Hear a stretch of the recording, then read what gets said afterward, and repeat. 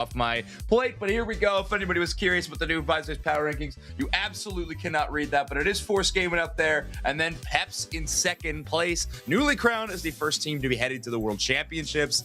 Can't wait to see a little bit of their gameplay later on today in our European broadcast, but there's a lot of great matches going to be happening today. I cannot wait. Yeah, I mean, talk about a team with pressure off. Not only is Zoink's pressure off, Peps certainly has the pressure off now in the leagues for sure. But rounding out our group today, Chefsky, Wonder Chef. How you doing, my friend? Well, you know, I brought back a little bit of Poker Rust, I think, from EUIC, so I'm still trying to recover. But Poker Rust helps you learn, and I feel like what we learned is that Europe is really good, right? Europe is actually sick. The showing that they put on was amazing. So, of course, I'll be doing the off-broadcast reporting for a lot of the matches that are going to be happening off-stream, and we do have some really, really good ones already. Europe had a chance to play their 0-6 for 0-6 match, their Little Cup match, I'm going to call it, for the first half of this season. And Gem Poulet was able to take it against Avalanche. Avalanche also going down to Team Peps a little bit later on, meaning that they do unfortunately have to go without a win in this first half. But Komaï versus Loscaducados off broadcast was a pretty close one. Komaï with a really, really strong record, but like I said, like we see, Europe, pretty good, pretty fun. You know, I think they surprised a lot of people at EUIC, myself included. That goes without saying. Let's go ahead and see what we're going to be watching today on PUCS Regional Leagues Week 3 day number 1. Zoinks, walk us through this thing.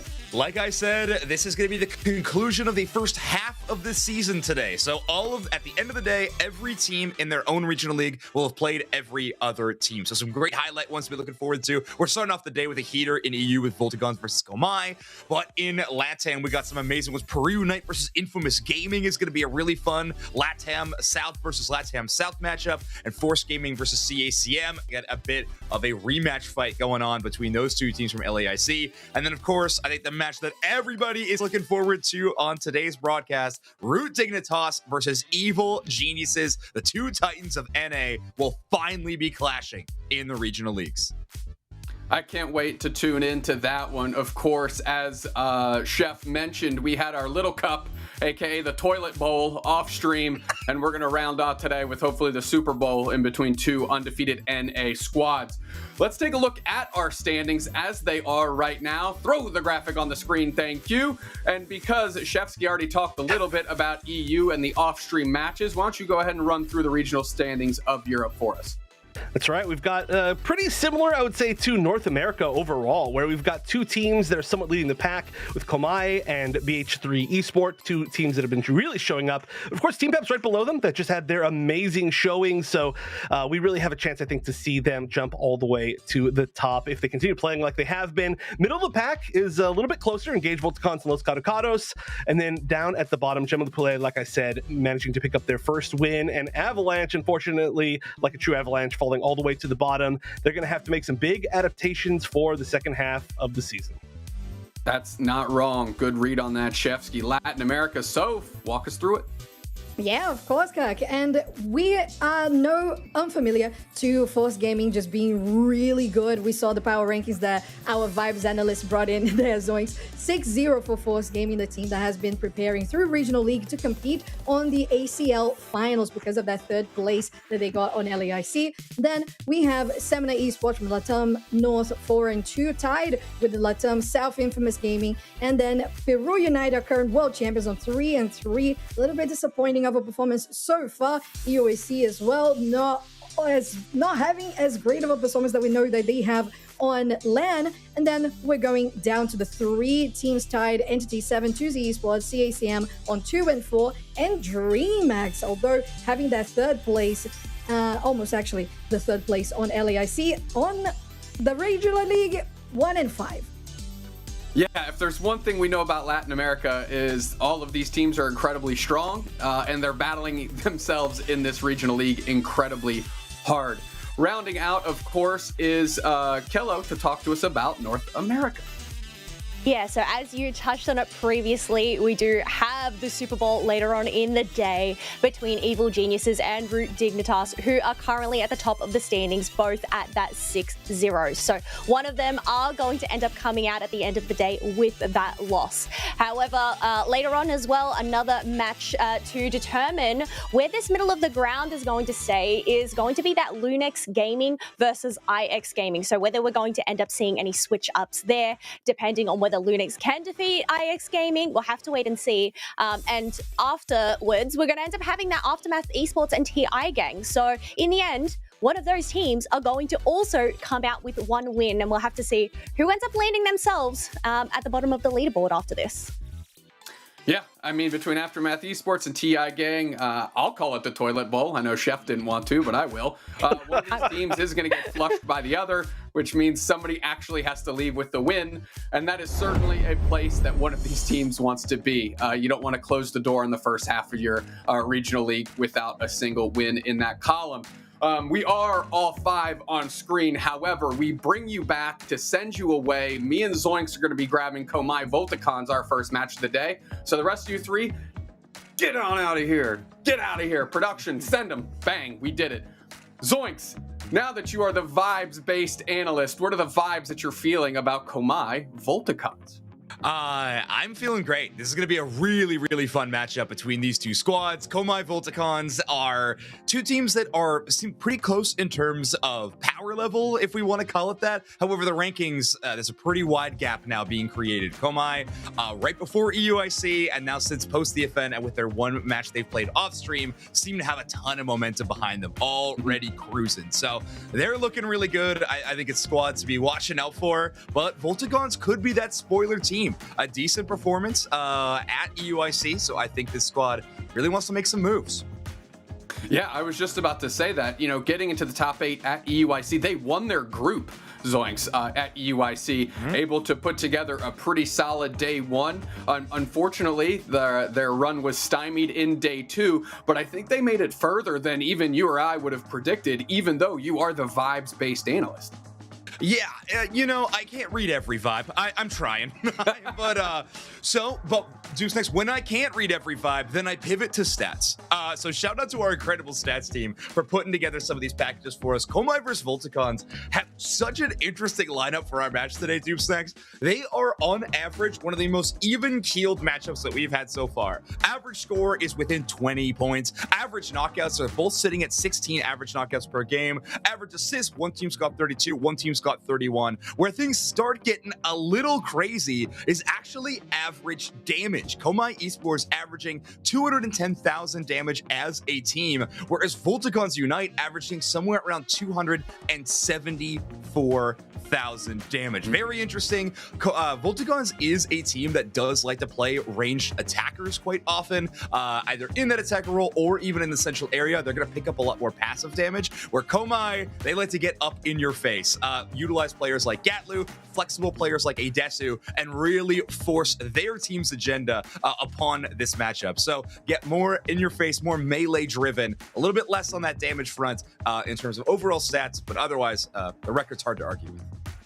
Yeah, I will say, talking to Gek at EUIC, it really seems like the strategy Komaï is trying to employ is to play cool, calm, and collected and leash the other team into making those mistakes and taking the fights always on their terms, right? Never trying to overextend or overengage, whereas Volticons feels a little bit more volatile in how they approach as we go straight into game 1. And worth noting here, you see it on your screen. Yeah. Every single map 1 of the weekend will be played on Rayquaza. Yeah, you said volatile as we went in, and I don't know if we could have a better way to demonstrate that so far in our tournament series. Well, that's right. Map 1 will be Rayquaza. After that point on, you're all familiar with the format at this point in time, but the loser of game number 1 will have their choice of either draft pick side or map selection. So very likely we'll be switching off Rayquaza, but who knows? If these teams have been putting in hours prepping on the big green dragon map, could see some new stuff. But Deuce Next, we got our bands, Psyduck, Mega Lucario, Crustle, Mega Charizard Y, that iconic Scyther from Snow being banned away. We're going to toss the Mimikyu in as well.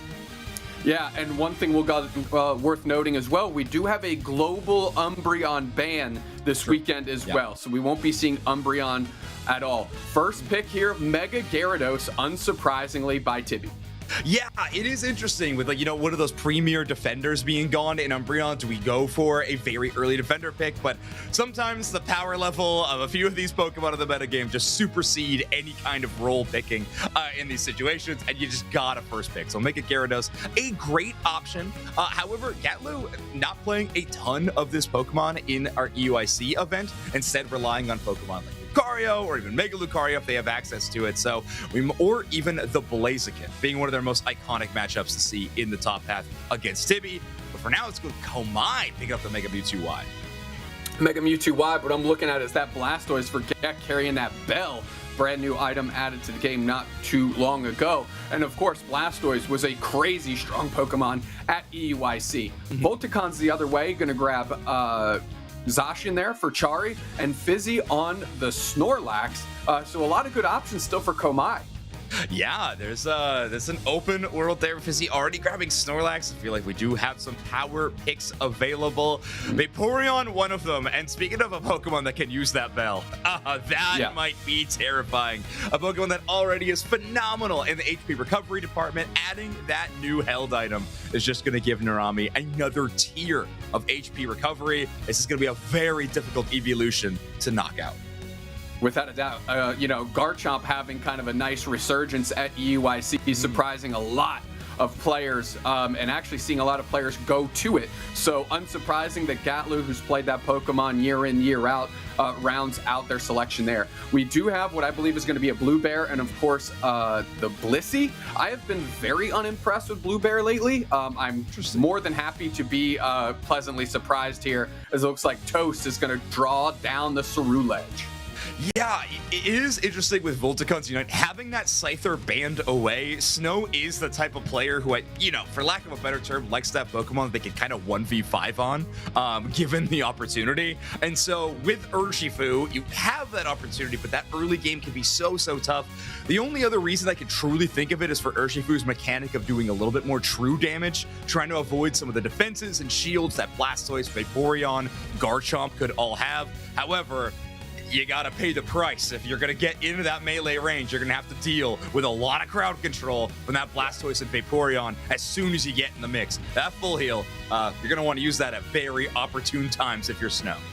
Yeah, you mentioned Volticons likes to have those ranged attackers to shell in those damage. This is why that, you know, team average damage is so high. However, Komaï taking a page out of that book, they're going to have the Mega Mewtwo Y laying in pot shots from a decent range with not a lot of Pokemon that can close that distance outside of maybe Mega Gyarados using that Unite move. Yeah, exactly. Those like homing beacon auto attacks that you get access to in that situation will help a little bit. But Mewtwo Y, I mean, no slouch on the escape routes either. Those teleports do a ridiculous job of giving you some space. Side Strike giving you an unstoppable trigger as well to avoid some crowd control. There's a lot of momentum there. As we get into game number one, Volticons Unite, your purple team, Komaï, your orange team, and we are on Rayquaza map. Let's get into it. Man, it feels a little familiar. I like nostalgia headed back to the Rayquaza map already. So we got some ball toys to contend over early on, and Fizzy with a big push, trying to help out this Mega Gyarados, who will be in the bottom path. It's going to be pretty tough for Charlie to try to get some of these secures against the constant poke damage of this Squirtle and Mega Mewtwo. Yeah, you know, you'd think kind of a clever like rotation, but once the Zacian gets picked, one of them has to eat that bottom path, right? Where it's just a little bit harder to get themselves moving. Chari drawing the short straw there, as really Adesu doing great, just pressing down this Volticons team. I mean, they're taking a ton of damage. Toast steps in, tries to go for Fizzy, and we see Narami go down, K-opener over to Volticons Unite. Yeah, a bit of an exchange, and I have no idea how Toast doesn't get that KO either. Fizzy will finally go down, but that Snorlax taking incredibly well. Toast actually expending an eject button very early on in that team fight, trying to line up that Bitter Blade, I believe, to hit the Magikarp and the Snorlax just outside of range. Komaï not going to be too upset with this, though. They get a KO, they get multiple stacks on the goal zone, and Adesu's unlocked the ability to Mega Evolve. Yeah, I mean, you can actually see the priority of getting those wild Pokemon. Fizzy running past the Desu to try and go with that tackle secure. And Komaï living down here with 3 players, feeling pretty good. Gek has evolved. We've got Gatlu into that Gabite evolved. And now a Desu sitting decent at level 5. Toast putting the pressure on Daddy Leon. Half HP is just chopped in half. As that half HP chopped in half, kid. Yeah. That's what I just said. Exactly. Now, great call by Volticons, though, to kind of get that read. They saw 3 players hanging out in the bottom path. They knew that that central area would be open. Snow takes that chance to get a big invade. They're at level 7. Liquidation hits 2. They're going to move forward here in a Desu. Easy work between them and Narami to get that knockout, and that is not where that Blue Shifu wants to be in the early stages of the game. Fizzy goes down, and now we're pushing with 4. Chari has hit Gyarados. They're trying to secure their wild farm, but in the face of 4 players, they got to play safe back. Look at the just CC chaining that Komaï was able to do and leaving that pad at 1. That's so scary. I mean, Blastoise already is a scary enough crowd control monster, and then you add the ability of this Vaporeon to the mix. This is going to be so difficult for Volticons to try to maneuver around, not to mention you got the perfect finishing blow in the Mega Mewtwo Y. Got a little more exchanges here. Gatlu going to have to solo defend against this goal zone, but so far doing a better job than the Gyarados is doing on the bottom side. Yeah, and Volticons really needs to find some value somewhere. I think they've weathered the storm fairly well, but we're about to hit a tipping point. Snow, not really a factor. We saw them get knocked out early. Certainly not where they want to be, as the first objectives are on the map. Regice in the bottom path here, and we've got Volticons moving in, secured by a Desu on that Mewtwo, and now Daddy Leon's on the backside of a Nightmare. They get knocked out. Yeah, Leon goes deep to try to get the steal on that Reggie. Of course, Blissey only having access to kind of melee abilities to take it down with this Blissey build, so they got to get it up close and personal. They pay the prices to make up Mewtwo Y, gets the secure, but again, a bit of an armistice between these 2 teams, kind of falling back. Not a ton of fighting between these squads, mostly due to the fact that we finally have our first Unite move of the game unlocked. Toast Saraledge will have the ability to unite in Revenant Rend, and now Urshifu's there to match. Regieleki quickly taken by Komaï. I mean, the rip between the Garchomp there and the Ceruledge, undeniable. 4 players are there. Komaï just going to babysit and watch, look for their opportunity. Good heavy slam. They isolate Gatlu. Gatlu uses their rush to get back on the other side of the block, but going deep using their Unite move is the counter push by the Blue Shifu. They get the Gabite down. Gatlu biting the dust early. Yeah, there's Safeguard on the Snorlax to give them a little bit of movement. That's interesting to see from Blissey, by the way, that we're going with that option. Huge Revenant Rend! Right into the Infinite Cyburn, and now there's 2 players down, and Komaï opens the window of opportunity back up for themselves. They're looking to get on top of Chari. Tons of damage, forcing out that Mega Gyarados. So the Mega Gyarados is online. They're going deep into the background. They are gonna get a knockout on that Ceruledge, and the push continues. Daddy Leon and Tibby flanking them, ready for more action. Mega Mewtwo Y hits their Mega Form, but it's not going to be enough in the face of the Zacian, and now Volticons strikes back. Yeah, huge push for them, a ton of experience. The only tough part is it just took too long. Twi Esports able to rally back, respawn, and defend these goal zones. So Volticon Unite really showcasing how this safeguard play can work on their 2 heavy melee damage dealers in the Zacian and Mega Gyarados. Blissey with some good cover, but now they're going to have to find a way to win an objective and get a big push on a goal zone since they're trailing by so many points right now. Gatlu hitting that evolution post that fight, going to be critical as well. Regice again. So we've got the 7-7 roll. We'll see if we go 3 in a row. Back into the back line is Snow there. You wanted a 1v5 Hydro Typhoon, but right after the Bliss assistance, still standing is Snow. Taken is the Regice. The fight is going to go into the favor of Volticons. Nice block isolation. Gek is caught out. They're going to put the pressure on. Half HP left for Gek. Heavy slam into the back. Good serve. Blastoise is undeniable. Power nap right into the back line there. Eject button reset. Gonna try and pin Gek, but they catch the Desu instead. Gatlu and Desu are pinned back. Dragon Rush onto the pad. Daddy Leon is poached. Daddy Leon is a poached egg indeed. Yeah, that's a tough pull. We already saw the Unite move really early on in that team fight, so no exit strategy as Komaï rallies up again. Right back into the action is Volticons. They're standing on their pad. Infinite Cyburn. I believe we saw the Ceruledge Unite as well. Garchomp pops. There's Gatlu getting to the back line. And they want to put the pressure on Snow, who's completely separated from the rest of the fight. And we're going to get a Gargantuan over plus 39 for Komaï. I mean, big momentum swing for Komaï. Felt like Volticons had finally clawed their way back into the match. They get an objective. They find a few ways to knock out pivotal characters and players on the opposite side of Komaï, but it's simply not enough. These teamfight unite moves are ridiculous from Komaï when they're starting to put these together. You called out, it feels like anytime there's a big damaging one, like let's say the guard jump unite or Sarah Ledge unite, it's always that infinite sideburn for the backup immediately after. A Desu making some great play calls. Yeah, it's making it hard for Daddy to keep up with these safeguards on the proper targets, right? Yeah. They're just stressing them with so much CC that that safeguard can only cleanse so much of it. Vaporeon, good spacing here. Desu does catch the heavy slam, but that's more of a distraction here as the rest of the Volticon squad tries to peel back. Yeah, it's going to be Gatlu's job to clear that Reggie Alecki, as this will be a contestable basement Reggie in this next 15 seconds. This could be a very important factor in the team fight, especially if Volticons knows that Gatlu is away from the battle at the moment, but they're also investing that Zacian just to get a few more levels. Chari fading back, Snow looking for an opportunity. Desu getting very aggressive vision here, feeling comfortable as they go straight into Mega Mewtwo Y, and they're just A-pressing into the bushes. They don't even care, right? This is use it while we got it type energy. 20 seconds until Rayquaza. Again, that is our map 1 here, and it really feels like Komaï is in the driver's seat, but not by much. Volticon's nipping at their heels. Yeah, Gek at least is going to get good positioning. So now with Volticon's heavy melee presence, it can be really difficult. That Hydro Typhoon is such a good shutdown. If Volticons wanted to go for the rip, they're going to have to time that safeguard around the Hydro Typhoon to prevent the steal where Komaï could be setting up for it. But watch Mega Gyarados' flank on the top side. Narami wise to the tricks.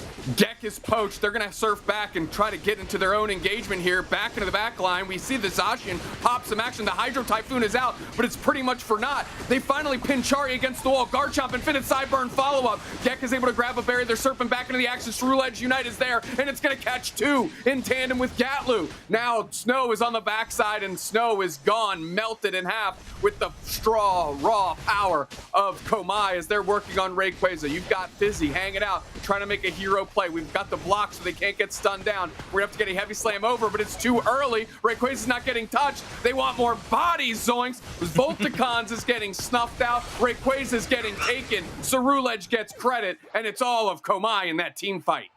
Impressive. There's always a hope with a Blissey, however, not equipped with Egg Bomb, a bit more challenging. You saw Leon strapping on the safeguard and just running directly for the Ray, but it's not going to be enough. Komaï close that one out in impressive fashion. Good coverage around the Ray the entire time. Blastoise, Vaporeon, making sure that Snorlax never had an easy entry into the pit, and they just shut down that team fight so extremely well. You called it out. I was pretty worried about that Blastoise Unite move not getting a whole lot, but either way, they found a good way back. Only 30 seconds remaining with no Ray shields. This is going to be extremely challenging for Volticons. Without a doubt. 25 seconds left. I don't want to say we're in guaranteed garbage time here, but it really feels like now we're just trying to put the numbers up, right? Let's just see what we can do to bolster our stat sheet here. Volticon's trying to scrap. Snow using another Unite move just to get those damage numbers up. And we know Volticons is going to just try and keep that record of having the most average damage across their entire team. Komaï, commanding win here in game 1. Now, I say commanding, in that Ray fight specifically, I think was pretty meticulous. Up until that point, I think it was neck and neck. Yeah, I think Volticons hit a good midway point of the match where they were finding solid ways to shut down Komaï. I think Snow finally figured out how to get the chase down on a Desu. We were getting some good Unite moves. Leon's safeguards were well timed. Finally, the Urshifu was sort of cracking the armor. But at the end of that match, when it's a full 5-on-5 team fight, you gotta just count on Komaï in some of those situations. 653, and I think most importantly, holding Volticons to only 106. There we saw the Cerulege Unite into the Infinite Sideburn from the Mewtwo Y, which was enough to just keep this push alive for Komaï here. And now these teams really fought a lot from EU squads that usually play a more calm approach. Yeah, that is true. It was okay. Well, maybe 2 minutes of passive, but after that, it was all on. You can see here, this Urshifu gets the Unite move, gets the Bliss assistance, and at this moment, they are just hunting for a Desu. But There is such a field of crowd control in the way. Snow finally gets there, but by the time they do, it's a 4-on-1 fight, and those aren't great odds. It will be Toast picking up the MVP on this Ceruledge. I thought they looked fantastic. 8 KOs, 67,000 damage dealt in this game. You know, one of the first Ceruledges that didn't come from LATAM that impressed, to be quite honest, right? Yeah. It sometimes feels like it's tough for these Ceruledge players to find their footing. Toast was facilitated and enabled very well by the other 4 players on Komaï, and I love to see how they were using the Ceruledge Unite in tandem with other Unite moves to make sure that that Ceruledge Unite was actually cashing in on some real opportunities, because there's nothing you hate to see more than a Ceruledge zip through an entire team and not touch a single one. And you're like, oh no. Almost as bad as Soundflame Unite hitting a wall. You know, it's truly tragic. But either way, Toast crushing it. We did see in that first replay on the highlight package, one of my favorite techs with Revenant Ren with the eject button right at the end. It almost extends the Unite move to have a longer range, but also can change the trajectory of that final length of the Unite move dash and actually hit some sideways targets at the same time, which I think is so sick.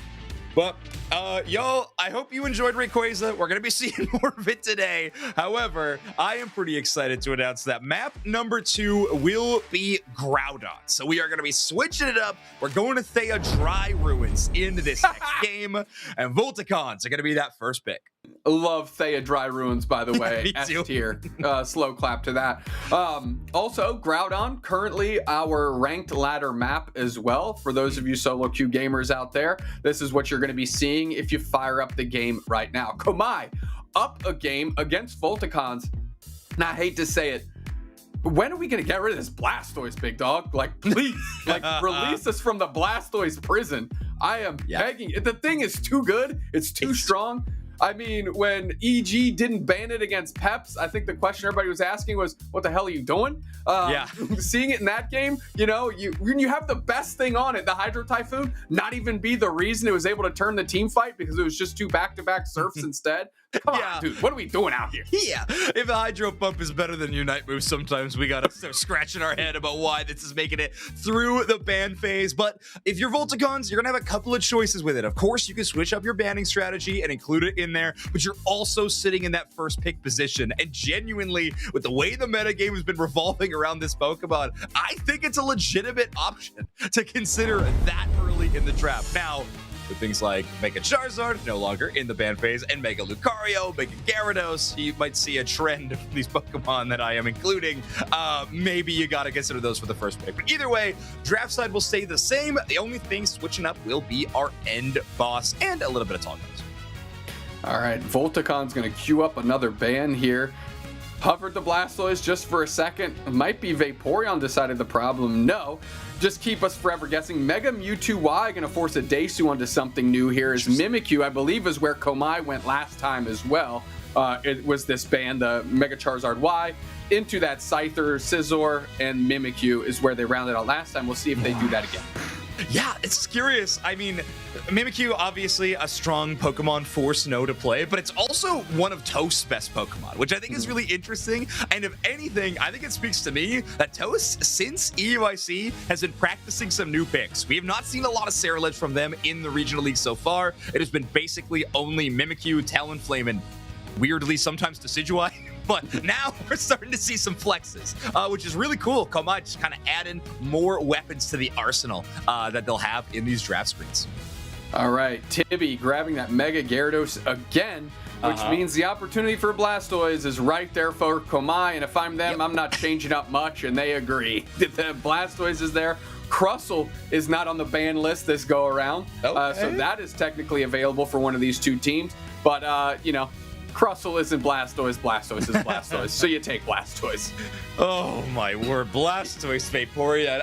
I've been calling it the most dangerous waterfront in UCS right now. Like, I mean, Psyduck could be included in that one, but one of them's banned, but Vaporeon Blastoise is truly a ridiculous build, especially with how Narami's playing it, right? They're running that supporting build with the Aqua Ring, but they're also adding that Hydro Pump, which is going to give you that ranged crowd control effect that is really tough to play around, and honestly just feels like another Hydro Pump from Blastoise in a very similar fashion.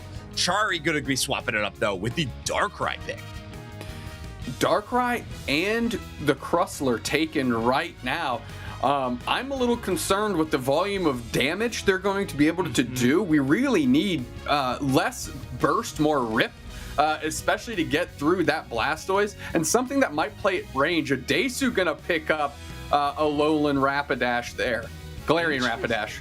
Yes, Galarian Rapidash. The pony hits the Thea Sky Ruins. I'm excited. I feel like this is a Pokemon that I've been talking about Komaï being like an iconic pick for them for a while, and then every time they were on broadcast, they never played it. But I was like, no, believe me, off broadcast, they're playing this Pokemon. I'm telling you. And it does have an encounter rate of 9%. So not a lot of impact so far in our tournament, but for Komaï, it has been a bit of a pocket pick. Now, we were talking about bursts on the side of Volticons Unite. Dupsnex. How about on the side of Komaï? You got Galarian Rapidash, Blaziken, and Talonflame. That is a lot of high impact damage. Both of these teams honestly playing strange dive comps in a way, with Darkrai, Ceruledge, and Mega Gyarados being on Volticon's side, and Galarian Rapidash, Blaziken, and Talonflame being the Komaï roster.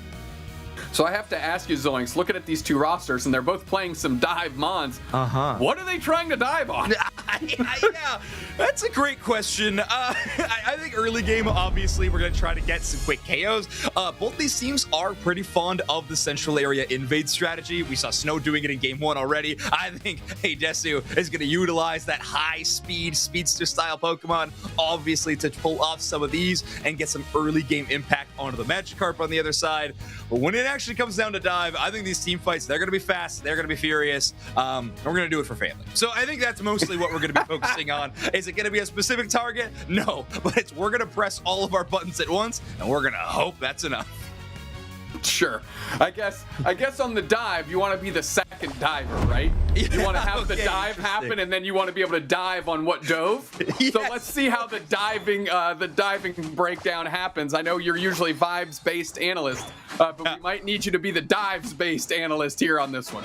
You got it. Well, my first dive sight read here is that Mega Gyarados is going to have the swap up. Going to be going into the top side of the map for Volticons. This time, though, at least they won't have to contend with that constant ranged poke damage of the Mega Mewtwo Y, which I think it made it really challenging for the Mega Gyarados in that last game.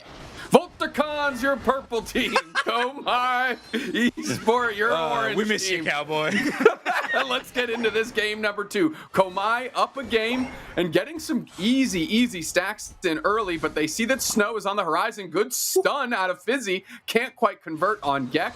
So a little bit of danger avoided there for the very short term.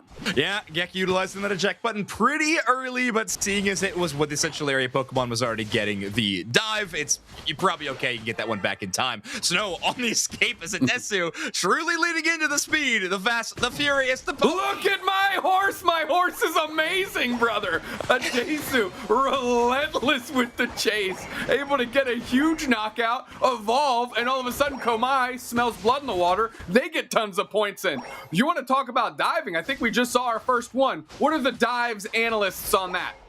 Big miss on the dove for Volticons. Great dive from Komaï, no dove to respond, which is going to be tough. Oh, but here comes the dive again, and another lack of dove.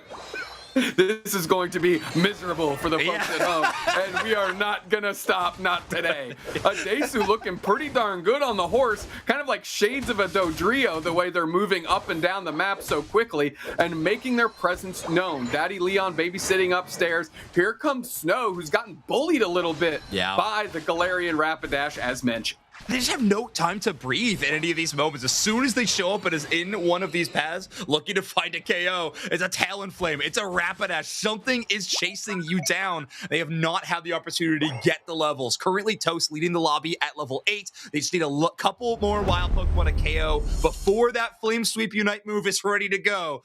Feast or famine sometimes, as I know you've described. However, it could be a very impactful team fight Unite in some of these matchups coming up soon. I just want to see how well Adesu can use that like Bermuda Triangle-esque Unite move, putting the trap down and then just zipping in between their own playground, if you will, seeing how many times they can combo that up.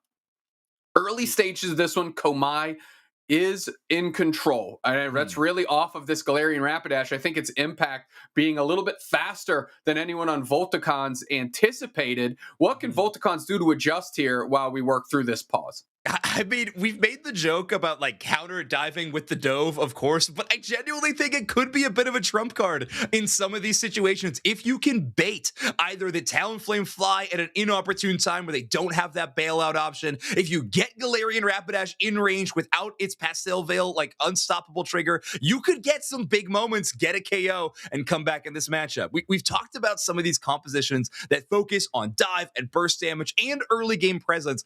If you lose that level lead, it can be devastating.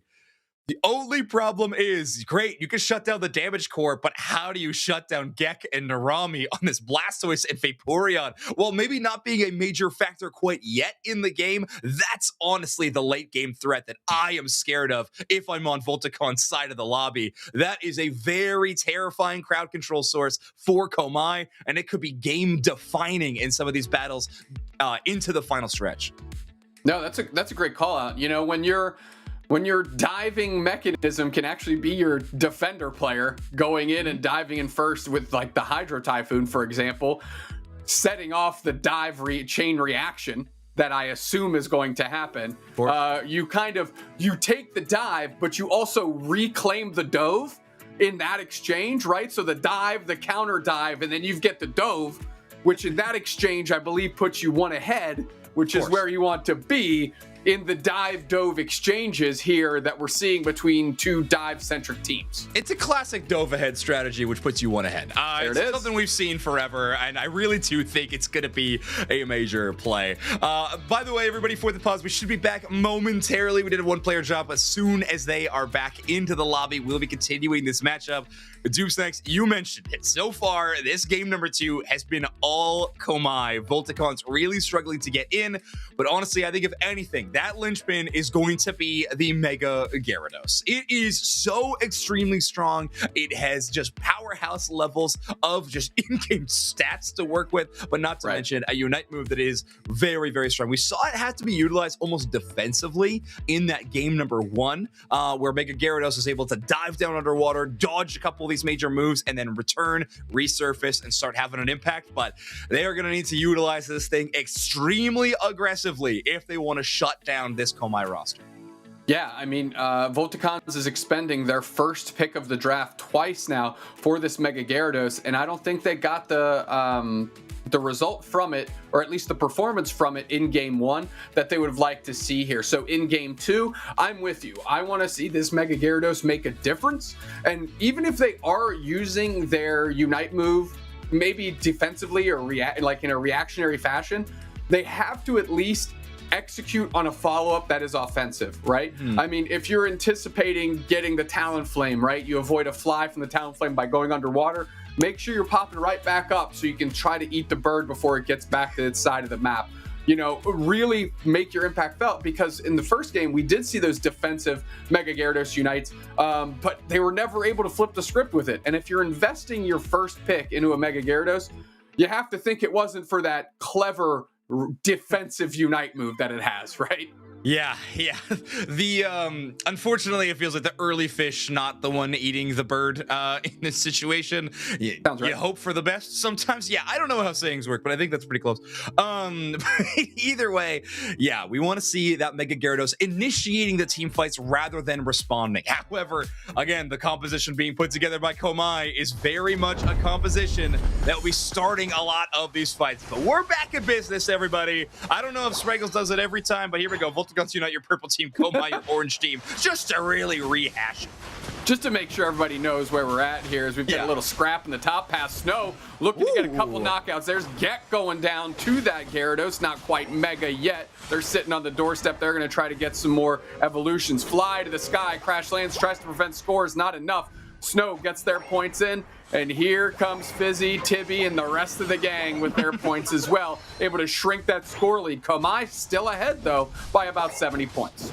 I'd watch that cartoon, Fizzy, Tibby, and the rest of the gang. That sounds like a blast. I'm in. But so far, I think Fizzy already having a way better game 2, showcasing why maybe that Crustle was banned in game number 1 feels like a pocket pick for this player so far.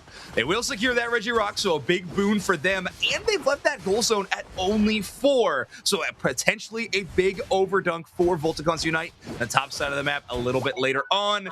For Komaï, though, they have knocked out that Regieleki, and they're actually coming from the top side now.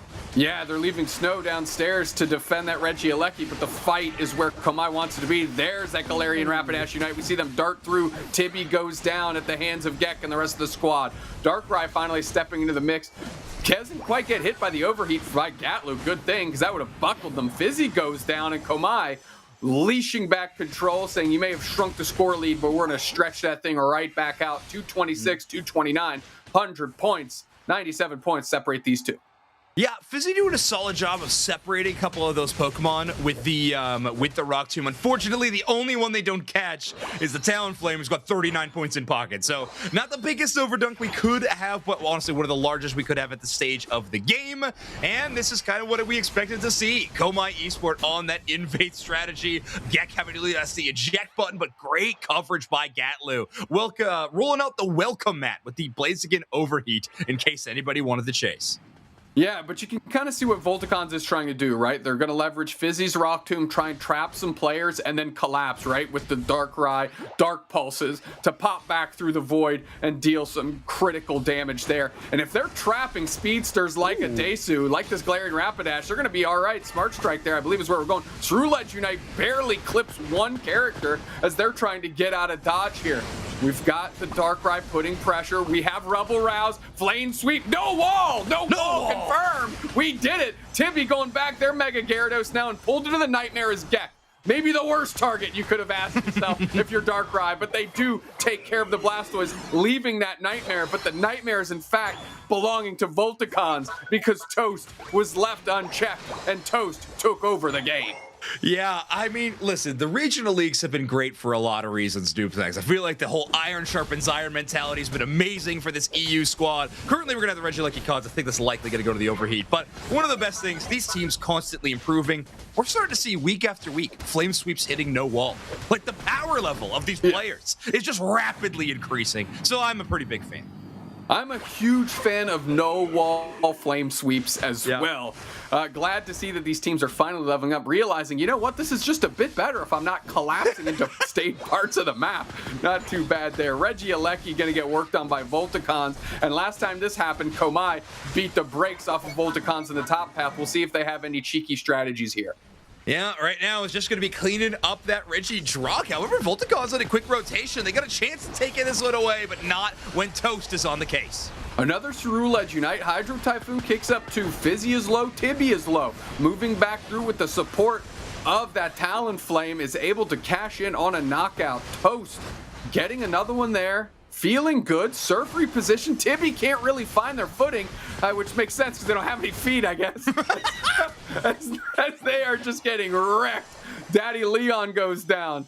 There's Tibby going down. And now Komaï is just running through the opposing central. Yeah, these team fights have just been so clean from Komaï. Great coverage from other players. You see one player trapped in a Rock Tomb. It's someone like Gatlu, Gek, or Narami are immediately rotating just for a bit of backup. It is so tricky to take down this team when they are playing so coordinatedly well. Volticons Unite enter into that Regidrago fight with only 3 members, hoping to steal that objective. But Komaï just a little too rock solid in some of these major moments. I mean, good little poach by Gatlu with the eject button to drag that buff all the way darn near into the Groudon pit. Yeah. Get it with an overheat before Volticons can collapse and take their own farm. So a good look here for Komaï. We've got 30 seconds until Groudon, and we have one more objective that Komaï has the opportunity to take here, and it's going to be that basement Regieleki. Ooh, that is a lot of damage on the Crustle already. Fizzy has down to half HP. Those Pollen Puffs going to be isolated directly on the Crustle as quickly as they can, as Komaï's got so much poke damage to work with. Fizzy going to get topped off of HP. Meanwhile, we've got Gatlu in the bottom path working on this Regieleki, just going to make sure they can send it here.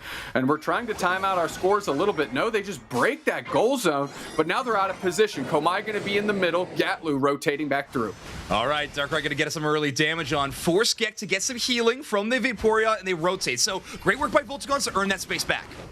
Nice way to get out of dodge there for Chari, dodging Toast, which what could have spelled disaster, as we're still playing this fight a little slow here. Yeah, some poke damage early on. Of course, as Darkrai is very safe damage, they can hide inside of that dark pulse and get these Shadow Claw pokes. However, Komaï's the one with the points lead, so they are happy with the situation, even more so with the big Hundo Burger. A huge Hundo Burger. Chari low on HP, pulls the character into the Nightmare. It's Gatlu. They're going to have to come back through and try and get this knockout here. Meanwhile, Groudon's being worked on. We're on the backside here, and it's Daddy Leon gone first. Adesu pops through Night Move. Flame Sweep into a wall. We're 1 for 2. Back into the action here, taking the skies as Toast. They're going to see if they can crash land here and get another knockout. Gatlu survived the Nightmare. Chari's on the chase. Mega Gyarados, Tibby is there as well. They are able to get that knockout. Meanwhile, that is another player down for Volticons.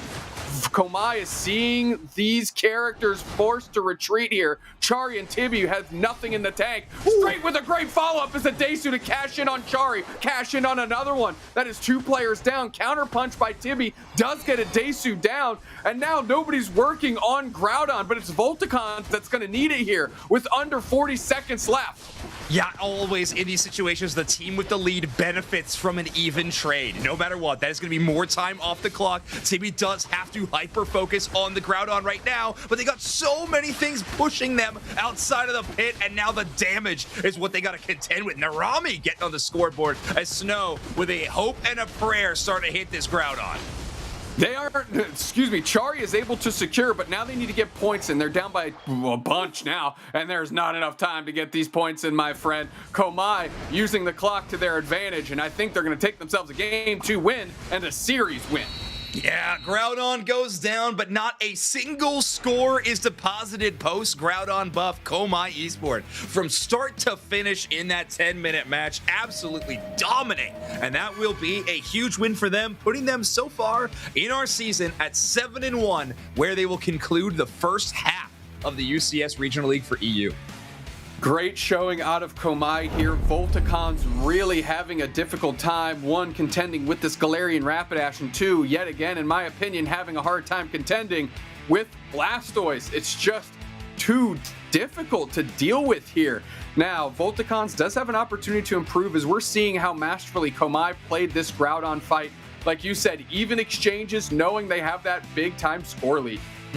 Yeah, it was so solid for Komaï, and it's what these like double speedster compositions allow you to do, right? You can play a fight on so many different fronts. You can play up in the middle and play around your defenders and the Blastoise Vaporeon, make it difficult, but you can also chase down any target who's at half HP. That Eldegoss is doing their best to keep everybody healthy, but it's really difficult when the fight is being spread out and separated. So great work from Toast and Adesu specifically to enable that. Crazy seal by the Darkrai, but in the end, it'll be Toast with a back-to-back MVP award. This time, not doing as awesome in the damage department. 49,000 damage, still respectable, but hey, that was 1 for 1 in flame sweeps hitting walls. That's true. That's true. You know, the 50% conversion rate on those flame sweeps that we saw on screen, you know, sometimes that's just good enough to get you player of the game, right? As long as you didn't hit a wall every single time, give them the nod. I guess. Exactly. That's where we're at.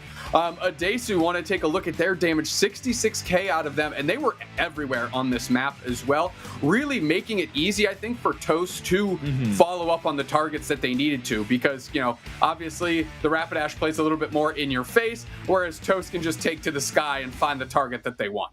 Yeah, it's impressive. You're definitely playing a bit of, well, I like to call it the hammer and anvil, but I don't think I should make that analogy. But either way, you got a sweeper roll in the Talonflame, and you got your upfront pokey damage in the Galarian Rapidash, which is a very safe option. Smart Strike with the stun. Of course, it's passive, giving it a little bit of resistance to crowd control. Galarian Rapidash can be pretty solid in that way. Toast Talonflame looking very impressive, and you can see even on this stat screen, focusing a lot more in the scoring department. They had multiple big overdunks in the early game that set Komaï up for a major victory here, and also limiting themselves to only 1490 experience per minute. So focusing a lot less on their own central area EXP and instead trying to earn it everywhere across the map, stealing, KOs, etc., etc.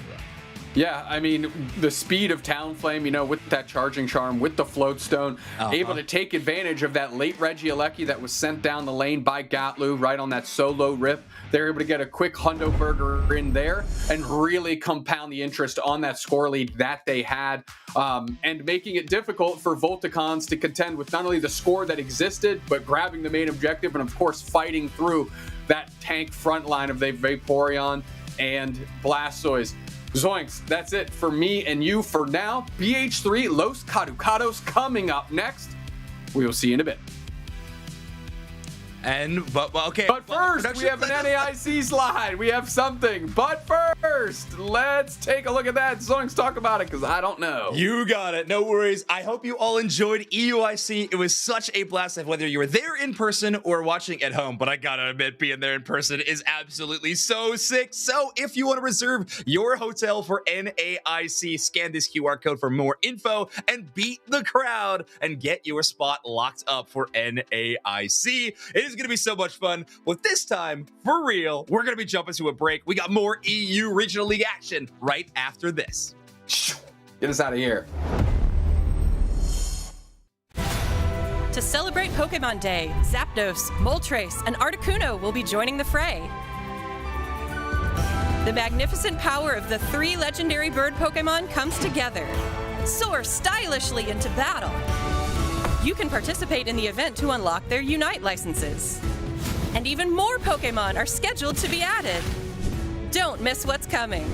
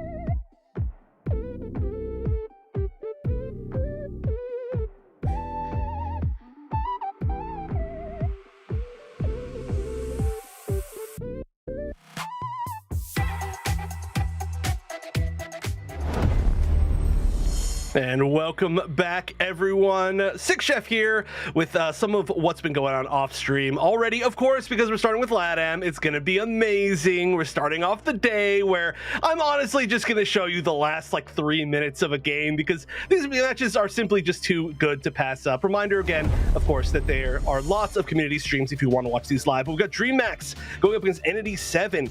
This is the final game of the set, so you may get a chance to know who is winning based off of that alone. One thing to see here is that we did actually get to see Yang up on the Gyarados playing Bounce, which is this interesting moveset that I was expecting we might see a little bit more. But here we are in the final 2.5 minutes of the game as we're fighting down for Regieleki, Dreamax on the left, Entity 7 on the right. And you can see there's a pretty heavy commitment as things are starting off. Again, there's about 100 points difference. Dreamax down by about 100 points, but you can see the bounce coming to play from the Gyarados. Big use to initiate it. Unfortunately, the counter is just a little bit too strong from Dreamax as they do manage to fight them off. But I mean, you can see here, this is basically their fight. 3 members down for Entity 7. Dreamax has their entire team up. A lot of unites used. Still a few unites available for Entity 7. But we see Dreamax take this advantage and run with it, running over to Groudon, trying to make the play here, trying to get down the burn, but almost a hero play. I'm going to spoil it. Not quite a hero play here from this Snorlax wall that's in the unite as well. Almost managing to push everybody away in time for a hero steal, but doesn't quite manage to get it, and that means that Entity 7 is a little bit staggered. As you can see, 1 KO there, another KO over here on the Vaporeon. However, still slightly more than 100 points difference, which is very quickly going to become even closer as we are now down to a 4-point difference with Dreamax still not in the lead. You can see almost a score from Kadu right there, not quite able to get it. That would have easily sealed the deal. However, this counter defense from Entity 7 was extremely strong. 1 minute left, and we now have both teams up 5-5 for one more essential big team fight potentially, or a back cap for the game. A huge heavy slam again as well. I think the initiations from Entity 7 were looking amazing. We're going to see right here though how this final fight plays out. A huge bounce. In fact, oh, you know, I'm gonna rewind this a little bit for everybody. So first I want you to see how strong these initiations are and then how fast they go down. So right now we can see here the bounce that's going to go right in this direction, and then immediately after we're going to see, if you can see up on the mini map, there's a Scyther up here that's going to move down as well. I'm going to try to clear it all, but I'm going to play it at a pretty slow speed because I need you to see how fast this initiation gets countered. The bounce comes in, the eject button as well to assist it, and look how fast Yang goes down. That was at 25% speed. Now we see the Scyther come in, again, 25% speed, and before that unite even fully triggers, they are gone. That counter damage coming out from Dreamax was ridiculous.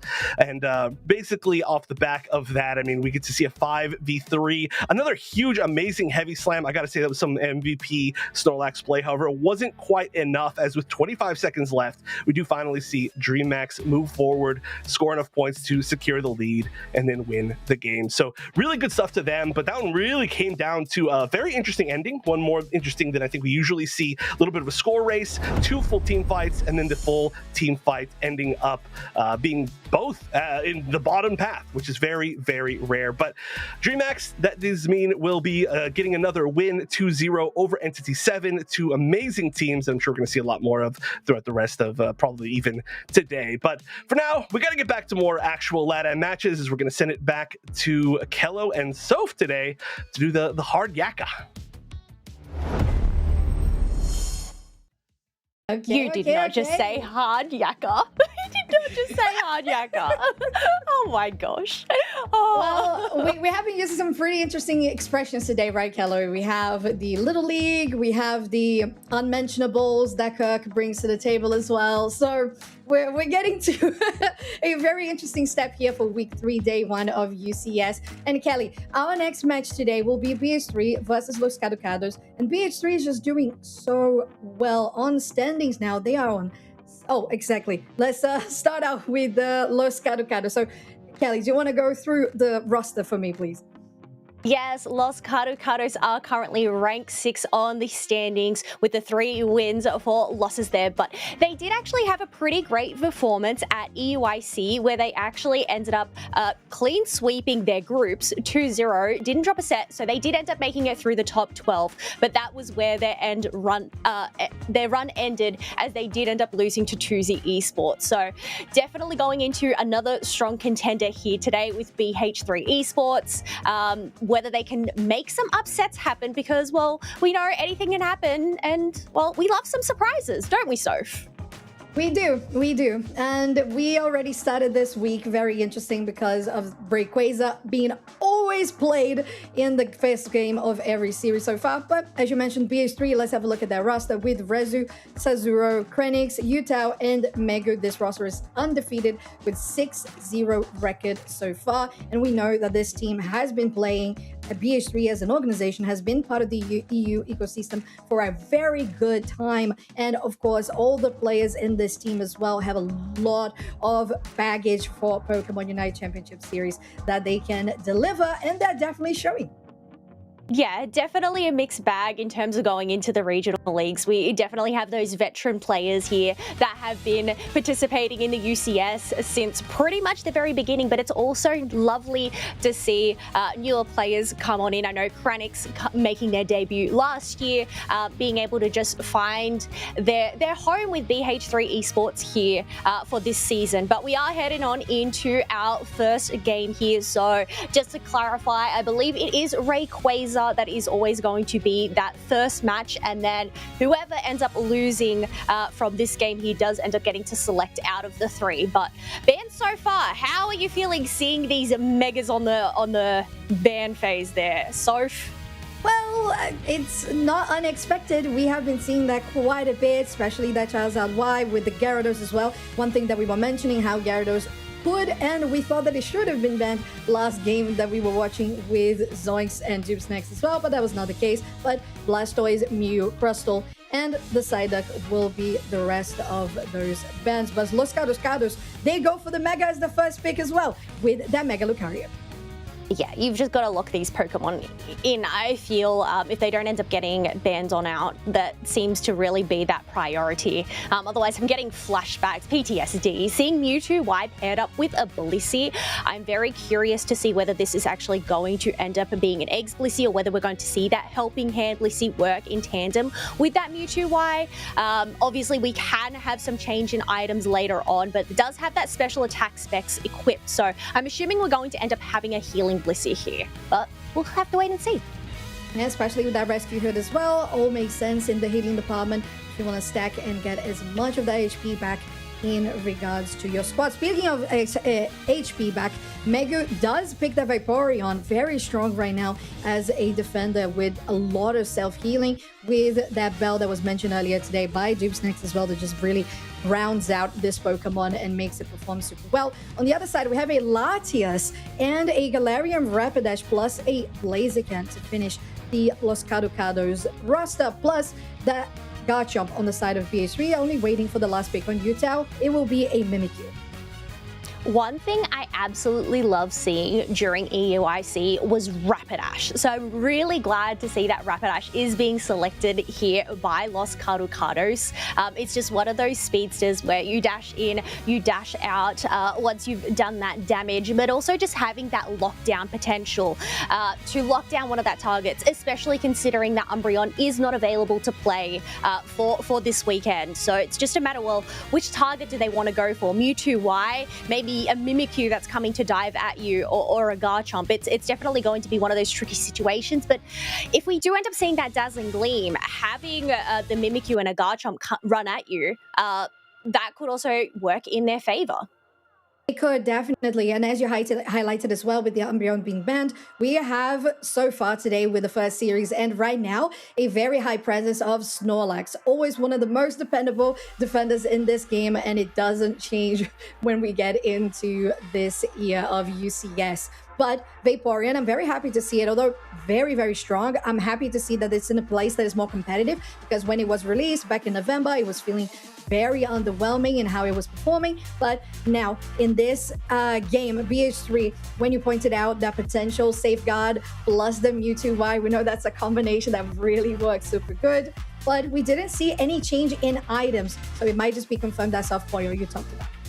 Yes, I guess that's the thing. You really have to make sure you have the right items equipped and you are going in with that game plan, locking in whatever moveset you need to without that flexibility. So we are heading on into our first game between Loscaducados and BH3 Esports. So Loscaducados on the purple, BH3 on the orange. All right, getting into this game here, and a reminder that we are on Rayquaza map, as it will be the case for all of the series today. Game 1 will be Rayquaza, and following up with the loser picking either side selection or map selection. We know that in the bottom path, we need to see BH3 getting Mega into that Vaporeon as quickly as possible to try and enable even more for that Mewtwo Y to come through on the damage. And this just might be the place where Loscaducados can get that presence on the top side, as they're doing so right now.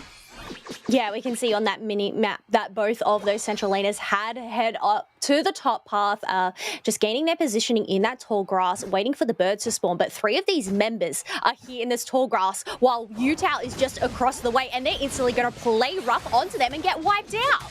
Oh, that was such a good play, just getting them on their side of the map, and the Loscaducados just completely wiping out on those birds, getting the dunks as well, and Keller feeling really confident on this posture here, Loscaducados, for this day 1 of week 3. Yes, being able to get in some dunks, but we do have some other dunks coming in from BH3. It's only a Snorlax here left remaining in the grass, going to recover some HP. Meanwhile, Mewtwo is just going to get fed on up, has reached that level 5. I believe has switched on over. I see that it has gone into that Mega Form there, so being able to just keep that pressure. But up in the top path, Loscaducados have really shut down this Gibble because it has not been able to find that evolution yet. Yeah, and it's something that really works out for this top path lane, because Loscaducados having not to evolve there with that Lucario just makes quite a lot of difference here on the mid side. We look at that Galarian Rapidash taking so much damage, will get punished by the fact that they were kind of alone in that central area, but backup is arriving for Loscaducados. They're going to force BH3 away from this top tier 1. Yeah, even though that Rapidash did end up getting taken down, BH3 recognizing that there's 3 members on this top pad, they're not able to make a move. Instead, they're just going to retreat on back, try get whatever XP they can, because, well, there's still a Gibble on the field. A missed Shadow Sneak onto that Rapidash is able to dash on out, as we do have these birds about to spawn on in. BH3 look to see to have the optimal positioning down in the bottom path, but Loscaducados, they're able to soak up all those birds up in the top path. Okay, and we know this early experience just makes for such good pressure for the Pokemon that they have on the side of Loscaducados, though BH3 with a massive push here on the bot side, and it's only 13 points left to be dunked on this bot tier 1, that maybe they could break it. 5 from Megu might be punished. Nice eject button away from that overheat, and Megu with that self-healing that we mentioned from Vaporeon survives. Yeah, able to survive and go grab themselves a berry, but it does mean this Regirock has spawned on in. 3 members are there. Snorlax doesn't end up successfully getting their Heavy Slam because of that Safeguard. Ooh, Oh, going out here on the bot side though, Loscaducados is heavily punished while BH3 takes full control over this Reggie Rock area, and they're going to secure the objective themselves. And like you mentioned, that Snorlax was in a good position, but it was kind of alone. It was alone, and with that safeguard Blissey, it just stopped that heavy slam from getting that stun up on those members, so really just working out in their favor.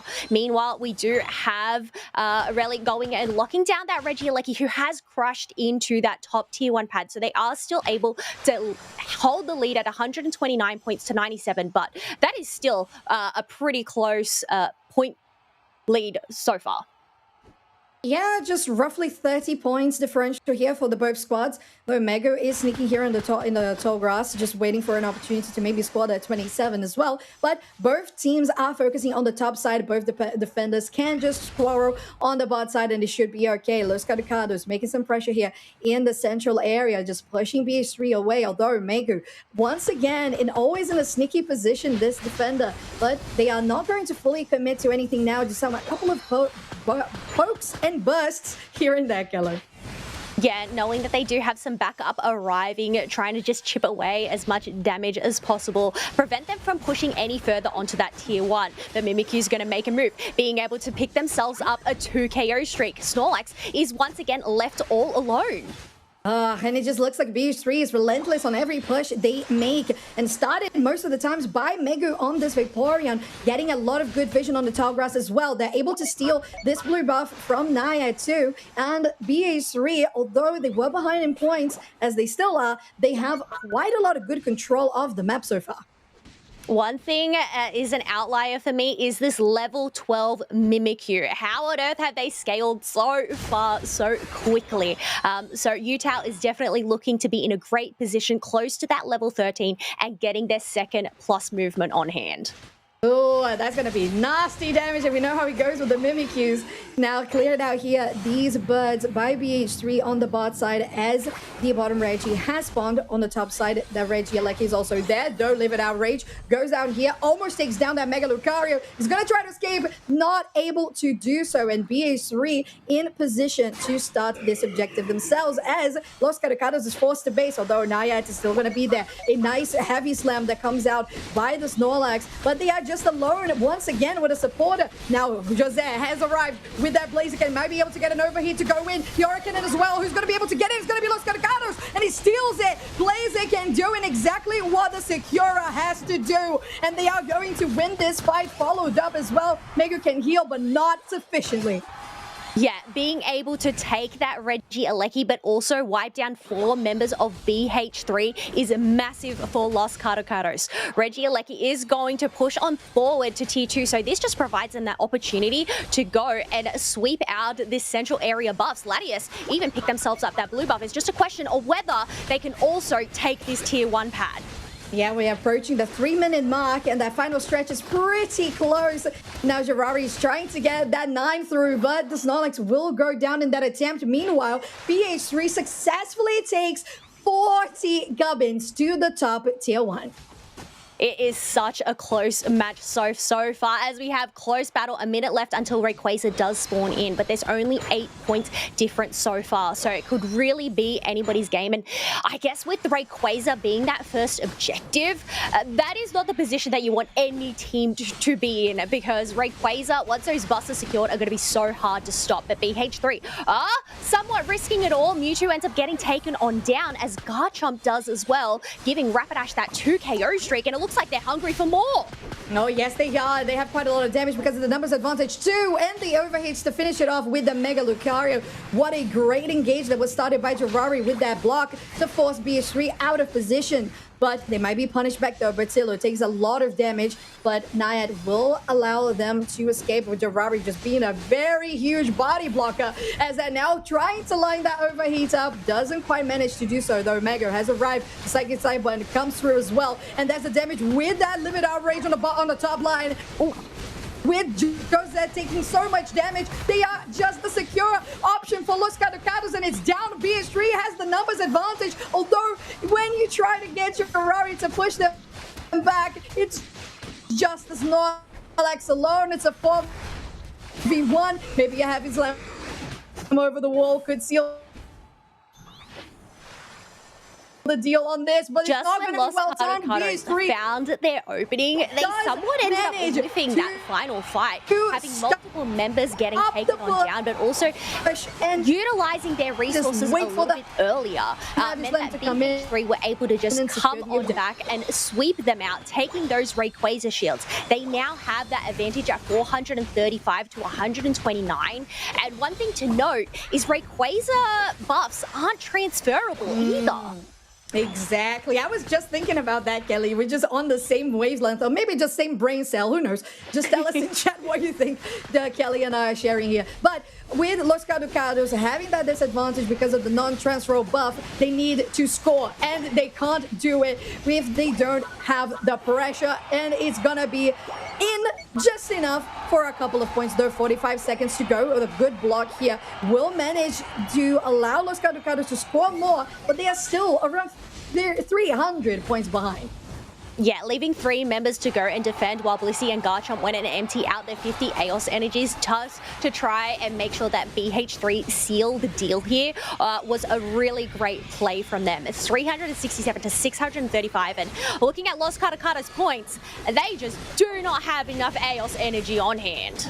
Yeah, even if they did, look at the relentless defense that BH3 is doing here.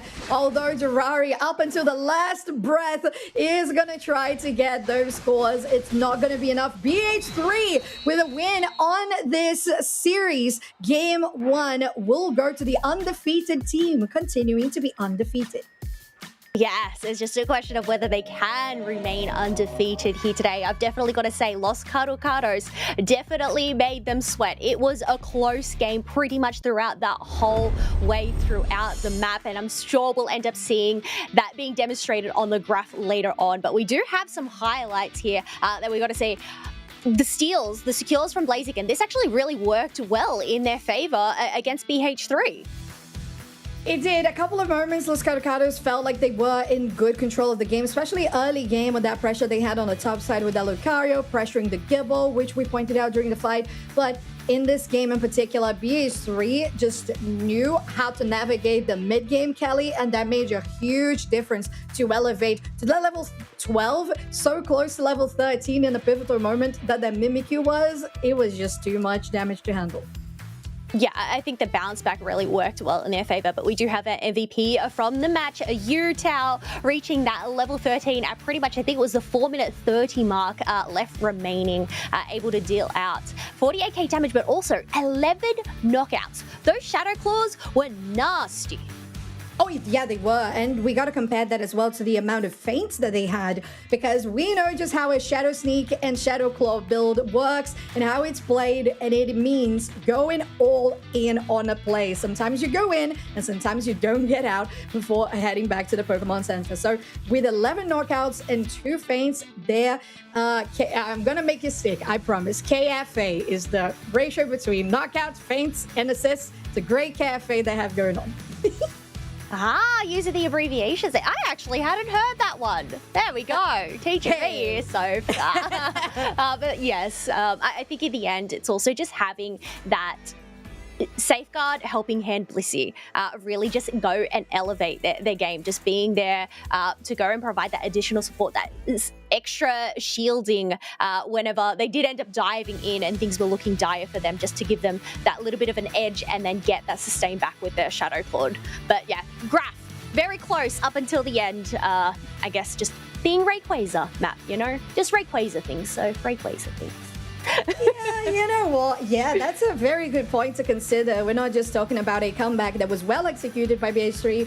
It's also a comeback on a very much nostalgic and straightforward map that Rayquaza is. So considering that they knew they were going to take down the enemies before they took down Rayquaza, they knew they had enough to score, and it would just be too much for Loscaducados to actually come back and fight around that. But I'm excited to see what's going to be the choice for Loscaducados, either choosing sides or choosing map, because there is a big difference between Groudon and Kyogre in the late game.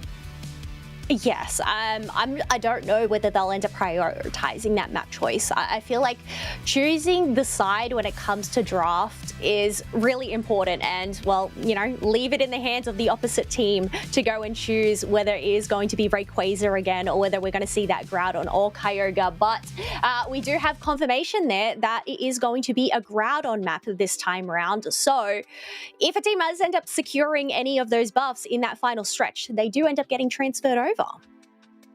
All right, so in this case, as you mentioned, we have this whole dynamic that we have been experiencing throughout the regular season. We're in week 3, and this day 1 is not going to be different, with a lot of Groudons on the table in spite of all the Rayquazas as well. But that means that Loscaducados will have the purple side. Having that first pick means quite a lot of strategy that you mentioned, Kelly, that is just so important in a draft phase. So we'll see if those megas are going to come through in the first pick, or if we're just going to be the stacks on stacks on stacks of megas in the ban phase. Oh, I have a question to throw to you. Do you think there's really any mix-up that Loscaducados need to do in order to just gain that edge against BH3? I know from my side of things, I feel like their draft actually did really well. They handled the gameplay up until the end quite well as well, being able to get their advantages here and there. But yeah, what are your thoughts? Is there anything different that Loscaducados need to do to try and take this to a game 3? I would say maybe focus on different bans this time around. I know that when you have a Blastoise, a Mew, and a Crustle being banned, you are target focusing a specific player in the enemy team. But maybe this Mimikyu could be out, but it's not just the player playing this Pokemon, it's also just the power of Mimikyu on his own that we have in the meta right now that has to be taken into consideration. On top of that, Kelly, I think that it's not really a draft problem that they suffered. It was more of a, they did not I think they kind of underestimated just how much BH3 had of a read on the map all around, because it felt like Loscaducados was getting picked off too many times. And you know what, you've got to give credit to Megu there, who was playing on that Vaporeon, hiding in the tall grass, being able to provide that vision to the rest of the team. Especially there was one bit where they were in that middle section there, lurking in the tall grass on their own. Being able to get vision on 3 members is just so pivotal for them during that match. But yes, Groudon locked on in.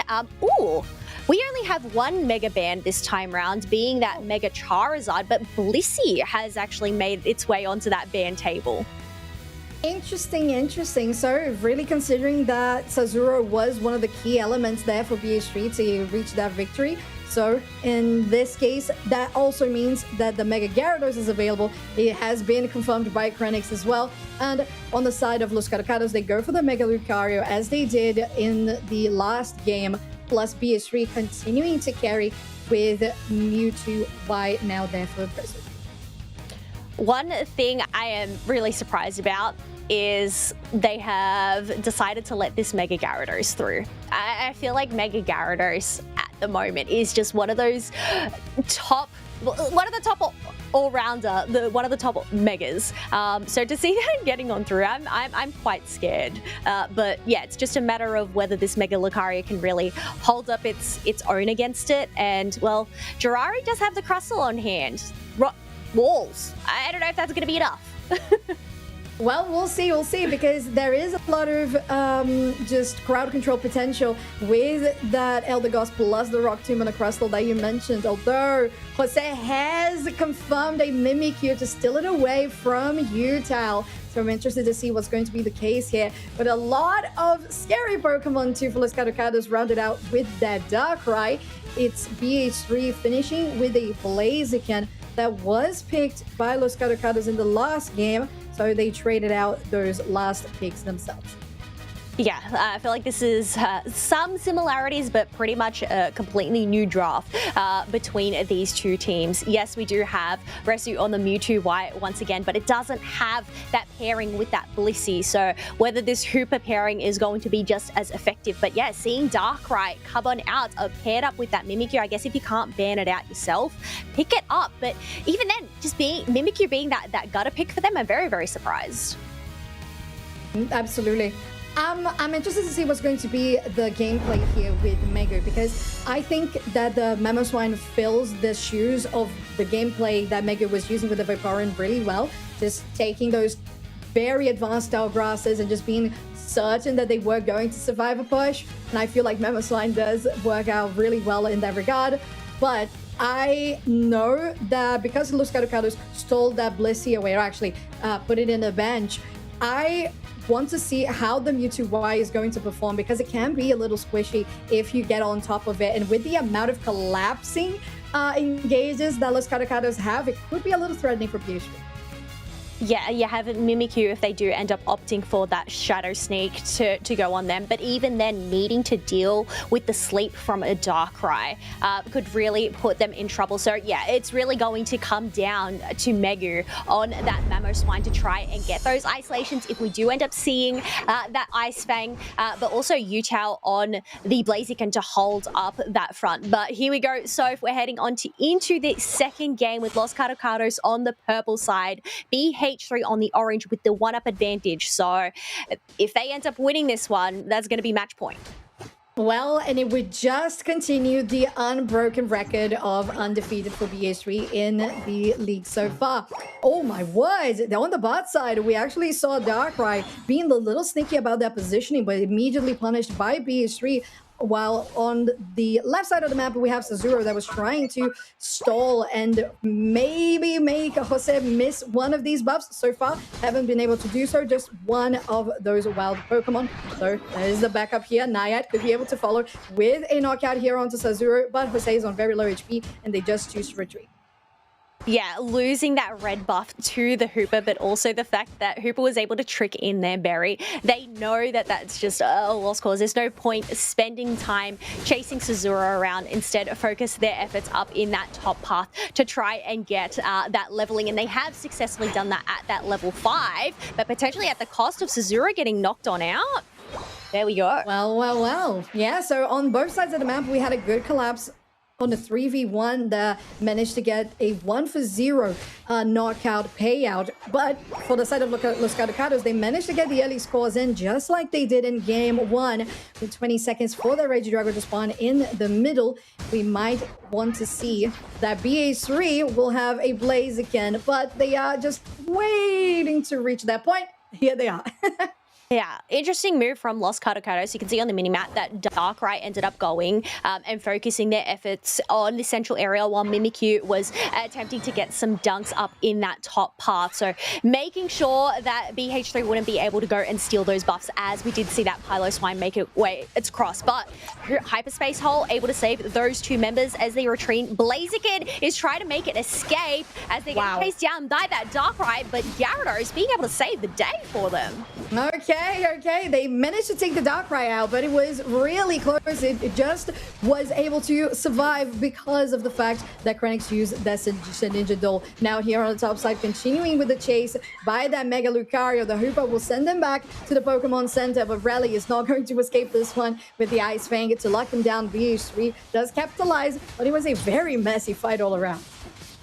It was messy, but you know what? In the end, they still ended up finding that success, being able to get multiple knockouts, being able to go and empty out this Eos energy is actually huge for BH3 here, as they are now at 85 points. But one thing I've noted is they already have 2 level 8s over on their side, where there's no level 8s currently on Loscaducados. Yeah, and there's going to be a huge difference here, and it's exactly what happens. BH3 takes full control with a 2 KO streak, going to Utah on this Blaziken.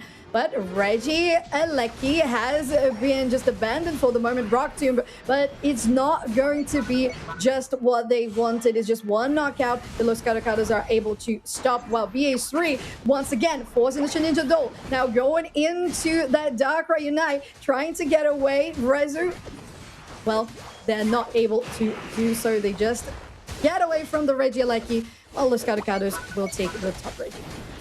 Yeah, I feel like Darkrai has already been knocked out multiple times this game. They do not want to provide another knockout to them, even though it isn't really going to provide much, but just go and focus their energy up in the top path. Mega Gyarados has reached the field, as it has some assistance from that infinite sideburn of that Mewtwo to get the stun. They're going into that flux zone, but Darkrai has gone on under. Can they make a clean escape? Oh, maybe they can, but Mega Gary is just really excited to take Naya down. So close to do so. They're not able to connect it at the end, but with the Hooper there, it's not going to be a retaliation opportunity for Bitzilo, and they escape. Yes, they do end up escaping, once again not getting knocked on out, but it is still going to go in BH3's favor to just go and create that pressure, waste their time. They now have that lead at 205 points to 52, and two T1s are down for Loscaducados. So BH3, I feel like they're going in a lot more aggressive this match in comparison to the last one we had. I feel like that's the way they need to be playing this. When you have a Darkrai, a Mimikyu, and Lucario on the side of Loscaducados, they have to take initiative themselves, because if Loscaducados do so, they are going to take the upper hand. Now BH3 is going to try to force out Loscaducados into their own area of the map, not denying them the opportunity to get more AOS energy and XP around the map. They're going to be able to steal this blue buff here too, or are they? They are. Yeah, they are, and I think that's a really great read from BH3, recognizing that Gyarados was drawing multiple members away as they attempted to dunk in that top tier 2, allow the rest of them to just go and wipe clean Loscaducados' central area. Otherwise, Jirawi is really low, doesn't end up making it back to pad, as Lucario is going to make an attempt. But once again, BH3 just having this split push between them is really working out in their favor.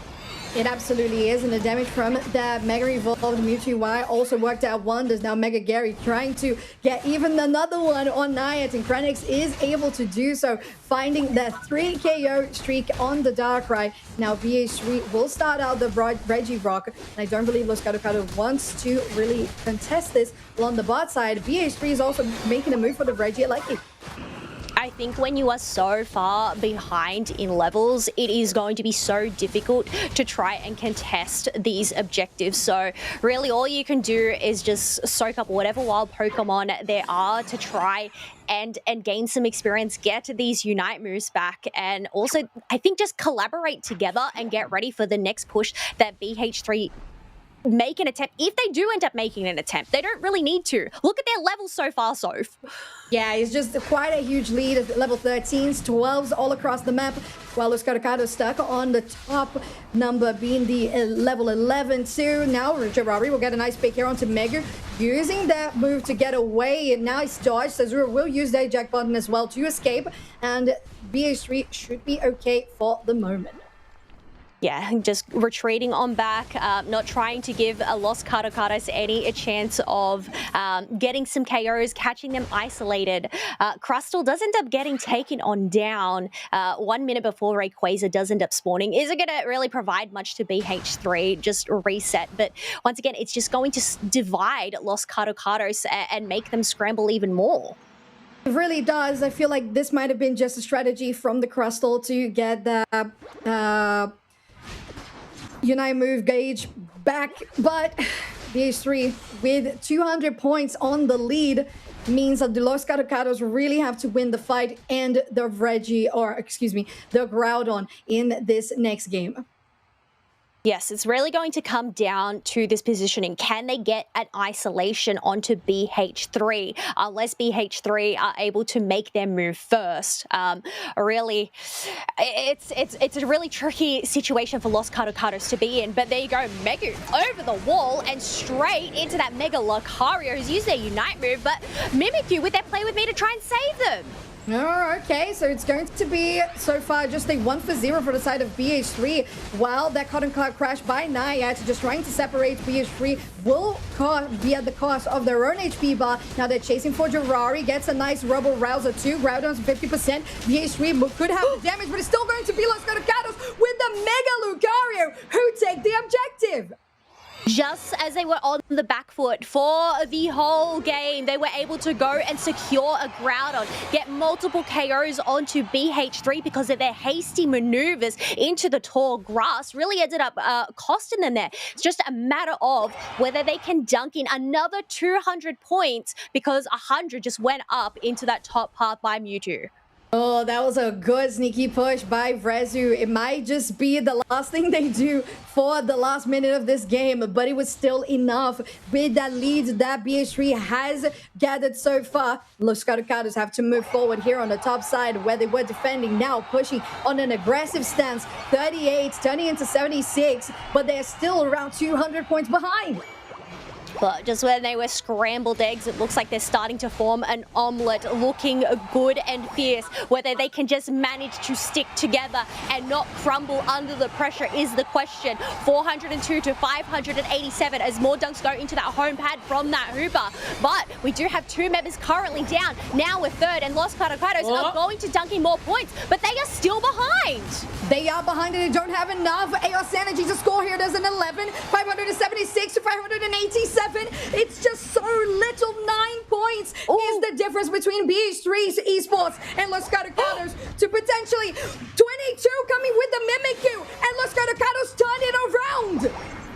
Wow, they have really just flipped it over in the pan. And I don't know if my math is correct, but I believe that was enough points to go and take the lead after being on the back foot for that whole game. Incredible work from Loscaducados to go and take this to a Game 3 against BH3 Esports, who are currently at the top of the leaderboard.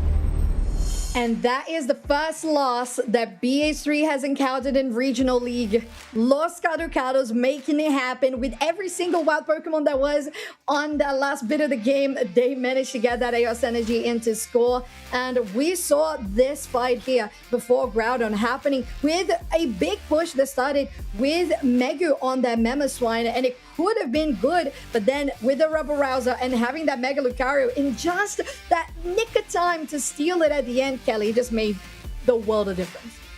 It really did.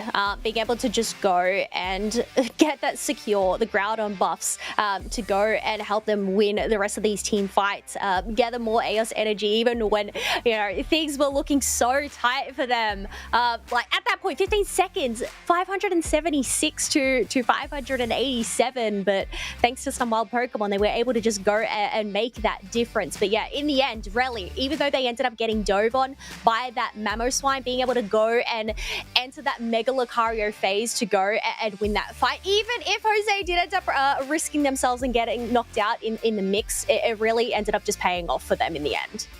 It did, and with the numbers that we saw on the previous stats, it's just so interesting how this match went, because there weren't that many knockouts on the side of Loscaducados, and it really just made it feel like a late game focused kind of team. That's what they were trying to do, because BH3 had such good control around the game, but they did not stall. That did not make Loscaducados feel fearful on how BH3 could continue on the lead. They said, Loscaducados, we are going to take this one home.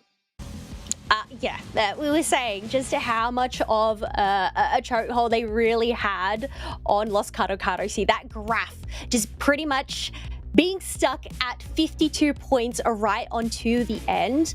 It really looked like it was in BH3's bag, but I don't know whether it was a matter of Megu diving in a little bit too soon on that Mamoswine, just trying to keep that aggressive nature, knowing that they had that levels advantage that ended up costing them in the end. But yeah, I said it at the beginning, right? Anything can happen when it comes to these UCS regional leagues. So just being able to take down one of the top dogs of BH3 Esports, it's just a matter of whether they can do it again to go and destroy that clean 6-0 sweep that BH3 have had so far. Exactly, man. It would feel really good for Loscaducados, as Zoinks has mentioned earlier in the broadcast. This weekend is the last few matches that these teams are going to be playing against each other for the first round of the round robin, and then the second round of round robin starts. So this is the moment to really get yourself comfortable taking out the top one team of the league so far into a 2-1 victory for yourself if you are Loscaducados and if you are their fan. But Kelly, you mentioned in the last game, and you asked me about what could be changed. Do you think that the choices of Loscaducados for going for the Mimikyu, taking the Blissey out, and just getting some of the tools that were used by BH3 made a difference? Look, I do have to be honest. You know, that first 3/4 of the game wasn't looking great for Loscaducados. BH3 really just held that aggression, especially with Suzuro on the Hooper, going with that early invade, and really just shutting Loscaducados down for the majority of that. But, you know, in the end, I guess it just comes down to the way that these teams are able to adapt, overcome these obstacles. And Loscaducados, you know, they were able to do that when it ended up going in their favor during that last team fight. So it's so tricky to put a read on these things. It is. It really is. I have to say, though, one thing that has been a constant for Loscaducados has been that Mega Lucario pick. It's just been doing so well for Rally, and it was the difference maker for this game in particular. So maybe we'll see from the side of BH3 that they are going to come through with a Mega Lucario ban, and we might see this and a couple more of those Mega Evolutions on the bench. We might see something similar, because considerably similar that we saw game 1 and game 2, we might see something just like that once again.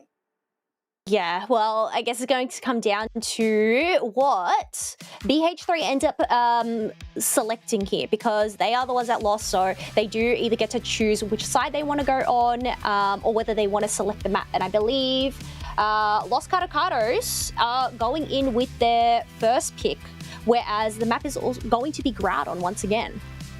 So 3 games in a row where Loscaducados are on the purple side.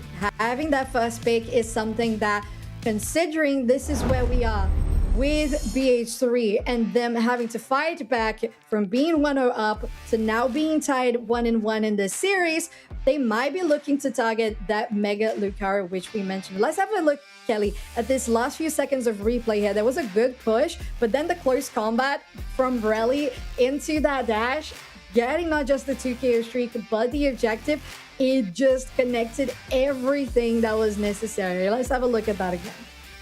I think also just recognizing how low of HP Mega Lucario was entering this Groudon pit. So that close combat really worked well in their favor, not only just chipping away that damage, but also just helping them sustain the other blows that were coming from the other team members. And yeah, that timing, picking up 2 KO streaks, but also the secure in the end. Just really, really great work from Rally there. It totally was, and like you mentioned, with that health steal that we saw on the Mega Lucario, the fact that we saw Mega Gyarados so close to taking the Lucario down so many times, and it just wasn't quite enough, considering that Mega Evolution form just being a little more powerful to be able to sustain the damage. Now, for the game 3 and the tiebreaker here for Loscaducados again on the purple side versus BH3 on your orange, we have almost the same bans as the last game, if not the exact same bans. Yeah, I believe this is the same bands that we had last game. So no Blissey once again, no Vaporeon, which means Rally is able to pick up the Mega Lucario, and Kranix's able to pick up that Mega Gyarados this time round too. Again, it's just good, Kelly. It's good, and you don't have to fix what is not broken. And Loscaducados know exactly that. Rally already performing super good. Now, with them stealing away that Mewtwo Y, now Girari on a different defender, this time on a Trevenant, while BH3 is still on the very much reliable Mega Gyarados plus the Crustle, essentially getting that Eldegoss crowd CC that we have been talking about quite a bit onto their advantage, and a Leafeon could pair with that really well. Yeah, so we are seeing a few change-ups here. The fact that we end up having Leafeon making it out onto the table, but also Girari picking up this Trevenant. I really feel like Trevenant has somewhat been quite underutilized in terms of the defender pool that we have recently. So I'm actually really excited to see Trevenant being selected here and put into play, because it can just be such a great disruptor with that Horn Leech. But also, if you are able to go and get that reset, just dealing with a double Horn Leech can actually be so annoying to deal with. It really can. And honestly, from experience, Do you remember that time when you used to have Curse being just such a good build for Trevenant as well? I have a couple of traumatic flashbacks to that time. So don't we all? Yeah, we really do. We really do. Now, for this team on the side of BH3, we are seeing 2 evolutions, which is something that's different from what we've seen in this series so far, which makes sense for BH3 as a team that did well in the first game, kind of close, even-ish in regards to scores. From the second game, being in a very good lead, them going for these evolutions just really makes sense in regards to them wanting to keep up with the same aggression that they had on the game 2. Yeah, the same aggression to be able to hold that early game, and the evolutions, Glaceon and Leafeon are really just going to go and elevate that, especially switching out Crustle from that Mamoswine as well. Being able to get that evolution at that level 4 is really just going to work in their favor, especially when you want to devote a lot of those resources to getting your Gyarados online ASAP, considering that is your late scale Pokemon over on their side. Oh yeah, and we know as well that the Elder Gods does pretty well. It could be denied in some way in the top side because of the Mega Lucario. But getting into the game 3 of Loscaducados versus BH3, we're on a tiebreaker. 1-1 is the record. Loscaducados coming here as the underdogs of the match, Kelly. They have a lot to prove. They have a lot to prove, and it's just a matter of whether they can keep their cool and hold up against the aggression that BH3 are bringing once again, because we have Sazura on the Gossifleur going in with another invade against Jose. Well, so far, haven't been able to steal anything, but definitely being the nuisance so far, and that could delay Jose quite enough for that pressure on the top side, which we mentioned that could be a sudden by Lucario to be slightly denied as we're talking about that. There's a Glaceon already on level 4 going to the top side as well to pressure that Lucario away from the tiny, not Gyarados in this case, the Magikarp still waiting to get that evolution. I guess that's a thing with the Gossifleur. It's not as annoying as a Hooper, because Hooper has that stun where as Gossifleur is just going to slow you down. So yeah, being able to pick up all that experience against them really worked out in their favor. But we have 4 members of BH3 up here, up against Group 2. Mimikyu's going to lock onto that Leafeon, knock him out. But because Magikarp managed to knock out that Mimikyu, they end up finding their evolution. Yeah, and it's a 2-for-1 there for the side of Loscaducados. So it feels like they have been able to adapt to how very aggressive BH3 wanted to be in this game, and Mimikyu took a lot of advantage from there. Rally, though, has to try to escape. Sazura slowing them down. Krenix, though, still doesn't have the range, and with that ability, Lucario will push them away, and it's going to be just this little chase for them. I think that, yeah, this is looking quite well for Loscaducados, being able to read BH3, knowing that they were quite aggressive in that last game, just being able to keep them at bay and not allow them to snowball once again. So far, working out in their favor. No Shadow Sneak land onto that Gyarados, but they are going to retreat as we do have members circling about because Regidrago is there waiting in the middle. Yeah, and it's a 3v2 here in the middle, as you say, Kelly. Loscaducados now getting with their Clefable too, to at least get closer, some of the pressure away. Regidrago still walking towards the top side. There's Krenix too, now going in, and it's going to be the Clefable who steals it. And Loscaducados might just be able to take this fight home too, but Rezu is going to say otherwise, still chasing out with the Icy Wind, with that Rock Tomb as well. Megu will lock them down in place, but still isn't enough damage. It is, as they're still going to push for that Trevenant 2 KOs down there for the side of BH3, and although they didn't get the objective, they get a lot of dunks on the top lane. Yeah, they get a ton of dunks, and it is going to allow them to just whittle that down a little bit further, but also get some points finally on the board. We do have both of those objectives now on the map, as we have a rotation from majority of members down here, because it is a Reggie Alecki. So leaving the buff Reggie in the top path, there's no one's in sight up there. Oh, well, there you go. Ice stage, though, here on the bot lane with Jirari getting soloed by Rezu on the back line. Though Regieleki was completely chunked by Loscaducados in the meantime. That Rock Tomb will not stop a Shadow Sneak, but Loscaducados still have to be careful. Although there is no Unite move for that Glaceon. Going into the back line, Yutao does just that, which you would expect from an Assassin-style type of Pokemon. Though Yutao's going to get counted with that Play Rough as well, and going in, Loscaducados make it back. Now they have the numbers advantage, 4v3. Although the Regieleki will go down, Loscaducados still have some space to try to score, but the defense from BH3 is huge, and 2 more players of Loscaducados will go down. That ended up going in BH3's favor there. I know that they ended up using that Regieleki, but being able to get those KOs and go and defend the majority of that pad actually worked out well. And also because of all that timing, it allowed that Gyarados up in that top path to go and secure them a Regirock.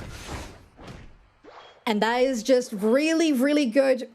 When you have a Mega Gyarados on your side, it's going to feel much more comfortable going in with those pushes and engages that the Mega Gary can just apply so much damage with. Now defended with much more defense from that, for that.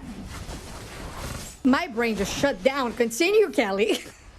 Well, you know what? Soon this bottom pad might end up getting shut down unless we have Mega Lucario with their Aura Cannon to go and interrupt them. Crustle trying to stay alive, but here comes the backup from that Mega Gyarados going under, wiping out multiple members. And now this is BH3's opening to go and shut down that bottom tier 1 pad. No, I have rebooted. Thank you so much, Kelly, for burying with that technical difficulty in my brain. Now, BH3, as you say, 205 points to 94 versus Loscaducados is just feeling so powerful at this point, but they still need to be careful with the flips. They are just possible, as we saw in Game 2. Megu takes a lot of damage here from Hosea, which is going to continue to chase Xizza, though, pushes them into their own teammates. Now, with Mega Gary there, they're going to go into that play with me, healing some back up from that Mimikyu, still trying to get some more. Nayat is there on the front line, but nobody is really going down on this fight.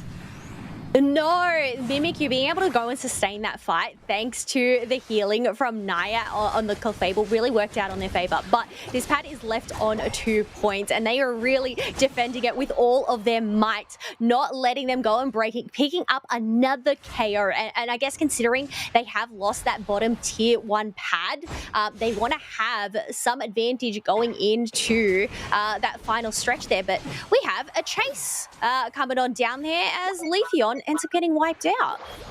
Yeah, it was a push by BH3, considering that they were losing on the top side. There they went with Leafeon alone on the bot side to get their Regieleki into a good position, although it's a 3v1 here that Krenix is taking, and it's quite a lot to handle. But there is the Elder Gods, not enough to heal, though, with that Mega Lucario dealing just as much damage as they are on the level 12, the power spike of Loscaducados squad.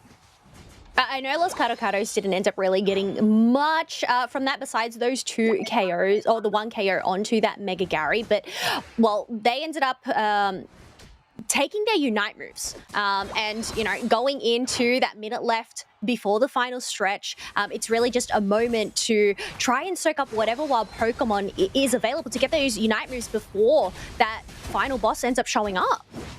And there's still quite a lot of yellow dots on the map on the side of BH3 as they are positioned here on the top side. Registeel is on about 40% HP with Loscaducados trying to go in. Not enough time to do so. BH3 just rips that top Reggie, although there's still 10 seconds on the bot side. They're changing out their rotation with Megu getting caught up here.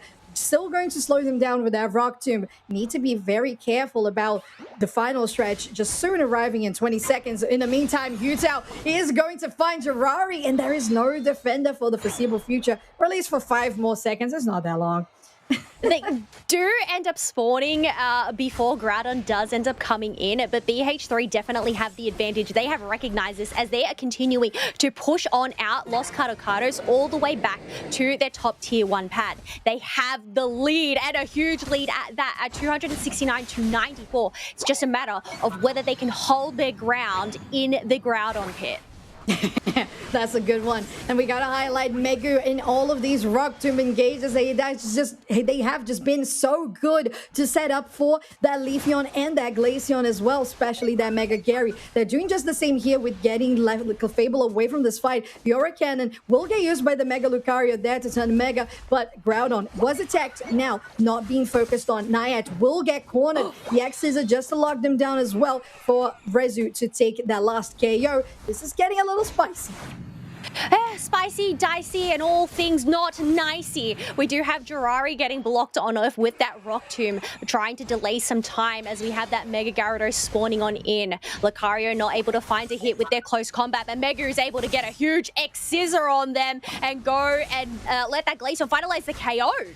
Yeah, and it looks good here. Not having that Lucario who stole the Groudon in the last game could be a potential push here. The Rubber Rouser doesn't actually connect to anybody, and Nayat will get isolated. Loscaducados recognize that is a fight that is just about lost. They need to try to survive though, but Zillow gets caught between a rock and a hard place. That Rock Tomb will seal the deal for BH3 to take the Groudon and continue pushing. 30 seconds to go for them to continue almost undefeated in the league. You know what? 3 members down of Loscaducados. Another 100 coming out from BH3. 20 seconds left to go. I think all things aligned there. It's pretty safe to say that BH3 have done it once again, and they are going to remain undefeated currently in the EU regional leagues. Incredible. So good, so good. They dropped one game, but they are still undefeated in series matchups. And BH3 with now a total record of 7-0. That's how they finished their Saturday today. Oh, so exciting. Although Loscaducados, I feel like they had such good moves a lot of the time. But there was one moment, Kelly, that felt like BH3 just turned on that lock-in mode and they said, no, there's no way we're letting this slide. Well, I guess we'll have to see what that pivotal moment was in those highlights. I guess at what point do you think it was that flip of the switch for BH3 there? I would say as soon as we saw those moves coming from Megu, actually getting accompanied by the Mega Gary that was on the hands of Krenix, I think it really made the difference because the Rock Tomb setups were, to me, what was the key point on every single one of those engages here, just twice on your screen as well to guarantee that Groudon. So when we saw them playing together, in this case with the MVP, Rezu on a 14-0-5 KFA result for this game on Glaceon, proving that BH3 knows how to stay on top. That is one very well-protected Glaceon. The fact that they didn't faint a single time throughout that whole game is incredible work from Rezu. And because they weren't able to get shut down, they were just able to dish out so much damage with their Icy Wind Freeze Dry combos from a distance at 92k damage dealt. So very much incredible work from them, but also just the whole team to allow them to gather so much momentum. The momentum was definitely created by what we had been mentioning around BH3 and how they navigate the map right, how they know that even though you don't need all of the pressure in the early game, as soon as you get to mid-game and you're getting those Unite moves and it's looking like the damage is stacking up, you get your first plus move, especially on that Icy Wind for Rezu, which we saw, and the good rotations coming from Utah as well on this Leafeon that made huge difference. But overall, Kelly, I think the flipping point for me for BH3 was them always knowing that if they lose an objective, they can still win a fight and get the other objective as well. Yes, I think that's the thing. It's realizing that you don't have to send all of your members to go and do an objective. You can always send some of those teams to go off on little side missions and go and focus on objectives that might not have anybody else there and take them down. So it really just worked out well in their favor. But also, I just feel the turning point we saw on that graph, that halfway point, while it was quite close in the middle, just really being able to go and hold that lead and keep Loscaducados at bay, especially when it came down to that final stretch. Sending him back to that tier 1, but also just circling around, making sure that just didn't really have an easy entrance point to come and get into there.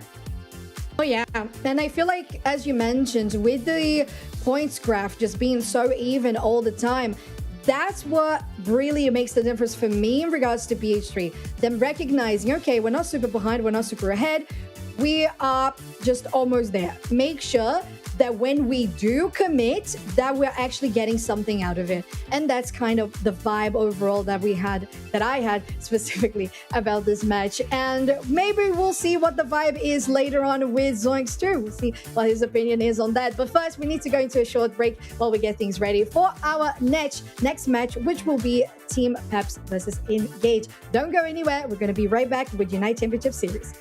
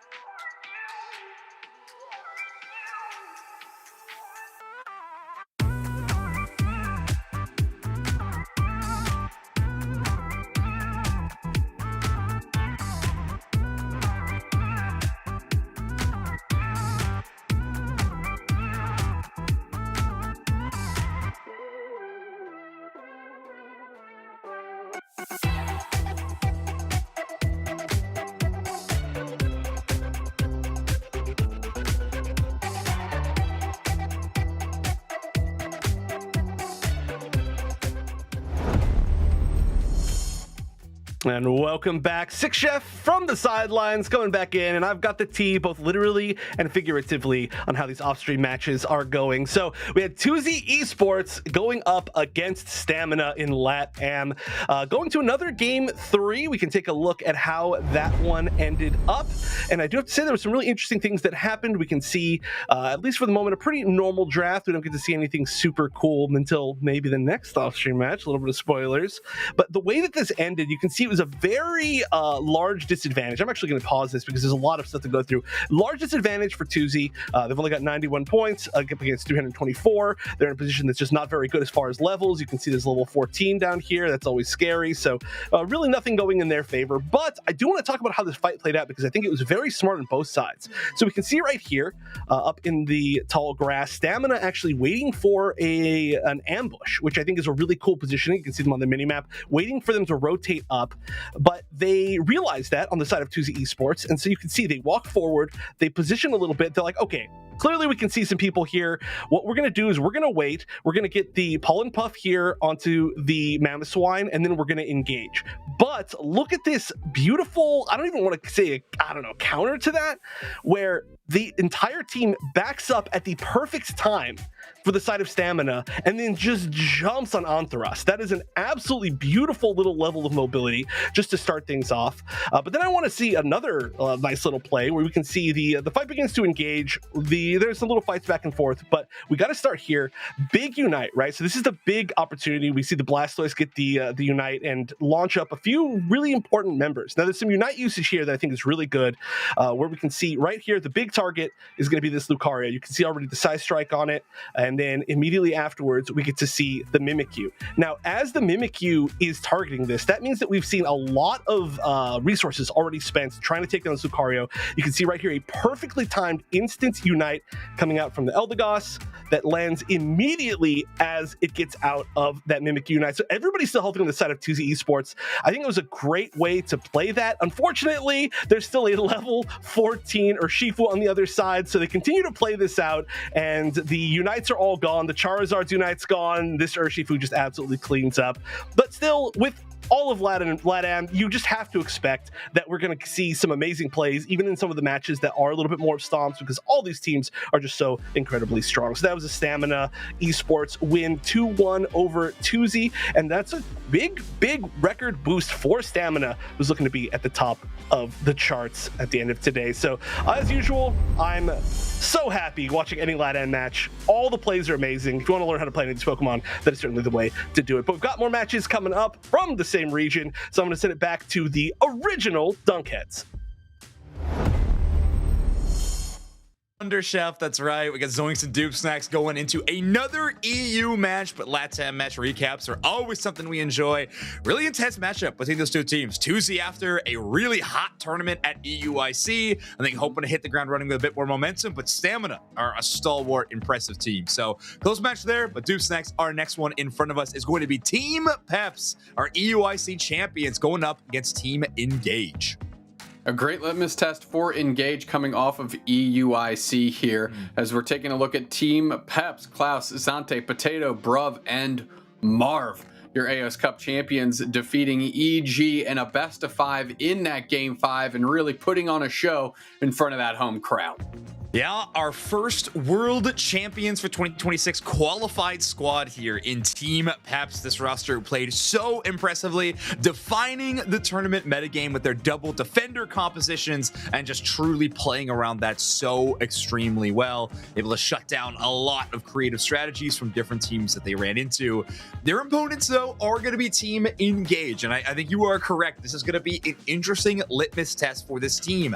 Had a tougher showing at EUIC, but of course had to play against a lot of really impressive opponents, of course, namely BH3 Esports in their round of 12. This squad has been impressing me so far in this tournament. Hiyori specifically, and then of course Volto, just an old face in this squad. these two teams are going to be an interesting matchup between them. I want to run at the numbers. Again, the Team Peps are going to have the favor for most of the stats, but I think the biggest defining factor for Peps over Engage is actually going to be total assists. Team Peps averaging 27 average assists per game, where Engage are averaging around 20. Team Peps just playing as a lot tighter of a unit, relying on the crowd control stuns from their double defender to really follow up on the damage, where Engage, where they're getting their KOs, tend to be a lot more one-on-one fights and skirmish wins. So we'll see how this plays out, Team Snacks, as we get into draft for game number 1. Yep, again, on their Rayquaza map, Mimikyu, Psyduck, Crustle banned quickly. Okay.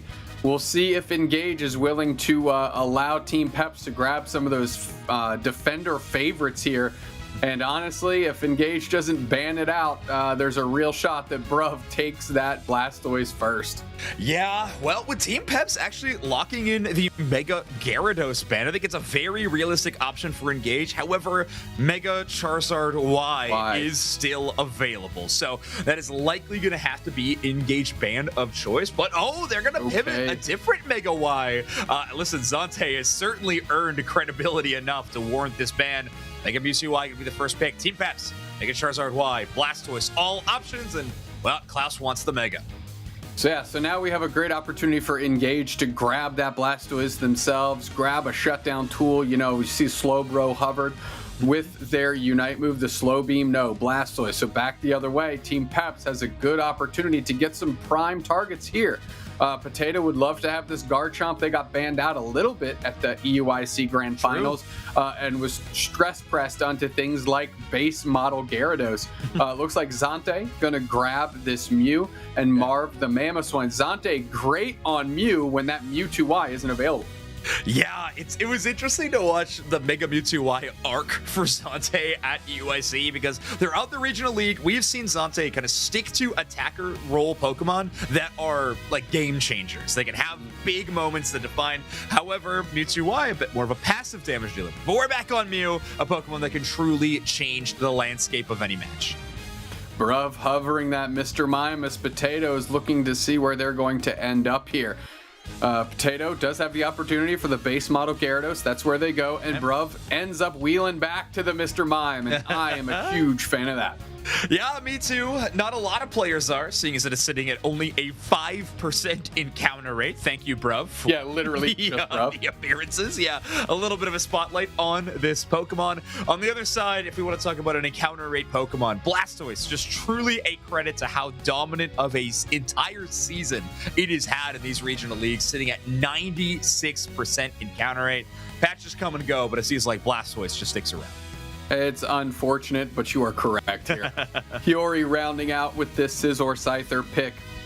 I anticipate it to most likely be a Scyther, but you can always be surprised here. We did see a Scizor rear its head here not too long ago. So we'll see where it actually ends up being.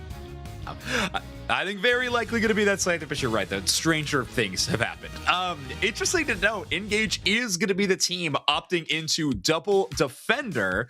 However, they are going to be playing that Blastoise in a much more damage-centric role, with Volto picking it up. And then on the other side, where they are technically running a defender and a support, I think we all collectively have decided Mr. Mime should really fit in that classification of a tank Pokemon. So we are kind of living in this double tank setup on both sides, but for various different roles, seeing as Hoopa is still on the side of Engage, which notably, if we are looking at a Portal Hoopa, which I think is very likely with this composition, that is a lot of HP that can constantly be reset, given how high those HP pools are. Absolutely. Yeah, as we get into this, Team Peps, your purple team, Engage, your orange team. Game number 1 well underway.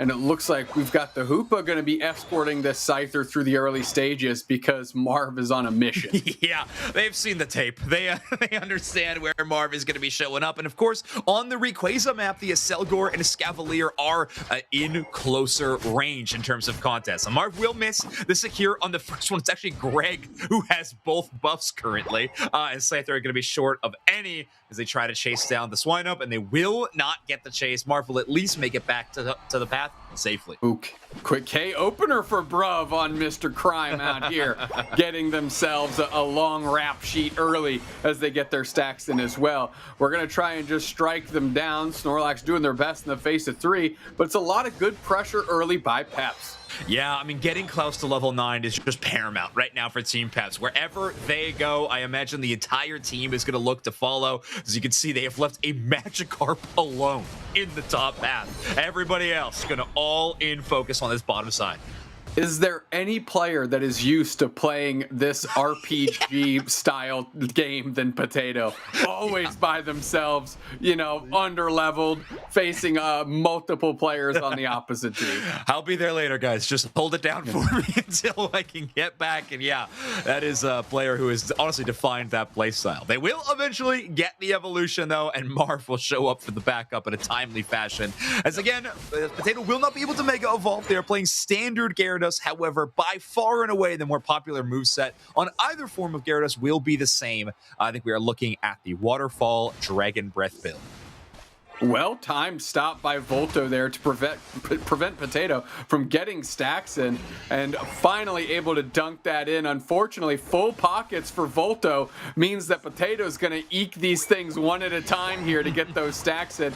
Not a bad look. All things considered. We do have a Charizard online, huge rotation, and Potato finally getting some support here as they quickly put some points in. Scyther collapses, Potato gets hit up with a heavy slam, but nobody else is on the chase here. Little shield onto Potato is going to be enough to get him out. That is actually crazy. Potato able to escape, and most importantly, Klaus gets a 30-point dunk in. The reason that's a major factor is that huge amount of points actually gets them a ton of EXP, which 30 seconds before we head to the first set of objectives, they have ult. Huge Ice Fang onto the Scyther Hiyori. They get knocked out quickly. Decent stun follow-up by Bruv here with the walls and the Confusion Blast. Heavy slam into the portal. It's going to be good for a reset. Get them out of the danger of that Solar Beam. Back through, I believe that's Niffle right there on the Darkrai, able to dip through but not deal quite enough damage. Yeah, so far the poke has been good, and honestly it's been keeping them safe more than anything, I think, right now. Yep. Darkrai will reappear. Registeel getting some early damage with the Solar Beams from Zante. So annoying to deal with. Marv goes for an Earthquake, can't quite close the gap on the Darkrai. Easy secure for Engage. They were completely around that Registeel here. Team Peps going to be... Wait, did Team Peps get that? No. No. I saw the Registeel roll across their side of the screen, and I was like, no way, brother. Not at all. Glad to see that Engage sorted that out, because I could have assured you that Snorlax got the secure. Yeah, Mime did have an attempt, but just a little bit late on that Confusion Blast this time around. Team Peps playing this one pretty slow. I mean, they've had this Mega Charizard Y-Unite move to use seemingly forever and have just not found the right time to actually start pulling it off. And so far, they don't need it. They're getting really clean KOs in the mid of the map. Niffle absolutely eviscerated there. Nice little block off the pad as the Hyperspace Highway is opened by the Hoopa, allowing everybody to come through. Greg22 saying, I need some support down here. Volto pulls up, and of course Snorlax has been living this bottom path the whole time.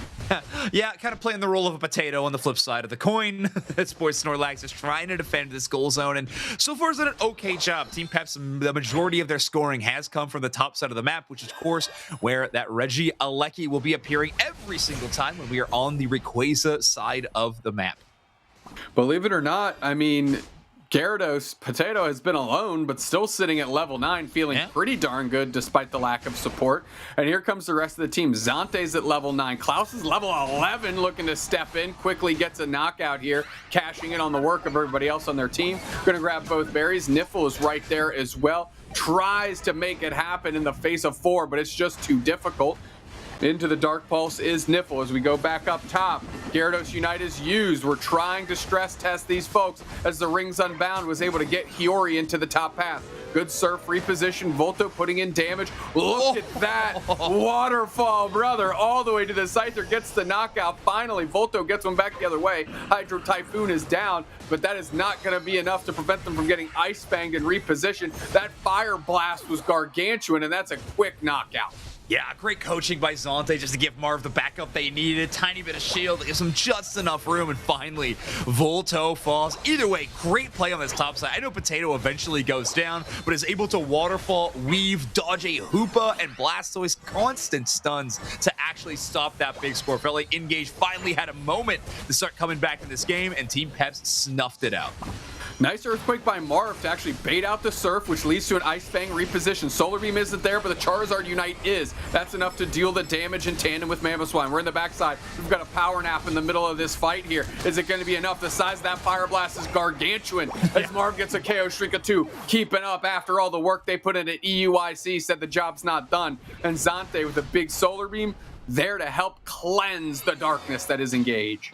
I'm not incredibly confident in this fact, but I'm pretty sure that was the first Unite move used by Klaus this entire game. I don't think they have even had a reason to Mega Evolve up into this point, but finally they get it, and of course, a Tier 2 Siege is in their favor. Team Pep's scoreline is absolutely skyrocketing, and it doesn't feel like an objective that they're ever in a bad position to get. Regirock will be secured. If another Regieleki appears on the top side of the map, they will very likely have a great shot at it, and even stronger, seeing as that Tier 1 and 2 are shattered now. Poor Aslan has to block the Swablu and Altaria towards Niffle just so they can guarantee themselves their, what are air quotes, safe farm is. It's not much, but it's honest work. Yeah, I mean, Bruv was just there to just, again, build up on that rap sheet, add some granularity to it as well. We're rotating down here. Aslan is trying to get some vision, but Engage really have not been able to find their footing. Yeah, so far it's just been struggles across the board. I mean, Volto and Hiyori are finally getting back up there in the level department, but so far it's been Team Peps taking really early fights and counting on Marv's amazing engages to really follow up on, and everywhere else, Bruv just kind of plugging up the holes with this Mr. Mime. Safe poke damage from Miffle, mostly just to get some information and get eyes on where this Mamoswine is. Good Solar Beams by Zonte here. Earthquake past the wall. As Regieleki's being ripped, Solar Beam is lined up and secure. We've got the Showtime right on top of that Scyther there. Niori goes into the Power Nap as well. Rayquaza has hit the map in the middle of this exchange. Pinned against the wall is the Volto. Can't quite surf through that. Is able to walk right through. We keep pressing on. We're trying to block down Potato, but Potato's not having it. The waterfall through the Surf Hydro Typhoon kicks up, but the Mamoswine Unite, they're going to rampage through it and not get infected, and they use the Ice Fang to make it an impact on that Blastoise. Right back the other way, Hiyori is trying to get more levels up, and can you believe it? I think I said it, Rayquaza's been here for 30 seconds. Yeah, he has, and Regieleki the entire time. Mr. Mime going on an absolute diabolical heist towards the goal zone. Regieleki will debuff this for another 15 seconds. As Team Peps in a dangerous spot now, Engage have the chance to rally and defend their home goal zone. This is what they're going to have to do. A couple hundo burgers in, so they're up by 650 points. We like to call that the break limit here, because 500 points in double time means everybody on the team has to have full pockets, and then of course get those ducats in. And when you're out of town by over 500, it's tough to rinse and repeat that cycle more than once. It's tough enough to do it once. It's even more difficult to do it twice here. As the Secure is there because Zonte Solar Beamed it down. What timing. Yeah, it feels like Engage is holding on to these little beacons of hope wherever they can. It's Zonte, the one to just crush the dreams of Engage in this game number one. 30 seconds remain, and there is truly no more path to victory available for Engage. With Rayquaza being wiped out, a big comeback opportunity is no longer available. Marv is going to end this game at level 15 on the Mamoswine, and take a look at that unselfish Defender King, defending for the rest of the people can get their scores even with their own points in pocket. Yeah, unselfish indeed. I mean, really, Zoinks? They're farming up their damage numbers. Yeah, they're saying, look, you guys get your points in. I'm getting my numbers up. We'll see who gets MVP at the end. That's all I'm saying. We'll see who gets MVP. Well, that was obviously a commanding win here by Team Peps. Every time you thought there was an opportunity, and a tribute to Marv right there with that scoreline as well. 999 Marv is going to rack it in for the squad here. Big time win. Okay, you're engaged, Zoinks. What do you do? We're changing some things up. We're switching it up. I think Mega Charizard Y is going to be hitting the ban block, certainly. Also, I do like the Blastoise. I think it was contending pretty well with Potato so far in that game, but I think just the firepower that Mega Charizard Y and Mew were applying was a little too difficult. Playing around these Hoopa portals as well is really tough into a Mr. Mime and a Mamoswine, especially with players as prolific as Bruv and Marv. Honestly, I think you could move to something a little more traditional of support. Something like the Eldegoss in this situation, I think could be a viable option. Yeah, and some execution differences as well, I think would definitely help here. I'll be honest, we've seen a lot of Darkrai throughout our regional leagues so far. And there you go, Marv. They already had that queued up. Yeah. No banana levels of Ice Fangs to be shown here, but just another great game by Marv. I mean, they've really been on one ever since EUIC. They kind of like transcended, and I'm glad to see that they're keeping that energy up. I need to highlight this though. The tank tandem here for Team Peps never got knocked out. Never got knocked out. Yeah, they are hanging on at 0 feints apiece. Very impressive. 6 assists as well. So, of course, again, a thing that Team Peps has really been relying on in this team play action. And it's just really what puts this team ahead. 999 Marv is my favorite thing. But getting the shout out to the old school team name as well as the scoreline. Picture perfect stuff. Yeah, Marv looking great, and they got a new held item to use on this Mamoswine in the bell. In the bell, which we've seen a lot of it, and it's been doing work. That's why you're going to keep seeing it for the rest of the day here. As we talk about this matchup here, I was going to bring up Darkrai specifically. We've seen it quite a bit. And unfortunately for the games that we've put on broadcast when Darkrai has been selected, it hasn't necessarily had the games that you'd anticipate out of a Pokemon of this strength. Walk me through it, Zoinks. Yeah, it is a really challenging Pokemon to execute with because while it is a speedster and can kind of fill that sweeper role if you really wanted to, you're more looking at the other moveset to really pull off the more assassin-style Nightmare Darkrai. When you're playing this more Dark Pulse Shadow Claw build, you're really hoping that the Darkrai is going to give you that very safe passive damage. And mostly, I think the game plan here is avoid the Ice Fangs, avoid the Mr. Mime stuns, and still find a way to have an impact on the match. The problem is Darkrai still is in that speedster role, and very, very often they fall into that category of if you fall behind early and you're playing from behind, it feels like that Pokemon's value is just so diminished. Pokemon like Scyther also fall into that category, and Engage was rocking both of them. So, you know, early game goes in a couple of tough directions. It can feel so difficult to crawl back out of that tough spot. So I know you kind of walked through what you would change from the side of Engage if you were in their shoes here. What about Team Peps? Is it just, you know, business as usual? Don't make any changes because it's all kind of working?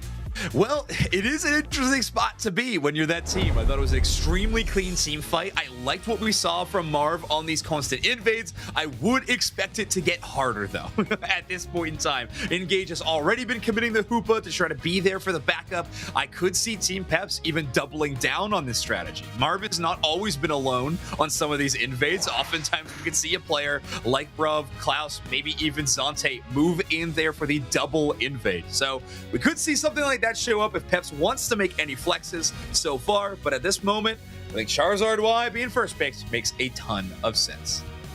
Yeah, actually, just fun, you know, I don't know if this is an actual fact, so maybe Stats Team can tell us. I feel like Team Peps, when they get map selection, they almost always choose Kyogre.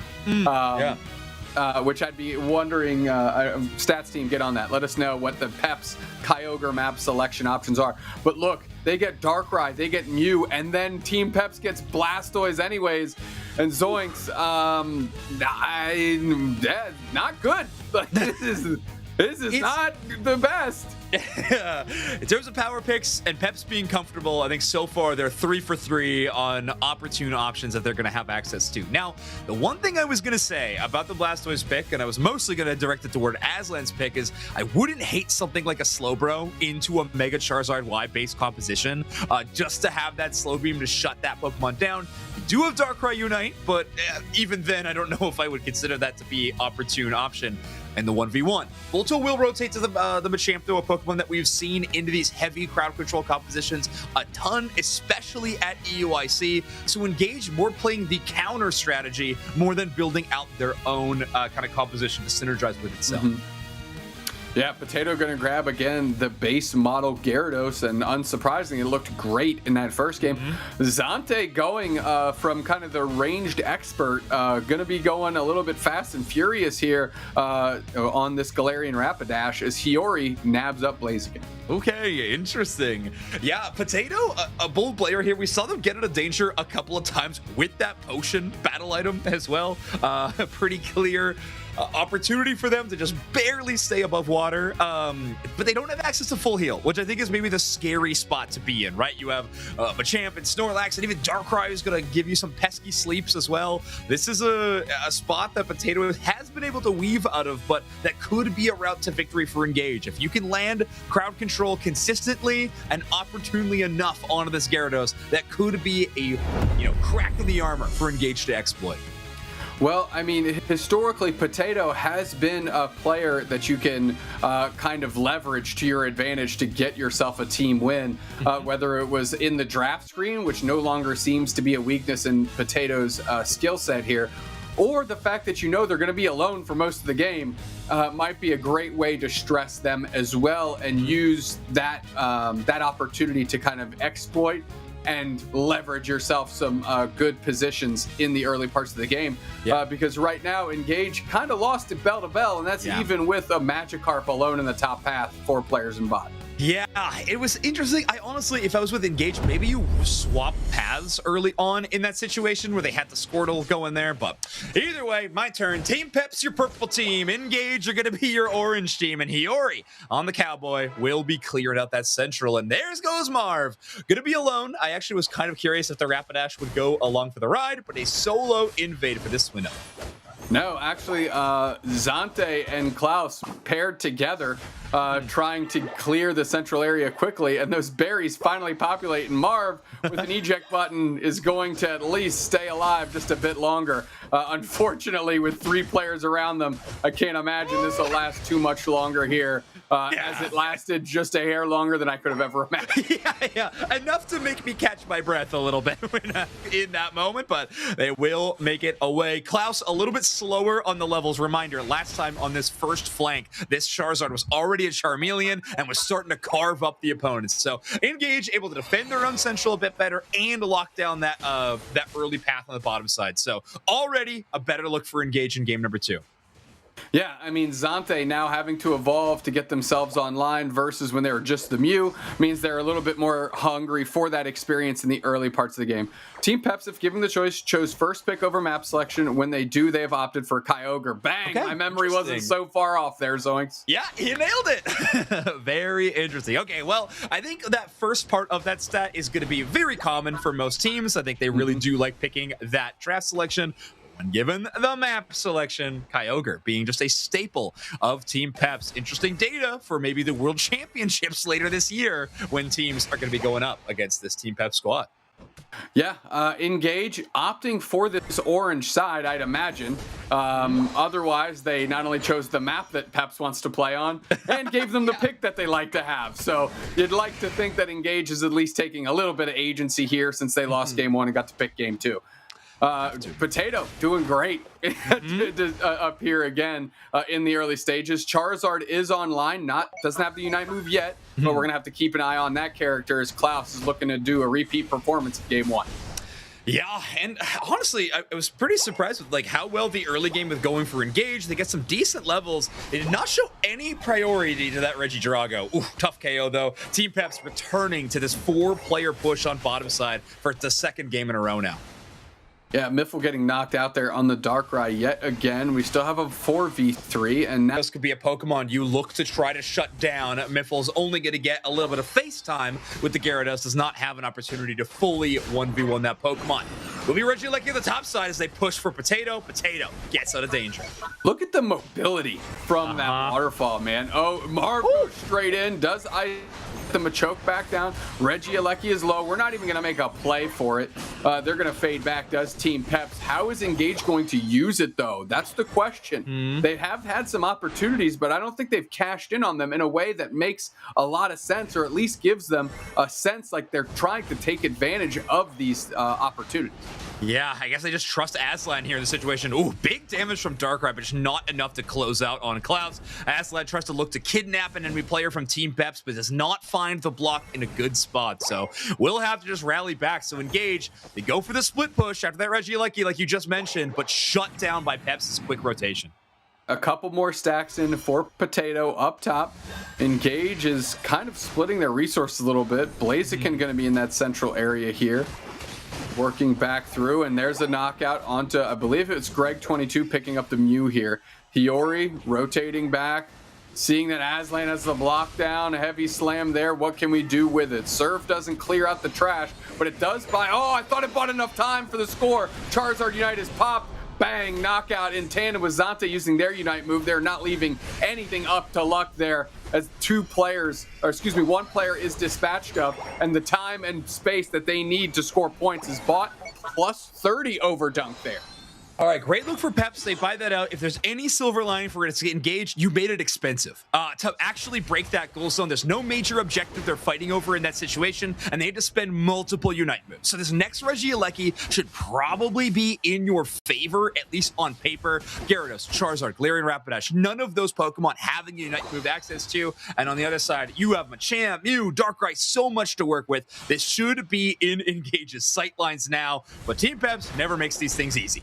No, they do not. And here comes the Surf from Bruv to give the cover. Overheat is charge up. Hydro Typhoon doesn't hit a soul. Everybody cleared out from that as the block is going to isolate Bruv and Zante. Zante gets around the wall, bound downstairs. We got the Ice Fang. We've got the knockout on the Machamp.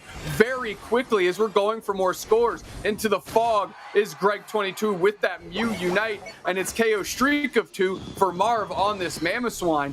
And holy smokes, they need to get this kid off that Pokemon too, because they are up against it. Marv is feeling it right now. Yeah, I mean, really just turns a bad situation into a great one. Machamp has a great Unite move, isolates Potato, gets the KO on this Gyarados, a major damage threat, but it doesn't matter. Team Peps very comfortable kind of playing away from that engagement and having a huge win on the other side. So that's a Regieleki win and a Registeel secure. I mean, Team Peps truly walking all over this match. Yeah, I mean, we're seeing the difference between Zante's Mew and Greg22's Mew, and I don't mean in terms of skill level here, right? Like how well they're pressing their buttons. We know that Zante went for a damage style Mew, whereas Greg is going more into this support type lane because of how these teams are built. And you can just see just missing a little bit of damage on things like Solar Beams for Secures allows Team Peps to get away with them, while in the last game, Zante was stealing everything under the sun from Engage. Yeah, that's a great point. Ooh, big Volto catch out as Bruv being a big bully on this Blastoise now, level 11, and is truly just moving through unimpeded as Regieleki will land in this goal zone, and Pep's going to increase this score lead even further. This is now at the point of the game where we like to call getting out of hand. 404 to 121 is in fact in getting out of hand territory. Well sussed out for the vibes-based analyst. Yeah, that's the vibe I'm getting, is that this is out of hand. All right, here we go. We'll see what Greg and Volto can do. Zante has been keeping inventory of them, just kind of darting in, seeing what's going on, running away. And meanwhile, everything is going into the favor of Peps. Look at those levels, my friend. Look at the levels on the left-hand side. Look at the lack of goal zones on the right-hand side. Engage currently only has the home goal zone left to be able to defend. Team Peps is just going to have so much advantages in this final fight. A lot of places to retreat to. A ton of speed getting back into the fight post-jump pad. This is huge for Team Peps. But most importantly, you were correct. That level lead is going to be massive. Is that Mega Charizard? Y Unite's looking scary. That Regieleki will likely get burned down in time as Potato is solo ripping it in our picture-in-picture. Yeah, quickly scoring 45 there. We had the picture-in-picture there. They're going to give up on that objective. Over the wall is Marv, has to eject button away. Bruv tries to create some space with Surf, but they're eye down. Boosted auto on them, block back the other way. things getting a little shaky here for Peps, maybe overextending themselves a little bit in the face of Engage. Yeah, I would have loved to see Engage all in on that Mamoswine, but they're kind of split at that moment. They only really had the Mew and Machamp to chase down damage, not enough to knock it out. Marv is able to get all the way back to their side and be fully healthy yet again. Nice surf there again. Block is going to keep them from going the full distance. Darkrai in the Dark Pulse. Mamoswine Unite has been used. Not a lot of value to be had there as they're really trying. Oh, Ice Fang onto the Mew. This could be an opportunity. Hydro Typhoon kicks up the Mew again. They're forced into the fog. Overheat, eject button, reposition. Power Nap into the middle. On the backside, we have the Mega Charizard Y trying to isolate some targets. The size of that Fire Blast covers the globe as the first player to fall is Volto. We're going to keep pressuring on as Yori's trying to get back to the backside, but they're isolated by the tank tandem of Team Peps. Oh man, this is not looking good for Engage as Yori is easily dispatched of by Bruv. On the other side though, Potato has gone down. Klaus is still holding on tight. Klaus does go down. 2v2 here, but the score advantage is in the hands of Peps. Miffle is incredibly low. Zante makes that easy work with the speed that Galarian Rapidash has, and Team Peps has got to be feeling good. Yeah, Engage with some really good fight wins. Greg lining up some perfect Mew plays, but there's just not enough time on the clock. Reminder, Team Peps' early game dominance has put them into an incredible position. 404 to 166 with only around 20 seconds left on the clock. I don't even know if Kyogre would be enough to tip the scales in this game, but Champ Unite moved to push away. Kyogre down to about half HP, but again, there's no one from Engage even within range of a goal zone. They're gonna have to secure this objective and make a bad dash. But I believe that is going to wrap it up. Blaziken takes Kyogre, but Engage will not have an opportunity to score. Brutal exchange there for Engage, finally finding some purchase in a team fight, but it is a dash too late as they're unable to capitalize. Well played by Team Peps and really in control bell to bell on this one. Yeah, so impressive, and I think we're getting an example of what happens when Team Peps gets Blastoise, Mamoswine, and Mega Charizard Y. Just a demonic draft on the first few of the first pick.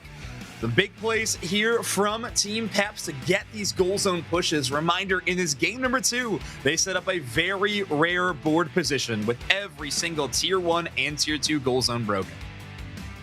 Really well done by Peps. This is a perfect example of sometimes you just lose the game on the draft screen before you're even loaded up. And unfortunately, I think this is a case of that. Blastoise is crazy strong. Mega Charizard Y is crazy strong. And Marv on Mamoswine right now is crazy strong. So you have to eliminate at least some of those options. If you give them all, you have to think that you're putting yourself at a disadvantage. I have to agree with you, Dube Snacks, and this will be Engage's 4th match loss of the season so far. Marv going back-to-back, by the way, and a player MVP. Did get knocked out twice, though, in this game. So Engage actually finding a way to finally shut down this Mamoswine a little bit. But in the end, it will be Team Peps surging ahead. Currently ranked number 3 overall in this regional league. Engage was ranked number 4. So there was a bit of a placement match between these teams. However, this will be Team Peps pulling ahead and Engage slightly falling behind. Team Peps, again, though, the first team from the West, first team period, I believe, qualified for Worlds here in San Francisco. So them being in 3rd position, really, Team Peps winning that tournament is the biggest gift to EU they could have ever imagined, right? So now the pressure's certainly off for Team Peps, but there's some breathing room for some of these other squads, especially if Team Peps stays in the top of the standings. Exactly. Yeah, I think everyone considers Komaï and BH3 to be top contenders for those 2 other EU slots. However, these teams are going to be hunting them down throughout this regional league and trying to get themselves the best position in playoffs. Speaking of which, remember, only the top 5 teams from each of these regional leagues will make it into playoffs. And Engage, one of those teams that I think will be fighting for one of those spots. That 5-6 will be a contested one in this league. And Engage so far holding their spot at 4, but with a loss here, getting a little bit more into the danger zone. So a team to watch going into the second half of the season, certainly. Yeah, they need to find another gear. They need to talk about these drafts, without a doubt. I don't know where the thought process was exactly on giving up literally everything. So I'd like to see them sort that out a little bit. You can't put yourself at that big of a disadvantage before even entering into the map. It's almost like, okay, I'm going to run this race, but I'm going to tie my shoes before. I'm going to tie my shoes together. Not tie them, not tie them tightly, just tie them together to really hinder ourselves from being able to make it in this race here. So Engage, a lot of work ahead of them in the back half. Peps riding high, of course. They're just going to take these wins as they can get them. And of course, they're already qualified for Worlds. Zoinks, that's me and you. We've got more games coming up, so let's throw it to break. We will be right back.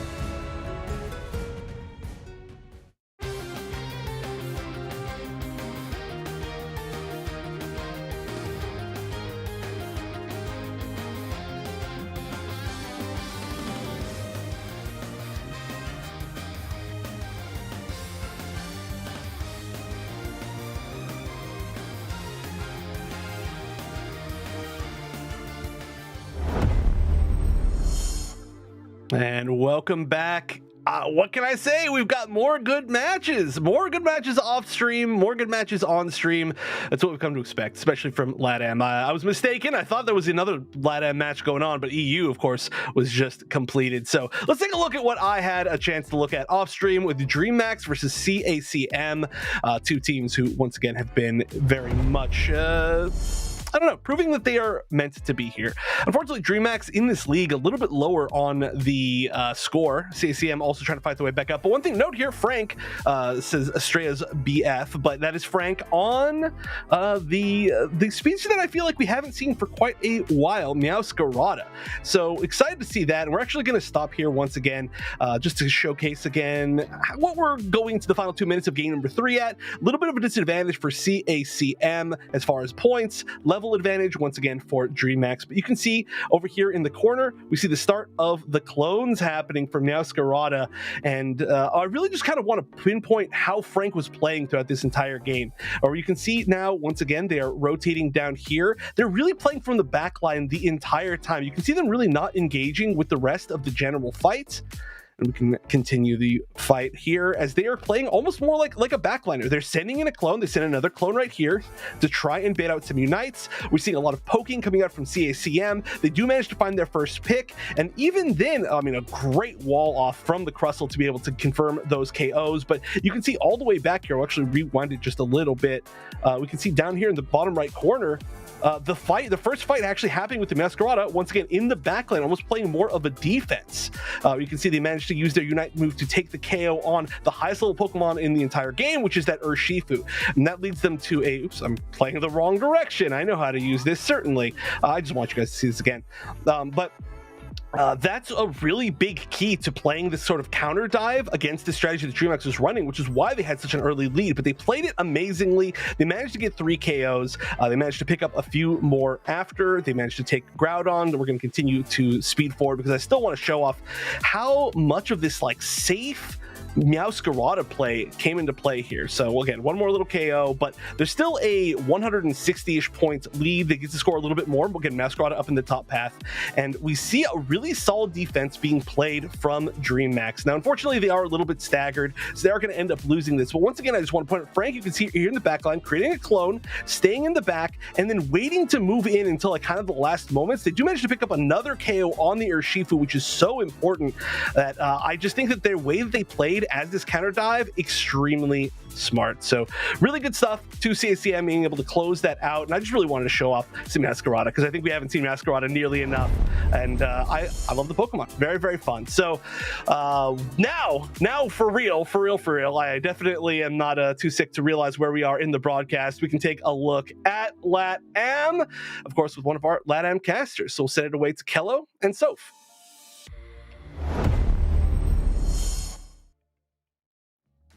All right, thank you so much, Chef. And for real production, yeah, we're in for real. It's Soph and Kello back again here, and this is going to be our match of Entity 7 versus Twi Esports. Both teams not doing that well in the league so far. Yes, look, LATAM, honestly, LATAM is just one of the closest regions we've had. Anything can pretty much happen, but Twi, yes, they are currently a rank 8 over on that leaderboard featuring Anthrax, Mats, Canas, Marzo, and Leosin. They did end up having quite the incredible run during EUIC though, where they actually ended up coming 3rd overall. So while they're, this number here might not seem the greatest, it just goes to show how strong LATAM is as a region. That is so true, Kello, and you could say the same for when we had LAIC in 3rd place, also went to Brazil, but in that case, it was for Force Gaming. But we also have the competition that is going to be facing their Twi Esports, who are Entity 7, and we know that this team has... I'm in the lower 3rd here. Okay, that's cute. Right. We have Knight, we have Ipiplup, Royu, Yang, and Volado. So a couple of these players new to the scene, but Entity 7 not new to the scene. So it's a mix and match in this one, and they are on the same record as Twi right now on a 2-5. Yes, that's the thing. They are on that same record in the 2-5. So really, this is one of those really make it or break it matches in terms of just trying to make a stand and hold their ground higher on in that leaderboard, especially considering, I've said it, I feel like twice, I'm going to say it a third time, LATAM is such a difficult region. Oh, anything can really just happen. Thanks for counting and keeping count for me there, Soph. Yay! You're very welcome. So the regional standings, Kelly, is looking like this, with Latin America encompassing now Brazil, LATAM North, LATAM South. We have on top Brazil, Force Gaming 6-0 undefeated, while Stamina Esports is on a 5-2. Just above Infamous Gaming on a 4-2. Then Peru Unite are reigning champions, 3-3. CACM on a 2-4. And then tied in the three-way, Entity 7, Dreamax, Twi Esports on 2-5 record. Yeah, the fact that the bottom three there are all in that 2-5, the fact that no teams have come out of the LATAM region without taking a win. Like, it is really just neck and neck between a lot of these teams. But in the end, you don't want to find yourself at the bottom, right? Because you don't want to enter into that relegation.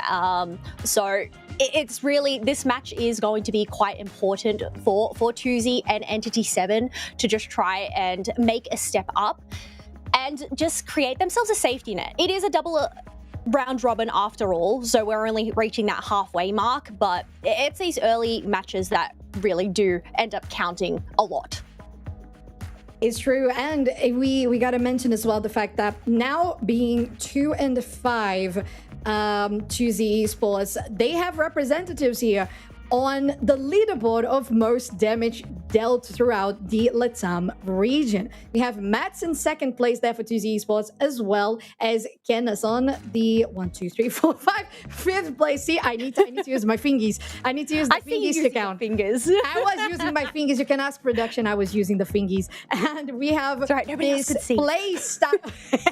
We have this play style, Kelly, that is just so common for LATAM, like you said. Unpredictability, a lot of aggression.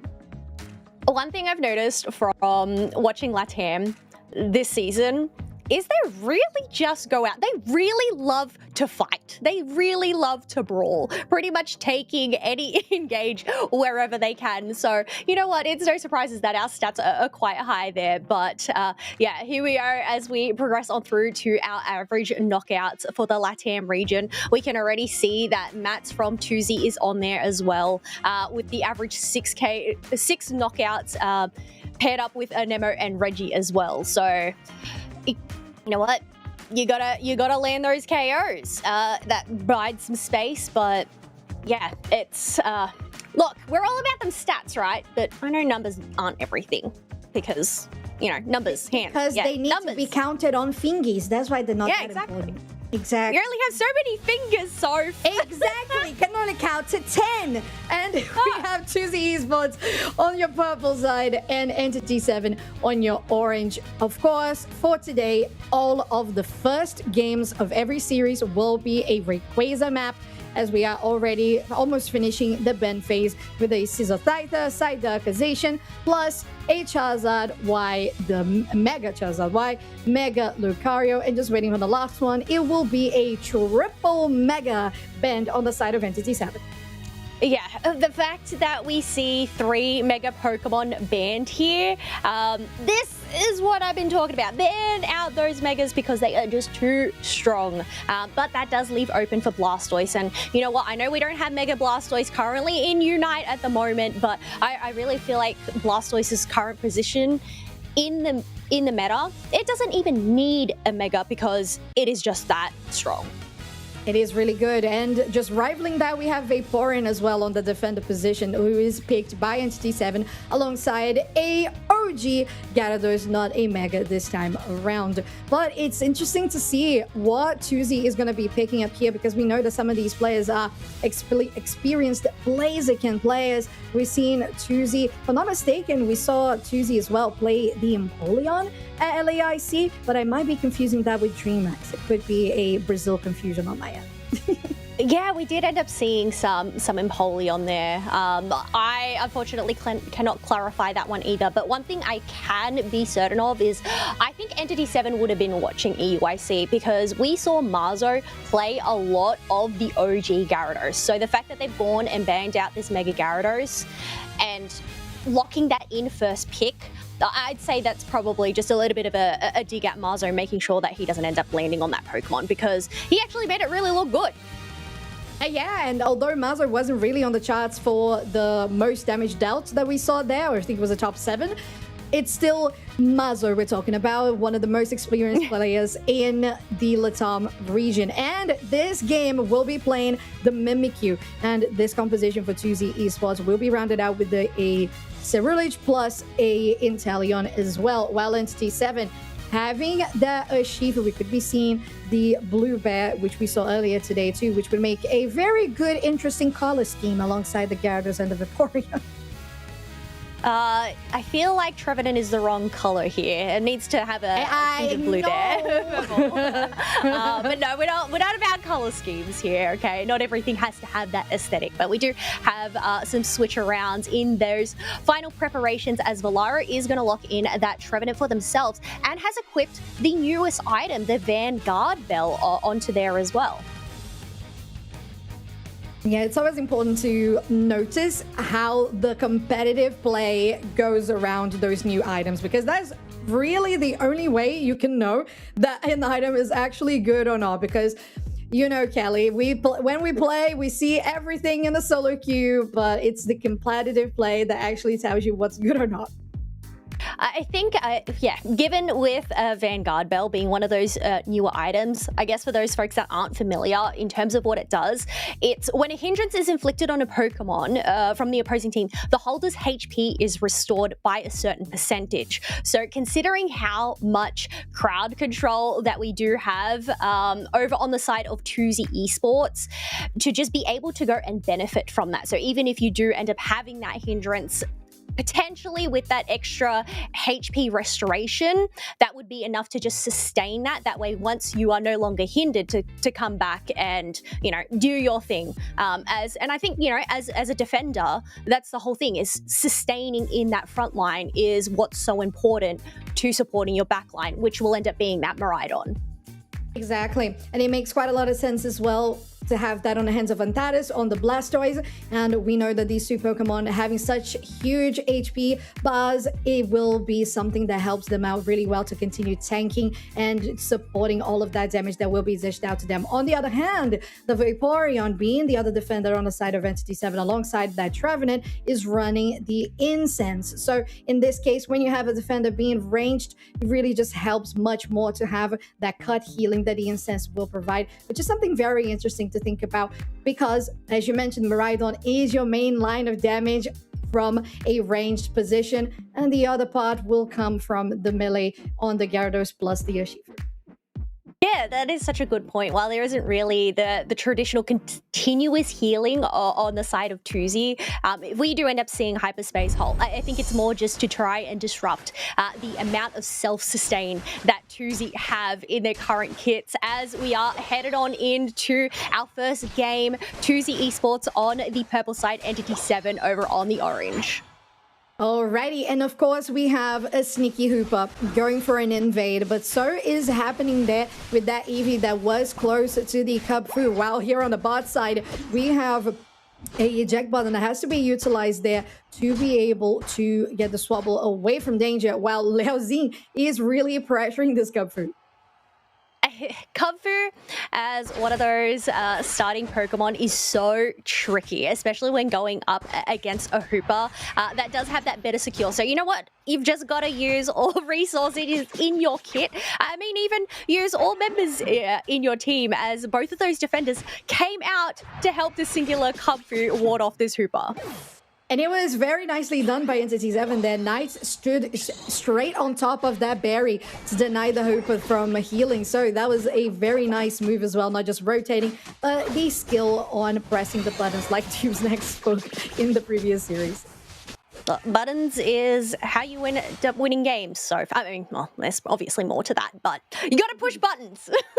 That's the main thing. You push the button. Yes. Step 1, push buttons. Okay. Noted.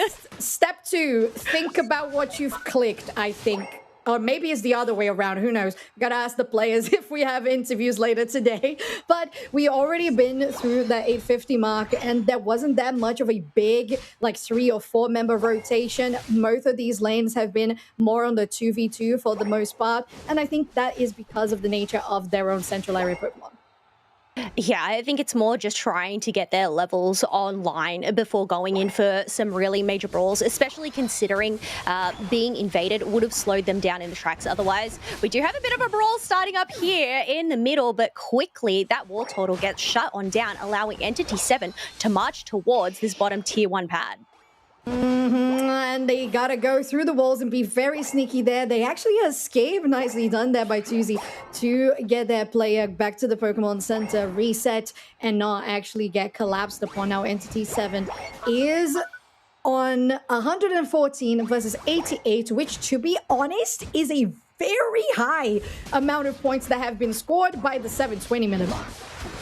Well, yeah, I'm just looking at a picture of our draft. There are a lot of stacking items on either side, so it makes sense. You want to get in those stacks earlier on, but even then, it's just trying to gain that advantage. Not only do you get the AOS energy in, but I think it's also the fact that it does end up providing little experience every time you get a goal too. It's good. It works out pretty well, and the numbers are looking good for Tuzi, although Leozing has to be careful there.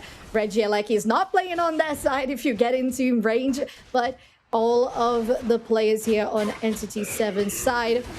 Oh, all right. So actually, erase that. 3 members from Entity 7 on the top side, while a solo Shifu takedown of the bottom Reggie is completed. While top side, once again, we see Entity 7 confirming the objective. There might be a fight that ensues here because Candace is in a bad position. Although the Horn Leech does not connect, they're still trying to push. Going into the back line, the Cerulege is not in a good place. No, actually they are. They managed to take them down because the Shadow Sneak was there to back it up. And Twi Esports might lose the objective, but they win the fight. Yeah, they ended up losing 2 of those objectives, but winning that fight is actually so beneficial for them. But we can see here, Twi Esports ended up winning their 2-1 in their last matchup against Entity 7 during week 1. So Twi have already defeated them before. It's just a matter of whether they can do it again or whether this is Entity 7's time for revenge. Well, we'll see, because it's tight, 144 still for Entity 7 versus 105. The Hornleech straight here onto Mats. There's the Gyarados as well, and they're going to get shut down. No Cerulege for the side of Twi Esports, as well as that Blaziken. Not the Blaziken, the Blastoise. There you go. As Entity 7 has all the room to push here. They have enough points to take this one down, and they will just do by the slightest margin. Yeah, that is going to take them into the lead at 202 to 105 as we are closely approaching that halfway mark. But currently, looking at that mini-map, there are barely any wild Pokemon on the field. Next thing on the agenda, though, is going to be this basement random Reggie, whatever it may be. We'll see, because in the tall grass is Antares and Canis just waiting to spot somebody. They will take a good position here, but the Hornleech against the Surf, and both defenders go in opposite directions with 5 seconds for this random Reggie here to spawn, as 3 members of Entity 7 are there, and the backup has arrived too. There's the Shifu. Now the Surf doesn't really connect. There's the Infinite Sideburn that comes through as well, and now Reggie Steel will get finished by Twi Esports as they're still continuing to push onto enemy pad, and that is a Mimikyu that feels very much powerful, but they still gotta be careful. There's plenty of damage that can come through from the Miraidon, but they're not going to be able to defend this zone, and Twi Esports take the objective plus a 37 overdub. Yeah, that is quite a large overdunk down in that bottom pad now, bridging that gap even closer at 192 to 202. But next thing we have is that top objective. But even then, there's a lot of wild Pokemon. I'm looking at the levels here, Soph. Because of that remarkable comeback from Twi Esports, they now have a level 13 Cerulege on hand.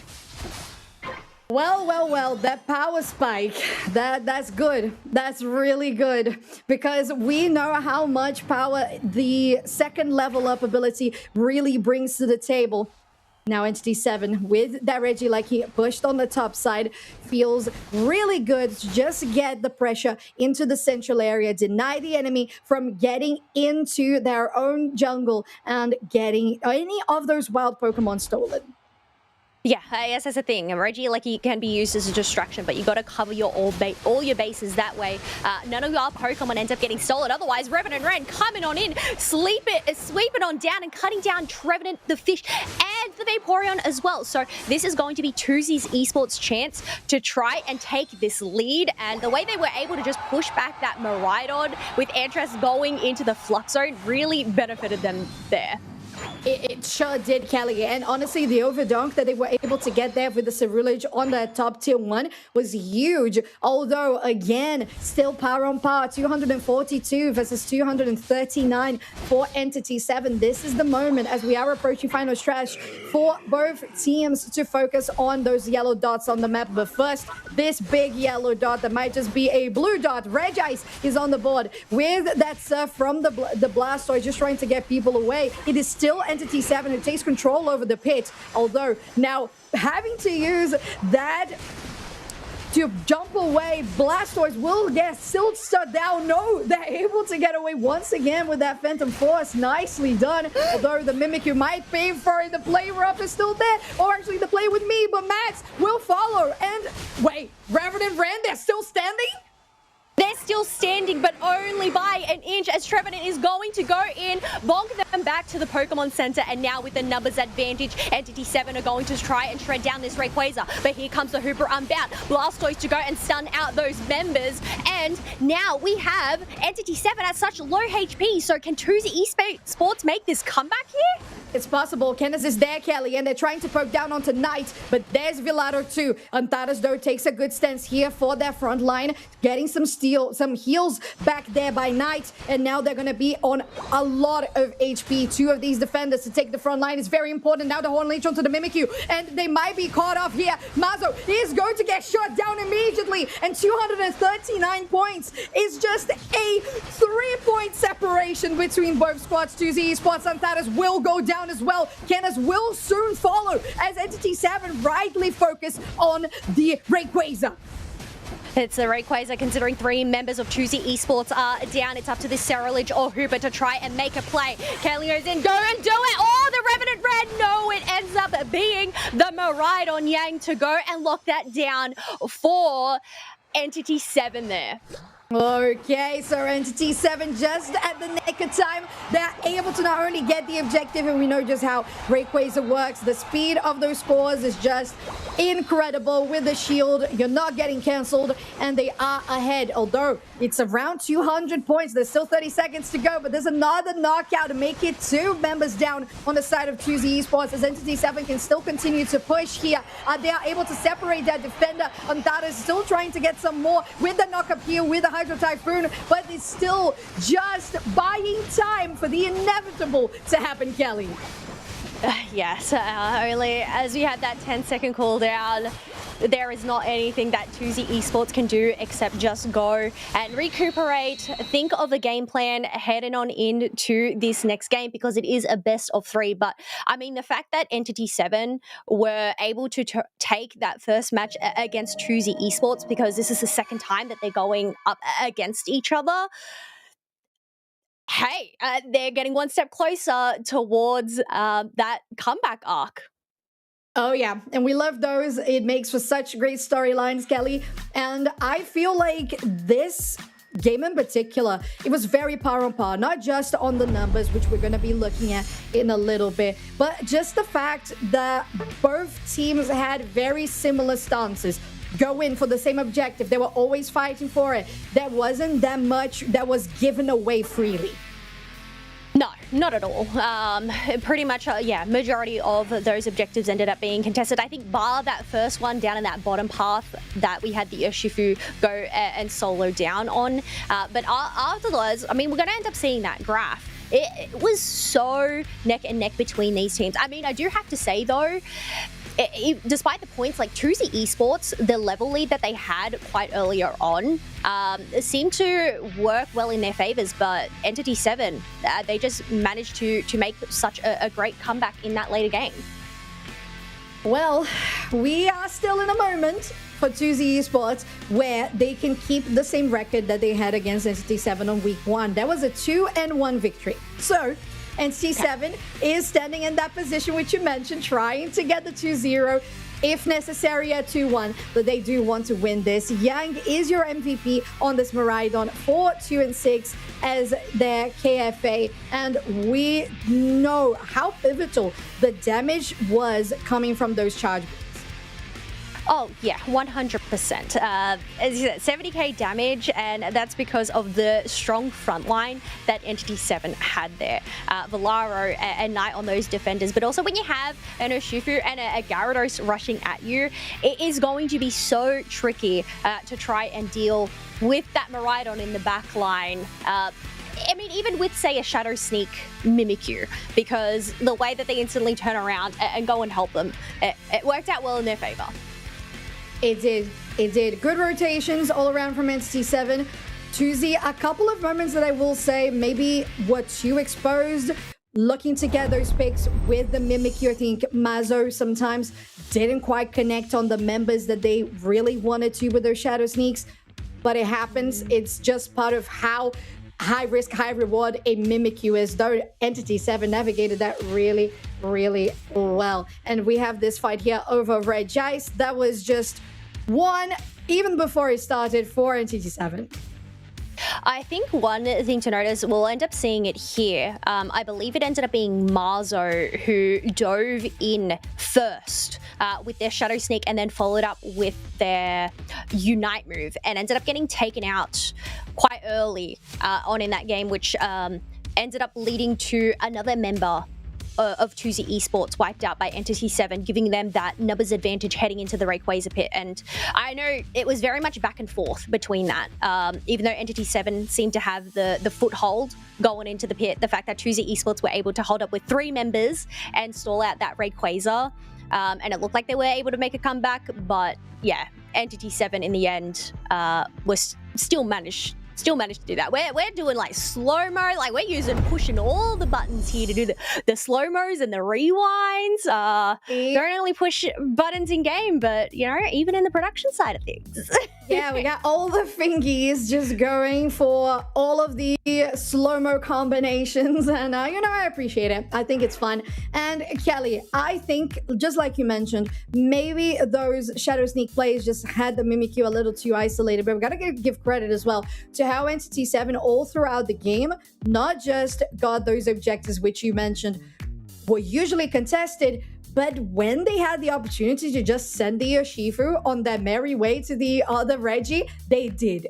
And that worked out every single time. So it's interesting to see that happen here the way that it did, because Twi was none the wiser to those plays. The Urshifu was soloing the objective, and Entity 7 took a lot of good leeway out of that.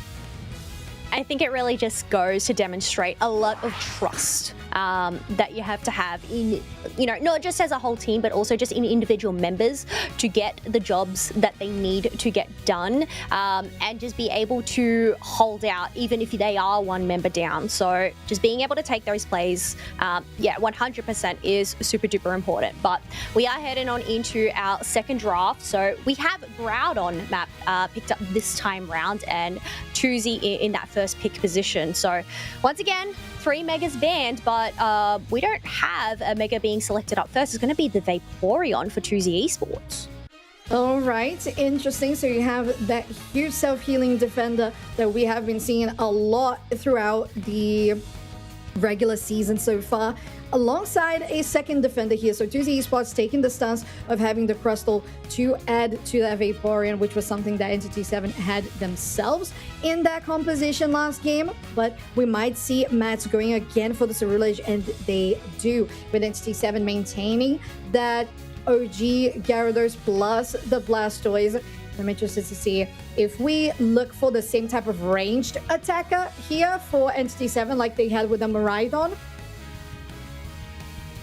Yeah, well, I'm guessing that's going to end up being the gutter pick for them there. They're hovering currently over the Blaziken and the Eldegoss, which I think are two very strong picks here for Entity 7. It's just a matter of what Twi Esports come back with. Raichu, Alolan Raichu. We have seen Alolan Raichu a little bit. I mean, it's only on the 8% encounter rate. I feel at the moment, I wouldn't say this is like, oh, Alolan Raichu, this is going to make the world of difference. I feel like it's very much 50-50.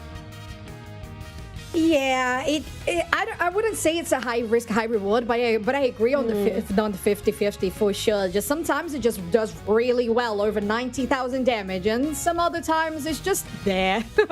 It's there to use that Unite move and have that extra damage per second there on the map, and to look out.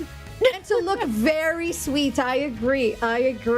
But one thing that we were talking about on this draft, Kelly, is how Miraidon was so well utilized by Entity 7. Straying away completely from that, they actually go for a Machamp as their last pick. Yeah, that's really interesting that they completely abandoned their ranged attacker there. So going in with the 3 melee-based all-rounders there, I'm interested to see what their plays are and how well that is going to go in up against an Alolan Raichu. I suppose in terms of that Alolan Raichu, it's more that, say, midline damage. It doesn't have as much range as a Miraidon, but I guess the benefit is if we do end up seeing the Electro Ball play come on through them, they're able to just leave those in the tall grass and set up some traps. So really it's got to be down to Entity 7. They don't really have many tools to check the tall grass in order for those traps is what I'm worried about. I agree. Maybe we're just going to see the Blastoise being that one thing that goes up into the tall grass, and if they have to face a Electro Ball damage to the face, then so be it. That's kind of the price you're paying for the composition that you chose here for Entity 7. But Game 2 of Twi Esports on your purple side versus Entity 7 on your orange, Kelly.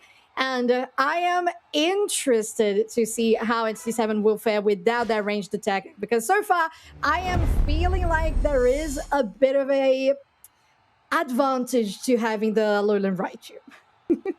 Yes, I think as long, especially considering they have the 2 defenders on their side, as long as that Alolan Raichu is able to stay untouched in that backline and do whatever they need to do, that is really going to work out into their favor. But, I mean, Submission Machamp, that can have some chase onto a Alolan Raichu, and it is quite squishy. So really, one submission onto that target to go and flip them could really end it for Kenneth there. So really going to have to be cautious of where they're treading. So true.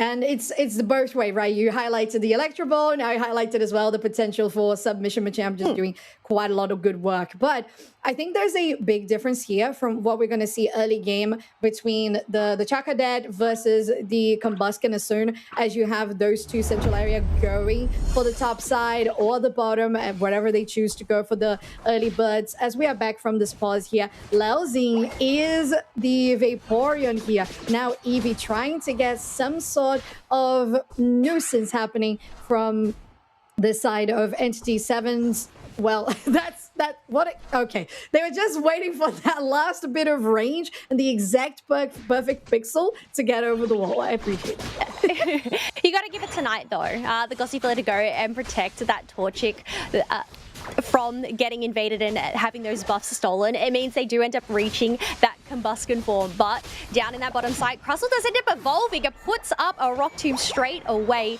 meaning that Magikarp gets wiped on out. And that is just such a good play for Twi Esports with the 850 on the board. They're able to get pressure on the bot side. Now Dirt top 3v2. Mazu's going to go down, and they might trade it back here with IP Flip, and they are able to do so. It's going to be a 1-for-1 on the top side. A couple of points scored there by Roju, but it's still a very interesting turnaround for these two teams. Still looking to battle very early in the game. Leosin, knowing that they have that Vaporeon on hands, they're able to just go and harass that Combusken a little bit further, but they also have a buddy with them. Mats is also looking to invade and try and take these buffs away from Entity 7. And IP Flip as well is there, and it makes for 4 members of Entity 7 to force out Mets out of their own jungle. And with that, they're forced into an eject button. That's the submission you mentioned, and Mets is just as good as gone. No, they're okay. What a good dodge. They're schmoving. Oh my gosh. I wasn't expecting them to go up and appear there, but the fact that they were just able to escape that 4-member push out by Entity 7 is some incredible footwork from them. That was really good, Kelly. I love that. Now, with Reggie Drago on the board as well, it looks like Twi Esports will focus that, while on the top side, Entity 7 is defending against Mats and taking that Cerulege down. Could be chasing after Mazo. The submission almost in range. There we go with the overheat lined up. It's a perfect combination. Now pushing out further as well. And that is Canada's very low on HP, having to go for that berry. Now, Laozine, you can heal, but you cannot heal that much that fast. And it's another knockout that goes for Rolu. Yeah, another knockout, but it also means that they have the space to go and pretty much take those birds uncontested. Besides that, Alolan Raichu there. But down in that bottom side, we have War Turtle ends up getting knocked on out, allowing Marzo to go and get in some much-needed attack weight stacks of their own. And as much as it looks really good for Entity 7 in regards to how these fights are going, the numbers are looking pretty good. 112 for Twi Esports versus 37. Now, with Mets coming in through with that Cerulege, could take Knight down as well. There's the next auto attack, 2 KO streak, make it a 3. Roju, the Revenant Red with the eject button too. That was smooth, Mets. What in the world? Sometimes you've just got to utilize every single resource in order to get that KO streak. And whether they can go and make this a 4th onto IP Loop, yes, they do. It doesn't end up counting, but still, Max and Leozin are on an absolute roll up in this top path. Well, it's no surprise that we saw Mats being one of the highest damaging players in the regular season. Wow, okay, that's amazing. I love that. Those plays are so satisfying to watch. And that's the high level of Pokemon Unite Championship Series that we love to see.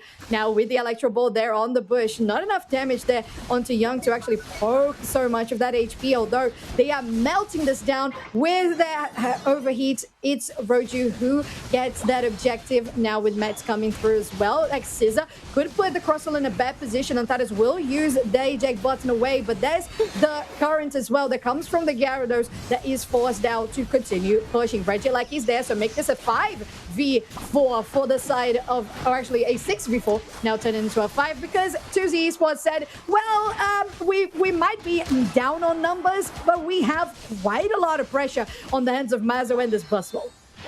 Yeah, that was actually a great comeback and turnaround from Twi Esports to go and defend that pad against pretty much 6 members of Entity 7 plus that Regieleki. But a great Electro Ball from Canas there to go and finish off that Machop, which means Eldegoss is soon to follow. But there's 3 members of Entity 7 here to go and stop the push from Twi Esports. So really, just down in the spot path, it was just a back and forth. But I guess Twi Esports, they don't really need to do a lot, considering they are at the 172 lead against 37. It's a very healthy 1-2, Kelly. And the fact that they have already taken down that top tier 1, it just makes it even easier to pull out plays like this. We eject button as well on the Hydro Pump, just able to finish them off now. That Leozine opening up a lot of space for Mazo to safely take that top Reggie on their own. Bot side, Knight takes quite a lot of damage, but it's again the fact that Entity 7 haven't been able to score that's hurting them. Yeah, it's hurting them, but they do have the numbers advantage with 4 members against 2. But you've really got to give it up to Crustle and this Alolan Raichu for being able to manage on their own. A great dodge from that Alolan Raichu, followed up with a Rubble Rouser of Crustle. They did end up landing that Rock Tomb, but it didn't end up connecting with that Machamp to stop them in their tracks. Yeah, it was close to getting that Machamp knocked out, but it was just off by a little bit. Knight though, healing now with that Cotton Puff too. Now going out here for a 30 dunk Leozine, 40 on Antares. That is a lot of points. That's going to be rivaled by only 40 by the Machamp on the side of Twi Esports tier 1. Yang will get immediately shut down as Villar is trying to get something, although the Hydro Typhoon will get everybody into the air, Kelly. It's just too little, too late. There's the Reggie on the bot side, and it looks like Twi Esports is all over it. Yeah, too little too late. I guess there is a moment there where it's like, you know what, I might as well use the Unite move now because there is still to get it before the final objective does end up spawning on up. But another Regieleki has been secured. That's actually heading towards that home base. So Entity 7, they're going to need some members to deal with that, meaning that Machamp ends up getting isolated out and sent back home. And Regidrago is just as easily confirmed by Twi Esports to 322 to 181. There's such a healthy lead for the Twi Esports squad, just really trying to make it into a 2-1 that they won against Entity 7 on week 1. That was a lot of ones in my sentence, jeez. Numbers. Well, once again, just yeah, numbers. Well, yeah, that's the thing. One. They have that tier 1 down in that bottom path for Twi Esports. So heading in with an advantage, going into this Rayquaza fight, Entity 7, they're going to have to try and make an opening, but you can even see on the mini-map there, looks like they're running towards tier 1 to try and take this away. Do they do it? They do, but they don't end up getting double points.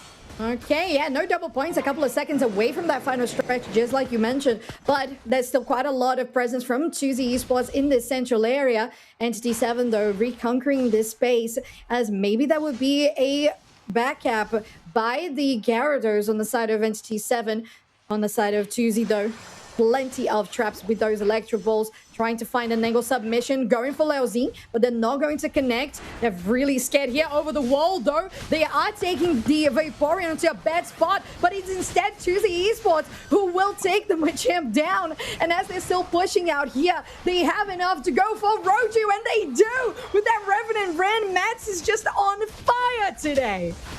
Absolute fire, because now they have picked up more KOs, shredding on down. Blastoise trying to buy some time with their Hydro Typhoon, but it just isn't enough. We do have an Eldegoss still left standing. Machamp has ended up coming on in, but it is just too late for Entity 7 to try and make a comeback against Twi Esports there. Well, it's a Groudon, though. We're not playing Rayquaza, so maybe the transferable buff could make a difference here. Now, Entity 7 sitting on this pad, trying to defend. There's the blast that comes from the Blaziken. Maybe lining up a good overheat, but wow, okay, onto the wall. The barrage blows is actually really good for Entity 7, but there comes Twi Esports once again. They were just so close, Entity 7, to being able to defend that one, but it was just not enough. Twi already on the lead with 30 seconds to go, just really cementing their lead. Entity 7 may have been able to take game 1, but Twi Esports said, you're not going to have an easy run this time round. Being able to secure that second game and safely take it to a game 3. So Entity 7, they still have some work if they want to not go down to Twi Esports twice. In the same 2-1 fashion, Entity 7 does not want to let that repeat. Absolutely not. But Twi, what a great game they had. That was just laser focus that I felt coming from Mats, from Mazar too. I feel like the Buzzwole gameplay, to me, feels more in line with what I would expect of Mazar, because he's very aggressive. And the Buzzwole can withstand more damage than the Mimikyu can. Yeah, I think it's just being able to get those isolations.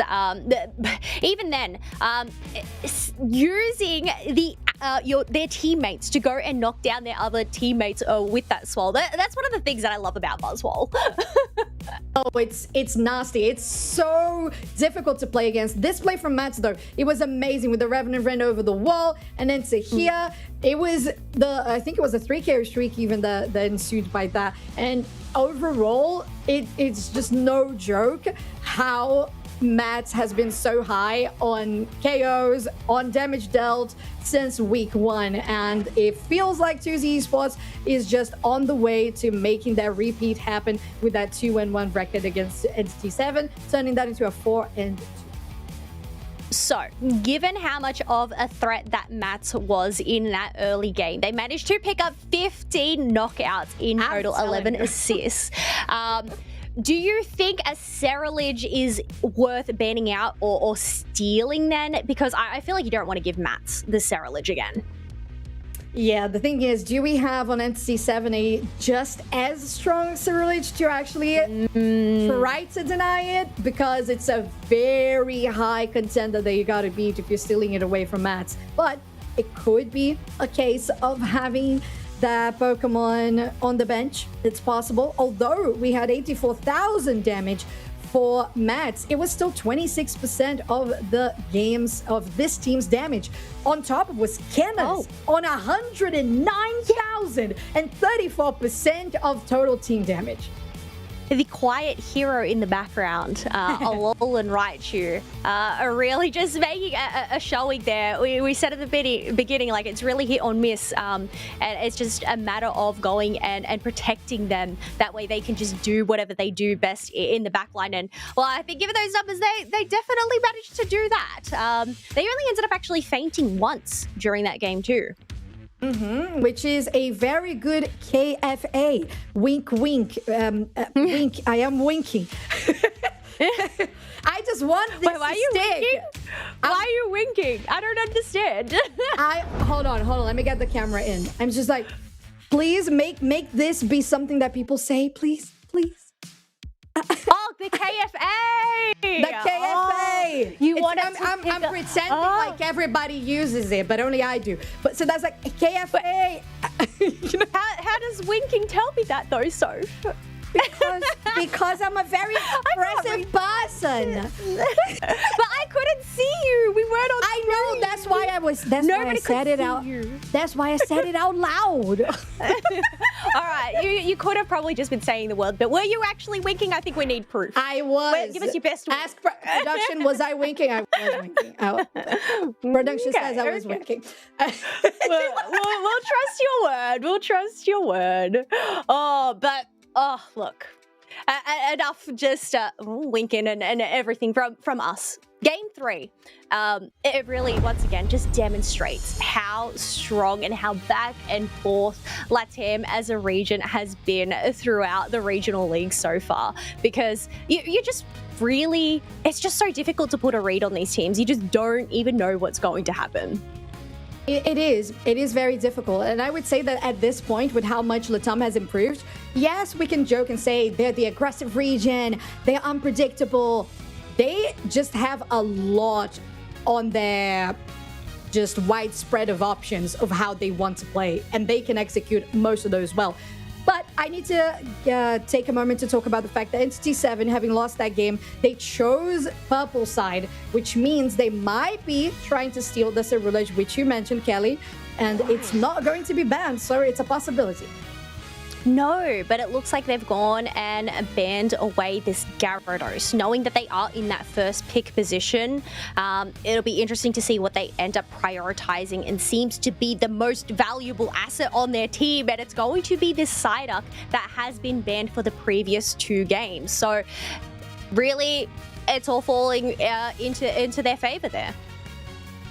And I would say this is what you want to do. It's not because the enemy has a good Cerulege that you have to steal it away from them. Just pick what you are the most comfortable and proficient in. And Mats will also pick what they're most proficient in, and it is again the Cerulege with 31% encounter rate, a lot of those coming from Twi Esports. Now paired up with that Blastoise is a lot of good setup at C7. I would see them going for a defender like a Crustle to set up really well with the Disable that can come through on actually the Psychic that can come through with that Psyduck, although they are hovering the Trevenant instead.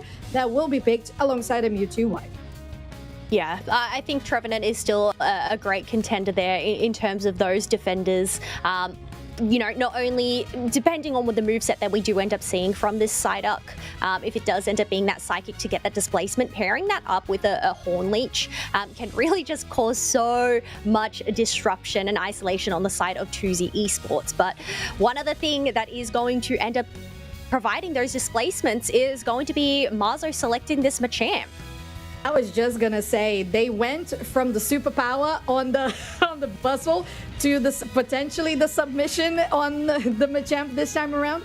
So a very interesting play there, and recognizing that Machamp's, who was it? Was Ryu was it? Yeah, I think it was Royu who played the Machamp the last time around, and they were very close to getting some very good KOs on the final defense with the barrage blows. So taking that away is a very good strategy. We haven't been seeing a lot of Zacians in these Latam games, but it is going to be picked here. 26% pick rate for Piplup with a Mimikyu.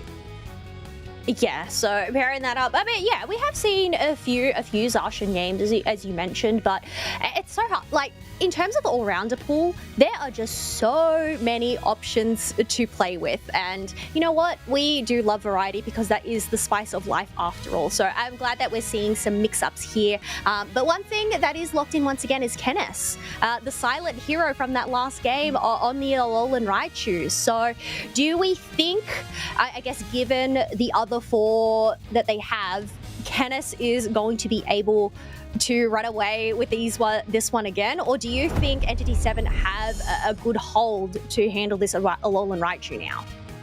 Well, with the Trevenant and the Psyduck, I feel like you mentioned, the Hornleech plus the Psychic are good combinations, but it's important to line up them pretty well so that you have the Psychic pulling into the Hornleech instead of Hornleech getting somebody away from the Psychic. So it can be a little bit delicate in regards to setting up the CC. But with the Mewtwo Y and having the engage ability with Zacian Plus, the Mimikyu, it makes a lot of sense that they are focusing on taking down Kennis. Just as soon as they appear on the edge of their screen, they have their eyes on the Alolan Raichu, they're onto them. Because although we had Mats as the MVP of the game, it was 109,000 damage, comprising of 400% See, numbers are not numbering today. 34% of total team damage. Well, one thing we don't really need to worry about numbers because this one's not too difficult. We are currently 1 apiece between Entity 7 and 2Z Esports, so it is match point for whoever can take this one home. Yeah, it's Entity 7 on the purple side versus 2Z Esports on the orange, the first time they've changed sides in this series so far. Once, as you would expect, the Hooper going into the enemy central, just trying to steal some of those buffs away. Those here on the bot side, we see that Mewtwo also trying to deny that evolution for the Squirtle. Yeah, I'm going to shut that one down as much as you can. Keep that pressure on in that early game. Otherwise, it looks like we have both central areas going into separate lanes. Oh, no, never mind. We have a redirect from Cerulege headed up towards the top instead.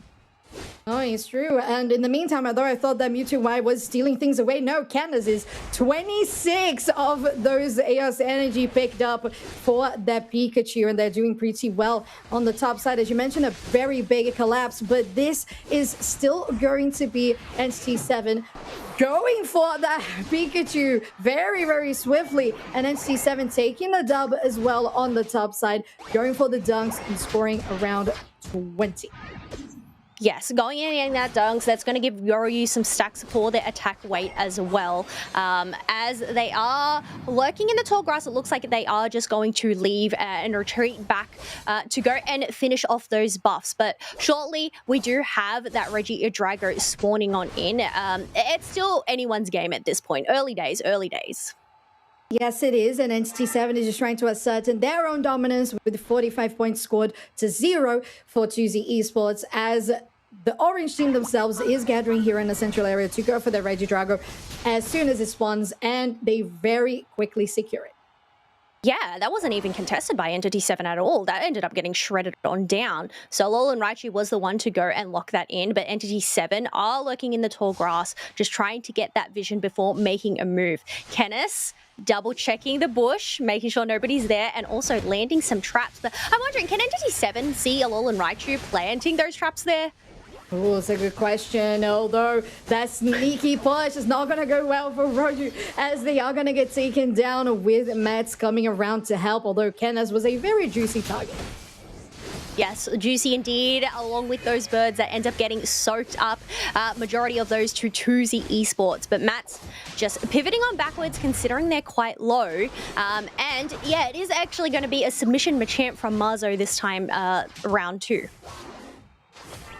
All right, 7 minutes on the clock, and the Reggies having spawned on the top side. Reggie Alecki on the bot side, random Reggie.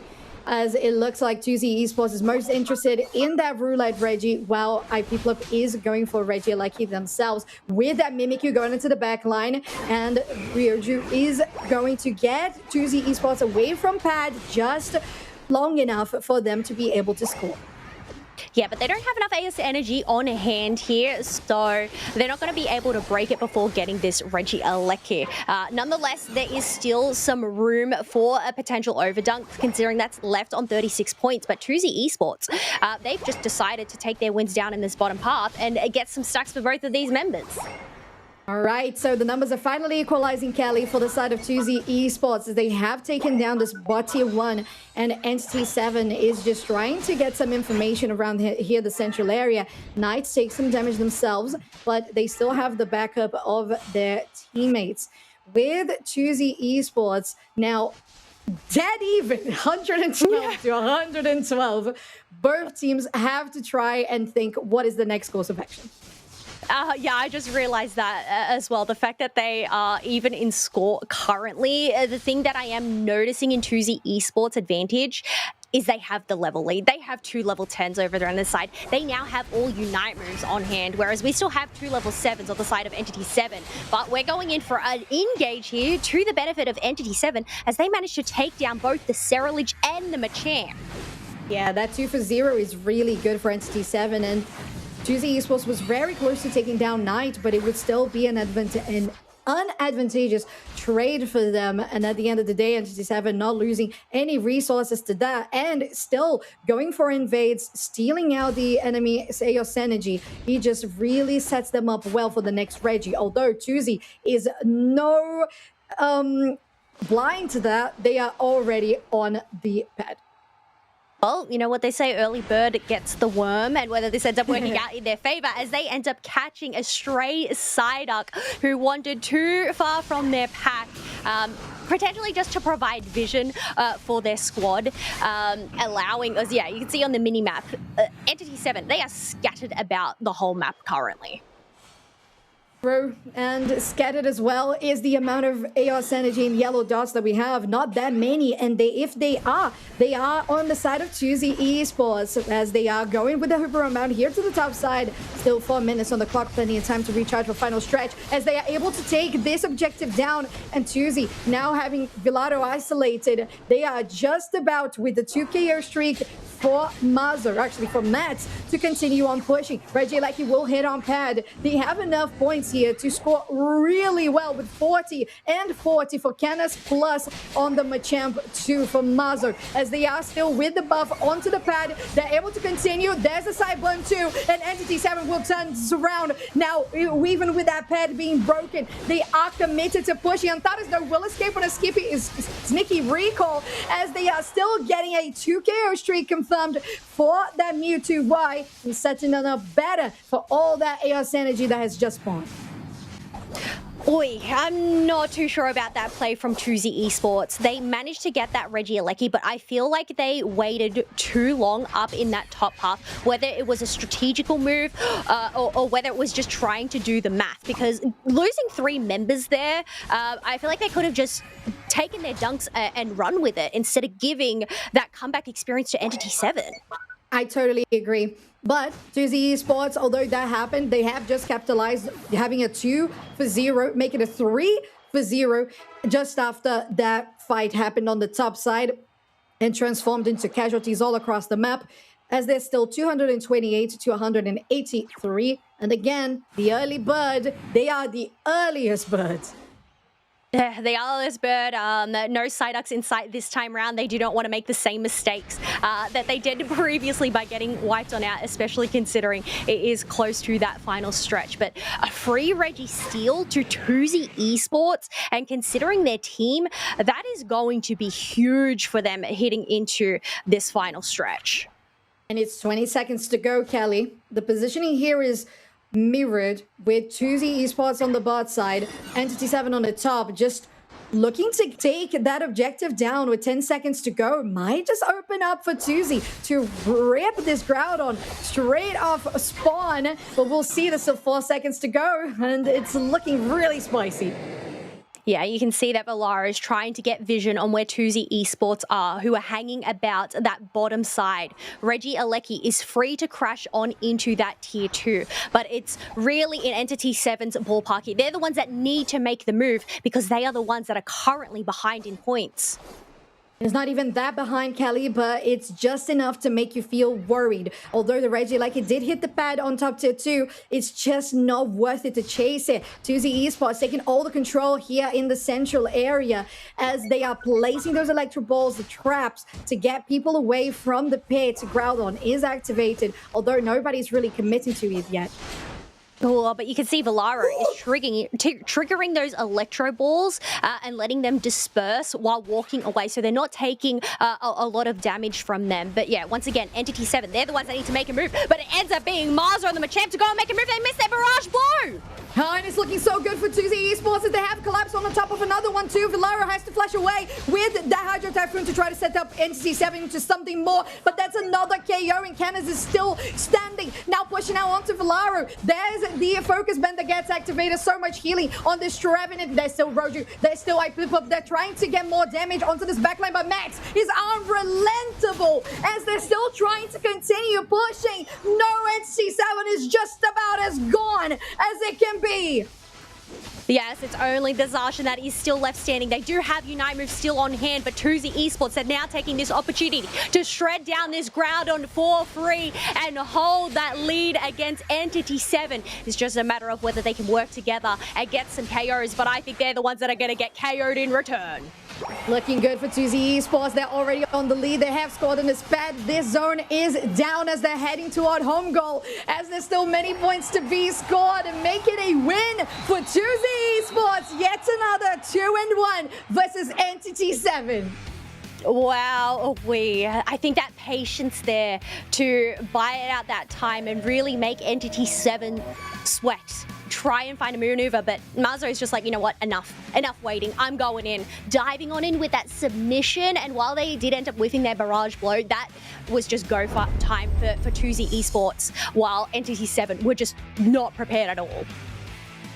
It was an interesting game, I have to say. Some moments that Entity 7 took the wheels, took the wheels, and it felt like they were dominating. Twi was behind in points, but all of a sudden it was 112 to 112, and Twi continued to win. And that's just something that this team does really well, is control mid to late game. All of these flanks that were done by Mats here on the final push, how they isolated Knight, and just having Canis be protected at all costs is just something that this composition required, and Twi knew how to deliver.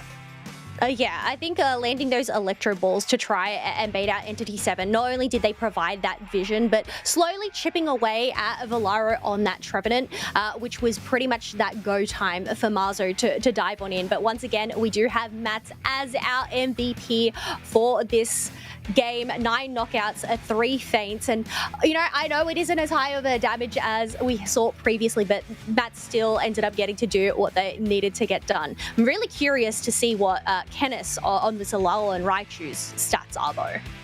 Me too, because we might not see like the final blows on the knockout scenario. 53,000, so it's still way bigger than we have on the Zero Ridge. But my point being, we see the chip away of health happening because of the Electro Balls, and you not necessarily see the Alolan Raichu taking the last hit on a knockout. So it's understandable that they wouldn't have as many, although it was always so pivotal to have those traps to get people away from objectives. And we see here on the graph, it was close up until the moment that Entity 7 started not being able to finish the moves on team fights and just falling behind up until the point that Tuesday turned it over. I mean, still overall, such a close game. The fact that they were neck and neck at one point on 112 points just really goes to show how strong both of these squads are. But yeah, in the end, Twi Esports takes it again for the second time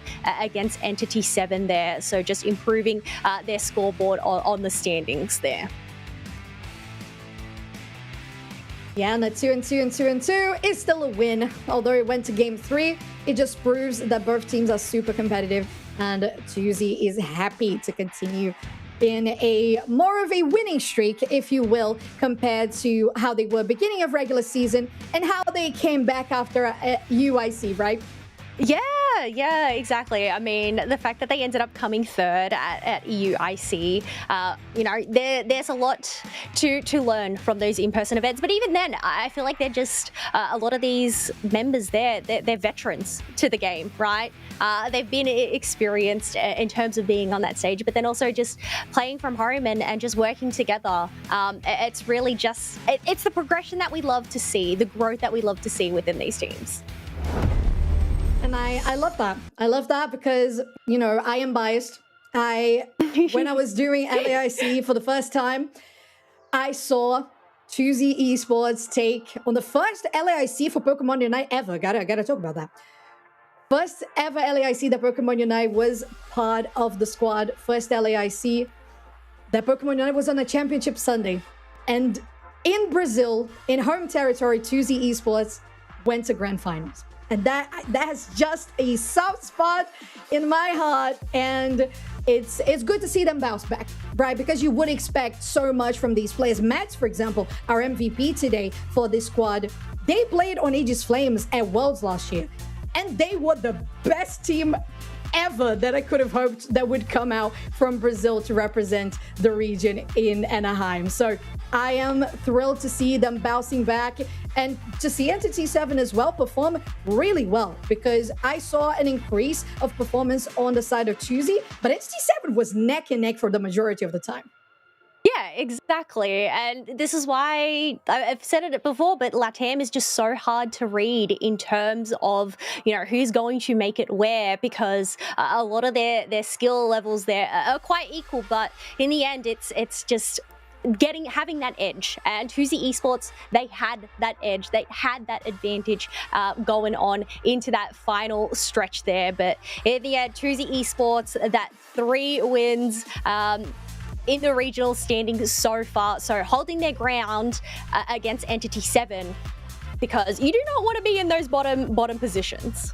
No, absolutely not. And they were tied, and majority, if I'm not mistaken, we had a 3-way tie earlier today. Yeah, I think we had a 3-way tie between Twi CACM and Entity 7, I think. Something like that. It was a lot of teams that were tied on 2 and 4 today, and this moment in particular was very important for them to feel a little bit better, get into, the lighter purple side of the standings and feel like, okay, we are prepared to play tomorrow on Sunday and get the day 2 of week 3 of UCS on the way. So it's good to see that happening. And we're preparing an interview soon to happen with Twi Esports, which is going to be so fun, Kello. And I'm super excited to see how they feel after this, because with a 3rd place at EUIC, this definitely bodes well. Oh, 100%. But we are going to throw it to the regional standings for all regions there. So earlier on, we did end up seeing BH3 Esports holding their ground up at the top of the leaderboard, still currently undefeated for the EU region. But Force Gaming, they're also still undefeated for LATAM. I know later on, we're going to end up having Evil Geniuses up against Root Dignitas, who are both currently undefeated. So that's really going to shake things up for North America here. But we're heading into the second portion of the regional leagues, where teams have already versed each other once. It's now getting into that territory of, well, we versed you once, Let's see if we can make any changes going into that second matchup there. But do have to clarify as well, we will not be going in for an interview there with Twi Esports. So looks like we're going to end up taking ourselves a quick break before our second match for LATAM region, which is going to be Peru Unite up against Infamous Gaming. So hold tight, folks, and we'll bring in Zoinks and Doob Snacks up next. And I think we might end up having an appearance from Chef, maybe too. So we'll wait and see. It's a surprise. We like surprises, right? Do you like surprises? I like surprises. Come back. You have to come back. Yeah. All right, break time. Yeah. Hi.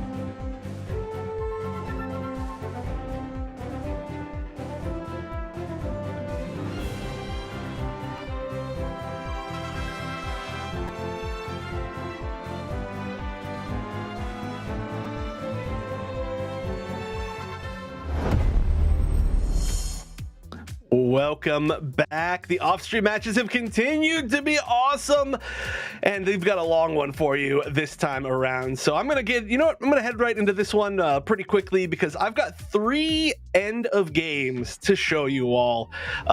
This is a great set between Extinction and Citadel Gaming in North America.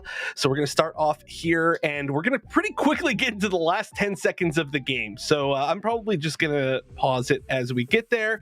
So you can see here, there are only a few seconds left before all this UI disappears. 220 for Extinction, 276 for Citadel Gaming. Now, this is at the end of a pretty scramble of a game, and we're going to see a lot of that throughout the entirety of this recap. But you can see it down here. Unfortunately, we only have one camera here. They're doing a great job, but a lot of back caps happening. So we're going to watch here mainly. This is going to be a great defense from Bora Reach. And then down here, there was a really important push, and it didn't quite work out is what I'll say, but you can see in the last 10 seconds, first of all, amazing defense, a 1v2 right here that prevented any more points from coming in. But down here, you can see the score right in this circle, so close to coming in, but not quite in time for the end of the game. So that one did end up as a very, very slight victory for the side of Citadel Gaming. And by slight, I mean like a few seconds. Obviously, the points are a little bit more than that, but it came down to, again, just back scoring. I don't know, lots of defense, really, really close stuff. Now, continuing into game number 2, we get to see, I want to say, maybe a little bit of a repeat, nothing too wild out of the draft, but you can see right here, Rayquaza is really kind of where it starts, right? We see already 349 point lead going to Citadel Gaming. Now, Extinction, they had to steal that away. They did manage to take it on the flip, but of course it's not over at this point, right? We see an amazing stop right here. Flareon stopped from scoring a hundo burger that would have ended the game for sure. We can see Sam getting a score in, but there's still a 150 point difference. Now, once again, I'm going to have to point you to the mini map. There's a huge decision that happens here. So obviously, we'll just pause it right here. So obviously there's a few people coming down from the top path, and then this group all going down to the bottom path. And what we have to really look at here is the decision made by Charizard, and we'll point that out in just a second. But for here, you can see just a little bit of more of a normal push. They do manage to get the points in, of course, with that shield down by just about 20 points. But there's a decision here that's being made, like I said, from this Charizard that you're looking at right here. Do I go back up and defend against who's pushing this goal zone, or do I defend against these 3? And you can see that the decision was made. They're sitting here, they're defending bottom. They move up to try and defend against Metallic. And in that meantime, we see several scores in from the members down on that bottom path.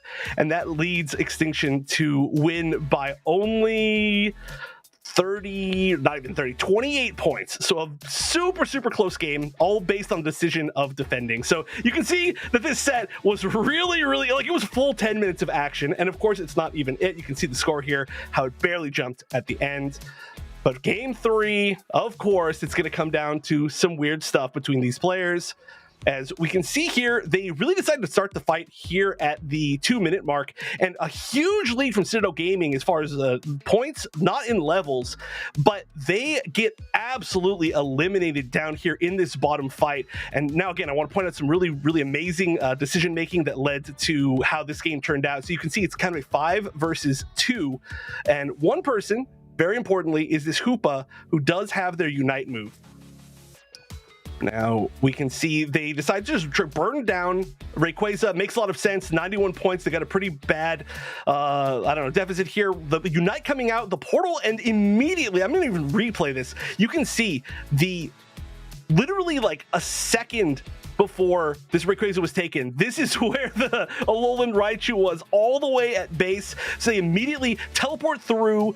I'm once again playing this backwards. They immediately teleport through, they respawn, get the final hit on Rayquaza, but then of course, it's not quite done after that. They do need to clean up a few more members. They do manage to teleport everybody back through that Hoopa portal, clean up a few remaining members of the enemy team, and they managed to make it all the way back. So really, really good stuff to recover from what was nearly a throwaway game from Citadel Gaming. But Citadel Gaming does win this set 2-0, and that's going to really get close to evening up their score with Extinction. Really good stuff to them. Again, this was a really long one, but their sets went down to the final seconds basically every single time, and I just want to showcase some of those plays. A lot of I really love any of those, like, we have to decide where we're defending at any given moment, and that decides whether we win or lose. So great stuff with scoring for both of those teams, and once again, they're fighting for those middle spots in North America, but we'll continue on with that later, as I'm going to go send it back to the I don't know. I got nothing. I'm going to say the original Dunkheads once again. I had something. I honestly forgot because this was so long. Doomsnacks is laughing at me right now, but I'm going to send it back to Doomsnacks, and maybe you got something funny. Take it away. I'm gonna let that linger, my friend, Chef. We're gonna throw it back to the I don't know.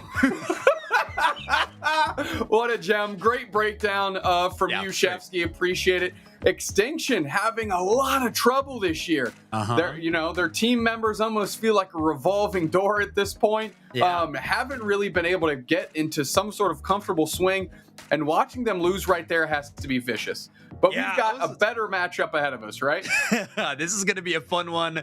I have personally chose this one as my match of the week for Latin America to be watching. This is Peru Unite, of obviously your current reigning world champions, going up against in-region rivals in Infamous Gaming. They really put themselves on the map this year at LAIC, I think, after a great run as well. So can't wait to see this duel. One last note about that NA match that we just watched that Wonder Chef broke down for us. 3 Rayquaza games in a row? What? Who is choosing Rayquaza each time? That's crazy. The absolute space cadets that were playing on those two teams, without a doubt. Infamous Gaming on the other side here, gonna be knuckling up against Peru. Again, Peru, I think, is one of the teams to watch, just because of they almost feel like they're constantly on the bounce back. Ever since winning the world championships, which means for Infamous, it makes it just a difficult spot to be, but they are competing within this LATAM league incredibly well. Yeah, they're looking fantastic. Honestly, I looked back at my whiteboard for a second to see my 5-space rankings, and I was saddened to see that Infamous Gaming is not on there. I need to not a good look for me, especially because they're currently ranked number 3 right now in the Latin America Regional League. I think above Peru at the moment. So they're having a great season so far. And I got to put some more respect on their name. Good as Tuesday. Looking at that last game too, though. Play as well as you want. Right. The vibes need to be there as well. These are vibes-based. He's the vibes-based analyst. So, I doubted my vibes. I should never doubt my vibes. And I shout out to Infamous Gaming for failing the vibe check. Yeah. So if you want to get on the power rankings, get the power of your vibes up.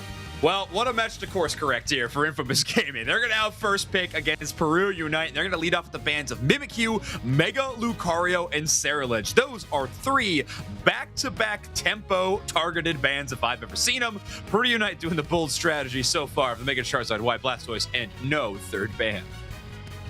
Just bold decision here as we find out if that's exactly what we went with. This Infamous Gaming is on this Mega Mewtwo Y.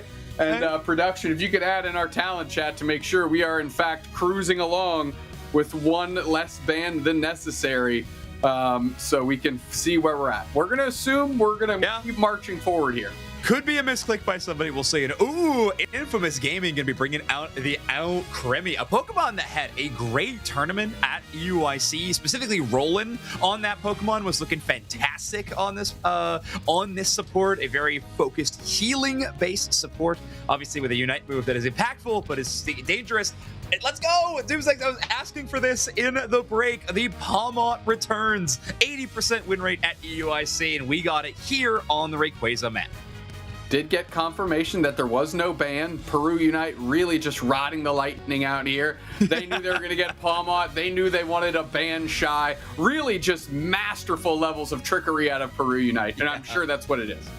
The old bamboozle draft, my favorite. We'll see if it plays out for them in their favor. Tempo will have the last pick, currently hovering the Buzzwole, a Pokemon that has gone back and forth, I think, in terms of viability against the Blaziken in particular. Obviously, that early game with the Muscle Gauge can get some quick KOs, but as soon as the Combustion starts showing up, that Blaziken can be really tough to play around in terms of trying to secure wild Pokemon. So we'll see if Aramis or Tempo can kind of get started quicker. That'll be a major defining factor of the top side of the map.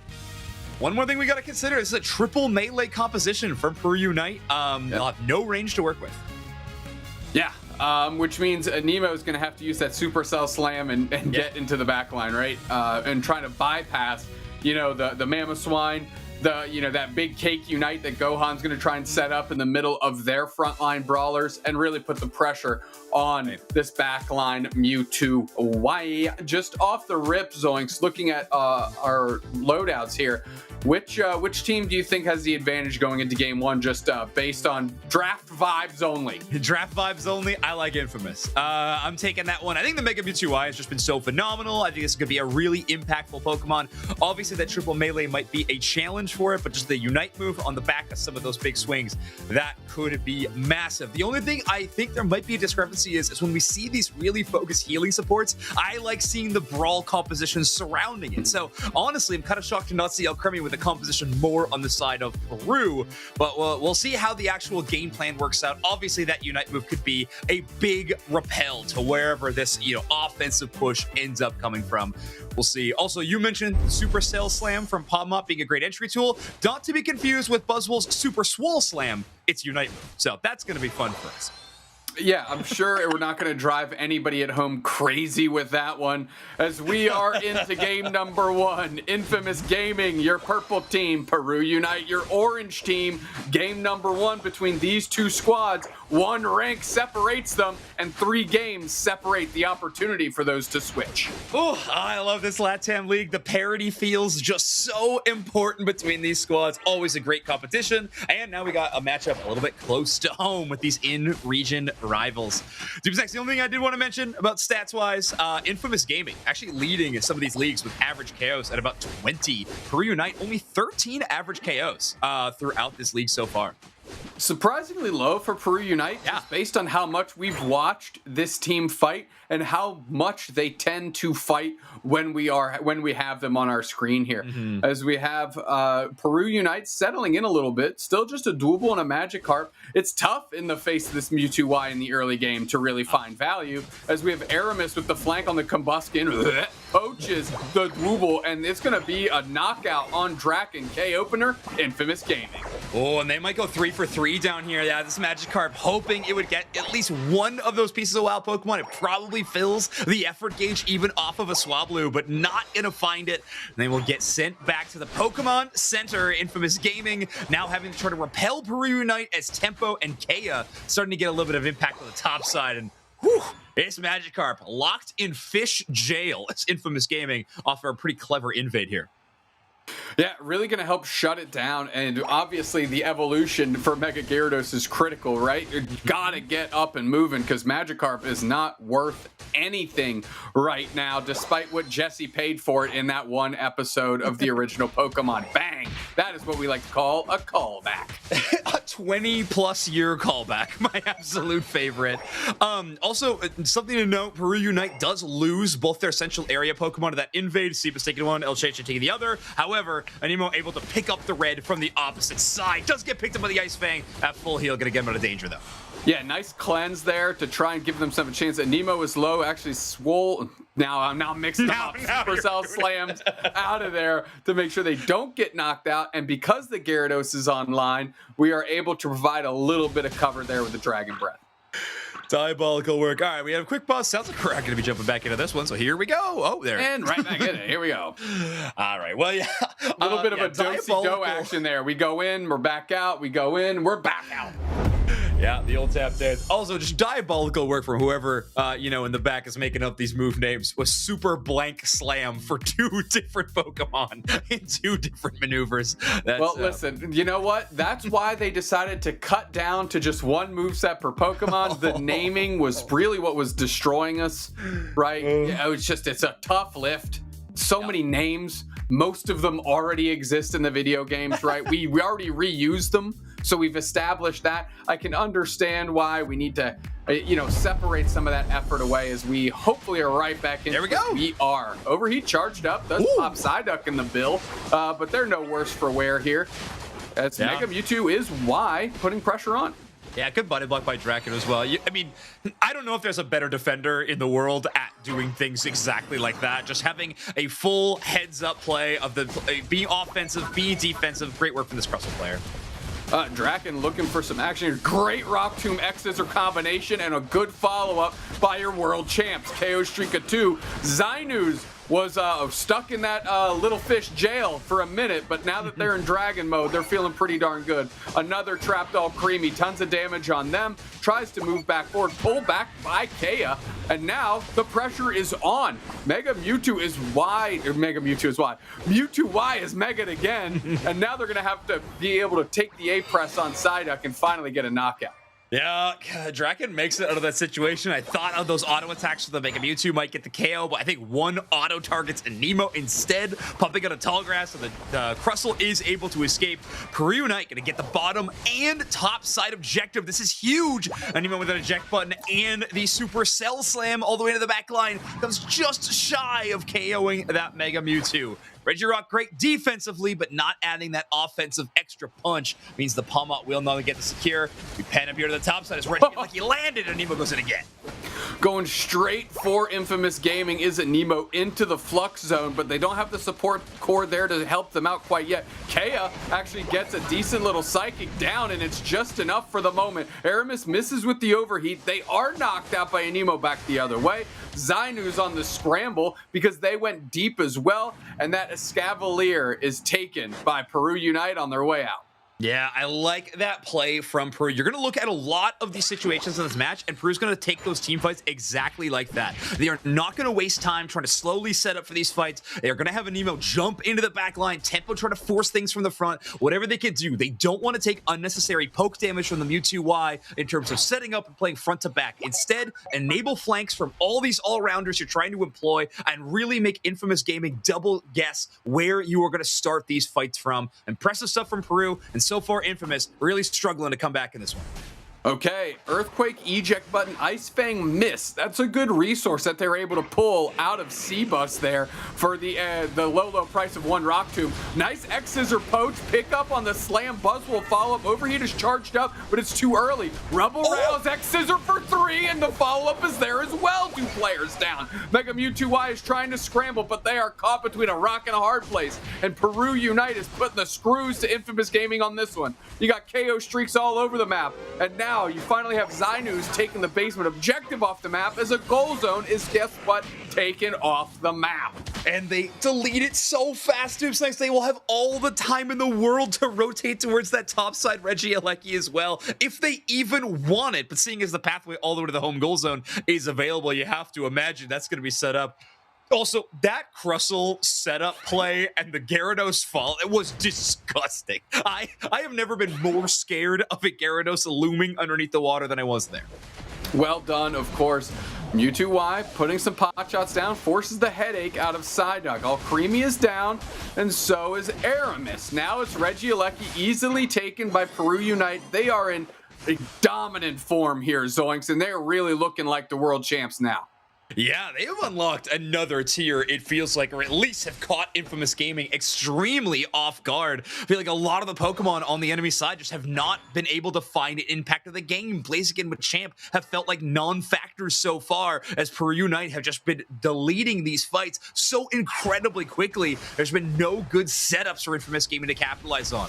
Forced to take out this Regieleki and just defend the little goal zones they have left, as we are a minute away from the final stretch, and Infamous Gaming at this point can't even look for a comeback. They just have to wait for Rayquaza and hope that might be the big impact play they need.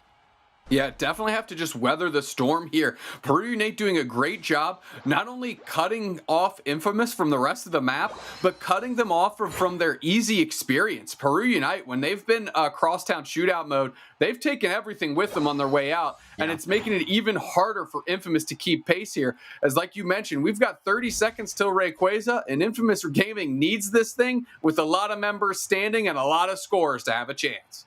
Yeah, that's a great point, Dupes Next. Like, every time they're roaming through that central area, it's just so fast. I mean, Palmont and Mega Gyarados both having so much mobility and pretty fast rip. Like, they can take those like those little mini objectives and immediately get back towards the team. It's a very safe attempt at burglary. So, great job so far. And look at this position into Rayquaza. Complete dominance of the entry point into the Rayquaza pit. They will forfeit that top side, but seeing as Infamous Gaming is playing so much melee, they don't have to worry about an easy entry into the Ray pit. Great Rock Tomb to suss out where the Machamp was. Actually bullied them out, and Zainu's taking that spot. Another good Rock Tomb shutting it down as we've got a fight looming. Yeah, Kea could pop up a little bit. Is playing the Psychic, so that smaller hitbox, if they do find an enemy Pokemon in the tall grass, will still have the ability to activate it and pull them out. A reminder, with Peru Unite having such a gigantic score lead, the clock is one of their best allies. Buy more time, it just slowly removes the win conditions and the comeback opportunities for Infamous. They're going to start things off, though, as 90 points in the double scoring period of final stretch will go in on the top side, but Infamous Gaming are going to need a lot more than that, and they're running out of room. Seabus trying to Earthquake in, caught in the Rock Tomb, Sweet Scent down, everybody retreats again. Peru Unite using this clock incredibly well right now, Zoinks. Yeah, they bought so much time. Machamp looks for an entry here, though. Cross chop submission right into the cake, built up, but nobody's there to play ball. That cake is just going to stand there, healing off everybody with full HP. Mega Gyarados is under the waters. They're looking for a target. They can't quite find one, but they are Mega now. Psychic is down on Aramis, and now we're popping our own Unite move to cut down on the damage they can deal, but it doesn't matter. They're still gone. 2 players on Peru Unite have been dusted. Here comes the Buzzwole, need to make a difference. Ice Fang pick up on the backside, and they still have an Emo to deal some damage. Buzzwole Unite is finally out, but they are taken care of in that exchange. Suplex submission and bang, another player down. It's just the Crustle that hustles. 25 seconds, they're sitting in the pocket here. Infamous Gaming needs to focus up. They're trying to put some damage down. The Mewtwo is getting chased, and the Machamp is trying to rip. Mamoswine getting 58 points in, but that's not enough. With 10 seconds left, you have to wonder if Peru Unite has used just enough of this clock to hang on to the lead. Oh, Draken with a brilliant defensive play on this Crustle. Understands the Machamp is not going to be a threat in terms of ripping down the Rayquaza. The only Pokemon that maybe could have contended was that Mega Mewtwo Y, and they make the perfect play call to choose that Pokemon to bubble out and force out of position. Peru Unite defensively hang on to that gigantic lead and hold it down. 329 to 191 in this LATAM South duel. They'll be starting 1-0 in set count. What a match there. Holy. Nice little fight at the end. And I'm surprised Infamous Gaming cobbled together such a decent strategy into the foray, because they were just behind. Now, you know, we're kind of seeing just Peru Unite dominate in these highlights until we get to that Ray fight. Yeah, a lot of clean looks. I really liked sort of this pseudo dive, but mostly a brawl composition. That was just truly nightmare scenes for Infamous Gaming. Peru setting up one of the best offensive plays. But take a look at this. So they avoid the Mega Gyarados Unite move first and foremost, and then after that, they do a pretty good watch split. The Mega Gyarados going in extremely deep here, being shut down by the Mega Mewtwo Y and Machamp, really gave Infamous Gaming a big opportunity. But again, at this point, the writing was just unfortunately on the wall. Peru Unite by so much time in the early stages of this final stretch. At that point, just no opportunities to come back in the game. Nemo gonna be your player of the game on the Palmont. 51,000 damage done and 7 KOs to their name. No slouch, and certainly not allergic to this most valuable player title is Anemo. We've seen their name pop up quite a bit, and this Palmont was a lot of fun to watch. I love how they navigated around the fact that they didn't have any range with just how they were approaching these different fights. You called it out. mid-match, right? You send a Nemo into the back line, and then you try to put the screws on with Zainus and Tempo from the front, and let Draken and Kea just isolate or trap whoever they need to make this push a viability. So great strategy there, a lot of fun to watch. But if I'm Peru Unite, I'm just breathing a sigh of relief, and I'm saying, hey, at the end, Yiru still caught us with this Machamp, still set up a clutch knockout, and really, they beat us in that team fight despite being down on levels. So Peru Unite, they need to tighten it up despite winning that first game. Yeah, we've always said it. There's a whole lot of impactful fights, but none as impactful as that final one between these two teams around these major objectives during the final stretch. So for Unite, loving this score graph that they're able to hold on to that score lead up to 329 at the 6-minute mark, by the way. That is a moment of dominance for this squad. Really, really clean game from them up, of course, until that Machamp started getting to work. And there's that Palmad heat map all over the place, spending a lot of time actually right in the middle of the map, surrounding around where Regidrago is spawning in, or of course the Rayquaza near the end of the game. Yeah, I mean, let's check like the light blue that we're seeing on the left-hand side of your map, right? Yeah. I mean, really attacking that tier 2 goal zone from that top path, and also leaving with an Escavalier multiple times on their way out after those pushes or after those deep engagements. Very well done by Anemo, and that truly felt, at least for the first 8 minutes, Peru Unite was back to their world championship form. They looked great. It looked amazing. Also, shout out to Ademo. You are calling out where they're getting EXP from. Certainly wasn't their own central area, averaging only 1422 experience per minute. That is incredibly low for a central area player who is hitting basically at minimum in the 1500s. So going a lot more in the knockout direction of this game. And of course, score tempo to start that matchup. So great looks for them.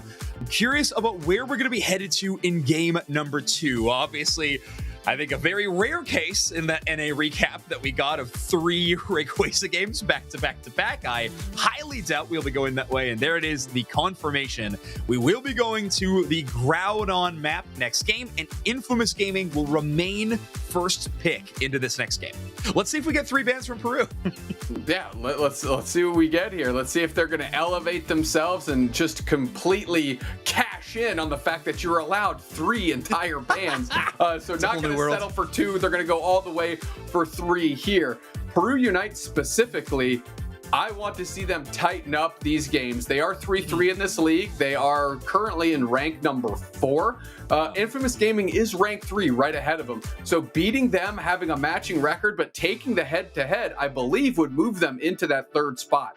So Peru Unite, play the first 8 minutes the same, play the last 2 minutes completely different. Like, just exactly, just be better, right? Yeah. They're using the clock incredibly well, but you still can't get caught and open that door of opportunity, especially if we're going to be playing on the Rayquaza map for game 1 of all these sets. Yeah, 1000%. There are things to be cleaning up, and what you were talking about in terms of league settings, you were 1000% correct. And if a win here for Peru Unite would tie these two teams at match score, but of course, maybe becoming more important will be the head-to-head tiebreaker between these two teams, which obviously with Peru with the win here would have the advantage over Infamous Gaming.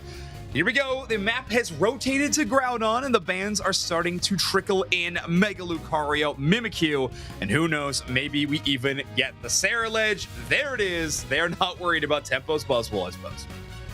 And let's see where Peru Unite goes. Do they even want to ban? Do they know they can ban something in this 3rd spot? At this point, you'd like to think they do, and we're actually going to select something. It looks like literally anything is fine at this point. You know, that's an upgrade than just letting free reign. I do enjoy this Hoopa ban. I like when teams isolate things that can really take them off their game. Yeah. And hyper macro, essentially, that Hoopa gives you is a great way to try to keep your advantage that you've built. Yeah, exactly. If you can slow that down, even with a ban, you're going to be feeling a lot better. And it felt like Peru Unite had a pretty good response to the traditional healing in Alcremie in that last game. So if they have a plan to shut down Recover, shut down that big cake Unite, they're going to be looking all right. And Peru Unite's going to lead in with some very familiar picks for them. Psyduck for Kea, Zainus on this Mega Gyarados. But now it's Infamous Gaming's time to swap it up, and they are going to lock down the Crustle. Draken going to be looking for a new defender home. Anemo grabbing Palma quickly, which is unsurprising given how they played last game. Draken grabbing Snorlax, a Pokemon they've played literally for 5 years now. We'll see where Infamous Gaming rounds out. Gohan really feeling that Alchemy. I'd like to see some better Unites, though. We saw one get baited out there in the Rayquaza, and after that, I don't think we saw another one on screen, or not one that was impactful. So we really want to make sure that if you're using that, it's at the right time to top off multiple players at once, because that's really where it shines. It is a really tricky Unite move when you think, because it works very similarly to something like Eldegoss, right? You have a large area of effect heal, as well as you're probably waiting to get Buddy Barrier value out of the Unite move at the same time. So, but Eldegoss kind of has the natural cushion of it's in 2 stages. You get the Buddy Barrier immediately, and then you can choose where and when to drop down your big burst of healing. Alcremie, you have 1 moment to make that decision. It is, I guess, for lack of a better term, a baitable Unite move. So with Peru Unite, you are going to have a lot of moments where you consider to use it. Sometimes you pass up on it where otherwise it would be great. Alcremie, big impact in the healing numbers for sure. Recover is amazing in that way, but that is a challenging Unite move to execute against these top level teams. Without a doubt. Of course, the worst thing that you can do besides getting the Alcremie Unite move baited out is getting KO'd before you even use it. And then the whole team is just staring at you like down the lane, like, come on. Right? You couldn't hit the button? Couldn't have saved someone? Where's the fluffy cream supreme? Come on. So listen, these players are solid. They have the experience here. So when I ask, I'm not asking for the moon here. I'm just saying, hey, let's make those a bit more impactful. Yeah. I know they want to use it. They know they want to use it. This ain't solo queue out here. We're trying to save somebody with that Alcremie Unite. Let's just try and get as much value as possible, you know? Exactly. Yeah, I personally, I want this thing to go to a game 3. So here we go. Let's get into it. Game number 2, Infamous Gaming on the purple team. Peru Unite leading this game 1-0 on the orange team. Here we go. We have the Mega Mewtwo Y in the top path this time. I believe we saw it bottom to start the other time as they switch. Machop is down there right now. But it's going to be tough in the face of Kea and Tempo here. I mean, Psyduck already popping their headache, and this thing is just annoying to contend with. Yeah, it is tough. Cebus has got some annoying pieces of their own. That little rock slide is a pretty long stun for an early stage defender. But so far, so good. These teams just trading quite evenly. Big play by Buzzwole, though, to pick up a pocket full of 13 and a lot of EXP. Another headache proc out of Kea there, and that's going to be enough to space C-Bus out. Buzzwole goes for it. I still believe that, I think they got the secure on that too. Yeah. Between them and Kea and Tempo were able to get it done. So good look early stages, really keeping down this Mewtwo Y.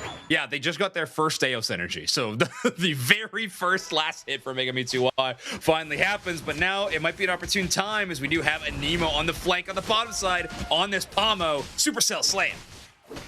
Going straight for it. Mewtwo taking a lot of damage here. KO just fine. A-pressing and procking another headache as they are going to be Bubble Beam just in time. And Nemo goes in trying to take advantage of the marks that were put down onto that Mewtwo. And although they can't get a knockout there, they do get a considerable amount of points in.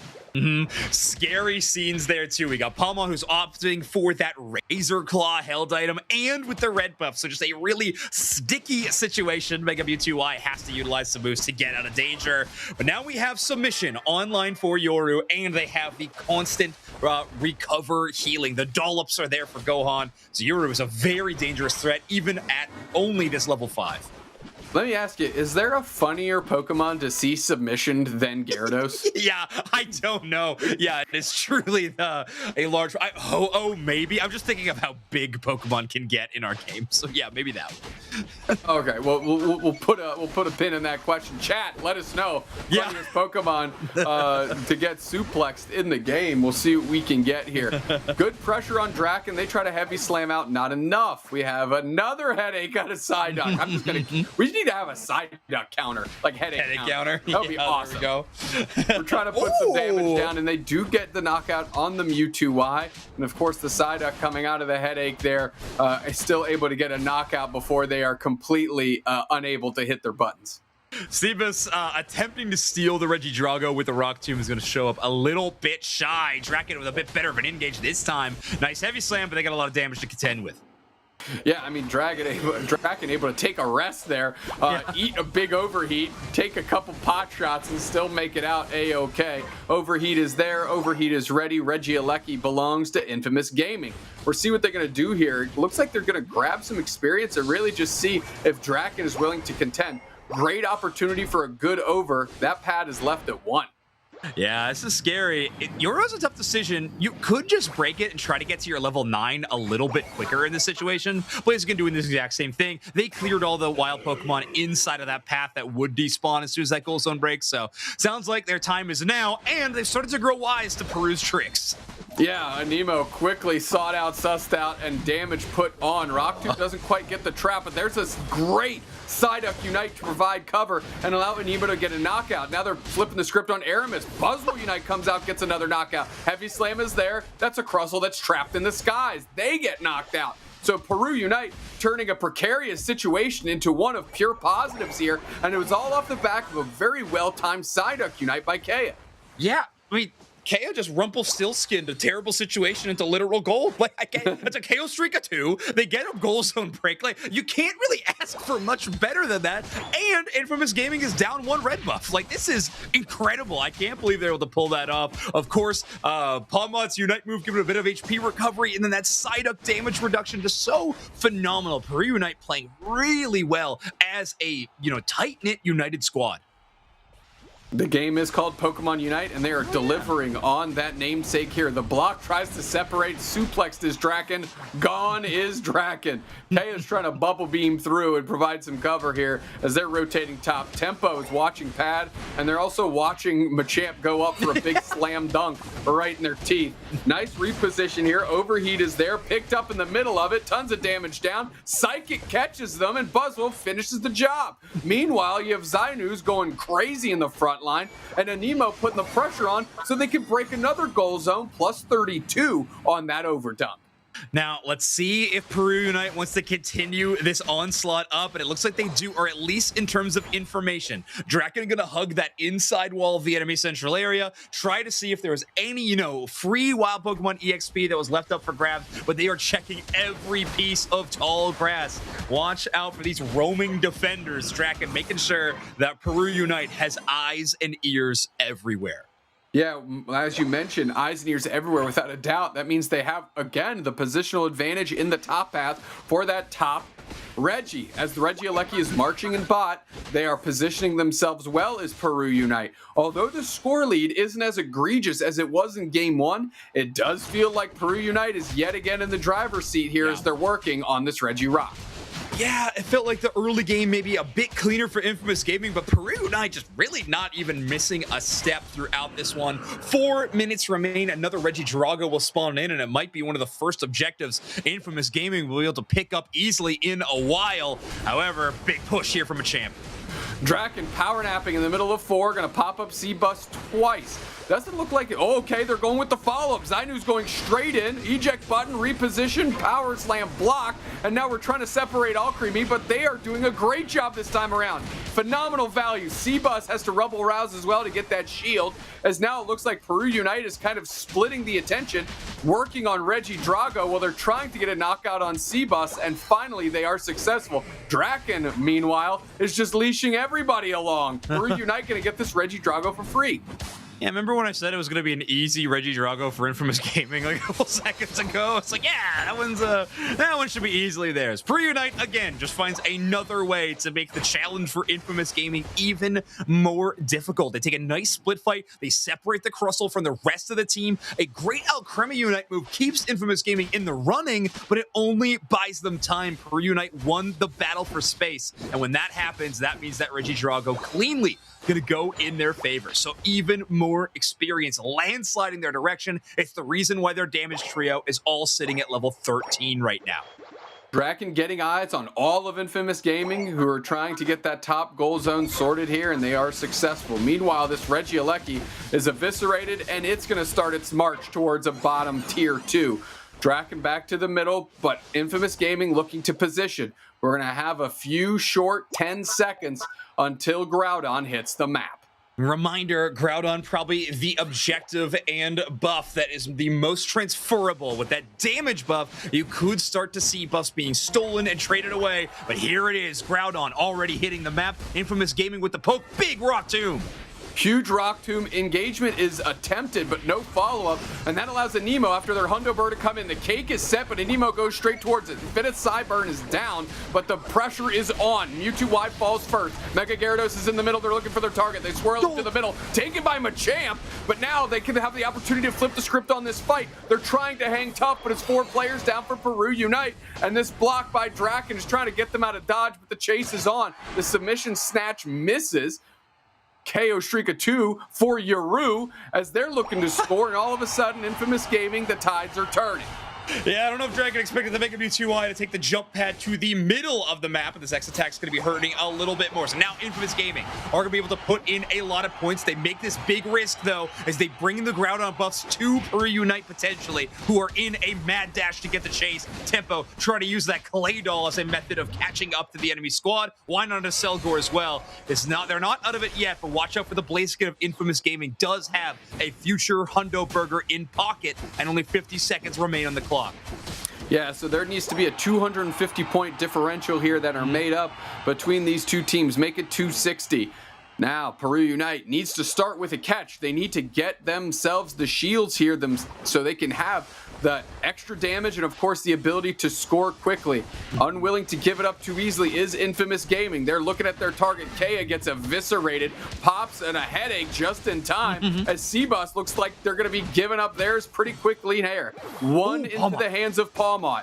Now they need to put in more points. They need 260 is what they need. Create separation. Mega Gyarados is under the water. We're building a cake in front of their face as well. Can they even get one? Machamp Unite punches them into the wall, stops everybody from trying to score, and Infamous Gaming is looking for that full team wipe to close out this one, and they got it. Infamous Gaming going to be sending us to a game number 3. Dupe Snacks, incredible work by them to shut down this Peru Unite squad who was dominating that game number 2. A well-done team fight around the Groudon. They bring things back. When Palmot got that Groudon buff, I thought that could be a major difference maker. A level 15 Palmot. The 50% damage boost is a terrifying thing, but I think we were just out of time. Peru Unite forced to do attempt to score at the same time as taking a fight because of the lack of time to work with.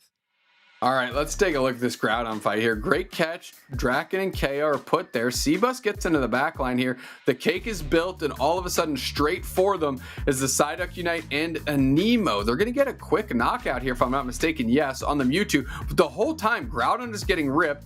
And it's the Machamp Unite that takes it right there, knocking everybody backwards and securing it for Infamous Gaming and a KO Shrika 2. Yeah, that's so huge. Machamp with just a perfect positioning. Again, just one of the benefits that submission will give you access to, the ability to run around in the mix and not be hit by any of those crowd control moments. Yoru definitely earning your MVP award of game number 2. Only 3 knockouts, only 48,000 damage. But again, the impact on this game cannot be understated. Scoreline of 173. Very impressive stuff from this all-rounder. Yeah, I mean, securing the objective is exactly what the doctor ordered for Infamous Gaming to be able to walk away from that one with a win. I mean, you look at the damage numbers across the board for Infamous Gaming, not super duper impressive. Even the healing out of Gohan is almost 30k less than in game 1. So, I mean, I feel comfortable in saying that Infamous Gaming did not have the game that they were looking to build to rebound from game 1, but because Yoru stepped up, used that Unite move in a clutch fashion, secured, they leave themselves with the win and an opportunity to make it all right here in game 3. Yeah, a close call too. I think in that replay we saw Aramis's Blaziken, the overheat knocks down the Groudon HP bar to just below or just above actually KOing that Pokemon. So a dangerous spot to be, but in the end they got a teammate that can clutch up just the same. Take a look at this. That is a bottom path Machamp player, but take a look at how much of that heat map had to be lit up on their own side. A lot of defensive play as Infamous Gaming were backs against the wall in the majority of this match. I was just about to say, that's not what you want your heat map to look like if you're a Machamp. That means you're on the back foot a lot.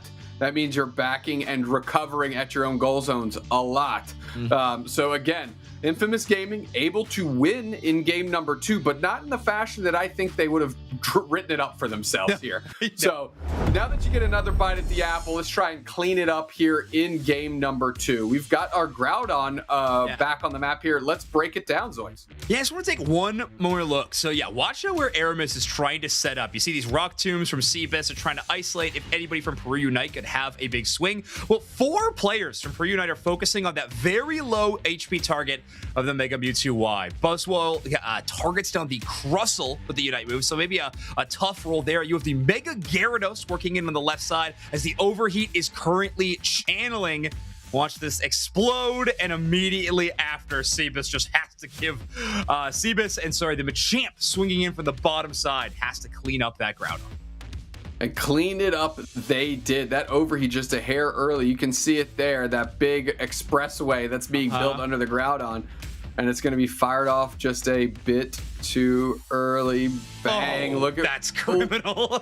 And then, so maybe Yuru was just panic mode, like,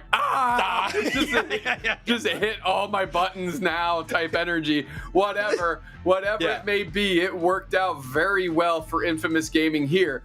Because of how condensed everyone was as well. The fact that they secured Groudon on like the first clip of that Machamp Unite, it means the damage power up of that buff was for the rest of those 1,000 punches that got just polluted into the face of Peru, and really helped them get some quick and swift KOs so that Peru couldn't even fight back out from underneath.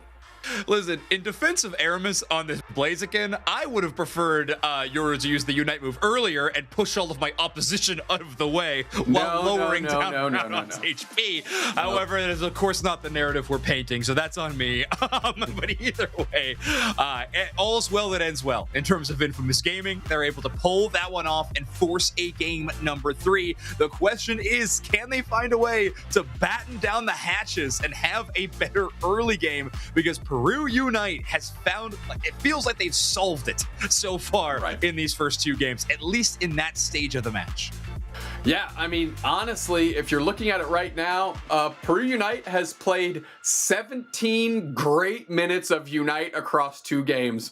Unfortunately, as we learn, you kind of have to play 10 full minutes in a 10-minute game, because those 3 minutes, really, they got away with one in game 1. And game number 2, they just kind of got outworked in the middle. Whether it was the Overheat, whether it was the Machamp, fact of the matter is, Peru Unite ended up completely out of position so that 4 players of Infamous could be on that objective and give themselves the chance to win. Okay, so interesting. We are headed into our game number 3 here at Dreamax, and Peru Unite will return to the orange side. So apparently Peru Unite giving some emphasis, or at least priority, to that double pick to start the draft, or maybe even the last pick of the draft could be the intent. Infamous Gaming, though, not too worse for where they're going to stick with these same bans. Peru Unite going to flex to a Crustle ban, though. 2 Pokemon at an 8% ban rate. We're getting specific here in LATAM. Very specific indeed. Mega Mewtwo Y selected first from Infamous Gaming, putting a lot of priority on that. And unsurprising, I mean, it's had a great couple tournaments as of late. KN Zainu's, Mega Gyarados, and the Duck back the other way. But Infamous Gaming just won in the face of these 2 Pokemon. So we'll see if they make any other adjustments. Yeah, that is a very important factor. They found a way to take down these 2. Of course, that Sayaya Unite move having multiple moments in that last game that felt so strong. And even when not the Unite move, just the good old headache was kind of crushing it as well. Yeah, that's the hardest part about the headache, right? It's almost impossible to time out. It's incredibly disruptive. It's like you can't really like play around it, but you know it's always there to like just kind of ruin any strategy you might have. It's so annoying, and it's like the least annoying thing about Psyduck, which is crazy. Yeah, that is, yeah, in terms of annoying, it's in a tier of its own. We are going to see Draken swap things up. Obviously, we had the Crustle ban, but not going to go to the Snorlax this time. It is going to go to Mamoswine. I actually really like this flex, specifically with what Peru Unite likes to play. Obviously, Snorlax, one of the best initiators that we have in Pokemon Unite, can land a great Heavy Slam, can separate Pokemon with those blocks. However, I think Mamoswine just plays the offense and defense split a little better. You can engage really well with these Ice Fang catches, but you can also defend your backline a little bit. If Kea gets in danger, if Zainu starts getting a little bit too much damage before they can Mega Evolve, Draken can get some support with that Ice Fang to kind of round out the defensive side. I like this swap. You know, I think C-Bus is going to be a problem for this team a little bit. Yeah. Peru Unite's going to have to focus a lot of time and energy into chopping down that tree if they want to get access to some of the juicier targets that are going to sit behind them here. So Peru Unite, again, they're going to have to approach this game like they have the last two, together, right? Call their shots, follow up, be there. And for the first time in this set, close out the last 2 minutes of a game. Yeah, one other thing too, we talked a lot about how Gohan's healing prowess has been a big factor for Infamous Gaming in these games, at least in that second game. I think you called it out like multiple times, some great cakes. Kaeya's the only one rocking a cursed item in this game. And that just feels like, I don't know, it's not like you're going into a Clefable composition or something, right? Where that is going to be the paramount way that they are building this comp. But still, it feels like you could invest a little more in anti-heal. It's just tricky to do that when you're running this triple melee composition. Honestly, I'm kind of shocked we haven't seen any range damage from Zainus in this set. I'm not saying the Mega Gyarados hasn't been doing well. It genuinely has been crushing it. But maybe you want to swap to maybe that classic Armorers from Zainus and put on a cursed item just to slow down that healing a bit. But this is great advice maybe for another set in the future, because this is game number 3 and we're already getting into it. Yeah, we're already stitched into the comps we're gonna be. I'm surprised at like the kind of shocking lack of Charge Beam Miraidon. Infamous Gaming, your purple team, Peru Unite, your orange team. Last game in this best of 3 to determine who's at least the number 3 ranked team in this LATAM league. Let's get into it. Which team will get on the Vibes base rankings? Again, my bad, Infamous Gaming. We'll have to flex that one up. Ooh, Torchic taking a lot of damage. That damage over time from Will-O-Wisp from Phantom can be tricky. However, again, Kea, one of the best backup you could ever have in the entire globally. Yeah, I mean, great backup, but of course, a well-timed headache that I'm sure they really meticulously played out to make sure they could save the Torchic there. As it's just a menace. Because if that didn't go off, you get a knockout, right? Like, that's just how that works. And look at that headache gauge. It's almost at 60% again. Yeah. Well, just a reminder, you can't be mean to them because they're having a headache, right? So we gotta have a little bit of empathy for this deadly duck, I think, at the moment. Ooh, a little bit of a ships passing in the night moment in the center of the map, as we do have this Pamo joining the team fight on the top side, as we have Zacian going down towards the bottom of the map to see if they can punish that Magikarp stage a little bit. A super quick rotation by Anemo, right? Going straight up. Swablu and Altaria leaving immediately. Let's go see if I can get value somewhere else. Draken is alone here because the Magikarp was sent packing, and they're doing a decent job holding it down in the face of these 3 players. The fact that they didn't get more points on that goal zone, I think, is a success. Yeah, 8 points total scored is just fine, in my opinion. Yeah. Oh, yeah.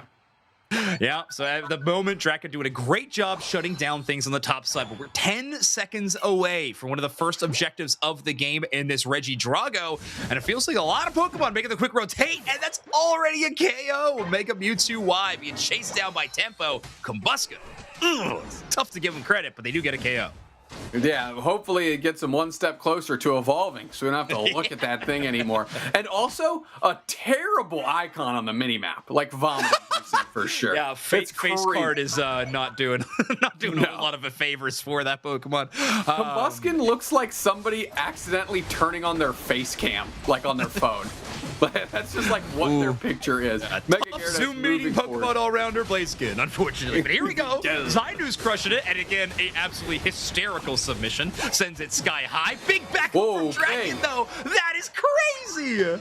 That is wild work. The fact that that Pokemon is still standing in and of itself feels like robbery. Zainu is incredibly low on HP, and they're going to make it out villainy out of Peru Unite in the first 3 minutes of this game. Yeah, just the presence of Trevin forced out the potion, I guess, if you want to call it that way. Ooh, a lot of damage again, but that little shield you get from the slam will allow anyone to get back. However, Infamous Gaming, they did get the Regidrago dupes next, and now they're going to add Registeel to that tally. So Infamous Gaming maybe not earning some of these KOs that are close calls, but they are getting a lot of impact on the map. Fun little curse Trevenant into the Horn Leech there, pinned against the wall is KN. What do you know? A headache just in time. Right back in is Draken. Going to be able to keep the tree from scoring. Sweet Scent is down, but that's really just to cause a distraction and a delay, as Anemo is working their way through some central area shenanigans, and they're not willing to chase too far.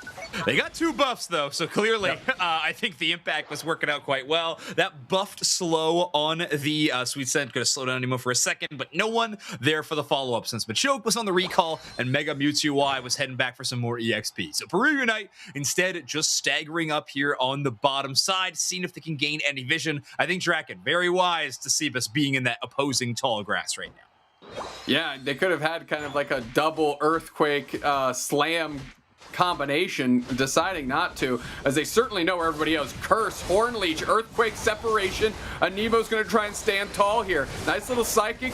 Oh, big Unite move by the Yoru, trying to isolate Anemo, but it's the coverage by Zainus to make sure they get a knockout. Another decent Horn Leech onto pad, gives them a chance, but no, they're knocked out. Infinite Cyburn does come out. Is it going to be enough? The cake is built, but it's too far away from their target, and Zacian is gone.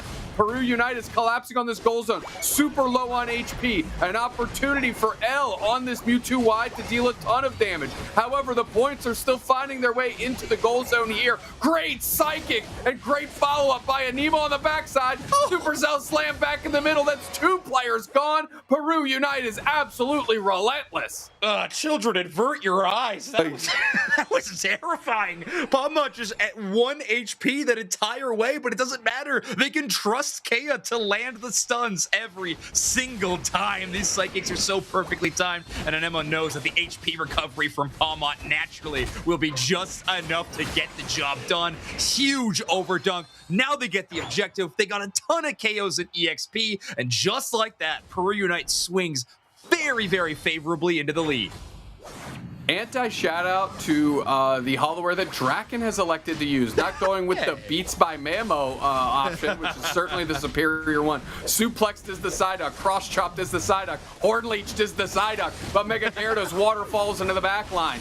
Finally getting knocked out, Forest Curse marks 1-2 targets. Mamoswine uses their Unite move to Ice Fang reposition Zacian. Is there going to be anybody there? Anemo looking for a target, but they're working on the tree. Horn Leech is there, eject button avoids, Ice Fang gets the knockout, here comes a waterfall. Mewtwo is trying to step up and realizing that they're looking down 3 players from Peru as this Regieleki is marching into their face. Draken has truly had some of the most clean eject button Mamoswine plays I have seen in so long in this one game. A great one on the top side there. They dodge a major force of damage immediately to actually grab the Mega Mewtwo with an Ice Fang. And again, they avoid getting KO'd. Reminder everybody, Peru Unite is not playing a single healer. These HP bars, the way that they are, should be terrifying, but Peru Unite is not even breaking a sweat. No, not at all. They understand the limits of their Pokemon, and there's no crop of players that limit tests Pokemon in the middle of a game more than Peru.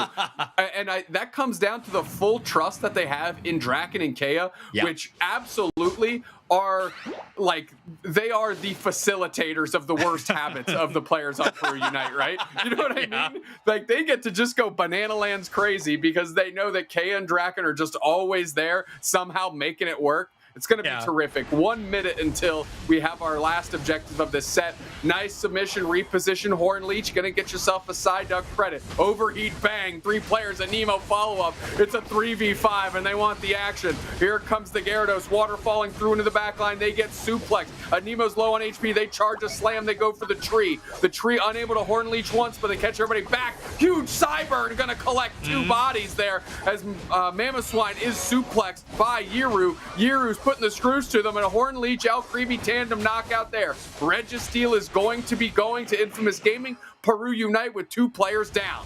Some tough staggering. Obviously, the final strike just right around the corner. The respawns will be there in time, but this is going to be a ton of value for Infamous Gaming. Peru Unite had a tight hold on this match up until this moment, and Infamous Gaming's position is looking great. Oh, they poached with the Psychic that tree, but it's not able to convert. We have the Mega Gyarados right on top of the cake as we're going right back downstairs. Alcremie's gone. The healing is no longer an option. Waterfalls, Yuru using their big Unite move, those 1,000 punches. They don't find the right target because they get dispatched of. L is Ice Fang repositioned quickly, but into the backline is the Mega Gyarados. Horn leashed against the wall. This Ashen is putting the screws to them. The Mewtwo is gone in that conversation. Psychic Pull, Earthquake, Ice Fang, Horn Leech. Where is everyone right now? The Sweet Scent is down, and finally, Draken has to use their Unite move. They are Horn Leeched again. 1 minute 20 seconds. Sashin getting the knockout here. It's 4v3, 4v4. Make it even now. Take a deep breath. We got to keep fighting, kid. Yeah, another game where Peru Unite are going to try to utilize this clock if they can, but the backup is here. Blaziken charging a very safe overheat. Tempo not wanting to overextend, instead just hold the line. Big knockout by Anemo on the Machamp. Yiru on the south side. Psyduck takes care of their support counterpart. Eject button reposition. Overheat helps get Mewtwo down. Groudon is in the middle getting worked on. Aramis is very low. Aramis is gone indeed. And it's just one more Pokemon left that needs to be sent to the Pokemon Center. And that's a 10 Jack Queen King ace for Peru Unite. Infamous Gaming is infamously dispatched of. The respect levels are at an all-time low as Peru Unite looks to win here in Game 3. Ooh, I love watching these two teams play, Dupsex. That was an incredible team fight with Peru Unite just holding on to every advantage they have, never overextending and making sure Infamous Gaming had to come to them to engage in this fight. Absolutely phenomenal work. They're going to rack up the points and the damage numbers here at the end as they are going to win the duel of Latin America South, move up to rank number 3 in our league at 4-3, and have an impressive end to their day number 1 of week number 3. That is the best I've seen Peru Unite look in a hot minute, Zoin. Yeah. I mean, it seems like they've just been eking their way through. You know, at EUIC, barely making it to day 2, but this felt like a statement game. Obviously, stuff to tighten up, but when you're talking about the world champs, these are the types of games you want to see. Yeah, so phenomenal. Really like seeing how their composition worked. And I think for one of the first times, we're starting to see Peru Unite flex up their just standard comps that they like to play a little bit here. This Mega Gyarados from Zainu is a pretty big surprise to me, but clearly not to the roster of Peru Unite, playing around it just expertly. Yeah, I love this Groudon fight. The isolation and focus on to that Alcremie to make sure that the Unite is forced out. It gets minimum value, but most importantly, it sent all of Infamous Gaming scrambling. They're completely disconnected from each other, and that was the reason that I think Peru Unite found success in that last fight. Oh, love this play from Tempo. You can see them just tossing in Focus Blast. Overheat does so much damage to the Trevenant, but immediately peels back in. And when they do so, the Palmot leaps in after that. Just, we talked about limit testing, but just also trusting your teammates in so many major moments. Love the communication, love the shot calling from Peru. And I think that's probably the most major factor about what put them over the top. And Ema, 2 for 3 in player of the games, but 2 for 2 in Peru Unite wins. Yeah, I mean, definitely the most damage they've dealt in all 3 games on this Palmot. 77,000 can't be undersold. However, the attackers on Peru Unite going to Vegas, baby. 777 on the knockouts across the Mega Gyarados, that Palmot, and the Blaziken as well. All of those things facilitated, of course, by Draken and Kea, just again feeding into the worst impulses of some of these players. And you know what? They're finding success because they're your world champs. And this is the first time, like I said, that they've looked like it in a while. Yeah, and just again shouting out the team play. Anemo with 10 assists. I think Tempo also at that number, and then Kea with 15 assists. Like, so really just absolutely crushing it. If they're not finishing the knockouts, they're making sure somebody else does. Very impressive stuff. It was a closer game leading up into that point, especially with that 111-point comeback that Infamous was able to do right before, as well as getting that basement Reggie. But other than that, Peru Unite able to lock this one down. Anemo playing a lot more on the bottom side, but also a lot more in their own central area this time, not having as many invades in this game number 3. Great game out of Peru Unite. Infamous Gaming are, again, if my understanding of these brackets here is true, that means that those two teams will, for at least this moment, swap. Peru Unite one step closer into one of those top 2 spots here, as they'd like to end in the top 5. We have more action coming, more LATAM action underway. So please don't go anywhere. We will be right back.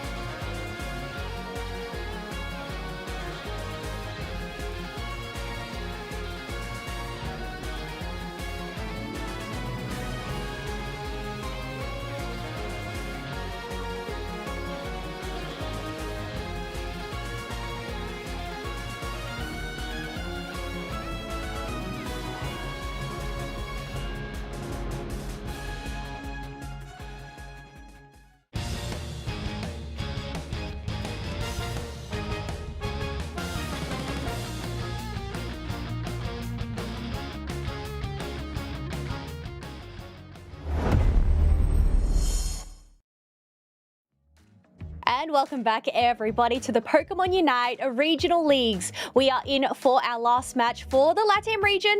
No Chef here, but you do have myself, Calosaurus, and of course, Soph-chan. How you going, Soph? Doing good, doing good. We had a great day so far.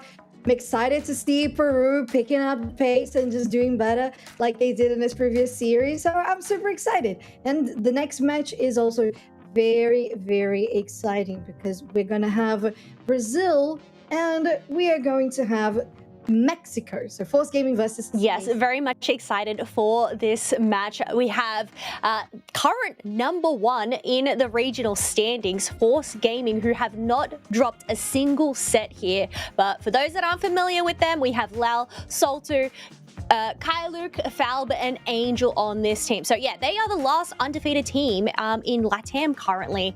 But CACM, they looked pretty good at EUYC, if I don't say so myself. Oh yeah, they were 4th place, Keller, and only losing to Twi Esports on that tiebreaker for the 3rd place. So we know that teams have really warmed up throughout the regular season, going up to EUIC, and now coming back to that regular season. So CACM Esports with Texas, Donlux, Frank, Reggie, and Angela Hughes. So we know that this is going to be, because it's Brazil, because it's Mexico, teams that have faced each other plenty of times, but teams that need to show for the side of Brazil with Force Gaming that they can stay undefeated, and for CACM that they can actually pick up the pace. Yeah, well, CACM being able to come top 4 at EYC, but also being one of the representatives heading over to ACL as well. I think this is the first time that Force Gaming and CACM Esports are going up against each other. So this is one of the teams that I feel like could really take down Force Gaming if they put their minds to it. But I don't know, Force Gaming, well, it's in their name. They have been an absolute force within this season, a force to be reckoned with. You do not want to come against them. But I don't know, CACM, whether they can keep that momentum rolling, we'll have to wait and see. We'll see, and like you mentioned, with ACL as well, we know that they're going to be playing on in Japan for CACM. Also going to be playing against Brazil as well, because the 3rd place that we had at LAIC was Force Gaming. So this matchup in particular will repeat itself on ACL finals, which is a very interesting storyline. So this is kind of a prequel, if you will. True. Yeah, that is actually such a great point. But you know what? We'll have to see how this one ends up panning on out as we head on into our draft. We do have Force Gaming, who are in that 1st pick position, CACM in that 2nd pick. But there we go, banning the Scyther Sizzle away from CACM there. Such a prominent pick, especially in the LATAM region. Always seems targeted towards those specific players. So true, so true.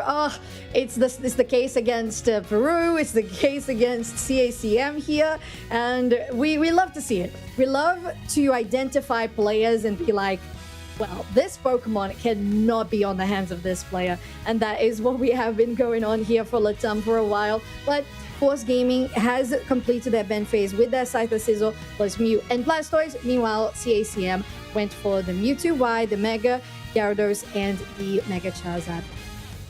Yeah, so picking up 3 Megas there. There is still Mega Lucario that is available for the picking, so we'll have to see whether either of these teams do end up prioritizing that. But Salto is going to lock in a Vaporeon as their defender of choice for this round. And it's interesting to see what Bernie ends up locking in. The Crustle. I absolutely adored watching Bernie during EUIC. I thought they made some really incredible defender plays.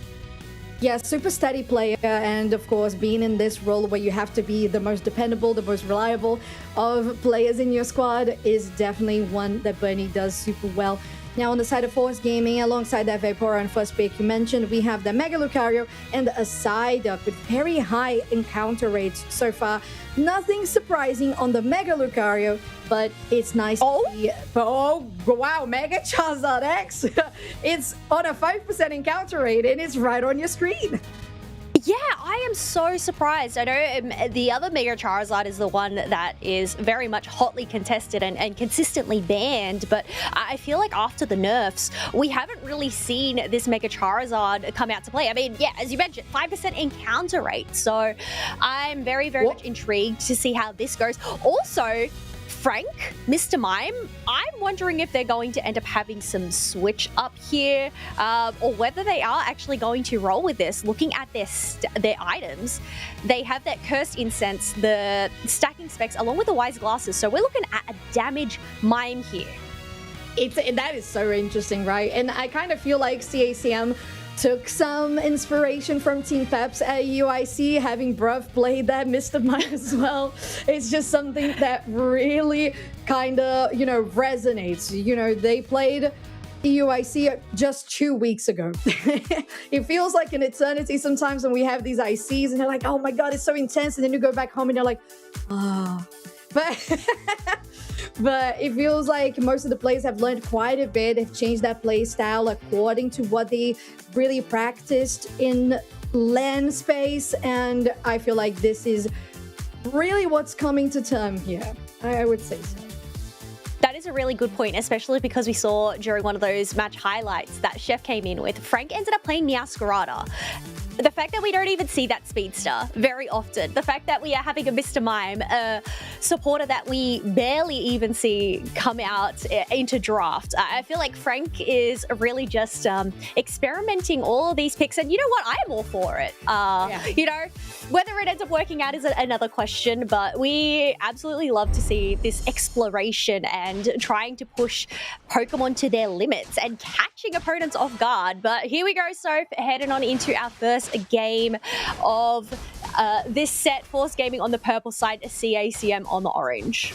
And starting this one, Keller, we got to talk about the fact that, as we talked about, CACM, although on a 2-4 record on the regional league, they have made top 4 on the 2 ICs that we've had so far. So this team has quite a lot to offer, and this testing out the waters with the Meowscarada, with the Mr. Mime, is just something that really makes sense with a team that wants to upgrade their style. So far, both teams on very equal amounts of scorings and not that much aggression until we get into the 850. Yeah, I think it's just play it carefully for the time being, but we do have a bit of a push from Reggie here, but they do end up getting pushed on back by that Fire Punch and punished for it, just as these birds are about to spawn. So Force Gaming having that numbers advantage up against Mime and Eldegoss here. Oh, the light screen there was nasty, but it was still the side of Force Gaming that did manage to get the majority of the XP on the birds, Kelly. Yeah, getting that experience is definitely going to benefit them. Getting that earlier on is what you want to see. Otherwise, Frank opting for that confusion build. So yeah, going in for an all damage Mime. You do not want to be caught in between a wall and a confusion, especially if Frank is able to go and power up their special attacks. Stacks up. It can be just so much damage, right? And annoying as well, because you get your mobility, impaired. It's something very difficult to deal with. And because Frank is choosing this very unusually to us, only means that they have been practicing that quite a bit. Going here to the central area, Fab takes a lot of damage from that charge beam, still taking into this fight. Now going into the back line, Reggie Reggie goes down, but it's still going to be a 1-for-1 trade so far. 2v2 here in the central area. Soto is very low on HP, dodges that charge beam, very nicely done. Now continuing, CACM manages to take down the Vaporeon and making that fight a 2-for-1 in favor of CACM. They've taken what they've needed. It's just a matter of, backing up, recalibrating before the next lot of birds do end up spawning in their respective lanes there. But yeah, we do have Reggie down here. It looks like they're going to retreat on back. Go grab those buffs as these birds do end up spawning on in. So 2v2 down there, but upstairs we have a 3v1. Okay, well, we'll see how Texas is going to fare here. idea is that they're gonna have to let this go down, because on one point they decide to go for it. No overdunk there for Force Gaming, but still allowing for Falb to chase down on this Eldegoss. Though backup comes here is Reggie. He might just make it a 1-for-1, but there's a seismic slam going into Mega. The damage, the healing is not enough, and they were caught between that light screen you mentioned and the confusion, and Frank was able to equalize that one, although Force Gaming also took one back, making for Force Gaming to a very clear path towards Regieleki. Yeah, it makes sense that why they didn't bother with much of an overdunk up in that top path, considering they saw that Regieleki was spawning on in. Being able to go and take that freely, that is going to put some pressure towards that tier 2, which the Mr. Mime is going to have to deal with. And this gives them the opportunity to go and rotate down bottom and focus on that buff Reggie. Whatever it may be, it's a Reg Ice this time around. Yeah, and Force Gaming is straight off the rip on it, and they're going to take it down. I gotta talk about, though, level 10 on that roulette for Reggie is just something very scary that Force Gaming has to be aware of. Yeah, they have to be aware of. They don't have their Unite move, as they did end up using it a little bit earlier, but now that Force Gaming have this Reg Ice buff, plus we have that side Sarah Lynch preoccupied up in the top part, does end up getting hit by the Aura Cannon, but is able to make it out of that one alive. That had me just at the edge of my seat, really. I was the gas. Oh my god! I know that. And it's showtime here. Frank just stopping that 40 from getting into the tier 2 zone is a very good defense by the side of CACM, but side Angel Z is getting chased, going on to Rema, but it's still gonna get sniped out by that charge beam on the Maridon. On the backline, Reggie straight for Falb on this Charizard as they're still pushing out. It's a 4v1 so far, but Leo has arrived. There's the backup for Force Gaming. Maybe they could turn this around. Almost too close to taking Falb down, but there's the shielding, and they're able to remain standing, and that is a 1-for-0 on the side, make it 2-for-0 on the side of Force Gaming. Yeah, taking down that Cerulege that ended up trying to finalize that KO, but they were just so low themselves that they end up getting punished. Otherwise, a double wall here to go and block out Lel, trying to stop it in their tracks, but they end up trying to run. The Apple Ring isn't enough to sustain them as they get blocked out by yet another wall. And it just feels like Force Gaming is building a good lead so far, 112-34. Although CACM focused on this bottom tier 1. There's a Robo Rouser, but doesn't really stun onto Soto. But he looks is on the back line. Could maybe go just charging, just waiting to charge, going for their Unite move. They don't have it available. They're gonna get one of their players down, but CACM is focusing on a heavy push. There's a knockup that comes from the Vaporeon, but Force Gaming is starting to fall at the seams. There's one knockout that goes onto the Crustal. The CACM hasn't really decided to stop pushing. There's a Revenant Ren onto the back line trying to get to Lel, but they're not able to do so. Cerulege is still standing there for Reggie, but it's still not going to be the real victory they wanted with taking the fight and the goal. It was just the goal. Now they're looking for the Reggie steal. Maybe they're able to do so too. CACM, but is it a steal? No, it's still going to be that Meteor Storm for Rama, and CACM definitely taking wins on wins. Yeah, they are taking wins all round there, being able to lock down that bottom objective, being able to take down that bottom pad. But they are going to retreat, considering all the meantime we had Force Gaming locking in that Regieleki up in that top path. But we have Bernie, who is making quick work of that, as Psyduck is coming in, swinging on by, seeing what's all this ruckus is about happening here.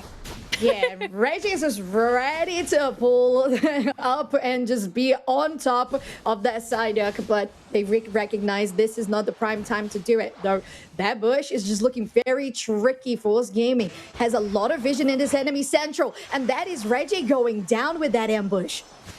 Yeah, going down with that ambush, really giving Force Gaming the level up here as they are now chasing down this Eldegoss, leaving Assault Maridon to fend for themselves, and unfortunately without the backup there, they are going to quickly fall. Force Gaming being able to take down that tier 1 and the lead at 162 to 139. We are close to our Rayquaza spawning here. Really close, 20 seconds oddly, and we know that usually Mega Charizard Y has been the ban, but this Mega Charizard X on the hands of Falba has been doing really well, especially for the setups for Force Gaming. 10 seconds to go here. CACM trying to get some vision back into the central area. There's a Rock Tomb getting Lel caught up, but maybe this is going to be good for Force Gaming as they are going to force the initiative on themselves. That goes in with a Silent Slam as well, as they're trying to get the backline. Falba might be the first one to go down. No Charizard X is in play. Now 3 members of CACM just getting that Mega Lucario caught in between the pit and the back of the wall. Ancient Zing trying to kite it out, but that's the charge beam that comes from CACM, and they're going to be okay to wipe them all out. CACM with a full team ace and a Rayquaza to boot. That is massive for them, but great pivot from Reggie to go out of the pit and finish off those other two that Bernie were trying to deal with, being able to go and get that rip, get in these dunks, and now they're leading at 497 points to 162. There is still a little over a minute on the clock, and all members of Force Gaming are up, but they have no resources on hand. So we'll have to see what they end up doing in terms of their game plan moving forward to make a difference. Yeah, we're almost close to 50 points on Angelzine. We have 50 on Mega Lucario as well. 25 on Falb. So we really need to see Force Gaming going for a strong push if they want to supersede this really tall mountain they gotta climb. Now onto the pad. There's the rescue from CACM. Going into the back line, and that is going to be a showtime that really stops everybody to clap for CACM, and a 3 KO streak and a knockout for Frank as well. 4 KO streak and a full team wipe for CACM to seal this deal. Wow, that is, yeah, the fact that they didn't end up only getting the one ace, they ended up getting the second one, pushing on forward with the shield still in hand. None of them ended up getting broken there. So just going and take that lead and really making a stand against the current #1 seed in LATAM. But after all, that is only the first game in this set. But nonetheless, a win's a win. Win is a win, and it was a very convincing win, if I do say so myself. CACM, with how they navigated that late game, it was really, really good. Those Rock Tombs were amazing. I really just got inspired by how Reggie was playing on the Cerulege, really. The backline moves, just knowing exactly when to use that Revenant Brand, escaping with so little HP. But highlight to Frank, those showtimes plus the light screens were incredible. Look at that. They got so many people on those Unite moves. Yeah, they did well, being able to utilize, as you said, the light screens to block them out, but also pairing them up with the Rock Tombs. There's just so much disruption on the side of CACM to isolate Force Gaming out and really just make some space for themselves. It does. This was a valiant attempt by Force Gaming, but again, look at the showtime. Frank just really turned the tide for every single fight for CACM. There's our MVP, Reggie, on 9, 5, and 4 KFA, and a total of almost 70,000 damage plus a 240 score. That's huge. Yeah, being able to get, I'd say, what, 200 there, the 100 at the end, and then pushing on fourth and getting in some more dunks there, really paid on well. But, you know, I've got to say, at the beginning when I saw this draft, I was like, Mr. Mime, I'm not too sure how this is going to work on out, but Frank really showed up. 51k on a Mr. This is a supporter as well. But it's just the disruption that they were able to provide. I actually really loved that team composition to tie it all out. Oh yeah, and Kyux as well on 102,000 damage on this Miraidon. It's just the same case that we saw earlier today with the Alolan Raichu just being on the back line, ditching out damage, especially that damage, kind of like ticking damage with the charge beam. It just ticks. It's the damage over time.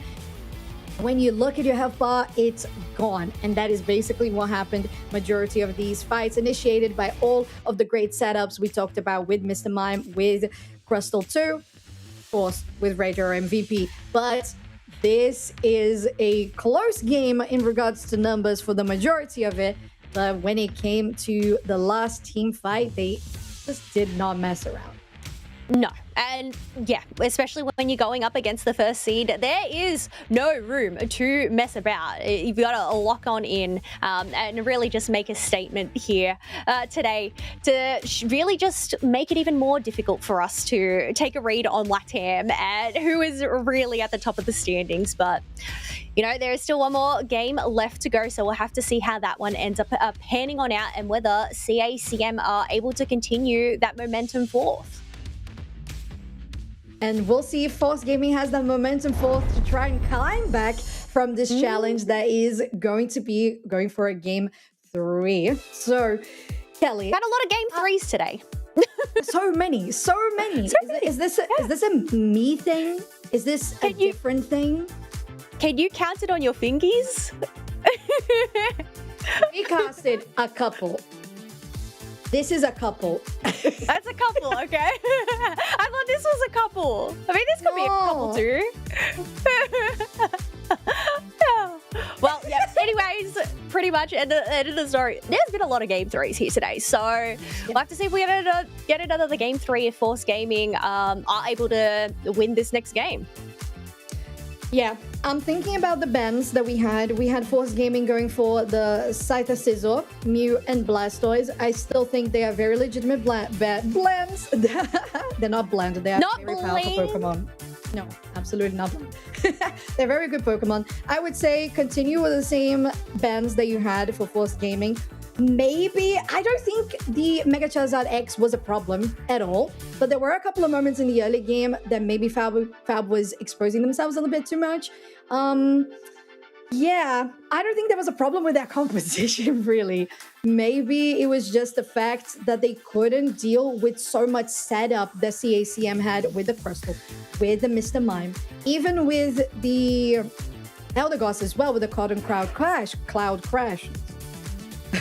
I can say words, I can count numbers. I am a good commentator. Yeah, 100%. You're doing a great job, Soph. Look, I struggle half the time. This is why I rely on, Zoix and Chef. They're the numbers guys. And look, I'm done doing the same again. I'm relying on you. You're now the numbers gal. Yes. Oh, I'm the numbers gal. Because it's true, because Zoix is the gal. It's because Zoinks is now the vibes boy, so I'm the numbers gal now. Okay. Yeah. I just yell. Oh, all right. Here we go. Headed on into our second game. Force Gaming have opted for that first pick position. CACM in that second end. No Rayquaza this time around. We're seeing a lot of these second games go into Groudon. I don't even think we've seen any Kyogre today, have we?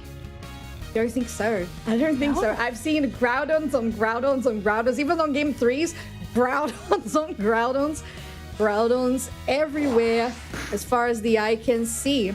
So in comparison to last game, as I mentioned, nothing changed in the ban phase. So pretty much a mirror from what we had. Force Gaming going for the Blastoise first pick.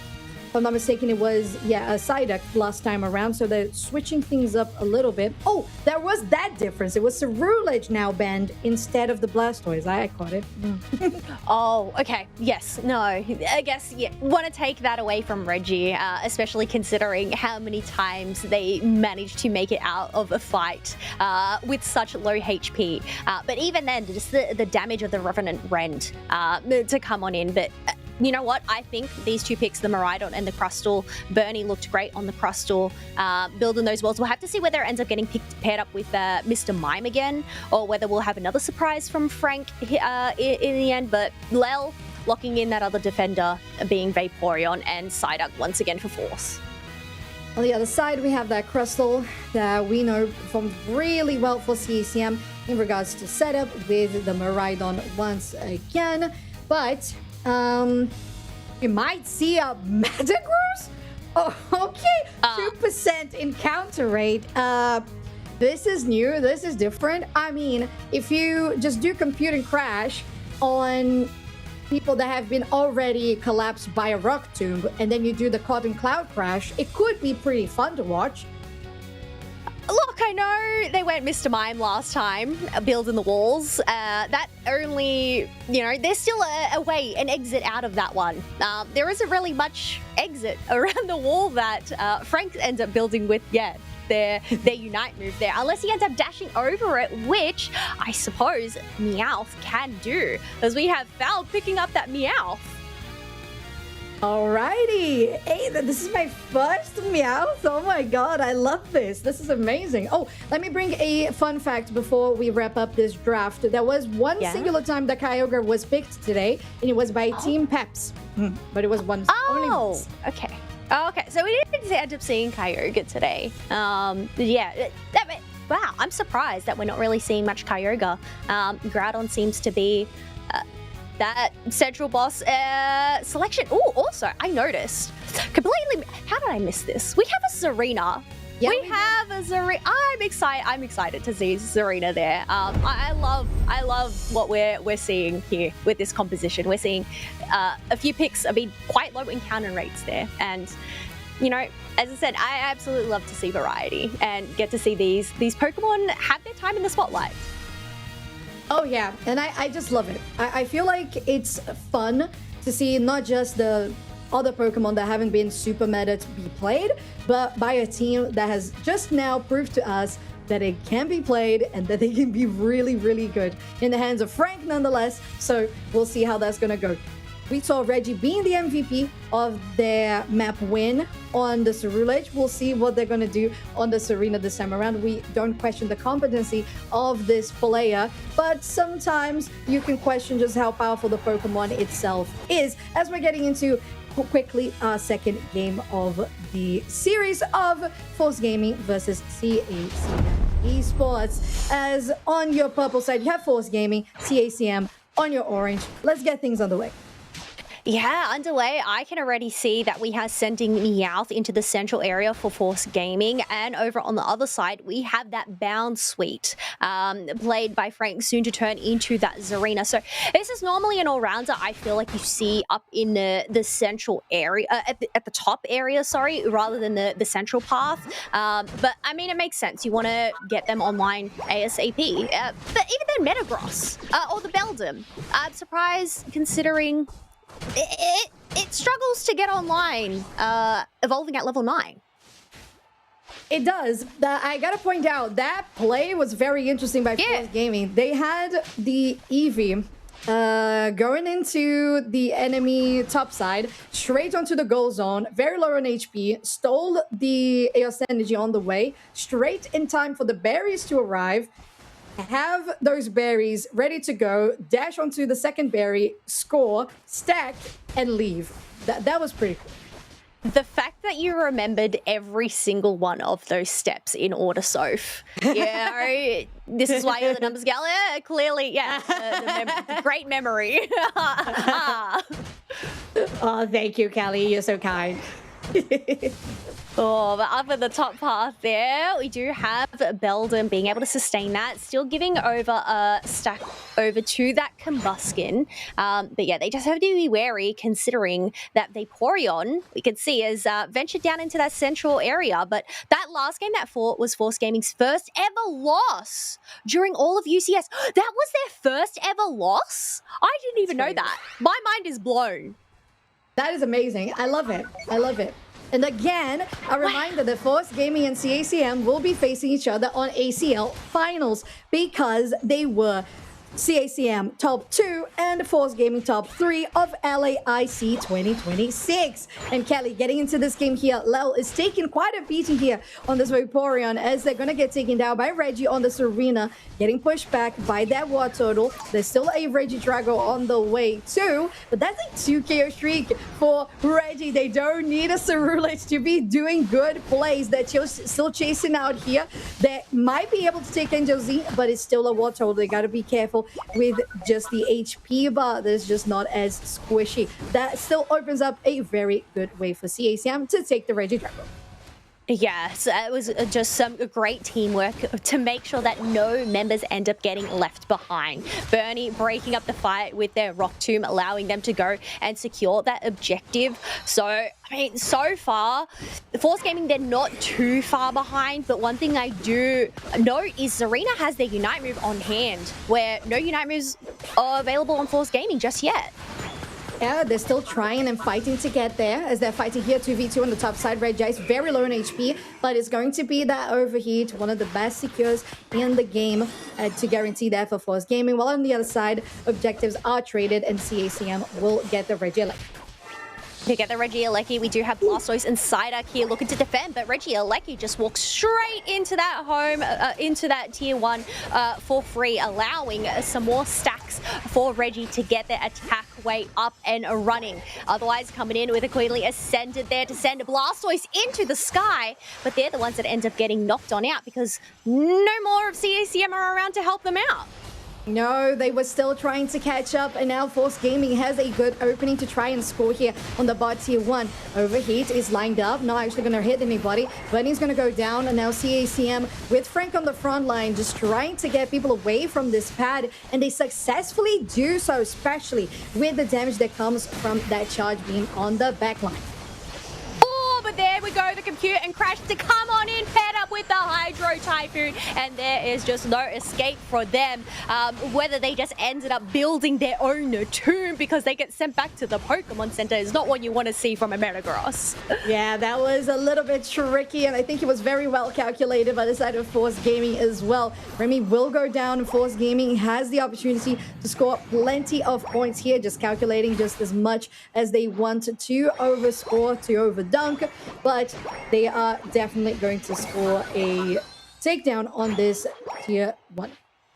Yeah, and that is now going to give Force Gaming the lead at 143 to 137. So very, very much close game between these two teams as we are now reaching that halfway mark. But Frank is getting pushed about by Psyduck and Blastoise. Nonetheless, they are still able to sustain this, but no longer as they get surfed on down.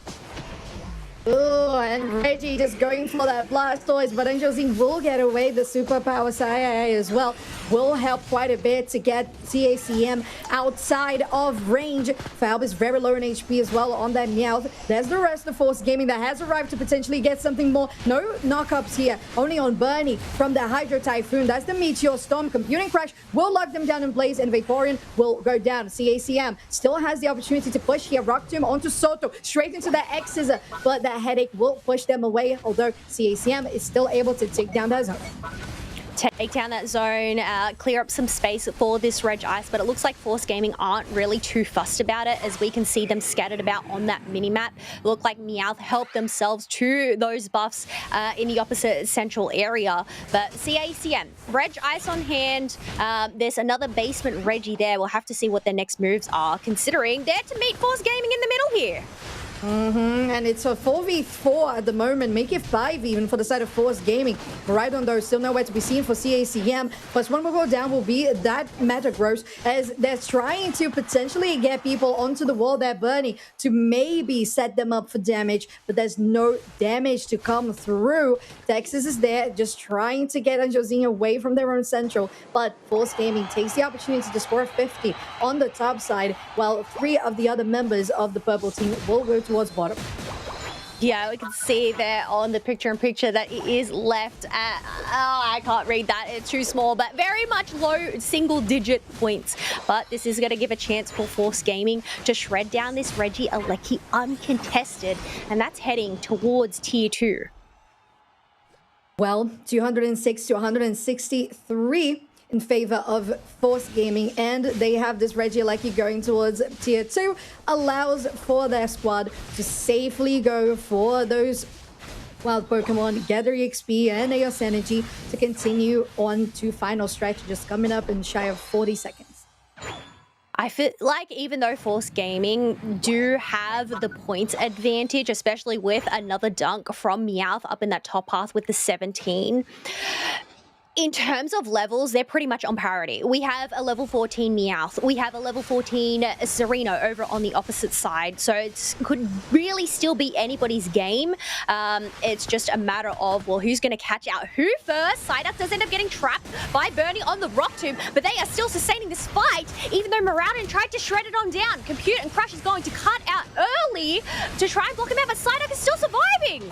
Yeah, they are, and Force Gaming has turned this around just because CACM thought they could take down the Dark. They cannot. Now with 5 members still standing for Force Gaming, they're going to start ripping out Groudon as Angelzinho is with the Hydro Typhoon just getting people away. The Cotton Club Crash could potentially time this correctly, but they don't. Force Gaming is still going to be the ones to guarantee that Groudon buff and a full team wipe.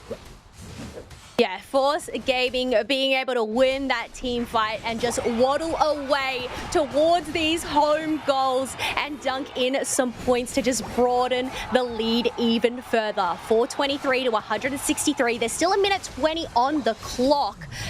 It's just a matter of whether they're going to retreat, whether they're going to continue pushing forward because, well, they've done what they needed to so far. Ooh, that arena will go down, so no Reggie for the foreseeable future. There's the Meteor Crash. They're not going to get that last bit of damage, though that Rock Tomb is perfectly set up. Now Frank trying to reach the side, but there's no computing crash. They're just going on auto attacks alone. For the moment, it's still enough. Now that Blaziken is not there. They have one buff, though, on the side of CACM, but it's on the Crustle.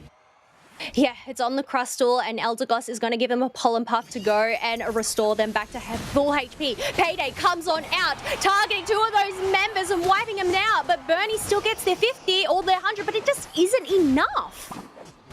Oh, 553, 259. I thought that maybe was a comeback for CACM in this game, considering that we don't have Rayquaza, we have Groudon, the buffs are transferable. This could have been the moment where they come back around, but 727 to 259 is pretty much unsurmountable, and Force Gaming is really trying to claim that although they did lose one singular game in regular season so far, they are not going to drop a series. Force Gaming bringing this series into a 1-1.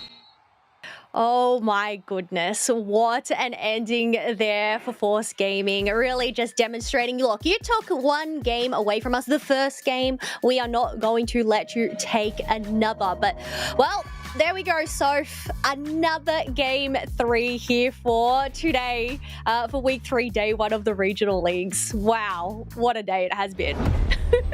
From my counts, if there were 3 fingers and I add another one, that would make 4 fingers. Yep. Oh, okay, yeah. Good job. Oh, you're gonna run out of fingers soon, I feel like. Don't want that. It's true. I would love to keep my fingers. Thank you very much. Do you use your thumbs as well? Thumbs, fingers? They are. You end up using your thumbs too. So I mean, still have backups. It's no worries, but we got backups. We got backups. Yeah.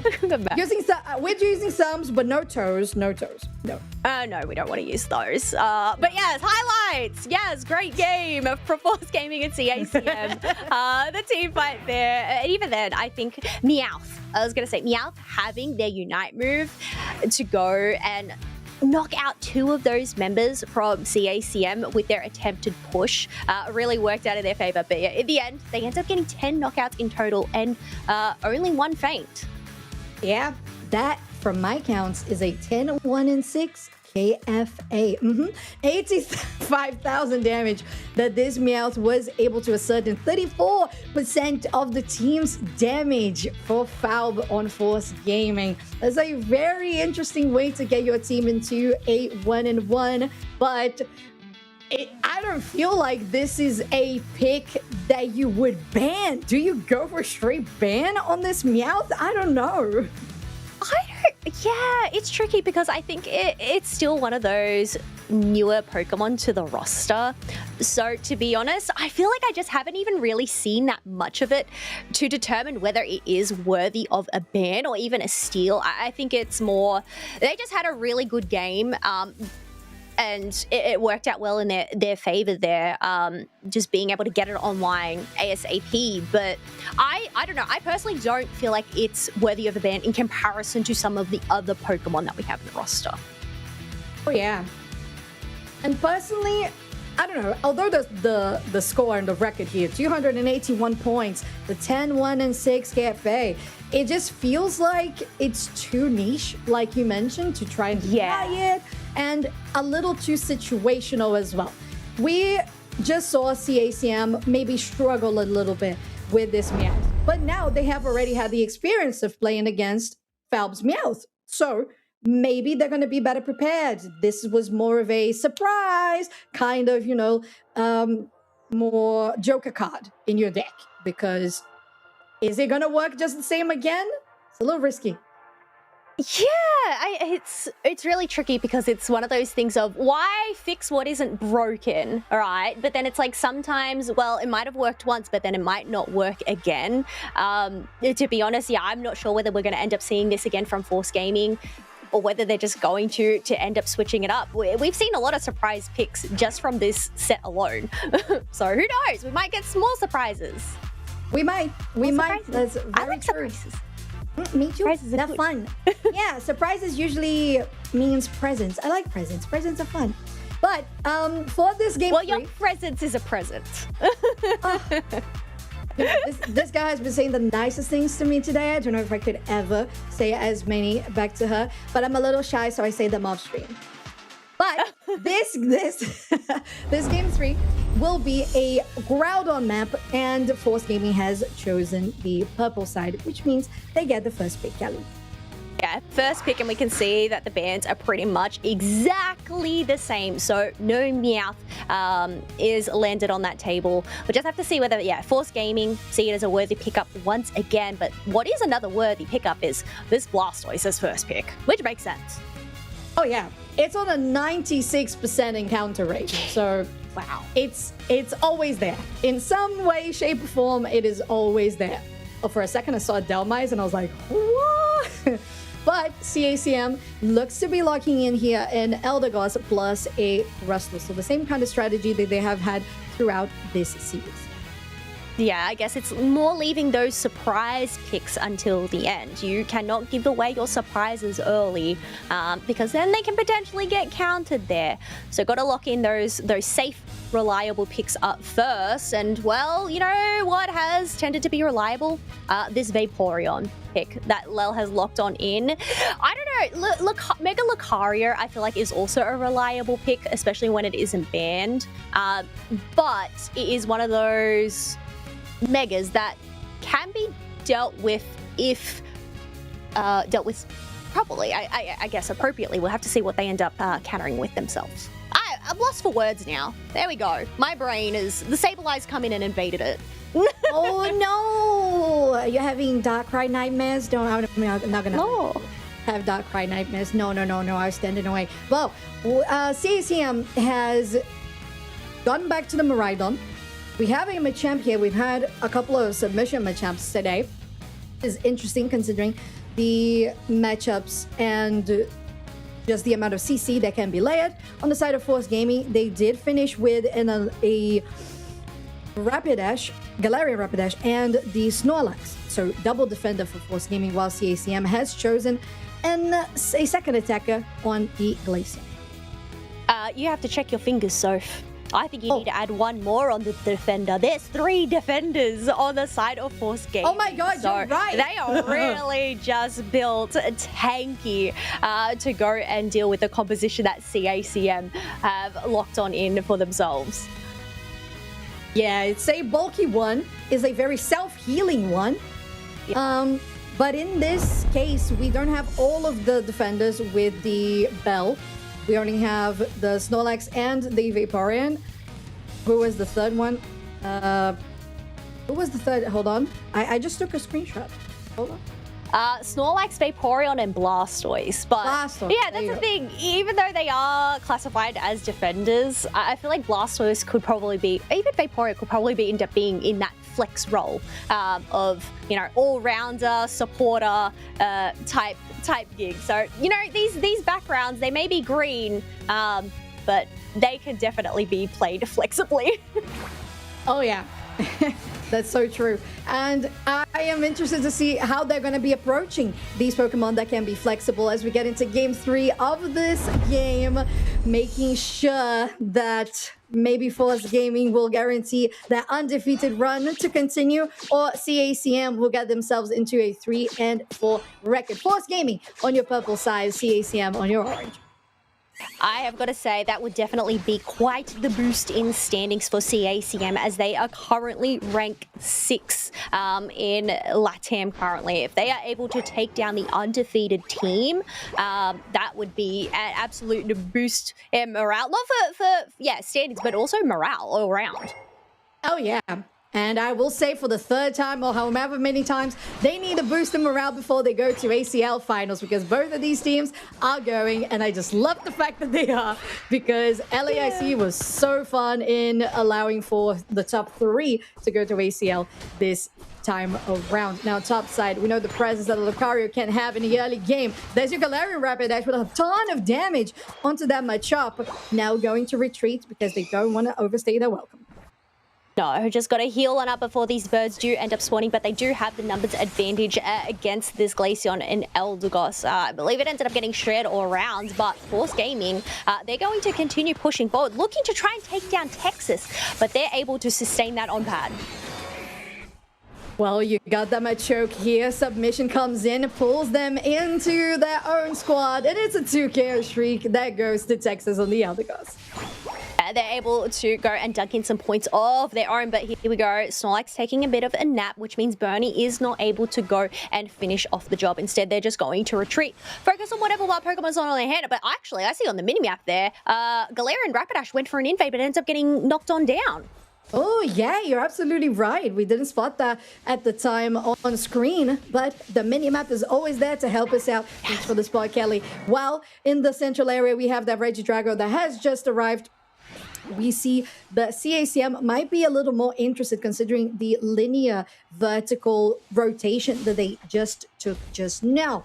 But side, you still have that Snorlax plus the war total, so double defender here on the bot side, getting heavily punished though by Rama on this Miraidon. Yeah, while Regidrago isn't getting tackled on down up in that top pass, Force Gaming are getting chipped away out. Nonetheless, they don't end up losing any members, so it looks like members are going to have to pivot their energy elsewhere and locking down onto that Galarian Rapidash, who is able to just run away. Ooh, it was such a good setup there for Force CACM, but that heavy slam really helped for Force Gaming. Lel still standing. He's going to get taken down as we speak. With double eject button there from both teams, just trying to secure those KOs. And it's CACM with a 3 KO streak for Ramba on this Miraidon who come out on top. Yeah, that is massive there for Force Gaming, being able to wipe them out, but also pivot down towards a bottom Reggie, which is going to be the Reg Ice. We do see 2 members of Force Gaming on the pad, but it looks like they're not even going to contest this and give this one up for free to CACM. But side with a heavy push here, not a heavy slam, a block coming from Force Gaming just to get CACM away from the pad. 30 points though still in by Texas as they are pushing continuously with a knockout onto Blastoise. They are able to remain on top of their numbers. Now Falb in a terrible position, having to run away, has that movement speed. Soto might be caught in trouble as that charge beam is just really ripping through the HP bar, and CACM is just doing so much good work. 112 to 9, now make it 59, but CACM still takes the pad before Force Gaming does. Yeah, that is a massive momentum there for CACM to go and take the lead, but also clear up some space in that bottom path. Meanwhile, we did end up having Force Gaming take that top Reggie, which is why I think they didn't end up really sending any other members for backup to go and defend. But you know what? Even if they end up losing that pad, they do end up picking up this Eldegoss. And, well, I have to wait and see what ends up happening next, because Machamp is straight onto that Lucario. Yeah, and Killux is going to get taken down even though their teammates have just arrived. It was a little too late. Now Frank is doing quite a lot on this Machamp so far.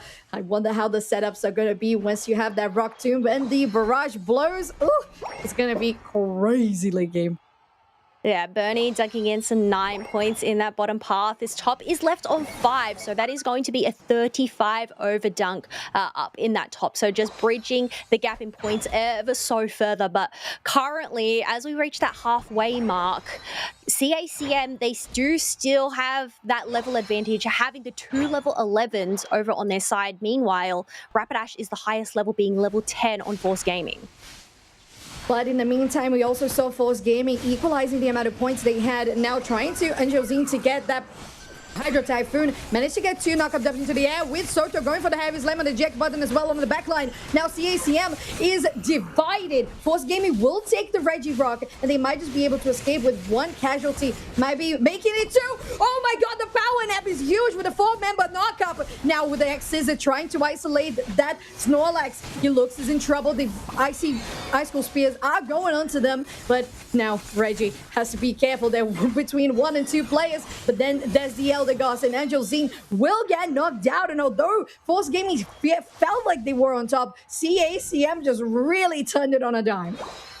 Oh, yeah, they really just flipped that around. Considering how tanky Force Gaming composition is, I feel like CACM are really just shredding them up. This Icicle Spear is really paid off dividends. Same with this charge beam from Miraidon, being able to just shred down these tanks within a flash. Yeah, and it's, well, not what Force Gaming expected when they drafted 3 defenders. Well, we do have another Reggie Alecki here, so I guess, yeah, while they're able to sustain, like, take the hits, it's also a matter of can they deal the hits when they come into these fights, because that's really going to be the interesting thing is, do they have enough damage output to go up against the damage output that CACM are currently bringing to the table? Yeah, it's a difficult question. Force Gaming is now focusing here on the top side after taking down that Reggie Alecki. Meanwhile, CACM is on the bot side, just waiting for the bottom Reggie to arrive. So it was a very well calculated move by Force Gaming to still have plenty of time to reset and go bottom Reggie just after taking tier 2 on top lane. Yeah, taking that T2, and that's going to leave home base open. There isn't going to be another Reggie Alecki that ends up spawning on in. And I'd say probably won't end up seeing any backcaps. Maybe from a Galarian Rapidash. I feel like that's the only Pokemon that could try and make a sneaky backcap and make it in time. But there we go. Another free basement Reggie over to the side of CACM as we are 20 seconds out from that final objective spawning. Lel is gonna get caught here on the Rock Tomb, forcing out for that block to come from the Snorlax as well. Surf from that Blastoise. Now the Cotton Cloud Crash trying to help CACM stay healthy. Now Bernie is gonna get caught between a rock and a hard place. There's another heavy slam that connects pretty well. Reggie takes a lot of damage, and then finally Foul gets on top of them with the Galarian Rapidash, and it's huge with the Power Nap 2 lined up. The Meteor Storm comes through, but there is the Galarian Rapidash finally bringing in some work for Force Gaming as the rest of their squad will take Groudon. That was such an interesting fight, and Bernie just concedes, okay, salute Force Gaming, you take this one. You know what? I am going to bite my tongue there because Force Gaming just absolutely proved me wrong.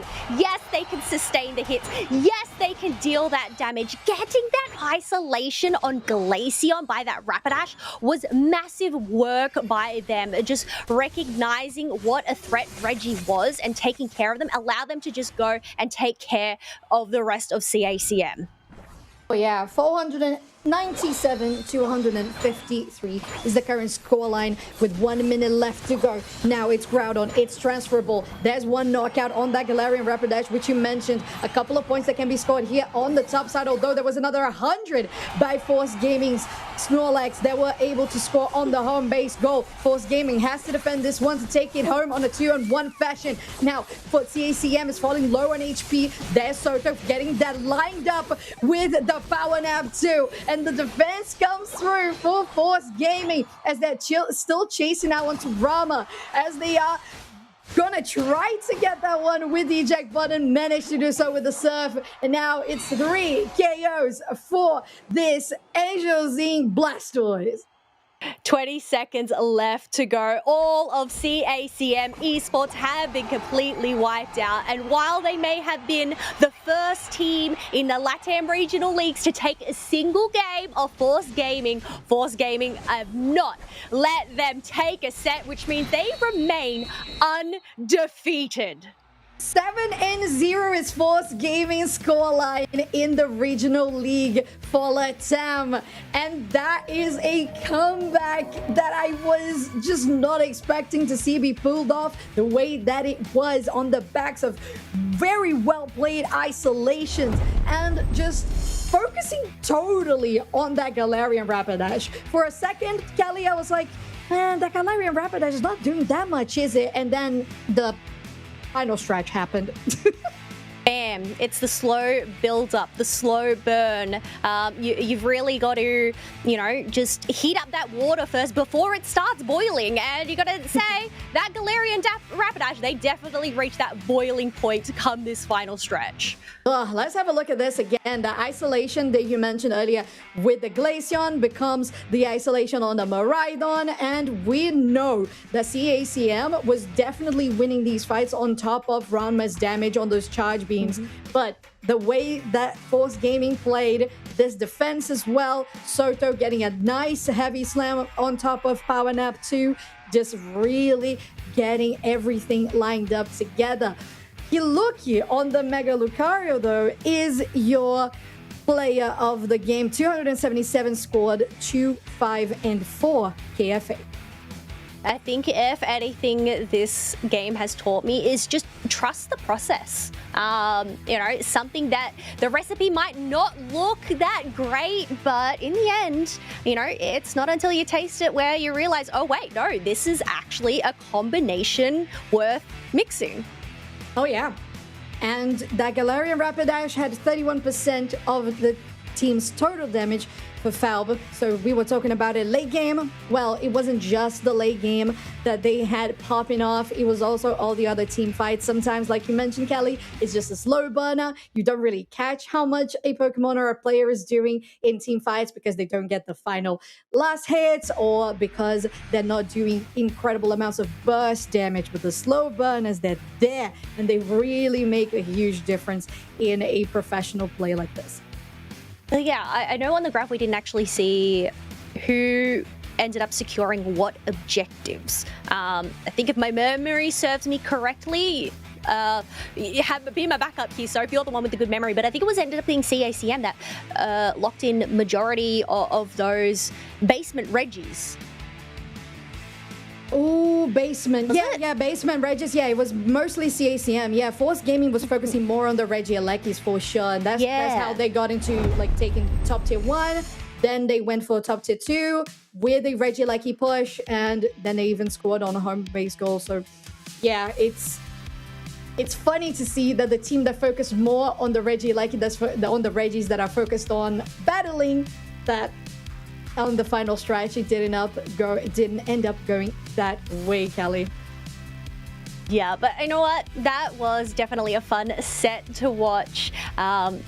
That is going to be the end of LATAM here for today, but not the end of our regional leagues, as we are going to go and pivot over to North America. So we have Root Dignitas going up against Lunex Gaming up next. So definitely stick around. I'd say if you do need a stretch, grab a hydrate, do that, but you definitely want to be back for our first NA match. But we'll be back very soon. Yeah, and because of that, Kelly, we know that we have an interview lined up before the break even. Oh, we do. So, yes, we do. When you're talking about NA, let's talk about NA. Chef is going to bring us an interview with IX Gaming's Celeste just after this short, transition. Transition, not a break. Stay around. Hey everybody, we are here with Celeste from Lunex, who are now in a precarious spot right in the middle of the pack. So first of all, welcome. It's been great seeing you play all season as well. Of course, we've been watching you play for a long time now. So I gotta ask first, did you see our stat earlier today where you are one of the only 2 non-LATAM players to be in our top 6 average damage dealt over the season? I didn't know. I actually did not see that stat. You are the top player out of, well, that is not LATAM, but they fight so much that they pump their stats a little on that. If you had to say what's your secret? Obviously we know that damage dealt doesn't necessarily mean all that much sometimes, but what's your secret, do you think, to doing so much damage on average? I think I have a really aggressive play style, so I think a lot of teams focus more macro based, whereas we are more mechanic based. Like we fight a lot, and that's how we win games, is through like skirmishes and getting tempo that way. Okay, that's actually perfect, because my next question was going to be, so like I said, you all are in the middle of the pack right now, which obviously is great. You're still in qualifying for the finals territory, but what do you think it is that makes your team special, and kind of like a play style that you feel is going to be something that's going to be focused on to kind of break out of the pack? Yeah, so I think that our play style is very all in a way. So we either will dominate games or we'll really struggle in games, and there's not a lot of middle ground there. So I think getting more consistent with that aggressive play style and consistently pulling it off is how we get ahead from where we are right now. Well, it's looking pretty close. And then my final question: how is the team feeling just gelling together? I mean, obviously, again, a lot of players in the team that have played together before and played previously competitive, but with this new season, some of them grouping together. How have you all felt so far over the first half of the season? It's been decent so far. Obviously, our core damage still has synergy from last year, but with new support / tank, we're getting there. Obviously, with how we play, it's hard to adjust. It's very different. So yeah, the support in the tank just getting pulled forward. They're like, oh my god, we're going that's a good way to describe it. Well, they're definitely getting used to it. It's definitely a fun play style to watch. So excited to see the rest of your matches, and of course, best of luck in those and the rest of the second half of the season. We'll see you again soon. Thank you.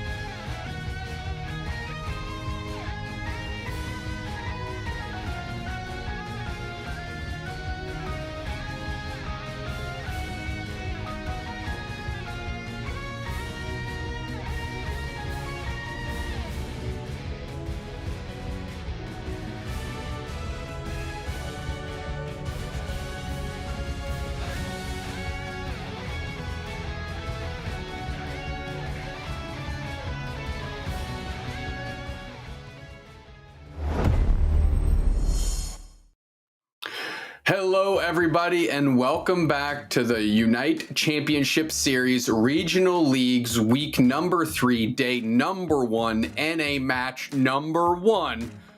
I'm Doob Snacks, that's Zoinks. Zoinks, give me the tail of the tape. between these two teams to kick off NA. Yeah, we are headed into North America, and things are getting a little weird schedule-wise, where we're ending up. We're, of course, going to be watching Root Dignitas, and their opponents are going to be LoonX Gaming.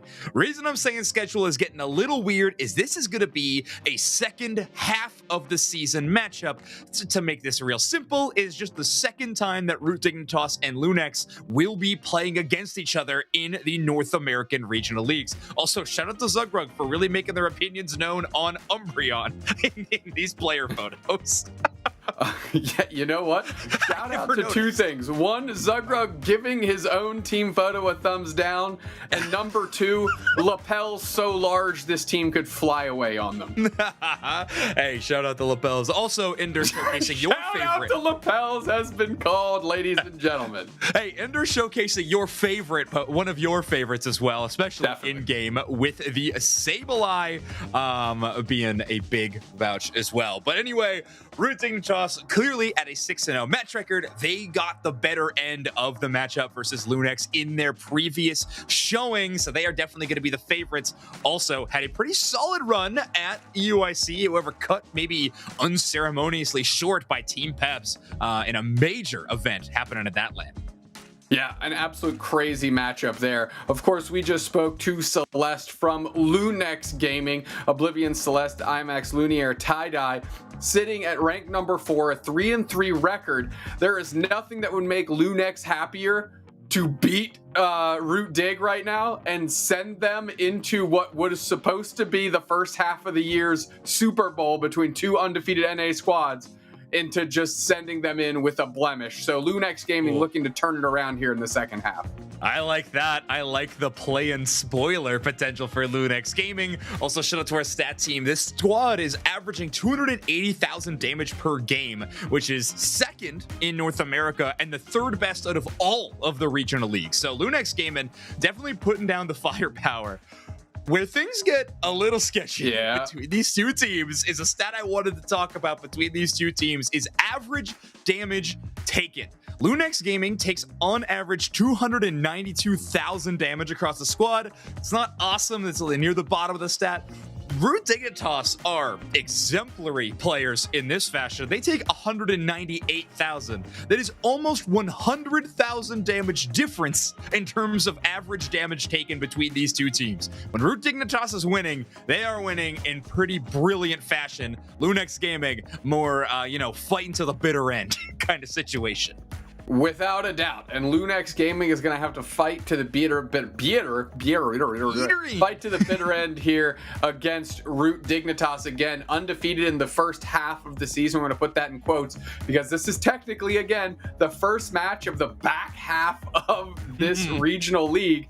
But we flipped the things around a little bit so that their last match of the first half is going to be last today, because that's when they're going to go up against Evil Geniuses to close out our day one. So if you understood all that, congratulations. If you didn't, Doritos in chat. Let's go.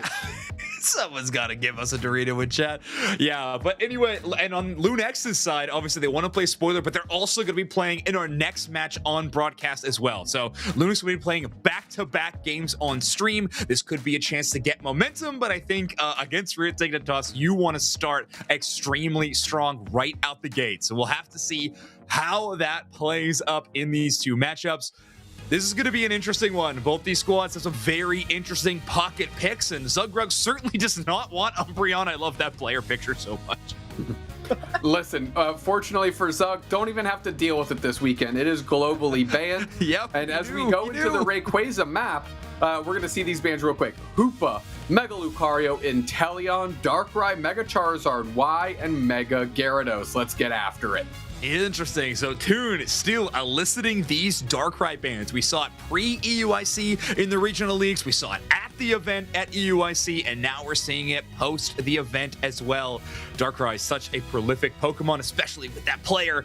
Mega Lucario also fitting that bill. Blastoise being available, though, will be an immediate snap up by Zugrug. Pokemon like Vaporeon and Crustle and other strong defenders still available, though. And it looks like IMAX might be favoring the Crustle that hustles. It's going to have to do something because that Blastoise is difficult. We were talking off stream, how high is this Blastoise's win rate? And I just said, I don't know the numbers, but it's too darn high. Celestial got to be grabbing that Ceruledge tie-dye on the Psyduck, and Root Dig has an opportunity to shake things up now. Yeah, they got that one defender. I'm curious if Root Dignitas has considered this double defender meta that we've been seeing rise in such popularity since EOIC at all. I know Ender, for the most part, has always played these very traditional healing supports, or even, I guess, flexing off, but basically always having a yellow background on their Pokemon. I'm curious if we see that swap. Also, Otter been hovering this Chandelure for quite a long time. Zilla's gonna lock down the Garchomp, and Ender is gonna finally take that player swap and pick up the Blizzard. Caster Curse is alive and well. Ender switching, it is gonna fulfill the yellow background prediction that you made. However, no Chandelure for us right now. IMAX gonna grab the Crustle at this point in time, and Luniere gonna cut off the Mimikyu from the side of Root Dig. Curious to see what this Mimikyu goes with. I mean, so far we've seen a lot of success from the Shadow Claw and then either of the builds in either Trick Room or Shadow Sneak, but normally into this Garchomp, sometimes you want a bit of that anti-dive. Oh, and then the final selection will be Oblivion on this Decidueye. One of my favorite plays is setting up for long-range damage for the Mimikyu and the Ceruledge to capitalize on. That's a lot of damage coming the other way with Garchomp and Mega Charizard X. Some late game dedication for Root Dignitas for sure, but you also got Otter on the Mew to kind of hold down the fort until you get there. Yeah, that's a heck of a character you can select to hold down the fork. Good lord, hold down the fort with a fork with whatever he's gonna do it. I'm assuming it's gonna be the Mew and that. I mean, essentially what I'm getting at is Mew's toolkit is so vast that there's probably a fork in there somewhere. Yeah. That's what I'm working towards here, Zoinks. I need a little help.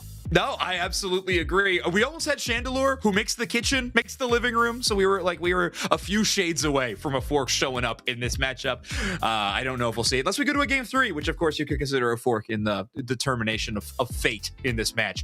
But we'll have a lot more answers as this match proceeds. Man, the amount of backup I'm trying to give you for this fork thing. Here we go. Game number 1. Root Dignitas, your purple team. Ludex, your orange team. Let's go. And you need a fork to eat eggs. Bang! Full circle. Blissy's in there. That makes sense to me. That's why. I was like, hey. Okay. All right. Heard. We're back. We're back. During week 1, Root Dig won 2-1 against Lunex Gaming. Is this going to be a 2-1 repeat? Perhaps, perhaps not. I think Root Dig would like the easy 2-0, and I'm sure Lunex Gaming would like it back the other way the same. You know what's really interesting about that, too, is Root Dignitas, so far in the league, their map score is 10-1. So Lunex Gaming, the only team to actually get a map win against this squad in regular season play. Toon. Fast rotation down there as Charmeleon tries to get in the mix quickly, baits a rotation. IMAX is just paying attention here, and there's Otter. And we're going to be able to pounce here as Celestial on top of Otter. Tons of damage. Speedberry maneuver. The chase continues. Celeste is able to get that big-time K opener. That's huge. So this, I almost said Chandelure. No, this, yeah, doing great. Either way, Oblivion getting some damage in from range on this Rowlet as Ceruledge, the Pokemon that's on your screen right now, is absolutely carving it up. Carving it up because those are knives on its arms, certainly not forks here in game number 1 between these two teams. Poor little Rowlet having trouble to evolve, and it's hard to make your impact felt when you don't have the moveset you need to do so. Ceruledge back to the middle here as it looks like things are at parity up top.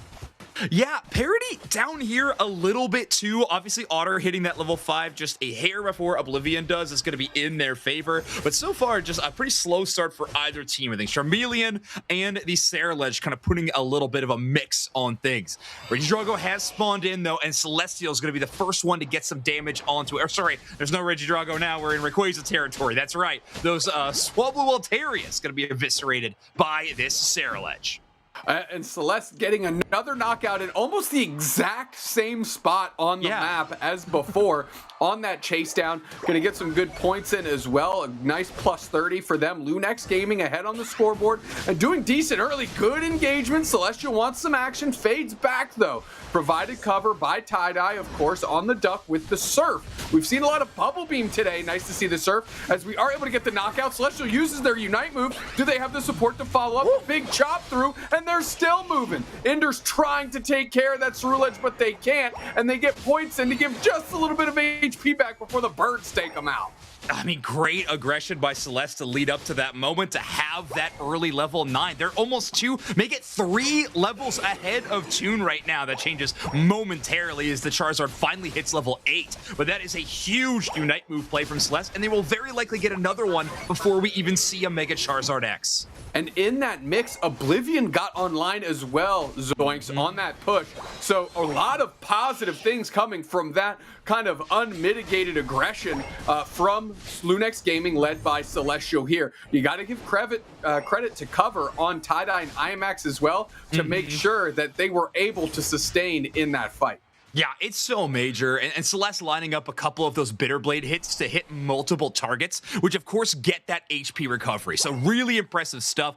We've even had to force a few Pokemon from Root Dignitas to start roaming to find experience that might be a bit easier on the map. You can see that Zealot's Gabite is in the enemy central area right now, and the off-screen Spirit Shackle is gonna take him out.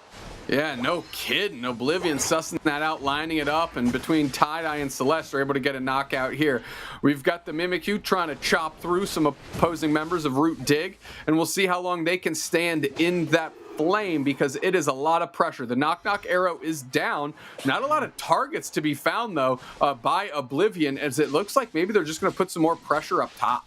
I think there were momentarily. I think they were really hoping to close that KO on Otter's Mew, but just a little bit too mobile, was able to get out of range of even the knock-knock. But you only run into Celeste on that rotation as the Cerulege adds another tally at this level 12. Big push coming up. Crazy how big Celestial is right now. Level 12 again. It's going to come nice. Cerule Edge Unite just chops down on Toon. Now Celestial finds themselves deep, caught in the Unite move. They are flushed out. Tons of damage. Spirit Shackle rains through. Can't quite get the knockout, and Celestial is down after the amazing Bliss Assistance on Toon post Mega Unite move. That Mega Charizard X. We don't see it too often, but it's certainly doing work now, allowing this pressure cooker to reach a boiling point. Hydro Typhoon eject button does catch the Mimikyu, trying to stun down Lumiere. Meanwhile, all the points are going in behind them. IMAX going for the cutoff in that area. They're trying to shred Zugrug's HP, and they are successful. Oblivion knocking that arrow. Yeah, those auto attacks really well timed, and good work from Oblivion to just be outside of that range of the Blastoise Surf. They don't want Blastoise to pick up that extra shield. So big push there. Root Dignitas, though, finding ways to answer back. Huge play by Ender, I think, to finally shut down Celestial. I don't know if it was Blissy's natural cure ability or a safeguard, but that mark placed by the Revenant Rend was cleansed off of Toon. So major moment there. Garchomp Unite as Zealot. They're finally joining the fray here, and it's a time that they needed. Collapsing on top of the Decidueye is the Garchomp, and they're feeling good now. Let's see what they can do. Nice move back through by Zealot to chop up 2 more players of Lunex Gaming. And that big time early lead that Lunex was able to find is suddenly gone, and they are being beaten down by Root Dig. Yeah, that early game deficit we talked about could be problematic. Well, that phase is now over. We got Zealot online. Toon really finding their footing on the Mega Charizard X. Lunex, though, with a bit of a bounce back. Finally, they buy a bit of space around this Regirock.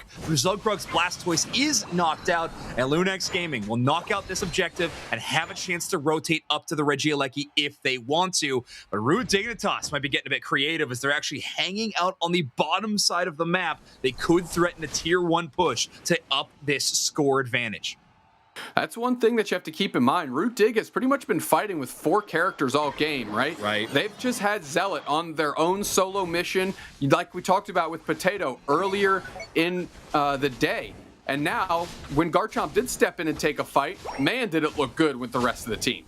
All right, Regieleki gonna fall, but a big push on the bottom side will result in Root Dignitas breaking that goal zone, but immediately recalling out of there. So they are not gonna try to push their advantage, but because Lunex had to rally multiple Pokemon to come to the defense of that tier 1, they will not have the benefit of being able to escort the Regieleki in. So instead, everyone will return back and just try to Pac-Man and clear these dots.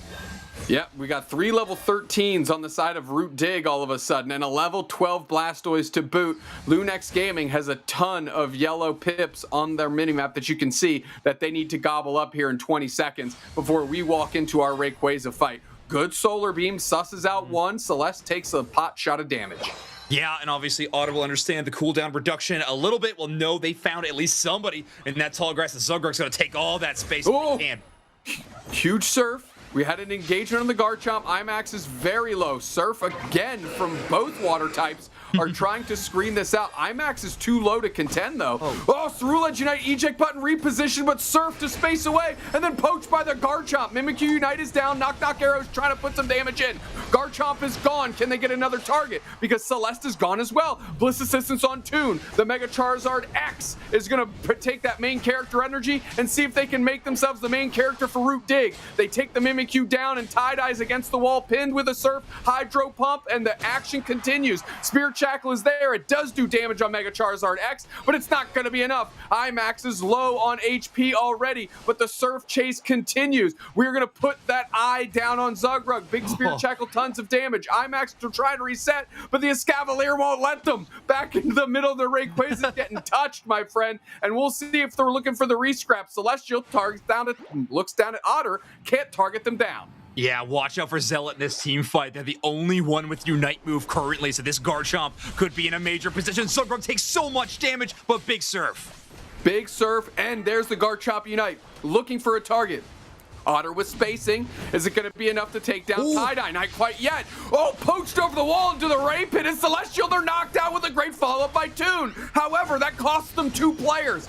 Celestial, were they worth it? Rayquaza's getting wrecked. The Spirit Shackle is lined up. It's fired. And no, it's taken by Root Dig in that gigantic exchange. Otter on this Mew is diabolical and cannot be denied.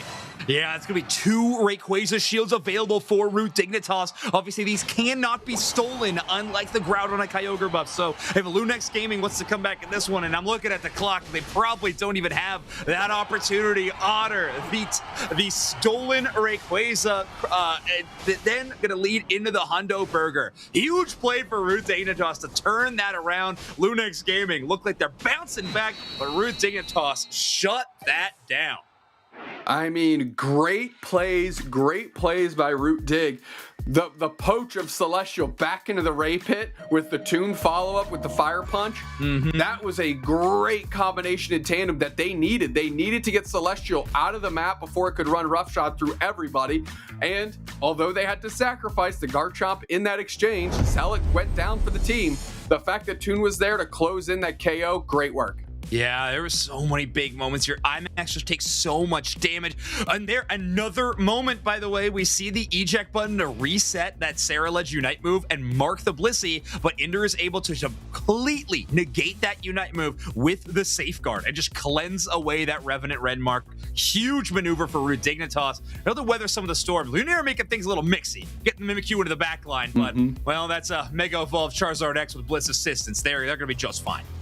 Yeah, great Garchomp Unite here. Tries to target down Tie-Dye. We had the Otter follow-up. This is when we're going to see the poach over the wall. Whoop! And then the Fire Punch follow-up. Bang! The good engage. Just enough stun to get that knockout. And great cover provided, which was a very tumultuous situation with the Garchomp and the Blastoise both down. Yeah, that was really tough there. I don't know. I think IMAX's Crustle positioning there kind of damaged a little bit by being split between 2 fights. Didn't really know which direction to path into, and then I think they weren't there for the backup on the Ceruledge. But Toon, understanding that, is able to take full advantage. 10 KOs and almost 100,000 damage from this Mega Charizard X. Incredible game, and Root Dignitas might have dropped a map to Lunex once before. They are not looking to do that 2 times in a row. 1-0 so far in our set.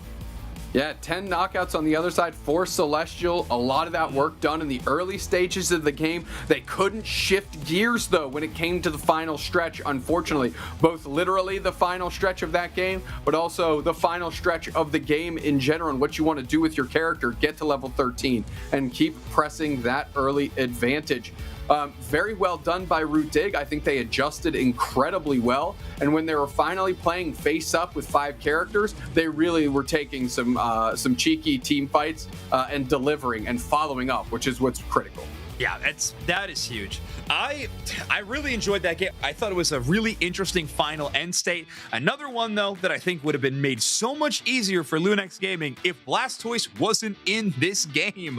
If I'm going to change anything up from the Lunex side of things, I think you need to heavily consider that ban going into game number 2. This Pokemon is so strong, and the amount of positioning that Zugrug is able to take while barely having to fight for it is just too much. I really think this Pokemon's got to go.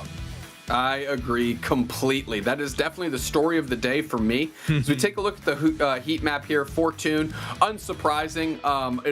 Every time they went through their central area, they dropped down to that bottom path and really lived in that area. So completely unsurprising to see where they were able to get a lot of their damage down because of the time they spent. And of course, that Rayquaza pit in the middle, incredibly important as it turns out. Yeah.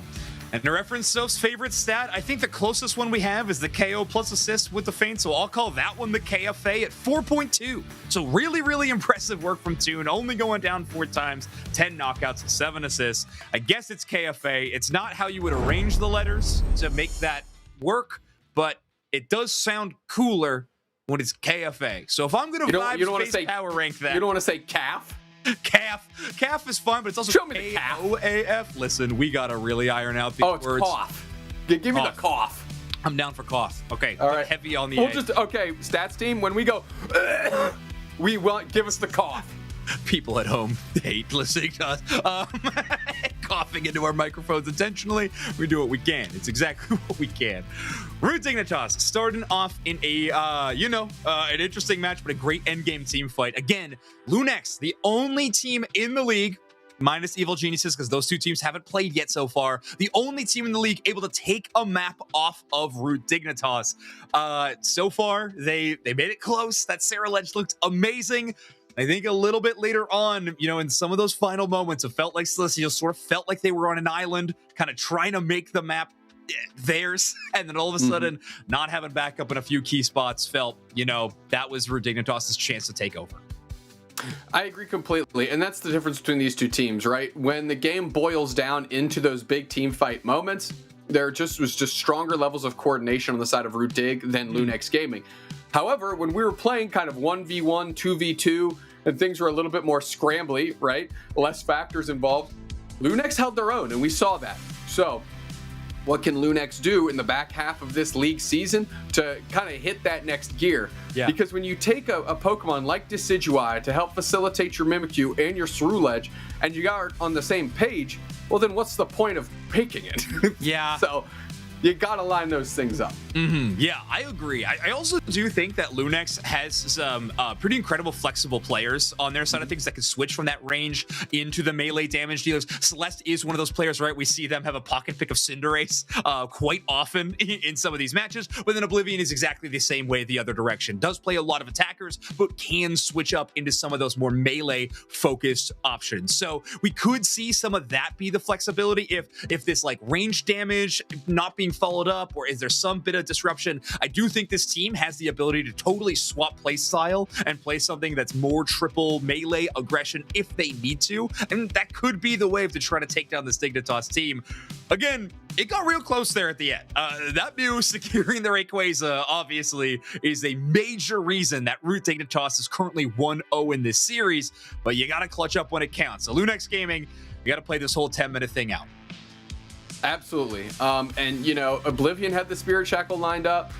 Obviously, Otter on that Mew. I don't think it was a Solar Beam. I think it was probably an E-Ball boosted auto type combination. Of course, that seems to be their preferred manner of securing. Whereas like Zante goes to the Solar Beam. So just fun little nuances on the same Pokemon between 2 great players. Yeah. That being said, get the Blastoise out of here. Get it out of here. I think Lunex dominates that back-to-back fight twice if Blastoise is literally any other character. Yeah, especially since you're like really favoring the Crustle in your draft, like extremely early in some of these picks. I think it's time, but hey, it's fine. Root Dignitas will do it for you. So now the Defender draft is getting really interesting. Reminder everybody watching at home, there is an Umbreon global ban for this weekend. So with Crustle and Blastoise both going away, a Pokemon like Snorlax or Mamoswine might be the marquee defender in this game number 2. Oh no, we have to play these 2 other Pokemon that are awesome. Incredible. That are insane. I didn't even mention Vaporeon. I guess it's been more of a support role these days, but either way. Yeah, whatever. Like, I mean, come on. Celestial gonna get the first pick. Yeah, a lot of great Pokemon. And Lunex has an opportunity to grab a good one here. We'll see where they go. Mega Lucario, not banned, worth noting as well. We'll see how that comes into play throughout this draft. I think if Lunex doesn't pick that Pokemon up, if you're Root Dignitas, that's an immediate snap grab. Zealot loves playing that Pokemon. I think it's quickly become one of the best, definitely in North America, potentially worldwide on that one. But it's going to be the Mega Mewtwo Y from Oblivion. So kind of giving up a little bit of that long range, going more to the medium range. But boy, do you get access to a whole lot of other stuff. Easy, unstoppable trigger. One of the best Unite moves ever conceived in this video game. So a lot of great options for Oblivion on this Mega Mewtwo Y. Yeah, Zugrog, looks like they're hovering that Snorlax. Unsurprised if they went there. They are, in my opinion, the best Snorlax player on the planet. You know, after 5 years, I think they've earned that title. They've been moving on that character. Zealot, however, still cycling through the options, and they're going to give Ender the Hoopa, which also cuts that off from Tie-Dye. Worth noting here, but Lunex now has the opportunity to get that Mega Lucario into their hands and really force Zealot maybe back onto the Garchomp. Yeah, I'm just shocked that we haven't seen Mega Lucario picked yet. I gotta be totally honest. Finally, it will be locked in place. Lunaire will pick up that Pokemon. Do you like Root Dignitas with the Snorlax Hoopa combo, kind of taking away one of the hard counters to Hoopa portals in the Snorlax alongside with the pick is a clever decision. Celeste returning to the Ceruledge, I think, is a great call. Interesting to see those held items, if they stick around or not. No Cell Bracer currently on that Pokemon, and with how quickly Celeste was picking up KOs in the last game, feels like that would be a really worthy item selection in this next game. Otter going back into the Hero's Cape here with this Mew, and Zealot going to grab base model Gyarados, an option that we've seen a lot of these top path players make. Tie-Dye rounding it out with an Eldegoss, a Pokemon they're incredibly familiar with, of course, and IMAX on this Mamoswine. And now Toon has pick of the litter to counter this setup however he wants, and he says, give me Mimikyu, I want Mimikyu. Interesting. Okay. Yeah, Mimikyu, obviously a phenomenal Pokemon. I think it's proven that tournament after tournament. The only thing is, normally we see this Pokemon countered out hard by a lot of tankiness. But if you're only going into a defender composition, or a composition with one defender, forgive me, that's a pretty nice look for Mimikyu. So this Shadow Sneak will have a lot of opportunity to move around, and not for nothing, it can be one of those moves that can chase down this Ceruledge if they do decide to dip into that other dimension via Phantom Force. You just wait till they pop back up, your Shadow Sneak mark is still there, you jump into the mix. We're just going to have to be careful on the side of Root Dig walking into that Mega Lucario. One close combat with multiple targets. That HP pool is from shredded to all the way back topped off, and that thing can keep battling. We've seen it today. We've seen it week in and week out. Obviously, Root Dig, no strangers to how to fight against a Mega Lucario. Certainly, they fight with it enough, so they understand these ins and outs, but it's not the time to take your eye off the ball. Say the thing that Spraggles normally does. Yeehaw! Perfect. Lunex Gaming, your purple team. Root Dignitas, your orange team. Game number 2. Root Dignitas currently with that game lead. As Toon can be clearing out the middle of the map. Blue Puff taken. Pretty easy look for them. However, you can't say the same about Lunex Gaming, as Ender going to take a ball toy.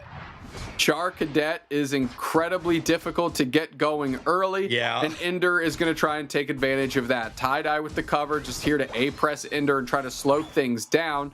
As Ender able to get some of that experience on their way out, they're going to Magician a Berry back through. We'll see if this is where they want to stay for the rest of the time, or if they're finally going to slink back to their side of the map, as they have hit level 4, and we're going to see what kind of Hoopa this is. Yeah, they got both ball toys, so obviously a pretty big success for them. It'll slow down that Sarah Ledge. As you can see right now, Celeste is actually hunting for their side's path Pokemon, trying to look for that evolution, as Celeste is still at 4, Toon 5.5. Toon knows exactly where they are. Celeste steps into the mix quickly to get the evolution. They are successful. So a good foray there by Lunex. They over-rotate to ensure that they can get their characters online, and I think that was a very strong strategic move out of them. Yeah, it is. The only thing they sacrifice, though, is now we already have Mega Gyarados available. Or I should just say the evolution to Gyarados is Mega Gyarados is banned. But either way, a quick evolution for Root Dig. Oblivion able to get a knockout on Mew. Otter, of course, taking a ton of damage. Good pressure by IMAX, who also gets their evolution here. Celestial, low on HP, is trying to avoid getting knocked out by Toon. Heavy Slam is going to make that a tough order to deliver on, and Toon gets the knockout there. Yeah, big KO. Again, when you're running that attack weight, that means Celeste has got to be a lot more aggressive towards these goal zones for any kind of stacks they can have. This position they've been put in by Inder's early invade has really put Celestial behind the 8-ball. We are going with a Trick Hoopa here. I don't think there's a better Trick team on the planet. You want to talk about things that transcend different Pokemon games. This, not Trick Room, but it is a Trick Squad here in Root Dig, and they play this incredibly well. And that's the reason why it earned a ban in Game 1. Yeah, and that makes a ton of sense. This Pokemon is so phenomenal. Great play by Otter to coaching multiple targets to make it away from Oblivion's Mega Mewtwo. Why? Who's going to have to play this one safe. I think Toon even had the Shadow Sneak mark on that Pokemon, but not likely to follow up all the way there. As Root Dignitas really just having such a fantastic start to this game number 2, looking even cleaner than they did in game number 1. In our picture-in-picture, Zealot able to take a big-time exchange against Celestial. Well done there as the pressure continues downstairs. Root Dig looking to close the goal zone out. They are successful. IMAX is in a lot of trouble. Heavy Slam with an E-ball is going to take care of them quickly, and Oblivion just forced to retreat.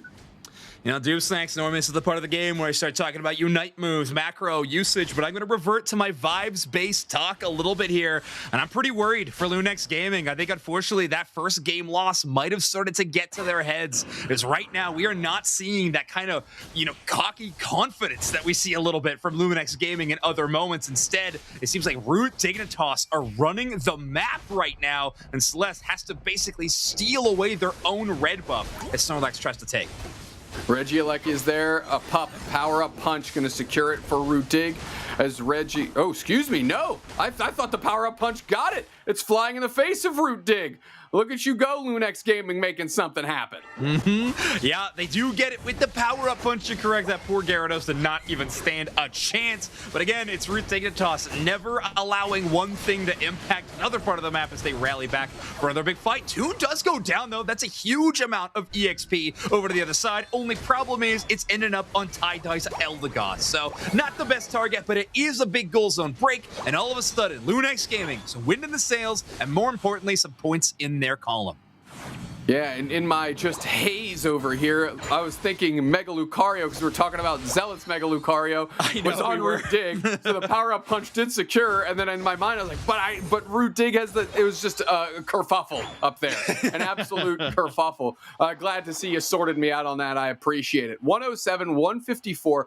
Lunex Gaming, have they completely bounced back? I'm not going to say yes, but I am going to say that they're in a much better spot than they were a few short minutes ago.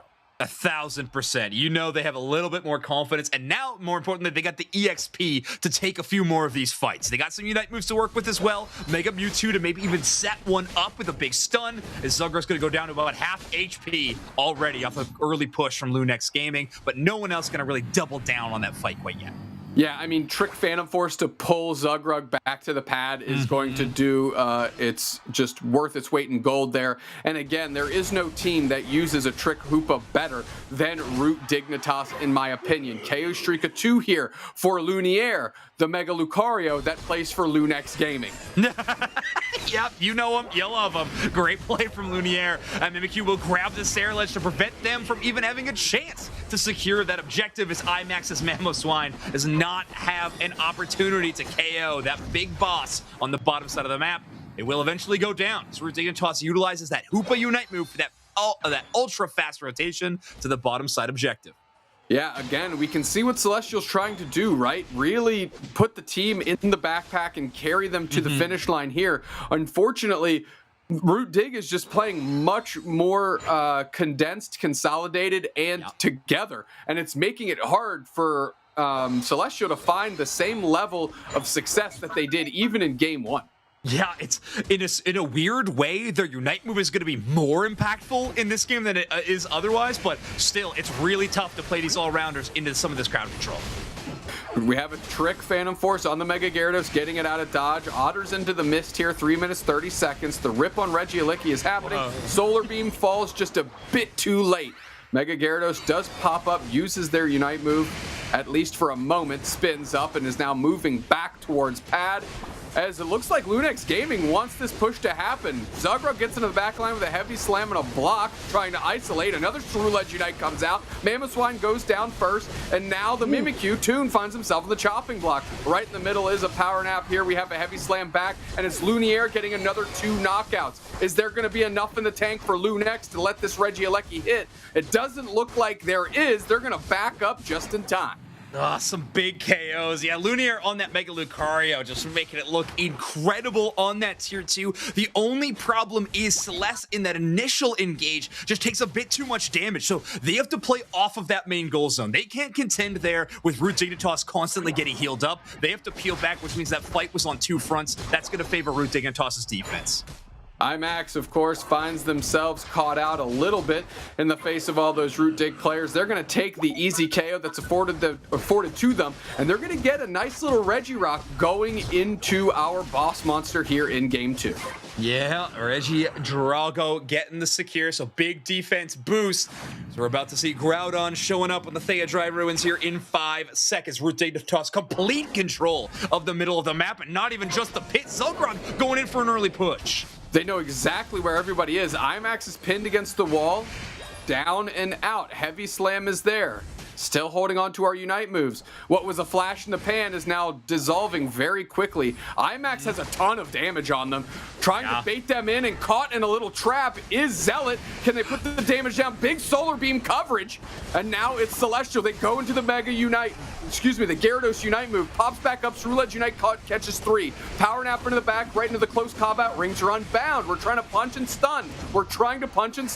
Mega Mewtwo Y takes care of one of the targets here. Gyarados is down, and now Lunex Gaming is fighting up a character. Make that even Steven here. Zugrug in the backline just being an absolute menace as Celestial is trying to dip through the other players and find a knockout. Ender on a sliver of HP finally gets knocked out. And we have 1 character advantage for Lunex Gaming. 1 minute left, and we have to take a deep breath. Zoinks.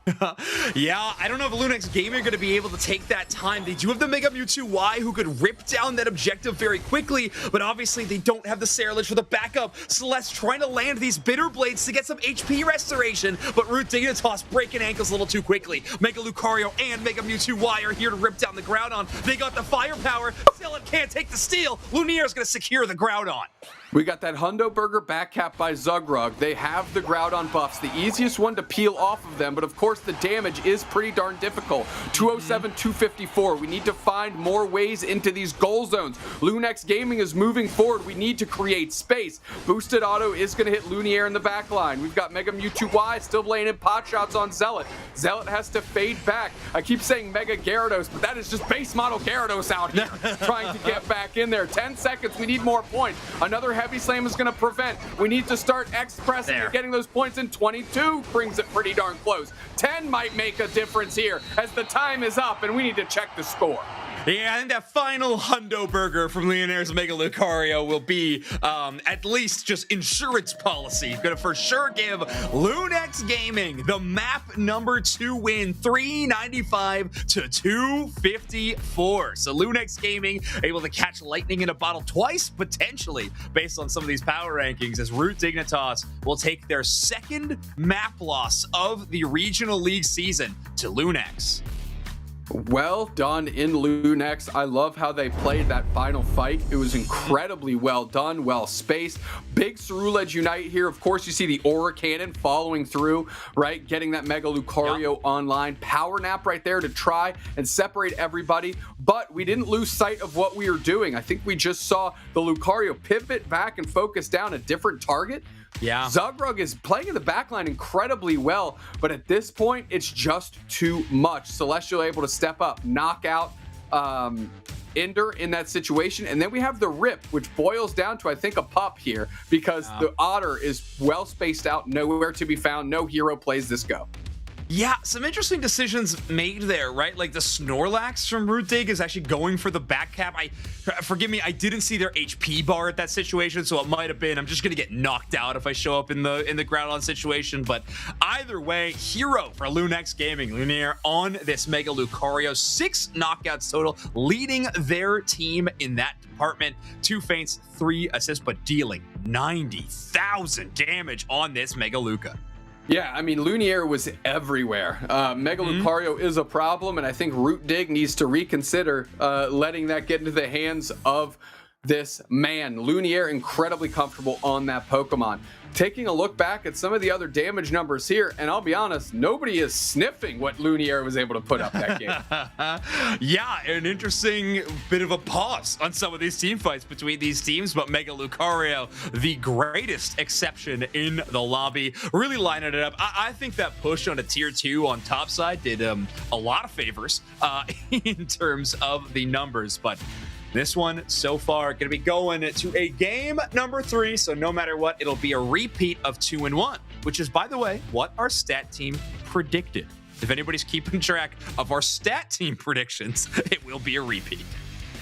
Give us the cough. There it is. 4.5 on the cough. Of course, our KAF. KOs and assists compared to their feints. A very solid ratio for Lunaire on that Mega Lucario. Okay, so Root Dig, Lunex Gaming squared up at 1 apiece, and I think what everybody at home is thinking is Lunex Gaming going to ruin our Super Bowl for the day? And I think there's one team that would be incredibly excited to say that they did, and that, of course, is Lunex Gaming. Yeah, no kidding. Not to mention, they play another match following this one immediately. And you know how much momentum you would have going into that next game after a win against Root Dignitas, where, of course, the opposite could be true. The other side of that coin, a little bit terrifying, would be tough to play the back-to-back after a game loss. Obviously, these teams are very experienced playing in multitudes of tournaments and formats. I know they have played after losses before, but still, you want this one so bad. I guarantee it. Yeah, it's going to be a good one. It's gonna be a well, good Lunex has played after losses, but Root Dig really hasn't yet. So let's go ahead and tip the cap to them again. When we're saying our Super Bowl, we mean at the end of the day for NA. If Root Dig was to remain undefeated and EG as well, they will be squaring off to close our day 1 here in week 3 at undefeated records to determine who officially sits on top of the pile in NA. But before we get to that, we have to wade through this Root Dig Lunex Gaming match, and it's been a pretty darn good one. It's been so fun. We're seeing some interesting picks. I do like how specific some of these bans have been, and whoa, Deuce X, we just got confirmation of what we are going to be looking at. The map is going to be Rayquaza for game number 3, and Dignitas will be in first pick position, which is really interesting. We're actually getting confirmation of what of basically what Root Dignitas shows in terms of either map selection or draft selection. But it looks like potentially Dignitas chose the map. So we are going to be going to Rayquaza for game number 3, which is wild. We need to get that confirmed immediately. You see me looking off to my left. We're trying to get this information because that would be. It looks like Toon picked Ray. Or I like how we isolated on me when I wasn't looking at the screen. Anti-shout out to production. Anti-shout out. Let's go ahead and mark that down. Stats team, if you want to put up how many anti-shout outs I've had to production, tonight, you can go ahead and get that one put up here. So let's see. My God. Who picks Ray? That's what we're trying to find out. Somebody tell us the actual information. They did. I think it's soon. Anyway, that is so funny. I can't wait. We're going back to Rayquaza. And listen, if it was Dignitas that chose it, which I think it is, they got the win on Rayquaza in that game number 3. And there is a world in which these teams have been preparing for the last week or so after coming back from EUSC for Rayquaza. I mean, this is the first map for the entire weekend, so it would go to show that putting a lot of practice time on this map would pay off. So maybe they're like, listen, we've put so many 3 hours years on the isn't enough, map. Zoinks. Let's get another weekend. Get out of here. Yeah, you're right. Get out of here, dude. I'm going back to vibes. Come on. Mega Luca Blastoise banned. You'll love to see it. Darkrai, Mega Charizard Y banned. Yeah. I'm still not sold that Darkrai is the thing you need to ban, but maybe against Root Dig it just has to be. Cerulege taken out of the hands of Celestial here, which means Lunex Gaming has the opportunity to round this out, and the Hover's Mega Gyarados. Ooh, okay, so the big megas are, I would say, on the table being blocked out. Now, last time this was the case, Root Dignitas did go to the Mega Charizard X, albeit a little bit later on in the draft. But either way, we could see that Pokemon re-emerge, but Psyduck is going to be the Pokemon leading it's crazy the board. Strong, dude. It is. So is Mega Mewtwo Y, though. And if I'm Lunex, that is going to be an immediate pick for me. There it is, Oblivion, locking in that Mega Mewtwo Y. Yeah, that's what I was going to say, too. While Psyduck is incredibly strong, we just saw Lunex use their first pick to choose Mega Mewtwo Y, right? They're in game 2. So it's unsurprising that they went to that well when they had back-to-back picks. IMAX grabbing the Crustle here, the Crustle that hustles, and we'll see how Root Dig responds. Ooh, Zealot hovering Machamp. It'd be a little early in the draft, in my opinion, to pick up a Pokemon like Machamp, who is mostly seen just as a hard crowd control counter. So instead, it'll be Zugrug picking up a very safe, non-contested Snorlax. But what Root Dignitas is doing here is they just want a little bit more information about what Lunex is locking in before they give Zealot the option to lock in their Pokemon, who's a little bit more easily countered. Lunex now having the chance to respond to Zugrug and Otter on their most iconic Pokemon in the game. Yeah, counterpoint though, I mean, Tie-Dye, I know we know Indra is a Hoopa player, but Tie-Dye is a phenomenal Hoopa player as well, so much so that it earned a ban in Game 1 when Lunex would have had the opportunity to take it. So they have to be incredibly comfortable as Luniere is going to put in the Machamp, Zealot on this Zacian, and Toon, Mega Charizard X yet again. Okay, so another return to this Pokemon. It was so impactful in that final fight for Root Dignitas around the Rayquaza in map number 1.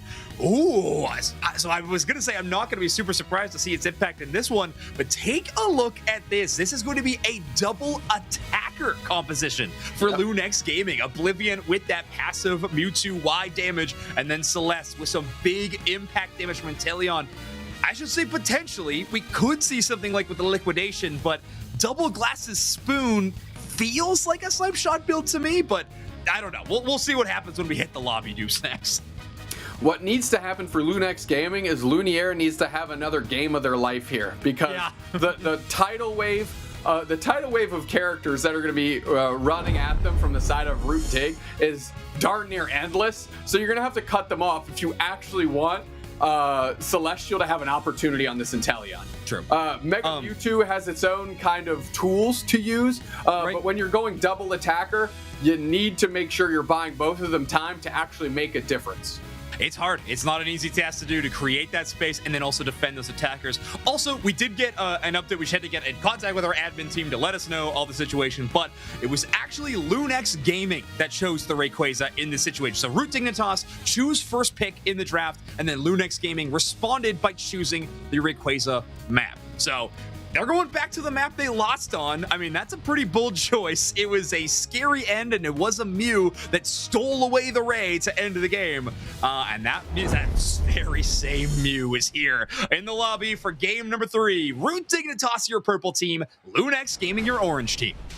Lunex Gaming choosing the most volatile map they have access to, maybe trying to use some of that volatility to their advantage, right? You know, they lost that game 1 on that map, but not by much. And maybe they're thinking we can get the better edge of the variance this go around.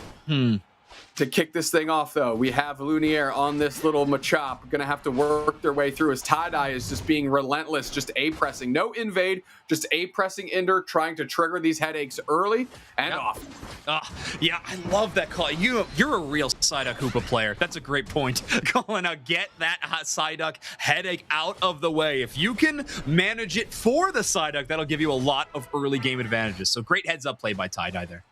Yep, well done. Of course, good collapse here by the Zacian, and that would be a dangerous first knockout as now they're in the blender. Oblivion steps up to try and A-press down Zealot, who moved through with the Zacian, but are unable to. So quality K opener to the side of Root Dig. Yeah, great call by Zealot to find where Celestial was rotating and actually take out that Drizzile, who, by the way, we saw an eject button, but we also saw a little hop, skip, and a jump. So I do believe we are going with the Acrobatics Liquidation moveset on this Inteleon this time around. So that is going to be a lot of sure hit base damage for Root Dignitas to try to contend with. And reminder, they have no healers on their side outside of Mew coaching, I guess. But other than that, that is going to be a lot of relentless damage. Root Dignitas might be forced to some early recalls. Yeah, it's also great to track down maybe a Mew that has stepped too close, right? You set your liquidation on them, and you get some good damage in that otherwise would be pretty darn difficult. Zugrug is now getting A-pressed down. Celestial gonna go ahead and get heavy slammed as they're just gonna keep putting the pressure on. And again, Snorlax just outlasting any, like, way longer than I thought they ever deserved to. Yeah, well, hey, maybe the power of the new bell in a couple situations there, right? Any of those knockups getting a bit of HP recovery, and then, of course, a bit of an internal cooldown. But, hey, Lunex now on the board in terms of KOs as they first take down the Snorlax and now open up a little bit more space. Celeste just shy of that KO on a Zealot, and that auto attack can't get it either. Brutal work. Celestial gonna line up their next liquidation target. And of course, dive back between the rest of the squad. It looks like we've got a Trick Hoop on the side of Lunex Gaming taking a page out of Ender's book to see if they can match that intensity. I like that a lot. You can line up some really fun stuff with them. Machamp Lunaire could be a lot more aggressive and a little, even like, let's call it careless on this currently Machoke. Eventually, Machamp can get up in the mix and then immediately get the recall. We've also seen a lot of impact with this moveset with Crustle specifically. You line up that X Scissor, you provide a ton of crowd control, and then you can show up safely back with the rest of the squad. IMAX coming pretty darn close with that Rock Tomb on the secure here, making things a little tumultuous for Root Dig in the bottom path. And they see that there's 3-4 players for Lunex, and they don't want to box down here just yet. However, Toon is not online yet. This is a pretty rare sight for them. Usually they hit their level 9 right at 7 minutes. Right. So they're a little bit behind their own internal timer, which doesn't let Root Dig put too much pressure on right now. Yeah, Celeste, on the other hand, does have access to Inteleon's Unite move. Legitimately, one of the best secures in the game is the B button, while that Inteleon has complete vision of the entire map with the Inteleon Unite move. So pretty impactful there. Ender looking to get a cheeky pull as Toon has hit level 9 now. I think hoping for a big play there, but all they find is the Crustle. Yeah, you know, well done by Oblivion to dodge all of that. However, IMAX does go down on the backside. We've got Lunier that got knocked out, and that's KO Shrika 2 for Zealot, KO Shrika 2 for Otter, and the pressure continues as the Mew's pinned against the wall and can't quite get out of dodge. We're stepping forward. The liquidations are there. Very eaten by Zugrug, being as selfish as they can. Heavy slam counter with the Surf combo. Is that going to be enough? No, the headache is procced with a Trop and a Rock Tomb, and I don't think that Psyduck's too concerned. No, yeah, they're going to be just fine. Not to mention they got Regice buff to work with as well, so they might even not even need the recall as that HP recovery starts hitting over time as Root Dignitas really get a lot of momentum in this game. Couple big KOs, not to mention a huge overdunk on that tier 1 on bottom side. That sets them up for a massive score lead, Dupe Snacks, 187-35. Lunex might have some momentum. They got some key Unite moves online, but they need to make some points happen. Oh, nice catch on Toon after they expended their Unite move here. Liquidation is forced out, and Celestial's Unite is as well, as they're taking a look at the whole map here, and they're going to see what targets they can get. No, good opportunity for counter scores if they're doing their math to the best of their ability. Still down by 100, but at least now it feels like it's within range. Yeah, it's maybe not the best math in the world in breaking that goal zone, especially if you're trying to catch up, but still, like you mentioned, at least you cleared that one, and the Regieleki, which will always spawn on the top side here on Ray, will have the chance to push towards tier 2 if Lunex can make the rotate happen. They will not get the bottom side objective, though, as that will be another Root Dignitas Reg Ice buff. Lunier's kind of very quiet, suspiciously quiet this game, unfortunately, and they're going to have to get in the mix quickly. They pick up a berry, cross-chop in, can't prevent the scores, which mean that lead grows a little bit more. 130 points approximately separate these two teams here as we're starting to box in the last 4 minutes of game number 3. Yeah, it feels like Root Dignitas have found their stride now. Both Toon and Zilla are well on their way to level 13, where Lunex Gaming, both of their carries, not even hitting the level 12 mark. So a real scary spot to be. And Ender and Zugrug, well, they got nowhere else to be. So they're just going to be playing in the middle of the map, acting as Pokemon-shaped wards to get as much information as they possibly can. Regieleki going to be doing the same, though, as they do know Lunex Gaming will have at least 2 carries on the top side with no defender for backup. So watch Ender kind of play this defense against them. They're trying to see if they can follow up on the target that they've eyed down, which of course is Zugrug, who flatly just exposed themselves and said, here I am if you want to do something about it. They are able to get a consolation prize in the Psyduck, but really they have been unable to take down the key targets on the other side, going for that submission around, waiting for their opportunity, and Teleon Unite is out. Mewtwo's there, A-pressing them down, and we have the Mega Charizard X Unite, Heavy Slam eject button, submission flip onto Zugrug, and now it's Inteleon getting pressure, the chase is on, and that's a great knockout on Celestial by Toon. Going straight into the back line is Toon trying to hunt down Oblivion, but it's Zealot that closes the gap and goes straight for it. KO Shrika 3 for this Mega Charizard X, and it is truly the Toon show here with no commercial breaks. Yeah, that level advantage is looking pretty ridiculous. At that point, it just feels like Toon was kind of outstatting them. Now, do they give up a lot of EXP the other way? Yeah, this is going to be an unfortunate turn of events as they do try to snipe some of the enemy Pokemon in the enemy central area, but they will get KO'd. So Lunex Gaming going to get a little bit back for that exchange, but again, this lead is phenomenal, and they're going to have a Registeel buff to work with in the final fight. When this map is kind of all about who knocks out the big Rayquaza here at the end of it, that Registeel buff is going to be doing them a lot of favors. They do not currently have a Snorlax Unite or a Mega Mewtwo Y Unite, so that Infinite Cyburn and Power Nap are not on the table quite yet. Inteleon Unite is also not available here. We're trying to block and isolate Oblivion, putting in damage early. Take a deep breath and think we're going to have a fight. We got a flank, we got a Heavy Slam, we got a Solar Beam, and that's all we got. Psychic Pull? No. All right, so tag in for a second. Yeah, no, just saying that poke damage that I was talking about that Lunex Gaming can provide so far has been working out really well in these moments. They've been forcing Root Dignitas back. Ooh. They can't be as aggressive. Well, can't be as aggressive, and Zugrug was aggressive in days of yore, something they used to do in year 3. Infinite Cyburn after the suplex, and bang, Toon is gone. Lunex Gaming has an opportunity. We have gone full Rings Unbound, and this is our opportunity. Bang, another suplex, another knockout, a Psyduck gone. Zealot getting the break speed off him. KO Streak of 3 for the Mega Mewtwo. Why coming back into the mix, though, is the Hero Otter. Back into the mix, though, is the rest of Root Dig. Secured, though, by Lunex Gaming is the big green dragon in the middle, and Lunex Gaming has a great opportunity to win themselves a match against Root Dignitas. A minute left on the clock. 2 members from Root Dig have respawned, one of which has a Unite move. So Toon does have the Mega Charizard X. They attempt to defend on that tier 1 goal zone. They will get back capped on. Toon's got a bit more backup, though, as they will return and be dispatched. Zealot gone. 44 seconds remain. 5 members of Lunex Gaming still stand, and all 5 got Rayquaza shields. Wow, wow, wow, whoa, holy Lunex Gaming. What a draft they put together. What a strategy they put together. And unfortunately, Zugrug, you were talking about the poke damage, talking about getting caught up, and that was the beginning of the end. Zugrug thought they had an opportunity with the good Heavy Slam. Unfortunately, well played by the Submission Machamp. Don't get caught or pinned down. Excellent liquidation right on time, and the collapse was real. Holy brother, well executed by Lunex Gaming. Yeah, that's how you play front to back, right? Like, that is basic Pokemon Unite macro strategies. You find one target, you play your target priority well. You make sure your Inteleon and your Mega Mewtwo Y are synced up and hitting the same targets, and you take them down one by one. Great looks from Lunex Gaming, and they will be the first team in the North America Regional League to hand Root Dignitas a match loss, putting them at 6-1. Lunex Gaming gonna climb to 4-3. I would love to just see that Rayquaza fight in our replays if that's possible. Thank you very much. Look, Luniere is there.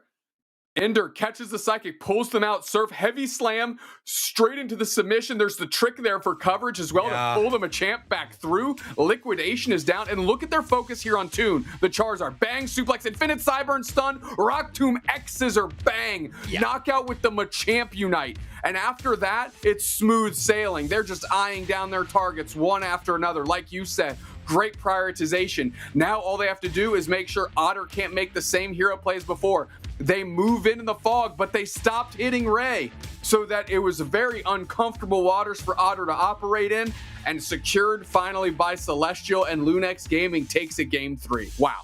Yeah, I mean, to beat a team like Root Dignitas, you have to have perfect coordination, and Lunex Gaming did exactly that. A big factor here being Oblivion with the Mega Mewtwo Y. 9 knockouts, 0 feints, and 7 assists. The cough going to be looking great for them later on our set screen, but 56,000 damage, exemplary work there. A lot of great coordination, though, across the board for Lunex Gaming. It was great to hear from Celestial before the match, but I bet they're feeling great currently right after.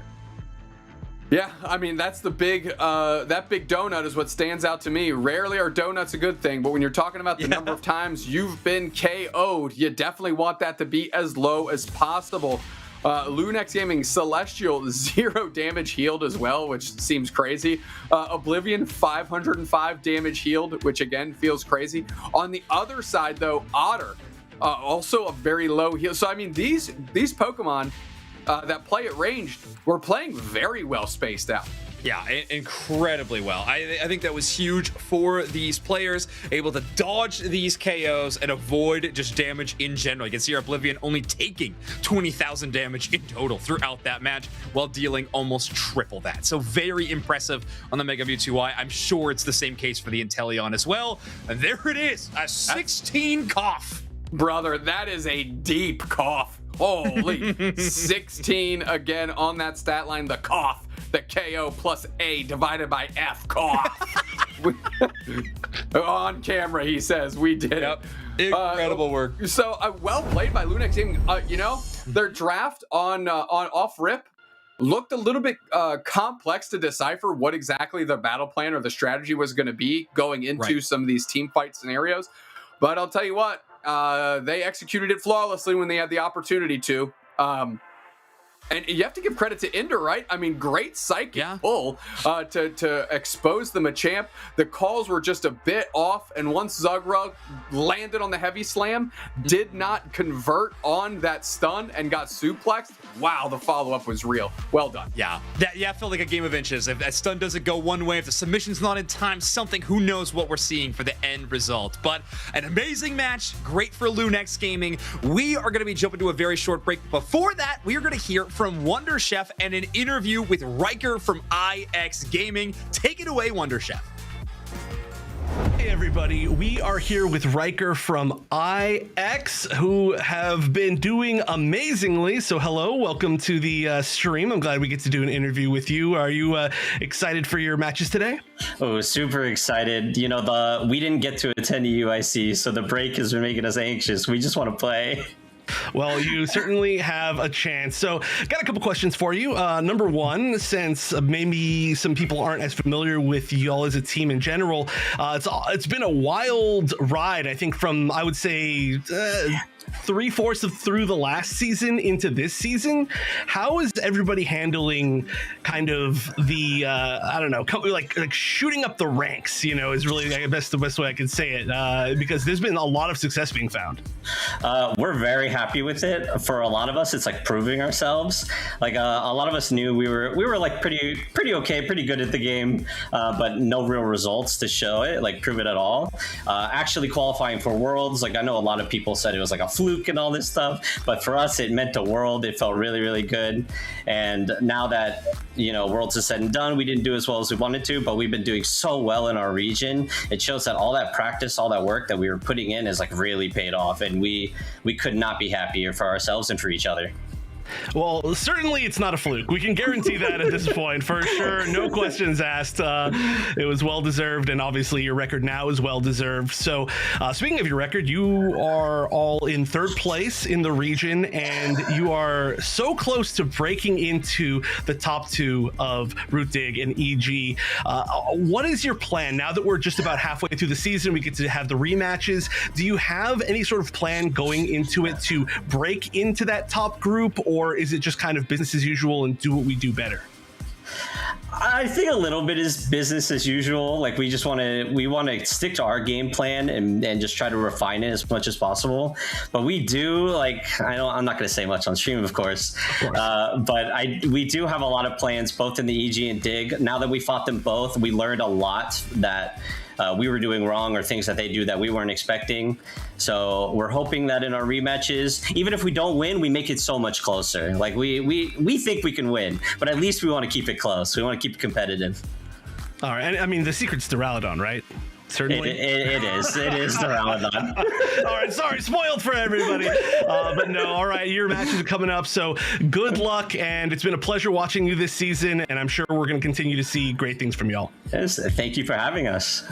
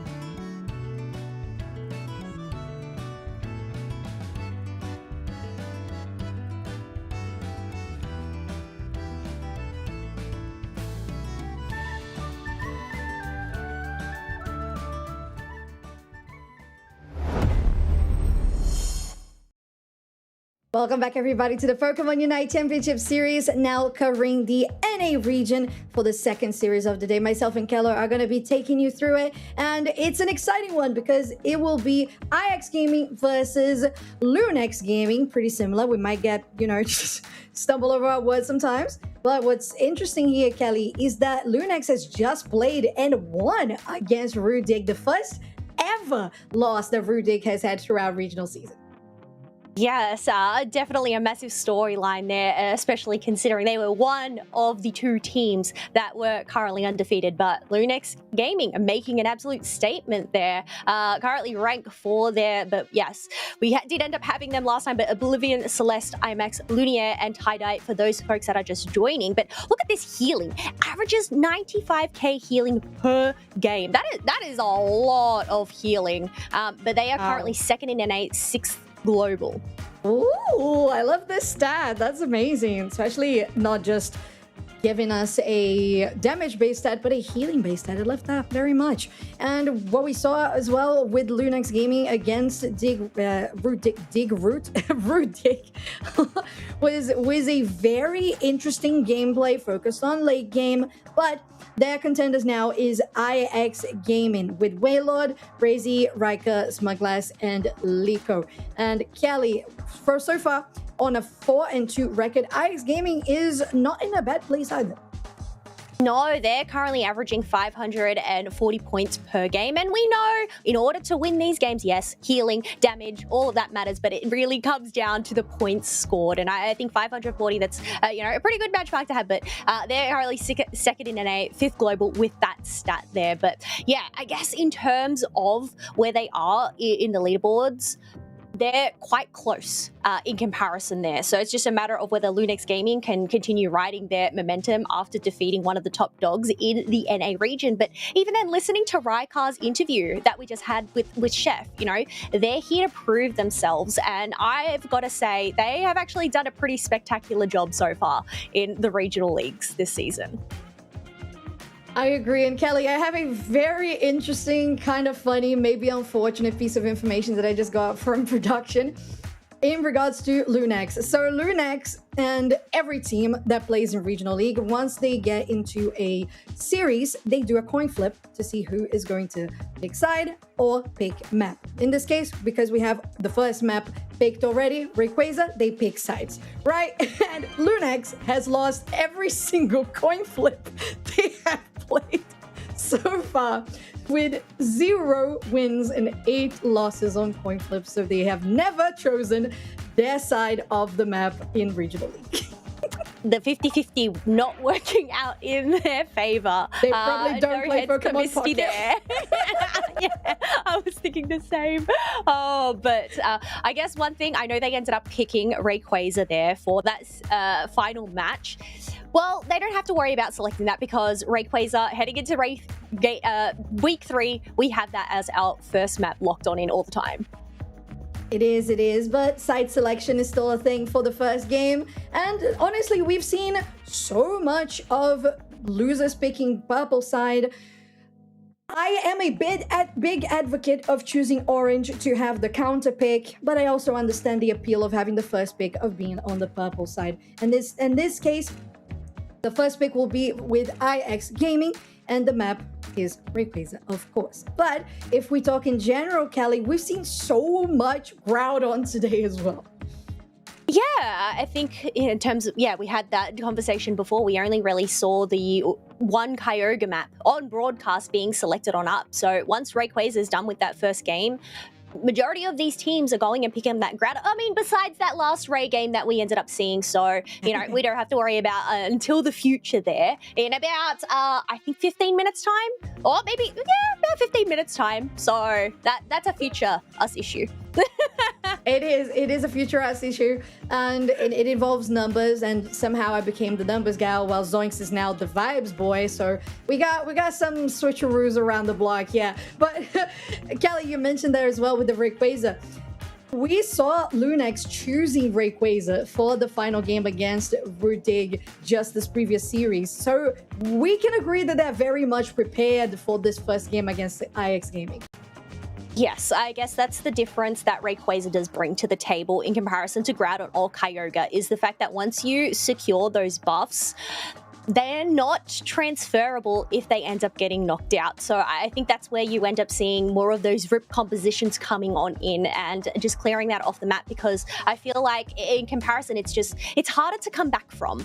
It's harder to go up against the shields, the increased scoring speed, of course, so, and not being transferable. But hey, we still have that one to deal with. But yeah, IX Gaming and Lunex, 3 and 4.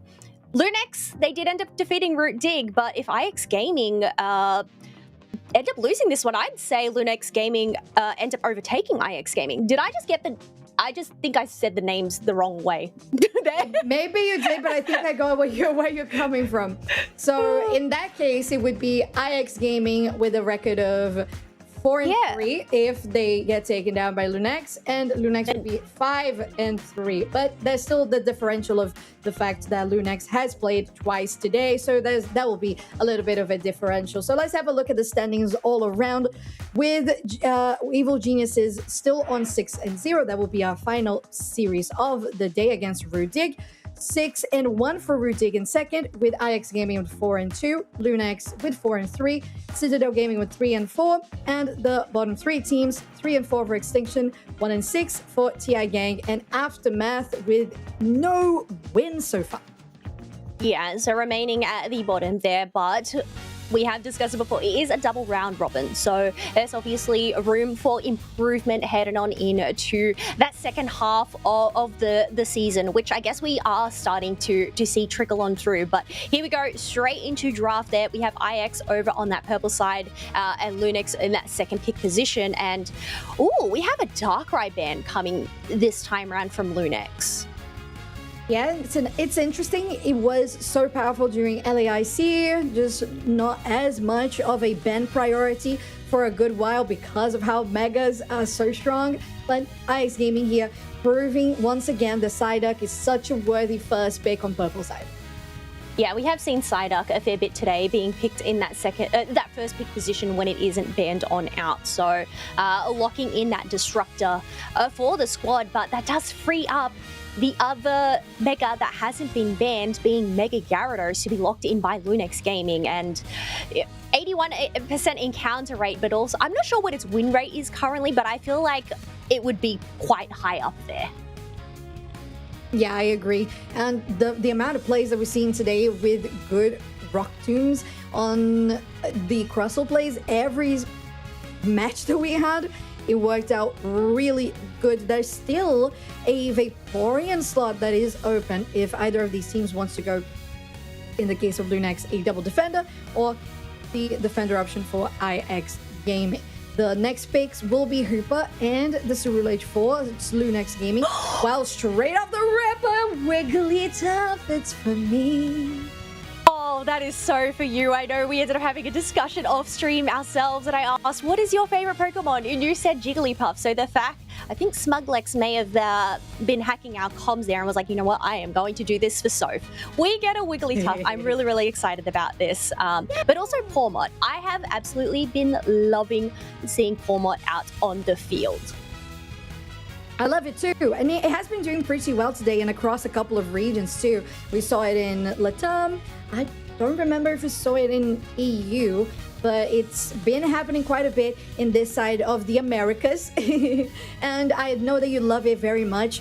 I think personally, when I think about these electric type Pokemon picks, I also drift towards the Alolan Raichu, which we saw today. So all of these picks that feel a little bit off meta, but that have been working pretty well in the hands of these skilled players, is just something that I love to see. Yeah, and it's, I guess, considering the pool that we have currently, there is a lot of room for movement there. So being able to pick these picks and potentially catch opponents off guard. We did end up having the Darkrai banned on away from Lunex Gaming. So potentially, I'd say having a read that they like to pair up a Darkrai with a Wigglytuff. So I'm definitely interested to see how this Wigglytuff does end up going as a supporter on its own. But even then, having two supporters disruptive at that, that's a lot of crowd control that Lunex Gaming are going to have to deal with. So I want to bring into this game one of the series of IX Gaming on your purple side versus Lunex on your orange. The fact that Lunex winning on Rayquaza, right, and choosing Rayquaza to take the victory in the series against Rudig. They had the Crustle and they had the Hooper, but that damage dealers were completely different. So I'm excited to see if they have a whole different strategy that can be used in this case that is different from the previous series. I think that's a really good point, considering they have the Mega Gyarados. They have the Rip there. They have the secure in terms of that Blaziken, but really it's just going to come down to those final moments where everybody are, where are IX, and whether they're even going to provide that opportunity for Lunex Gaming. But up in the top path, we do have Hooper and a Magikarp splash, two Magikarps splashing about, and just trying to reach that Serpent form. Yeah, the Serpent form for sure.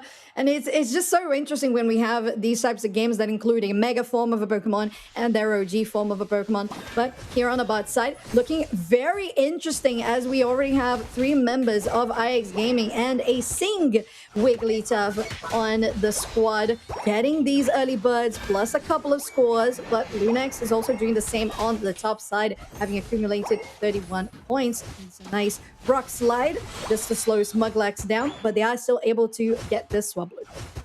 Yeah, so trades either side in terms of the lanes there, but up in the top side, Lunex Gaming taking a little bit extra for themselves as they have managed to lock in 2 KOs, allowing this Gyarados, and this is the Mega Gyarados as well, to already be at level 6, but also go ahead and stack their attack weight and Aeos Cookie.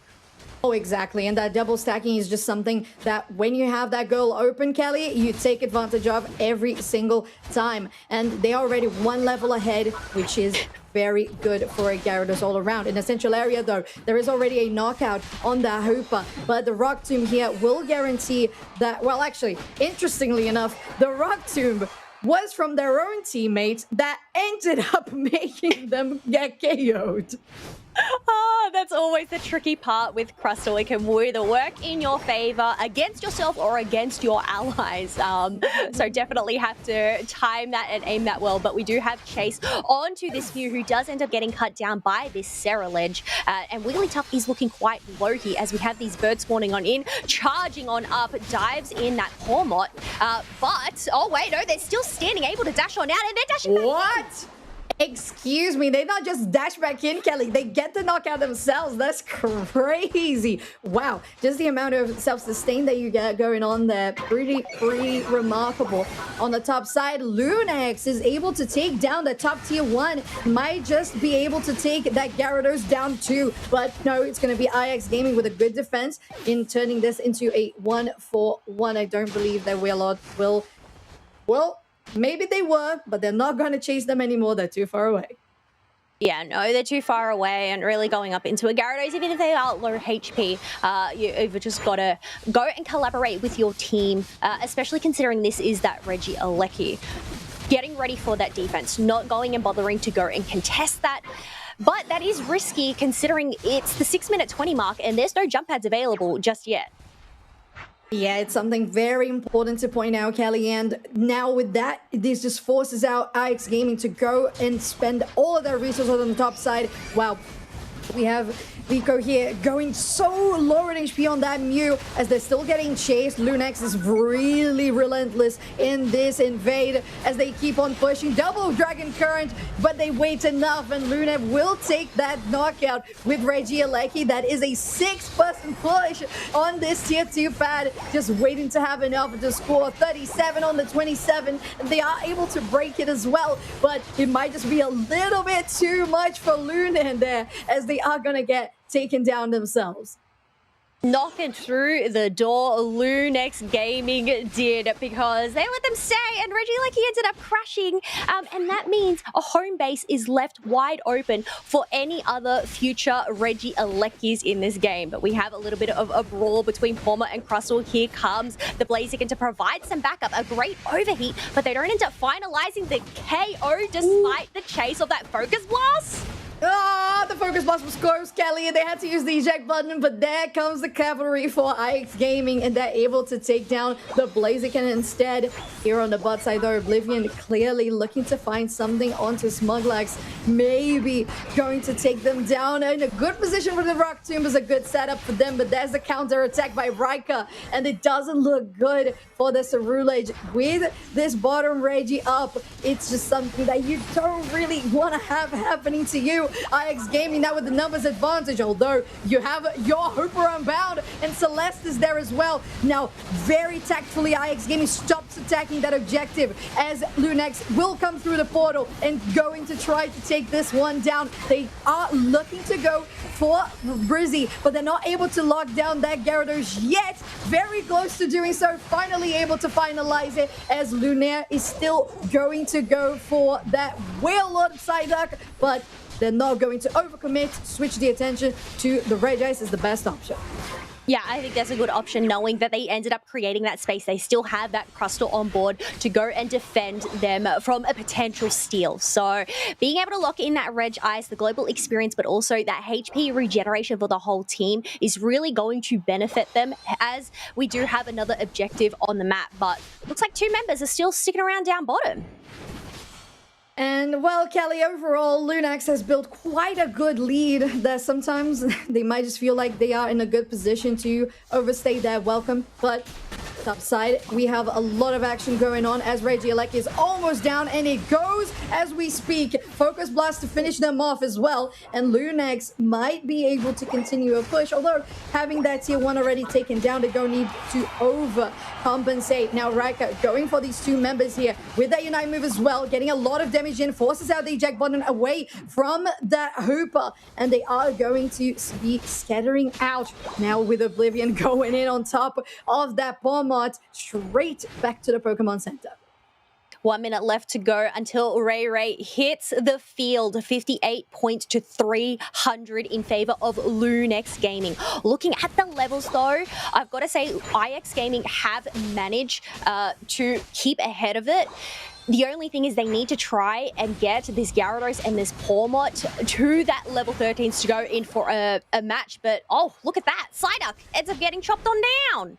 Yeah, and they still had that Unite move. They still do have that Unite move, so they're going to be able to come back and make it count for the final stretch, as we still have 20 seconds to go, Kelly. But it's all around Lunex Gaming with 300 points against 58 and the full control of over Central area. Yeah, hiding in that tall grass, seeing if they can just take that control. Rock Tomb does end up coming on out, blocking out that Wigglytuff, which means they end up falling to the overheat. Gyarados trying to get on out and go after the other Gyarados, but that Waterfall is able to just let them sustain as they both end up diving under.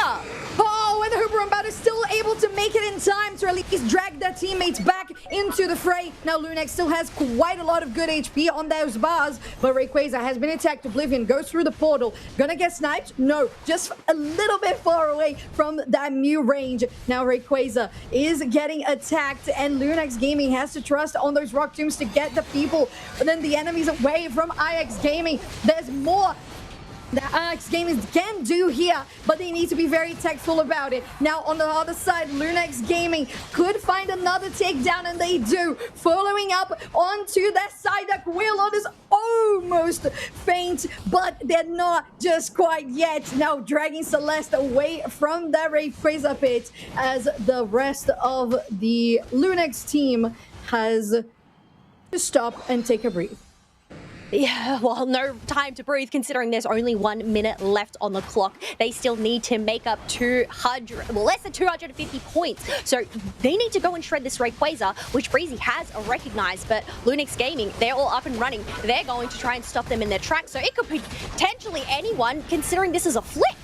Well, we'll see. There's still an overheat, and it's Lunex Gaming who managed to get it with the Blaziken. Now they can continue push here. Celeste has everything to make this happen. 50 gubbins on almost every single member, if not every single member. No, just Lunia that has no gubbins to score, just the measly 4, but the rest of the squad has already accumulated 800, and with 20 seconds to go, it's Lunex that take this win. Yeah, I think they had a really good hold of the Groudon kit right at the beginning. Even though they did end up losing a few members within the fight, the fact that they were able to come back and contest the flip that IX Gaming attempted to make and get the secure really worked out in their favor. But Lunex Gaming on an absolute roll today, taking another game win. Yeah, it's a back-to-back for them. They have just won against Rudig. Now they win against IX Gaming. These two games back-to-back just really build that confidence and that talent. Because when you win against the top one team of your region, you just feel like you can do anything. And they're proving that they can definitely pull it off. Yeah, it just pretty much can take on the rest of the world at that point, just the momentum, the moral boost that they end up getting there. But yeah, as we have those highlights, Breezy making a nice attempt at shredding down that Rayquaza, but even with the Crustle getting taken on down, Lunex Gaming, they were able to just bounce on back with this team fight. It was an interesting one because, like you mentioned, during it was a coin flip at that point. So many players that were on the pit, but as soon as you have Oblivion come in with Aceroulage on the pit, it just made the whole world of difference. Having that extra bit of damage to line up together with the Blaziken from Celeste really was the amount that was necessary to finish that objective. 211 points scored for Oblivion as our MVP and a KFA of 10 and 6. Yeah, I'm looking at these stats here.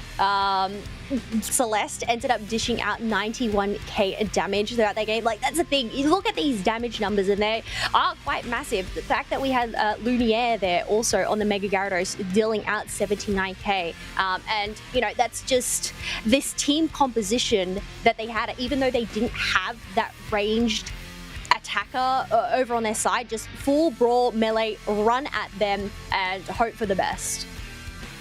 Sometimes it works. Sometimes it works. Yeah.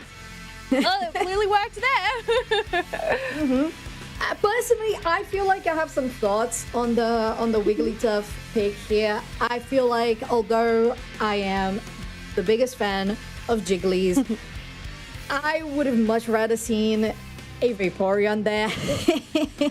For the side of IX Gaming, I think it doesn't fulfill the same objective as a Wigglytuff does, because you're going to have your Style Lab Recital with the shielding, and you, in this case for IX Gaming, they went for the Sing, so you have some of that crowd control as well, but it's just how much more the Vaporeon can actually do, and there's kind of a reason why, unfortunately, Wigglytuff has fallen off the way that it has, so see, maybe that's a change that needs to be made.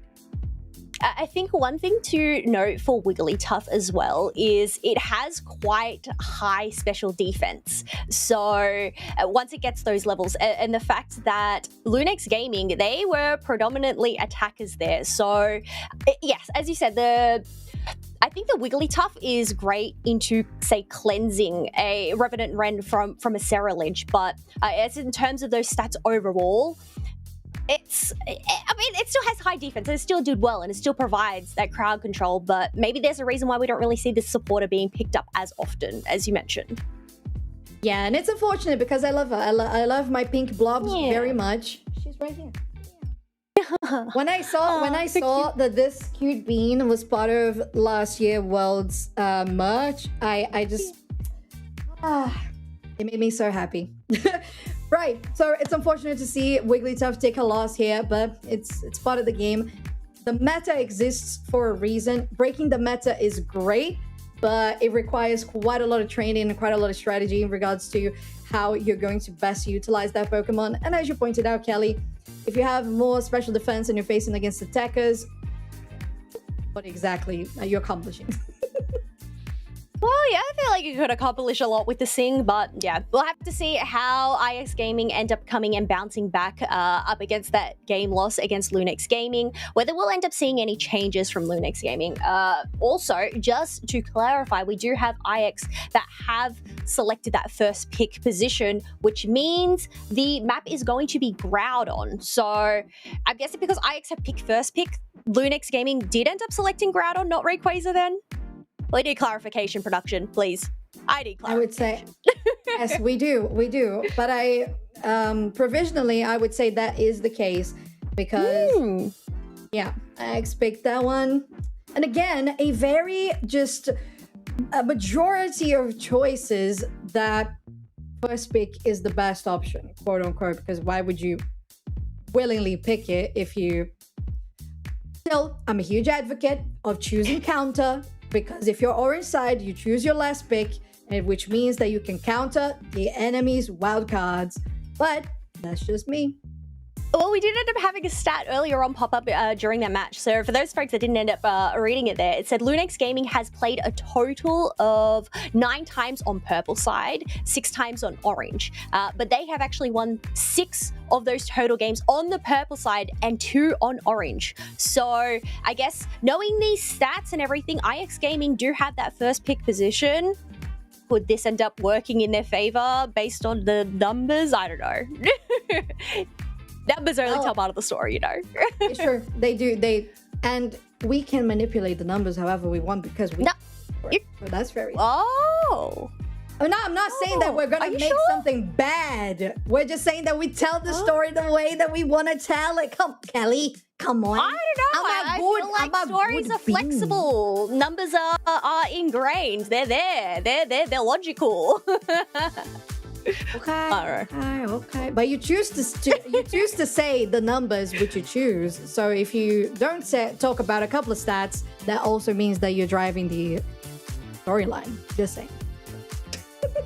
Well, you know what, here, so because you're the numbers gal after all, we got more numbers for you in terms of average score global. So Valve at the top there. This is just from this weekend as well. 163 average scoring points, but not too far behind is Zello at 161 average score. Yeah, they're all pretty close, and we, interestingly enough, in this 1, 2, 3, 4, 6 top 6 of Did you use your thumbs score. that time? I counted on my leg, like I pressed my leg, like 1, 2, 3, 4, 5, 6. Well, so we have 6 players from the LATAM region, 2 from the NA region, and 1 from the EU region, which I think is a very, very interesting spread, being in the top 6. But one thing as well, you were mentioning the win rate, quote unquote, for Lunex Gaming on purple or orange side. Now, they had 2 wins. Now they have 3 because they just won against IX on orange side as well. True, that is a good point. Updating those stats there as we go. But we are going to look at even more numbers here. So top Pokemon by win rate for today. 11 wins so far of Vaporeon, so that's 69%, but not too far behind. We have Blastoise. I'm looking at this and I can see 4 defenders up here. Well, I feel like when you have so many megas being banned all the time, the most reliable Pokemon are just always going to be there. And that's usually the defenders. So that makes quite a lot of sense. And if we pivot to win rate as well, I am such a huge advocate of Blaziken. Every time I do an IC and people are like, okay, so what's your prediction for like most win rate? I always say that Blaziken will have a good result because it's a very straightforward Pokemon with great secure, and people use it across every region. Although getting into the ban rates, I see a common ground between half of these. Yeah, I wonder what that could be. The top 3 spots landing themselves in that bear jail, being Mega Charizard White, Mega Lucario, and Mega Gyarados. So mega bans across the board for a lot of these Pokemon. And if they are not getting banned, I feel like they're just getting selected.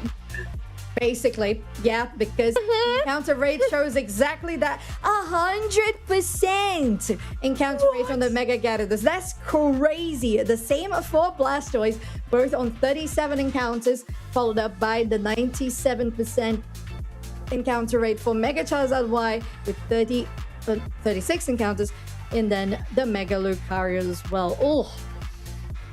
Well, this definitely makes sense in terms of why these Pokemon are being put in that first pick position if they ever end up getting the chance, especially that side arc being up there as well, that 34 encounter rate so far. But, well, actually, there we go. Side arc isn't in up this, but, ooh, Crustal up the top there with the 29 encounters, so 78%.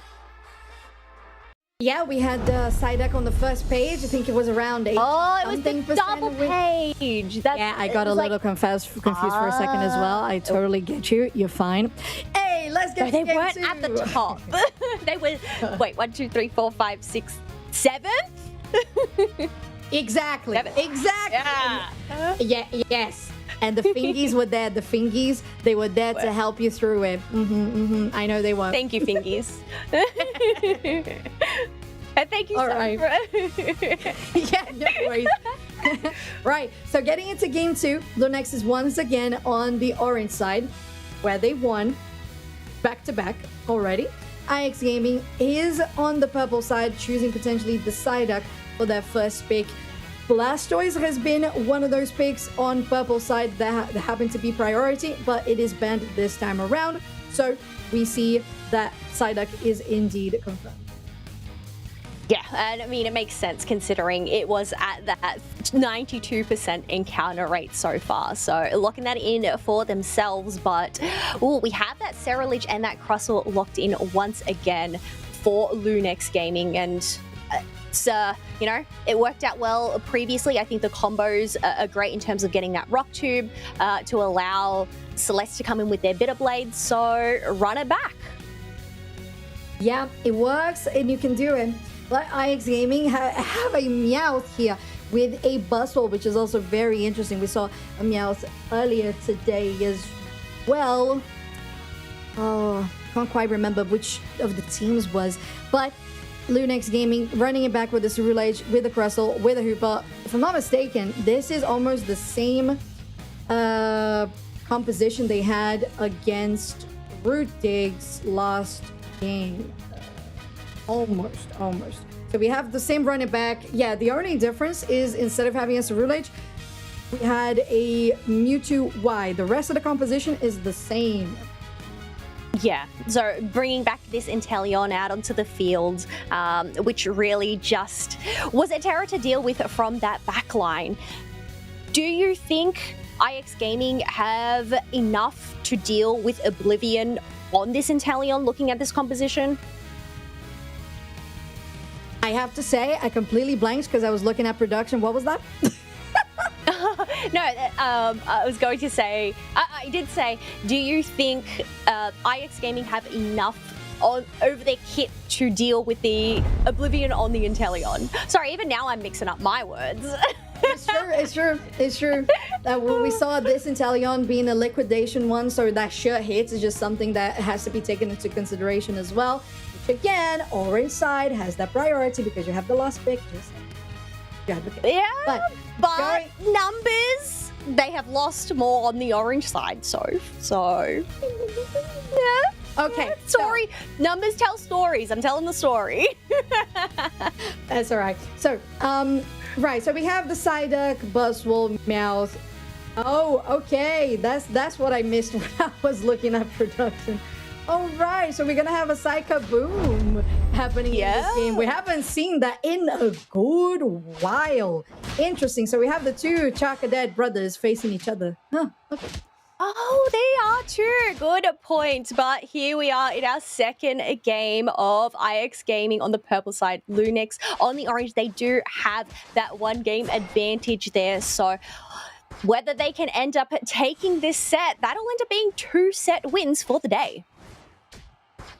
And that would be huge for Lunex because because of having played 2 games here today, they are getting themselves a little bit ahead the curve in regards to this double round robin, as majority of the teams are just trying to get through that first round. They have already played that first game of the second round. Top side with a rotation here from Celeste, forcing out Brizzy to use the eject button to get away, although the Armarouge with Rika has arrived as well for backup for IX Gaming. Lunex still looking to stay around for the 850. although Raika is in the tall grass. We'll take this one previously stated. It will be IX Gaming who do so, especially with that fire spin. Yeah, I love that we see a fire spin move here. So I'm curious to see what they end up pairing it up with once they do end up getting their levels. But just going to retreat both the Charcadet brothers that have now grown up into their respective lanes to just go level up some more, while the rest of them roll it out up at the top parts. Yeah, and 20 seconds for the Regidrago to spawn. It doesn't feel like either of the teams is really focused on brawling that much. The numbers haven't really been reigning in regards to scores. 19 for IX Gaming versus 0 for Lunex Gaming. So we have once again that submission Machamp. Oh, there's your backup with Celeste. There's one that goes down. Waylord's still there. That focus band will get popped. So whenever they fight for that Regidrago, that is not going to be available. Yeah, and we can even see on that mini-map that there isn't really anyone from IX Gaming currently going and contesting that Regidrago. It does end up getting secured by Drizzile on Lunex Gaming, as we do have a 2-1 advantage to IX up on the top half, but let's pivot down here, Soph. Yeah, let's have a look because it's a 3v2, and I kind of feel like Celeste is just looking to get those enemies sent back to the Pokemon Center. Quite a lot of damage that was dealt back though by Kiko. Oh my word, that meows on Liko is amazing damage. Yeah, it actually chunked out so much, but they weren't able to finalize a KO. Nonetheless, they were still able to create some space as the birds have just spawned on in, and they're able to go and take the majority of those from Lunex Gaming, including that Altaria too. Yeah, and right now as we speak, the Regis have spawned 2v1 here with Liko guaranteeing that knockdown onto the Crustal, and a confirmation as well that Oblivion will be playing Snipe Shot on the Inteleon this time around instead of the Liquidation, while on the top side, IX Gaming confirms that top Reggie, we have Reggie Lucky getting secured by Lunex. I think it makes sense to go that Liquidation route here this time around. I mean, in terms of dive, they only really have the Meowth on that side, and they have quite a good front line considering they have that Crustal plus those 2 melee all-rounders being Machamp and Cerulege. So pretty much safety from the back lines to just do what they can do with that Snipe Shot. Yeah, and Snipe Shot, if hit well, we know just how much damage it can do, especially if you get yourself up ahead. Right now, it just reached level 9 Oblivion on this Inteleon, and on the other side, we actually had the Cerulege getting taken down themselves. Max almost getting their teammates. Yeah, that was a lot of damage. But Max almost getting their teammates into a very bad position. Now getting chased down by Smugglex. X-Scissor will get them into their own opponents, actually their own ally side of the map, but they don't continue further. No, and even though IX Gaming recognized that there is no jump pads, with 3 members on a tier 2 pad and not all of them there to go and commit to a push, it just makes sense to push them on back and retreat on back to get whatever wild Pokemon spawned on in and get ready for the next engagement. Our next engagement seems to be just about this on the top side, because Brizzy is going to use the eject button to get away, but it doesn't do anything really when you have 4 members of Lunex Gaming that have committed to taking you down.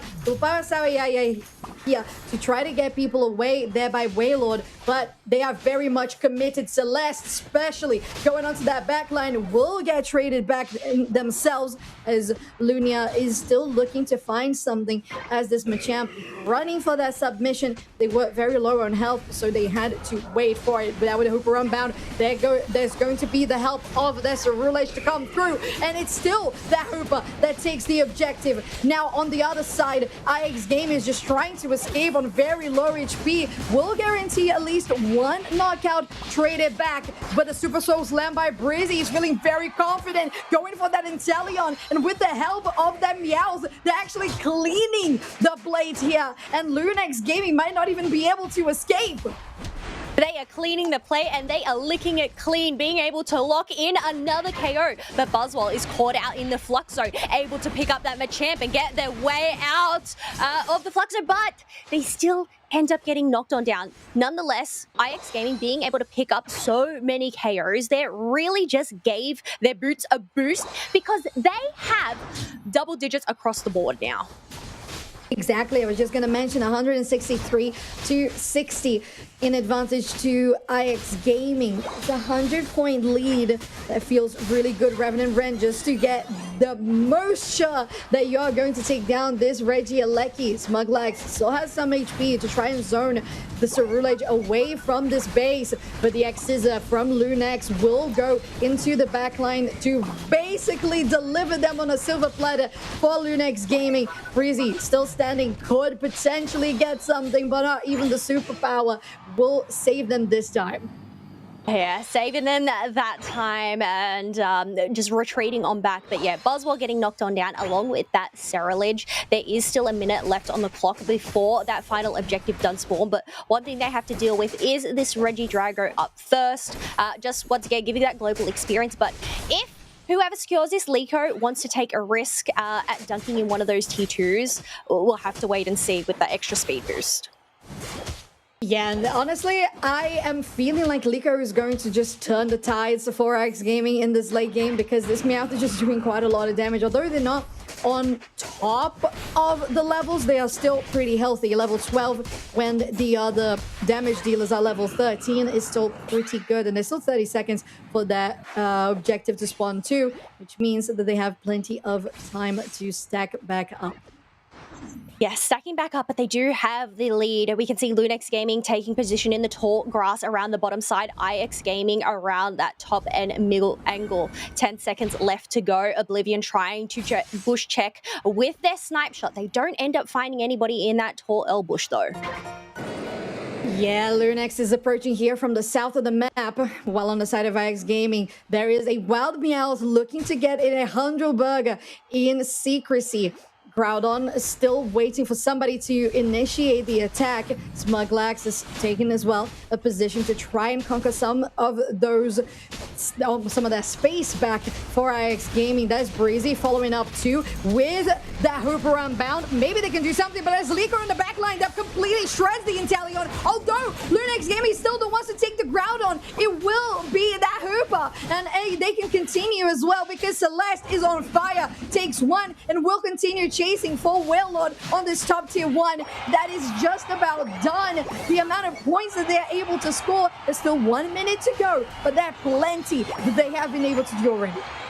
Yeah. 219 points to 496. We can see Snorlax was able to go and counter back with the 96, but it is still not enough. We have members from IX Gaming now respawning in. It's just a matter of whether they can get a KO and steal one of these Groudon buffs away or multiple. Potentially the Hooper, they do have that Phantom Force and they trick them!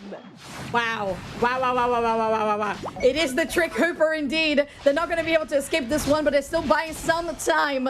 But 38 seconds might be a comeback here. There's still 200 points that need to be scored at least for IX Gaming to be able to take this back. XP is popped by Smuglax 2. They're just trying to run to the enemy tier 2. But look at the goal zone in home base for IX Gaming. Lunex has scored 100 more points. There's 100 that's going to come here for IX Gaming, but they are still behind 200. And they would need to get a miracle here. The Revenant Rank are into the back line by Celeste just to get them out of this possibility of turning back around. There's no way to turn this. Lunex Gaming will win on a 2-0 sweep.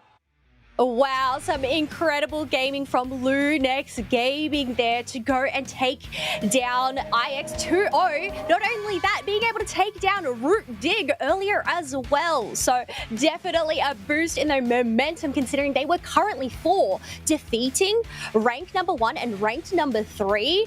That is incredible work from them today. But yeah, because like you said, it's not just about the fact that they have built 2 wins in the same day. It's who they played against and who they won against. Seed 1 and Seed 3 really putting Lunex in a great position starting this second round of round robin in the regional league for NA. And this was so interesting as well because this started and I thought maybe Lunex had a good, rotation, but then IX Game came in with Liko and I was like, wow, Liko's just just gonna really just make a difference here. No, just the front to back that Lunax had was just enough to secure that objective. Yeah, and even then, coming towards them, the Cerealage going in, dunking in another 100 points, knowing that IX were rushing towards the goals, but then retreating on back and then utilizing their Unite move to just dish out so much damage. Celeste there receiving the MVP for that match, and definitely well-deserved with the 8-5-6 KFA. Yeah, let's go. Yeah, you did a great job. I'm doing head pets. I'm giving you head pets. Yeah, 72,000 damage dealt, 200 points scored, and that 8-5-6 KFA, which you mentioned. And honestly, so well played, especially with that defense, because when I saw IX Gaming finding their way back to the bot side, when we see that 100 being scored from Celeste on the home and the enemy goal zone, I was like, okay, this is how they finally sealed the deal. And that is a lot of communication on the side of Lunax Gaming. Well done. I think, yeah, that's the thing. Knowing that they had that buff, just knowing they were able to get that quick scoring in and then retreat on back to go and help defend. It's really just those safety nets that you need to try and create for your team, especially in those tight situations. But yeah, after all of that, we ended up having... I'm just like I'm looking at this heat map there. The Celeste was really in and around everywhere there. They were.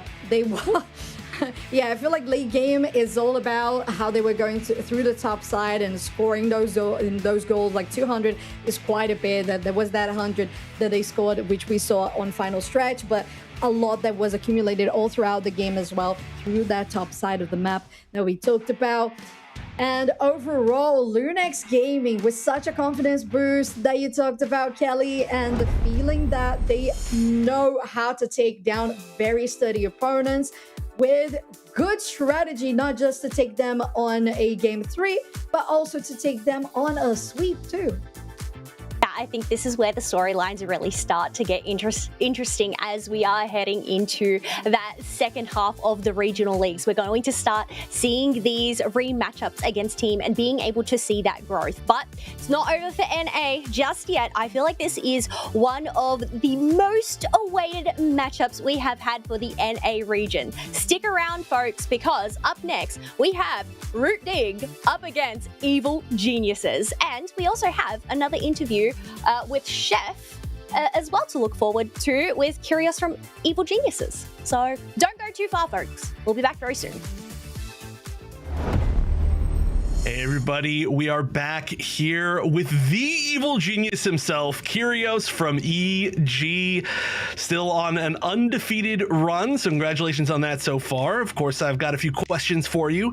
Number one, of course, we just got a chance to see you all at EUIC, which was an amazing run, however, fell just barely short, as short as one could be in that second place. How have y'all felt after that and then readapted towards this online league? Yeah, I think we're definitely proud of being able to make it as far as we did. We worked really hard. We were able to improve on a bunch of different things. And yeah, I think the team is even more motivated to put in the effort, grind, put in all the work, the VOD reviewing, and be able to just get as good as we can for obviously the league matches and of course NAIC coming up. All right, now I have a fun question. Now, I'm trying to ask this to somebody else that this is appropriate for later on, just so you know. But now, you were obviously on Luminosity, an amazing team last season, and you each split 5 different ways, right? And 5 different teams, 5 different players. Very cool to see how each one has been doing. But in a world where you are in Worlds, if you had to choose one of your former teammates' teams to be in your pool and one of your former teammates' teams to be on the other side of the bracket where you wouldn't meet them until Grands, which one would you choose for each spot and why? I would probably say I'll probably want Reject to be on the other side of the bracket. I think for sure they're the strongest team out of like the 5 teams that we have, right, from our 5 players. Reject is certainly the strongest. Obviously, their players are incredibly talented. They played very well against us at Worlds last year in the group stage and beat us. So yeah, they're a team I definitely respect a lot. And obviously, Overlord joining that team makes that team even scarier. So I think the team I would play against, most likely it would be one of the NA teams because I feel like I would know them the best. So, you know, of course, right now you'll probably say Dignitas is stronger than Extinction. So perhaps you'll probably just say Extinction to be in the pool, and that'll be like the best odds of winning. All right, I think that's a fair choice. And then now, of course, you're going to be going up against the only other undefeated team in NA, which is one of those teams, Root Dig. Any last thoughts about how that match is going to go? Yeah, obviously, Dignitas has a lot of veteran players. All of them are extremely smart. All of them are very experienced. And yeah, obviously, they're going to have a good plan for us. So we put in the work. We have a good plan for them and a bunch of different strategies that we want to employ.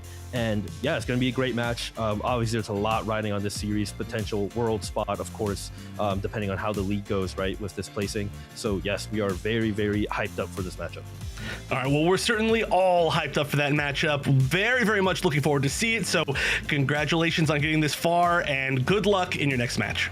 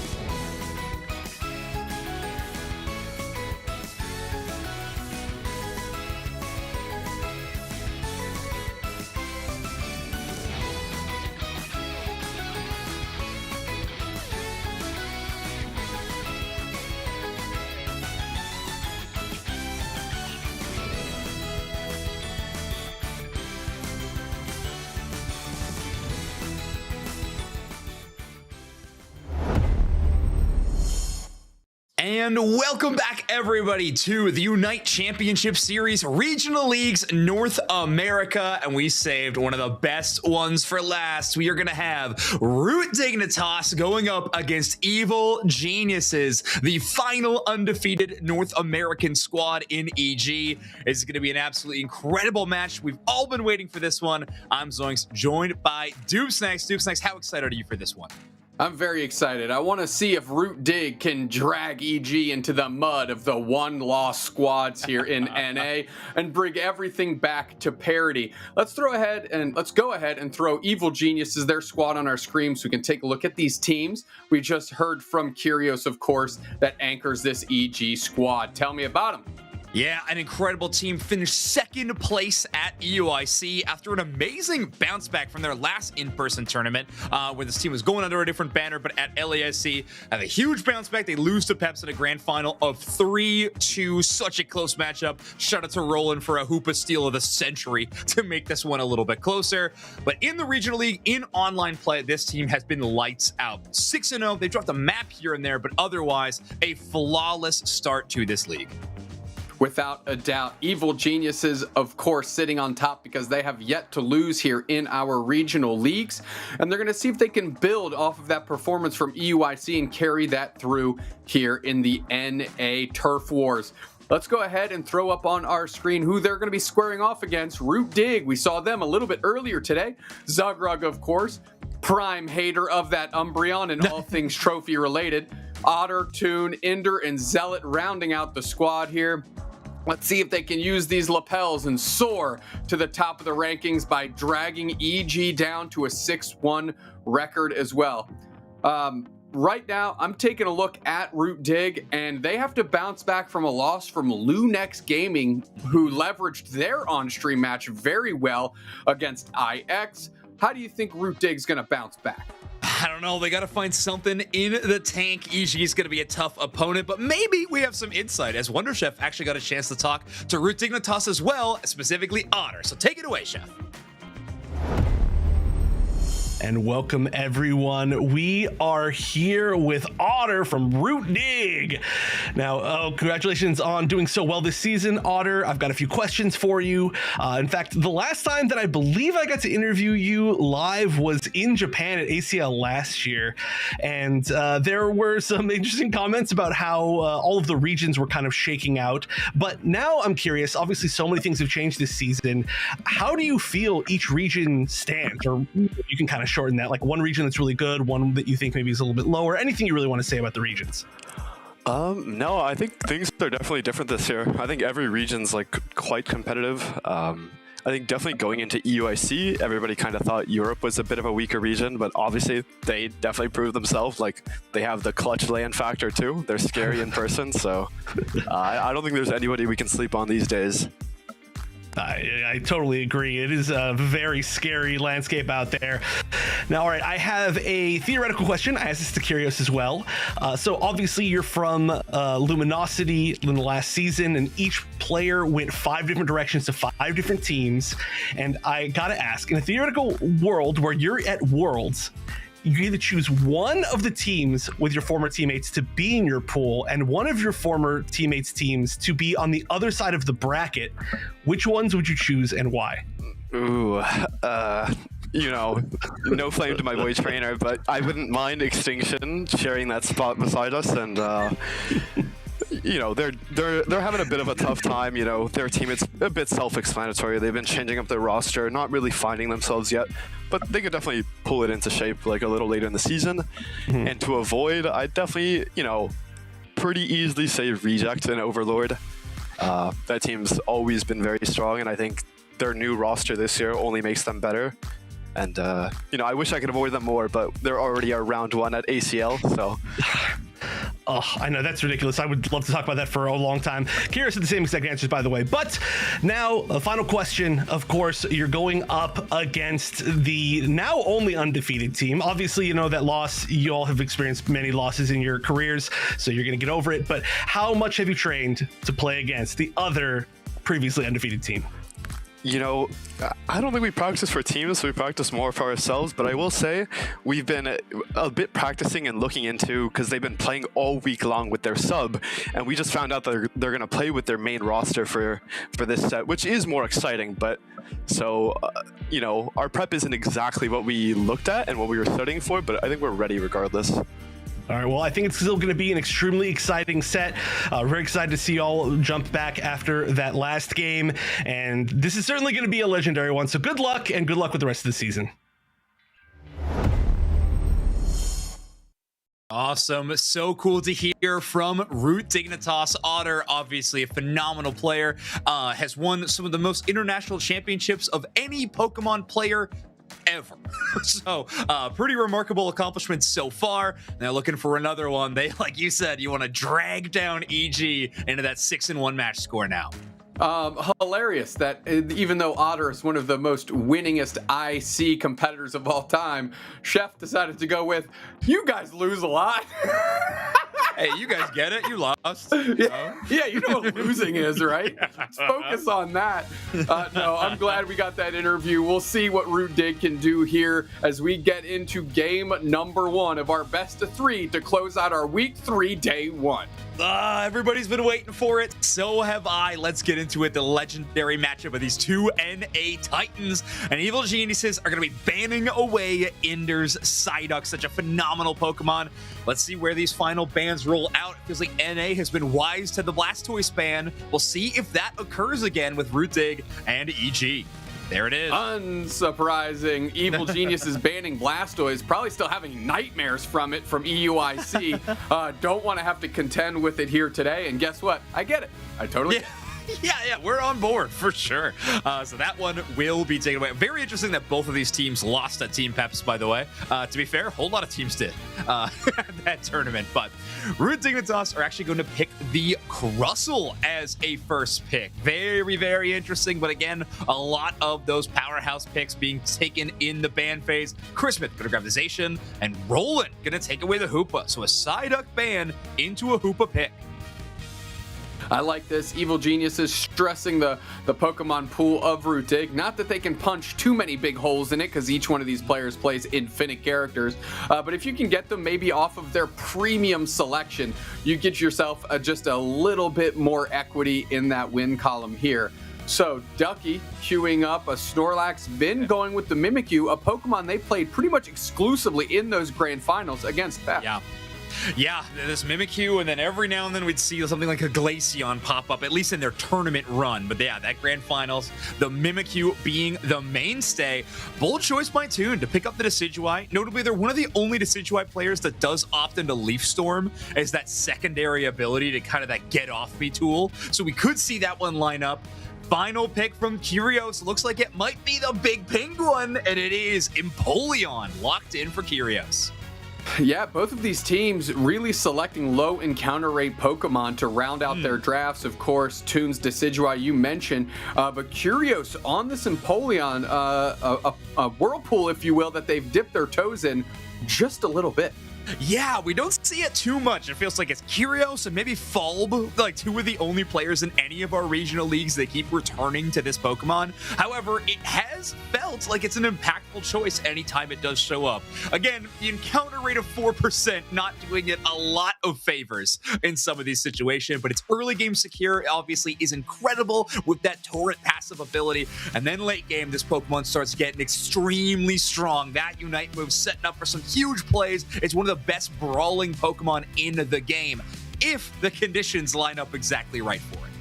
Well, I'll tell you what, it looks like EG wants to take these team fights, right? They want to battle, they want to win a team fight, and then easily secure objectives. On the other hand, while certainly Root Dig can win a team fight, they are going to have Toon on this Decidueye with those big range Spirit Shackles to always keep those hopes alive. So, you know, just I'm not going to say two completely different schools of thought, but two approaches as to how these fights need to materialize to make sure that their team has a chance. Yeah, it's a great point. Play styles could not be more different between these two teams, at least in the compositions they have built up. So let's get into it. Root Dignitas, your purple team. Evil Geniuses, your orange team.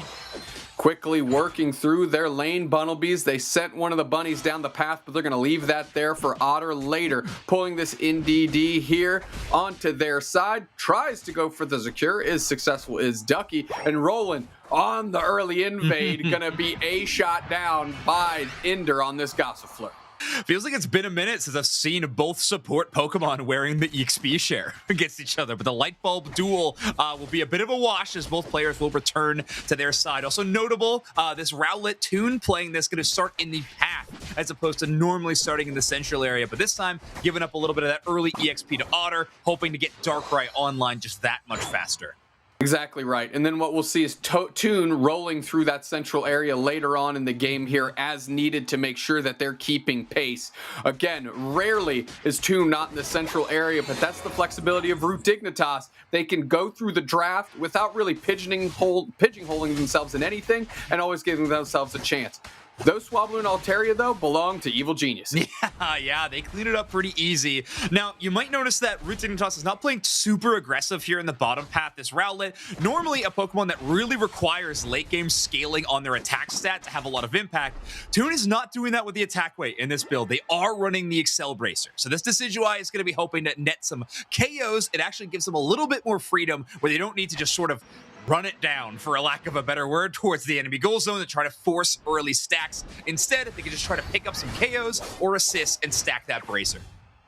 Now we have these top path contenders here, Eldegoss and Machoke eyeing down a Zacian and that Hoopa, and that's a pretty even matchup right now. I think the edge maybe goes to Zacian until really Zealot gets that second moveset, but until then it's not too far off. Darkrai with the Dark Pulses coming through, clapping those nasty black hands on top of that wild Pokemon to see what they can do. Tons of damage though is out, and Evil Geniuses almost netting themselves a quality knockout. Yeah, great bubble play. They're able to secure a lot of that EXP here on that Rayquaza map. The Swablu's end up showing up, but great coverage by Ducky, making sure to protect their portals. Big scores raining in from EG as well, as Curios is hunting for that level 7. Oh, good little knockout follow-up there. Roland getting credit for knocking out Toon, but they'll take it any way they can get it. Ducky with some good heavy slams to open up this scoring opportunity, and Curios is knocking on the doorstep of level 7, looking to take over here in short order. Bang, they do. Yeah, finally that Empoleon is online. You're all going to want to watch out for that Torrent Gauge. This Aqua Jet build is so scary, reducing that special defense by so much. Even a Pokemon like Eldegoss will just get evaporated. So great play by Curios. And this 3-on-1, poor Zugrug, not going to be able to hold on for too long. Crustle down, and this Regirock going to be up next.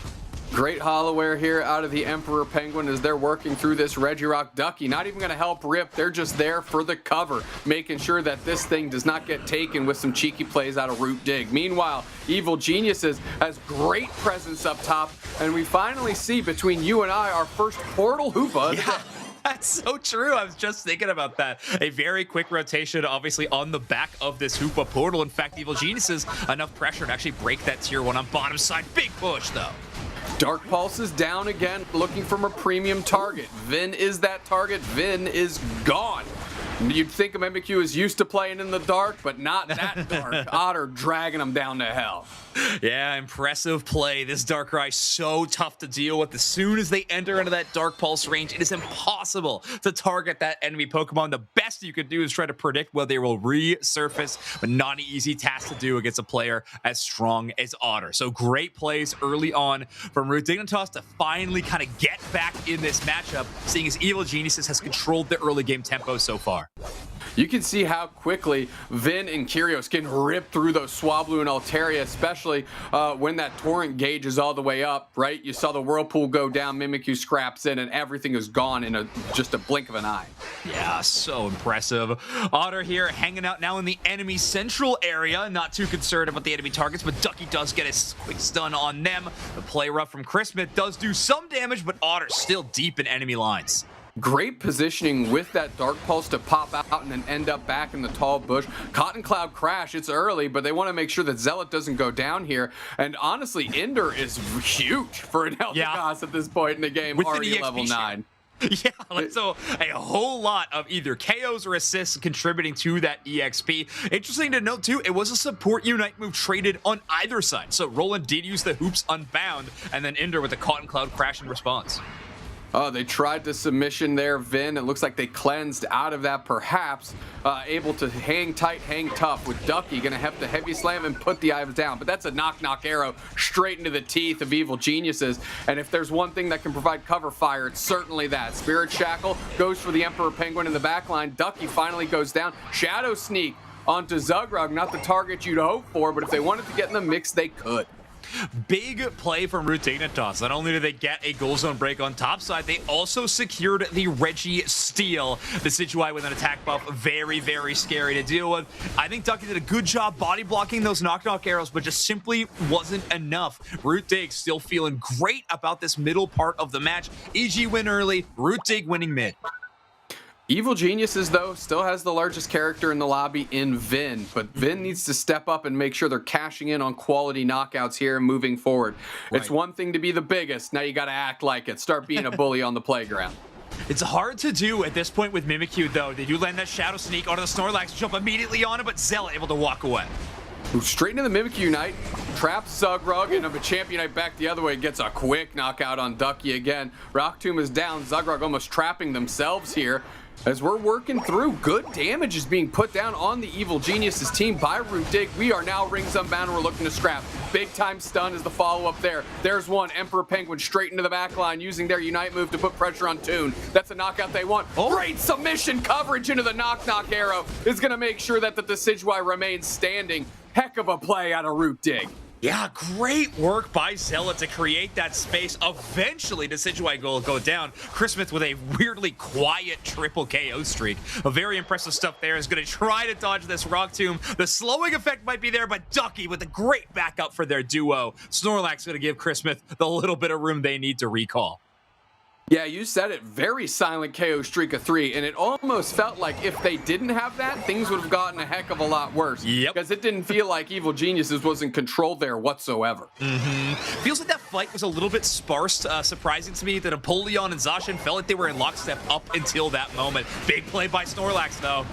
Going for the block, trying to reposition. Curios eviscerated before they can catch the portal back home. But again, 2 players from Root Dig also gone in the blink of an eye during that exchange. Big Spirit Shackle is going to hit Vin for a ton of damage. Into the Dark Pulse again is that Darkrai, and Decidueye lining up Vin, putting him down. Yeah, Toon loving this Pokemon. Of course, Spirit Shackle, a powerful sniping ability, but its biggest difference from Inteleon Snipe Shot is that move cannot be body blocked. Spirit Shackle and its ghostly effect will pass through any enemy target. Toon taking full advantage of that to knock out that Mimikyu, even though the Snorlax was standing in the way. We've got Decidueye missing a Unite, and Snorlax and Hoopa on the side of Evil Geniuses did tick over. We're just looking for our opportunity here. 19 points separate these 2 teams in game 1 of the last match of week number 3, day number 1. How is this going to be played? Looks like we're sending Curios on a mission. Ooh, he's picking up a few extra Eos energy as well. It's going to be a 48, doubling that one up to a lot of points. You've heard it here first. Big Snorlax push to keep that Crustle away as Root Dignitas finding a lot of information, sending Otter into the tall grass. Ducky taking a ton of damage, portal down, stunned out of it, so now they have to use the power nap to try and make sure Zugrug can't do anything. Rayquaza is getting chipped, into the back line is Curios, putting the chase on, Ender with the coverage, Big Machamp Unite sorts out the Zacian, and now the knock-knock arrow is raining in tons of damage. Curios is trying to get out of dodge, so is Ducky. 3 players down in an instant. Vin is using that Mimikyu Unite on Toon, but can't get the knockout. Now Vin's gonna go down. This Decidueye absolutely taking over. Just Ducky stands in the way of Root Dig and their first game 1 win here in this match. Rayquaza's there, it's getting low. Heavy Slam over is too early. Spirit Shackle's there, but believe it or not, Zug securing for the team.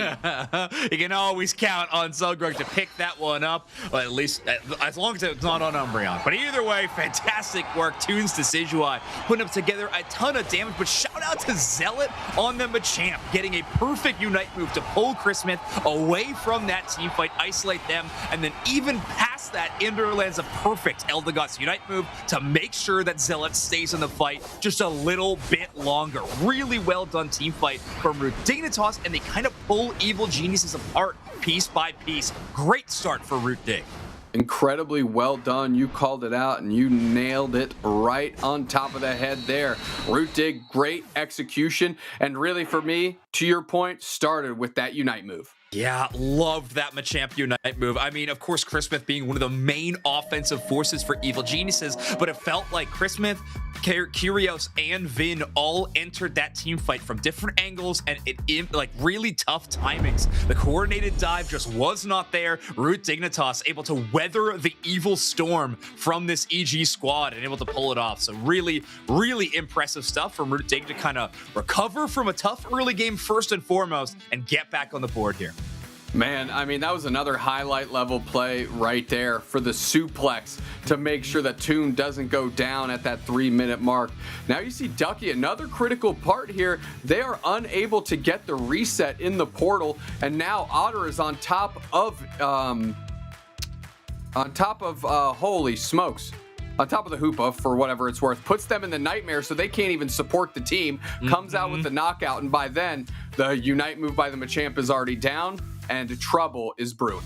Yeah, it's a tough spot to be when you're kind of separated from the rest of your squad. Darkrai, so good at that, whether it's a Unite move, whether it's just a sleeping passive attack effects. But either way, as long as you're separating them from our MVP in Tune on this Decidueye, if you can keep them away, that is the Pokemon you want to be enhancing. And oh, interesting, I think they changed their items at some point. I was talking way too much about Excel Bracer for a player that wasn't using it. But Curse Bangle Muscle Fan being the mainstay effects that they were putting out damage with 80,000 damage, 6 knockouts, 6 assists, 3 feints in our game.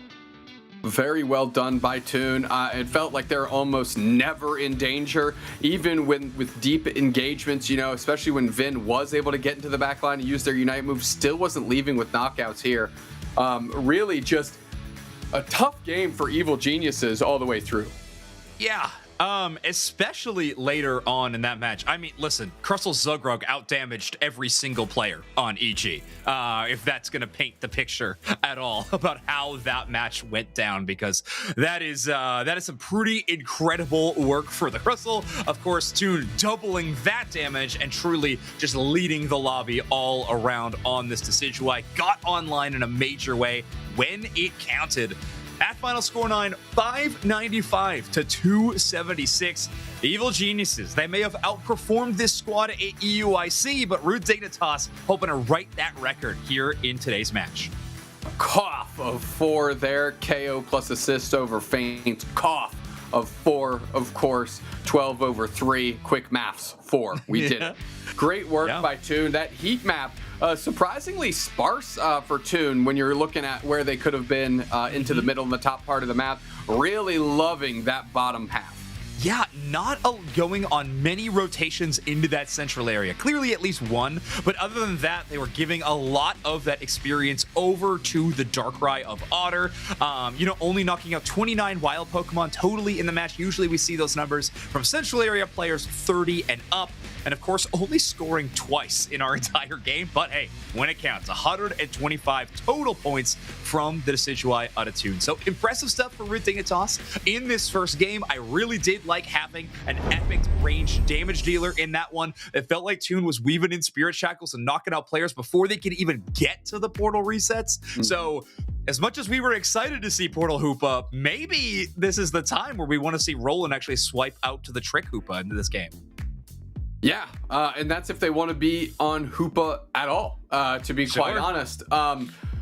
Really, to me, what you pointed out there in the final Rayquaza fight was the disjointedness between all the attackers on the side of Evil Geniuses. Yes, they sent Curios on a mission, right, to get that back cap action.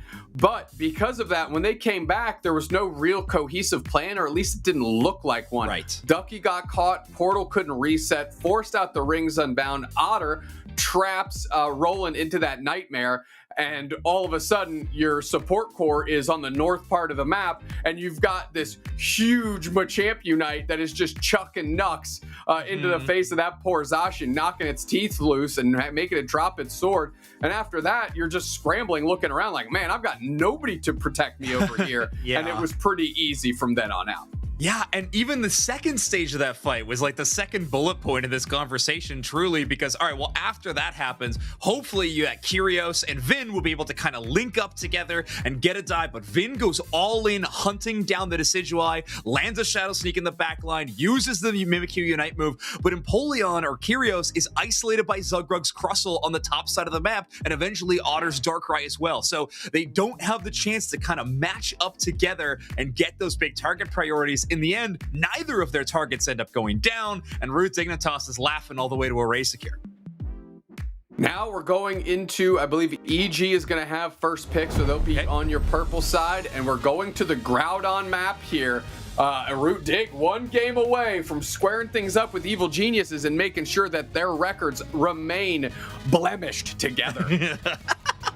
Yeah, blemished together. My favorite thing about the NA Titans. We'll see what goes down, but we are going to be swapping things up already. EG bringing in some game plans into this game. The Mega Mewtwo Y will make a reappearance in the ban phase, but Hoopa will be added to the ban roster, and it looks like Blastoise will remain there. Root Dignitas sticking with a lot of the big mega threats. Would not be surprised to see Mega Lucario be the final ban here, but potentially not. Mimikyu's also been such a phenomenal force for EG in the past. Yeah, I mean, you have an opportunity to take something pretty darn good here if you're Root Dig, depending on how you texture out this band. We'll see where they go. Talonflame is the door that's going to be closed here for Evil Geniuses. Now, EG has a real opportunity to grab a Mega Lucario here. Chris Smith queues it up pretty darn quickly, locks it up pretty darn quickly too, which means Root Dig has the opportunity for a lot of toys. I'm thinking about Psyduck as well, and there it is, quickly locked in. Yeah, I was gonna say, hey, we got Mega Lucario, but at what cost? You know, that's the major concern.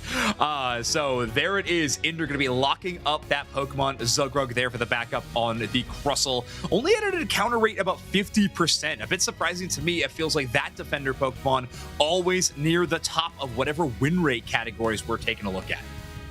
Without a doubt. Roland grabbing Eldegoss, essentially a support mainstay, as Vin grabs this early Scyther, does not want to be cut off from one of their premium options, and I think Root Dig is kind of sensing that, and now it's going to be a counter game. Root Dig is having a lot of information that they can use to craft a battle plan here. Exactly. That final pick is so dangerous. And a different grass Pokemon for Toon this time around. It will be the Leafeon, a Pokemon that was everywhere in seasons past, specifically last season all year long. This season, a little bit lighter on the usage, only sitting at a 14% encounter rate. The Evil Geniuses are going to round things out. Ducky and one of their iconic picks with the Mamoswine and Curios. Going to be taking the triple glasses wearing Darkrai. Oh, well, okay, Otter queuing up this Delphox, locking in this Delphox at an encounter rate of 1%. You have to imagine that there's something very specific on the other side of the map that says, we want Delphox and we want those fireworks. I am so interested because we're not seeing auto switch up items as of yet. We can wait a little bit to make that call, but no Cursed Incense. Instead, looking like we're going all in on cooldown reduction, which would make me think we are looking at something like the Flame Charge build on Delphox, be shmoovin all over the map, firing in those mystical fires as well, which another asset of cooldown reduction. But honestly, Delphox, one of those few Pokemon that does have a lot of available move selections. I hope Otter is locking those in this screen right now because they won't be able to choose mid-match. So Otter, please lock in the ones you want. Lock in the moves you want. I want to see these fanciful fireworks used. You know, that big Delphox Unite move makes that orb of the sparklers there that kick off so they can attack some of these goal zones and really stress this Eldegoss in the early stages, right? Isolate and limit the impact of that Cotton Cloud Crash Unite move when it tries to top off contending opponents' HP, teammates' HP, excuse me. Right, yeah, no, this is going to be really exciting. I love that we got to hear a little bit from Otter before this matchup. We might get to hear from one of these players after. But anyway, let's jump into game number 2. Evil Geniuses, your purple team. Root Dignitas, your orange team. And currently, Root Dig going to be leading this series 1-0. EG gonna have a bit of an easier time in this top path with this Lucario versus Machop. So it's gonna be up to Root Dig to mitigate the strength of the early game that EG has here. We'll see how they do. Yeah, let's see where these early path matchups end up going. Ender, again, just taking so much damage. These poor Psyducks just get attacked so early and often in these early games, trying to force out that headache and rolling it down is going to be sticking with it. This time, though, Ender not wearing the light bulb. Instead, wanting Psyduck to get to those levels just a little bit quicker. Yeah, as if it was an issue there in game 1 when they're like the biggest thing on the map somehow. Of course, Leafeon was, if you checked your mini-map, was kind of hanging out in the bottom path, didn't see a good opportunity, quickly rotates top. So really, these central area characters have not jumped into a path to make their presence known just yet. Yeah, the Scyther versus Leafeon. I mean, it feels like we're talking about Anaheim Worlds all over again in terms of some of these duels. But yeah, the burst damage is going to be immense. Zugrug already taking so much damage, slept by Curios, but able to still make it back to a berry. Fading back is Curios, electing not to use that Dark Pulse moveset we are seeing out of Otter there in game number 1. We'll see what kind of usage they can get out of the Darkrai, what kind of mileage they can get out of it. Yeah, I mean, so far being able to just slow these enemy targets, it is Shadow Claw again. So we are going to be seeing this prevailing build of the Dark Pulse Shadow Claw. In the past, we have seen Curios flex to the opposite moveset sometimes, but not going to be the case. Big KO by Ender, though, and they're pushing Roland back even farther. Here comes Vin, gonna try and at least get some damage down on Ender. Quickly topped back off. The submission is cleansed. The engagement from Toon is there, and that is a razor thin margin of HP that Vin is able to make it out on. Yeah, I mean, one more of those leaves hits that Scyther, and they're going down. So a close call. Christmas not able to secure that wild Pokemon with the Meteor match, I think, still currently from this Lucario. So going to be just a little bit shy on that last hit secure, and this Machamp will keep up this level advantage. Christmas really wanting that Unite move to give them the ability to Mega Evolve. Yeah, Vin stepping up. They have an idea of this Regidrago. Here comes the Surf out of Ender, almost completely sussed out by Vin. And now Leafeon and Machoke have to scramble back. That whole thing has been identified. The leaves are pulled back. Now Vin gets a late engage and it works out. Sandbagging it a little bit. Good reposition by Ducky on the Ice Fang. Zugrug with an X-Scissor eject button, and they're going to try to get out, but it's an eject button back the other way by Ducky to get the KO.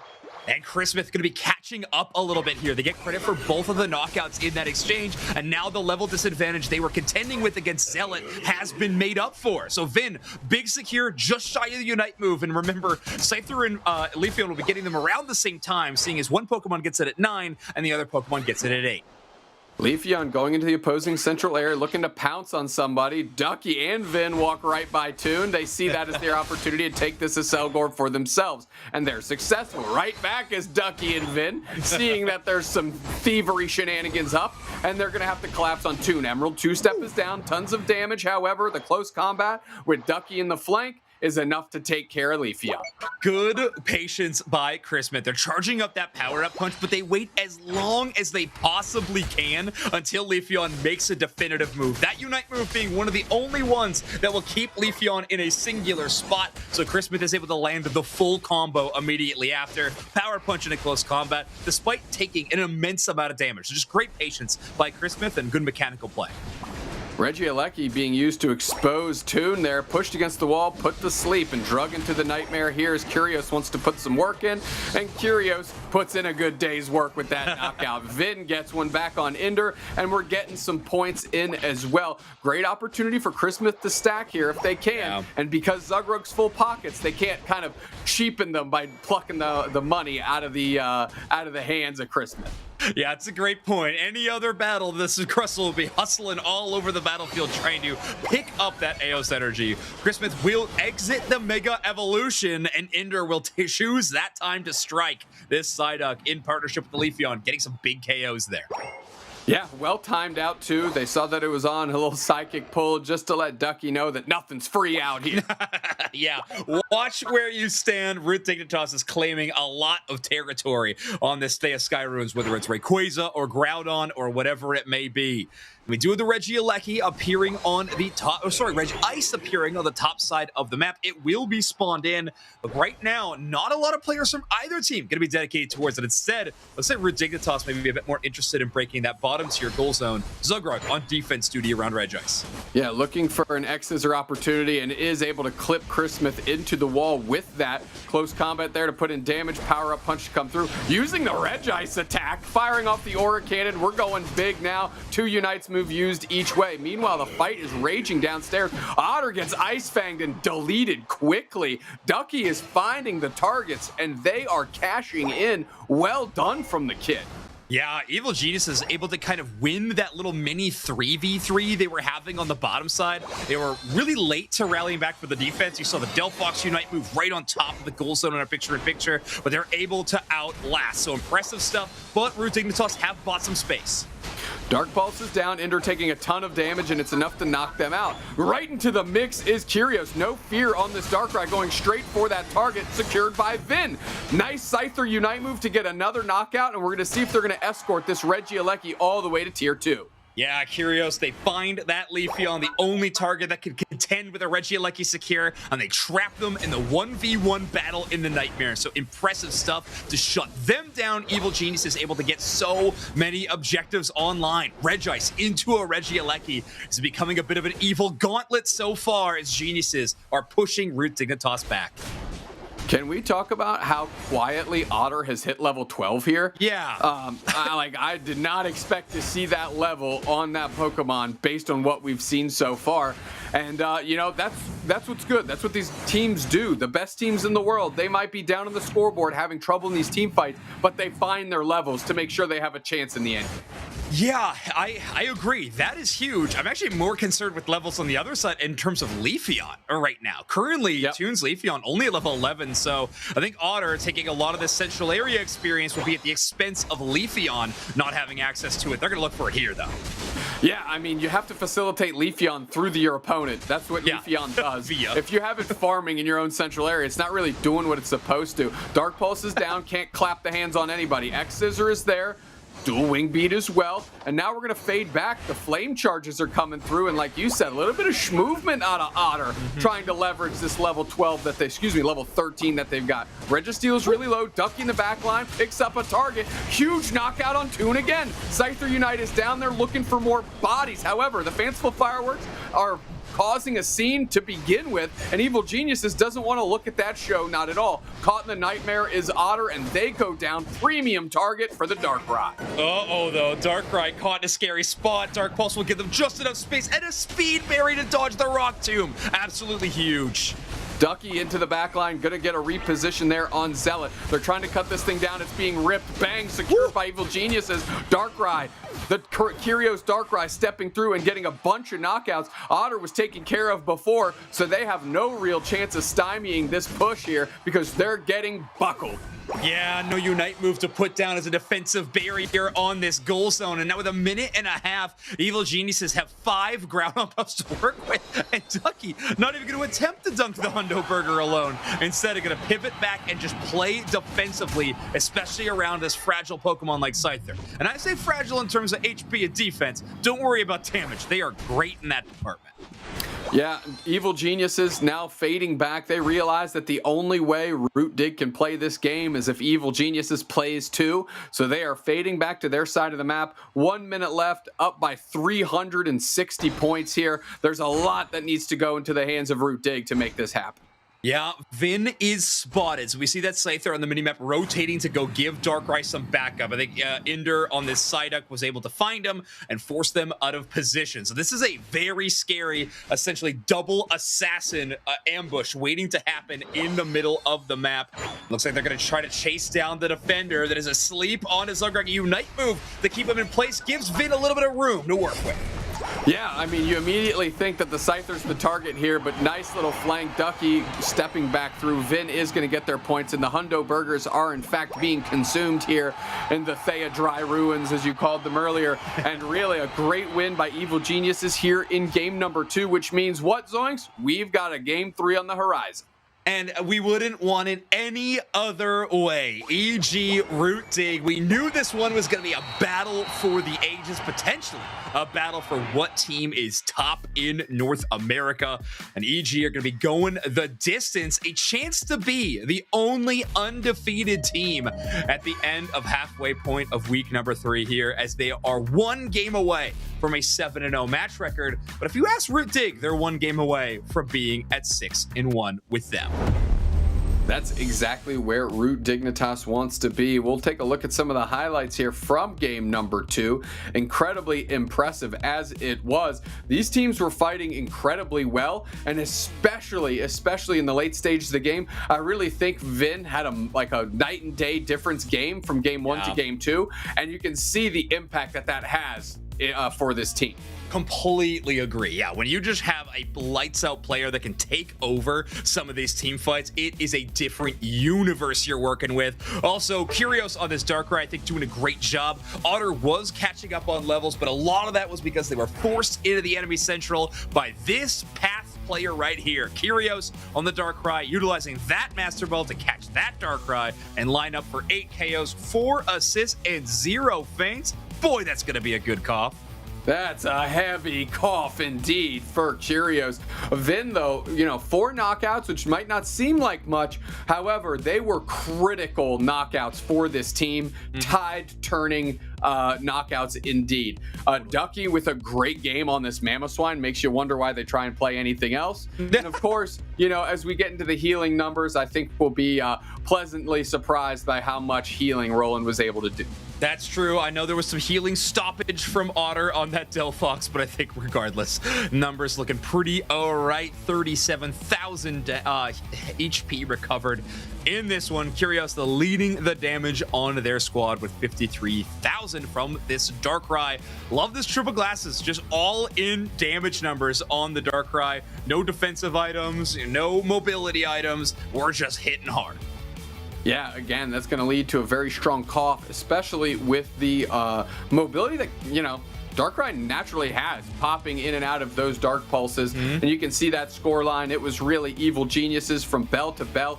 Great work from them. And what a night and day game just from game number 1. I felt like we were fighting the whole time game 1, and here it was these cold, calculated kind of like assassin style nukes when the teams would move in, right? Just eviscerate the other team and fade back. I mean, I've never seen damage numbers that low between these two squads in a long time. I say never. I haven't seen them in a long time. Yeah, felt a little Cold War-esque between these two teams. Well, we'll see what happens in game number 3. We will be returning to the Groudon map, and Evil Geniuses will be returning to first pick, which means Root Dignitas actually electing for that second pick position for yet another game. They like that spot. We saw it before, allowing the Mega Lucario to go to the other side of the battlefield so they could instead pick up a couple of fantastic options. And boy, oh boy, that's an attacker heat map right there. That is an attacker heat map indeed. Living in their kitchen, working in their kitchen, cooking in their kitchen. And why don't you talk to me about the cough, Zoinks? That's 12. I mean, that's 8 plus 4 divided by 0. Over 0. I should say that's different. I don't know. You can't divide by 0. Either way, stats team. When you divide by 0, what happens? I know. I feel like someone else has made this mistake before me. Either way, big cough from Darkrai and Curios for a nice number of 12. Not the highest one we've seen so far in today's tournament, but already looking pretty impressive. Is Pokemon scary, especially when you have a top-tier worldwide talent in Curios on this Darkrai. It's a nasty combo, and I think Root Dignitas might even consider giving this Pokemon away in the ban phase. Yeah, I actually, Curios played a great game. I want to give the flowers that Vin very much so deserves. I think they get the break speed off them pretty hard in the commentary booth when they don't show up or show out. But in that game, they're definitely the facilitator to me. They were able to step up and really provide an impact on this Scyther. Great engagements. I think they played it incredibly patient. We saw that in a couple of exchanges as well. And yes, only 4 knockouts, but they were critical ones, allowing for Curios to have such a great cough there of 12. Because whenever Curios was threatened, Vin, Ducky, Roland, Chris Smith were all there to step in and make sure that Darkrai stayed standing. So tip of the cap to Vin and the rest of the EG boys to make sure that Curios's numbers looked as impressive as they were. Yeah, loved the team play. Just overall, I thought Evil Geniuses looked a lot more coordinated than they did in game number 1, which I thought was kind of their biggest failing in that final team fight. I think they totally reversed a lot of those mistakes they made and had a big bounce back, which is exactly what you're looking for. If you're an EG fan, you want to see this team bounce back out of adversity and have big moments. I know that EUIC loss is going to sting, but still a second place finish. They brought it all the way into the distance in a 3-2 matchup. Well, they're here again against probably their biggest rivals, and I'm going to call it biggest rivals worldwide between these two teams. I know these NA teams want to be on top. So this is a very exciting one that we get to witness, but I know these players really want this one. Yeah, of course. I mean, because neither of them won EUIC, that means their ticket to Worlds still hangs in the balance, right? It's only Team Peps that's sitting pretty right now. And being number 1 in your region and being able to, I don't want to say coast, but feel like you're in a strong position to land in those top 5 and have a deep run to qualify is all like the utmost of important to you, because really the big tournaments in the middle are great. Winning this matchup is great. Qualifying for Worlds and having a chance at the biggest prize is truly what matters.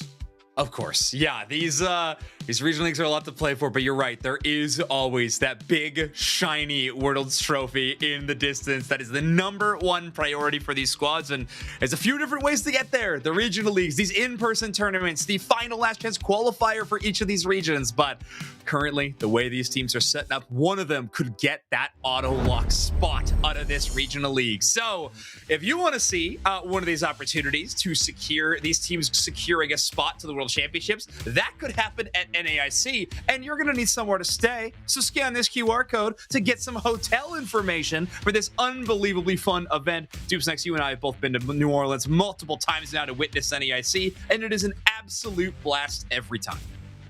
Without a doubt. And the hardest part is organizing yourself to be there. So genuinely it is. Taking advantage of this now, just taking a look, of course, can be worth its weight in gold, because the closer you wait, obviously the prices skyrocket, the availability dives, and you might find yourself on the outside looking in for what is one of the best events of the year. The ICs are terrific. This one is no different, and especially in New Orleans, it's the place to be. Yeah, the final event before the World Championships as well. Important to note. I believe the PJCS will be ending before that. Of course, the regional leagues will be ending before that. So this will be one of the last chances for any of these teams to be making it to Worlds. But everybody, we got our game #3 ready to go. We'll be returning to the ground on map, and Evil Geniuses will be returning to the purple side of the lobby. Evil Genius is banning the Dark Ride this go around, as we see the Megas catch 2 bans on the side of Root Dig. Blastoise might be where EG rounds it out, and that's where I would be if I were them.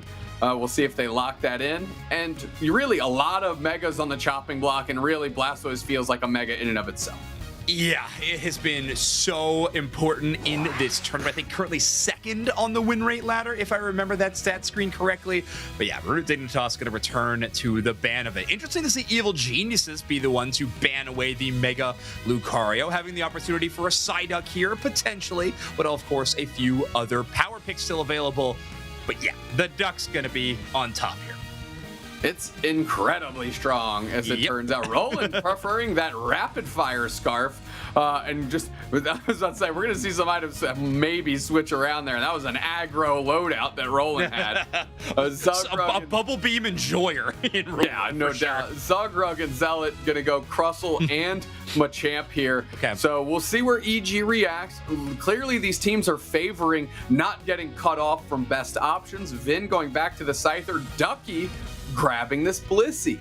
Interesting. So a double support composition. We'll be likely looking at a Evil Geniuses composition that will have 0 defenders on it at all, which is, in today's day and age, kind of absurd. So this will be a fun one, folks. I'm excited for this. Evil Genius is the final 2 picks out of their already unconventional composition. And don't get me wrong, we could see Blissey and Psyduck play the defender-esque role, but certainly not having that green background. Going to be a little different.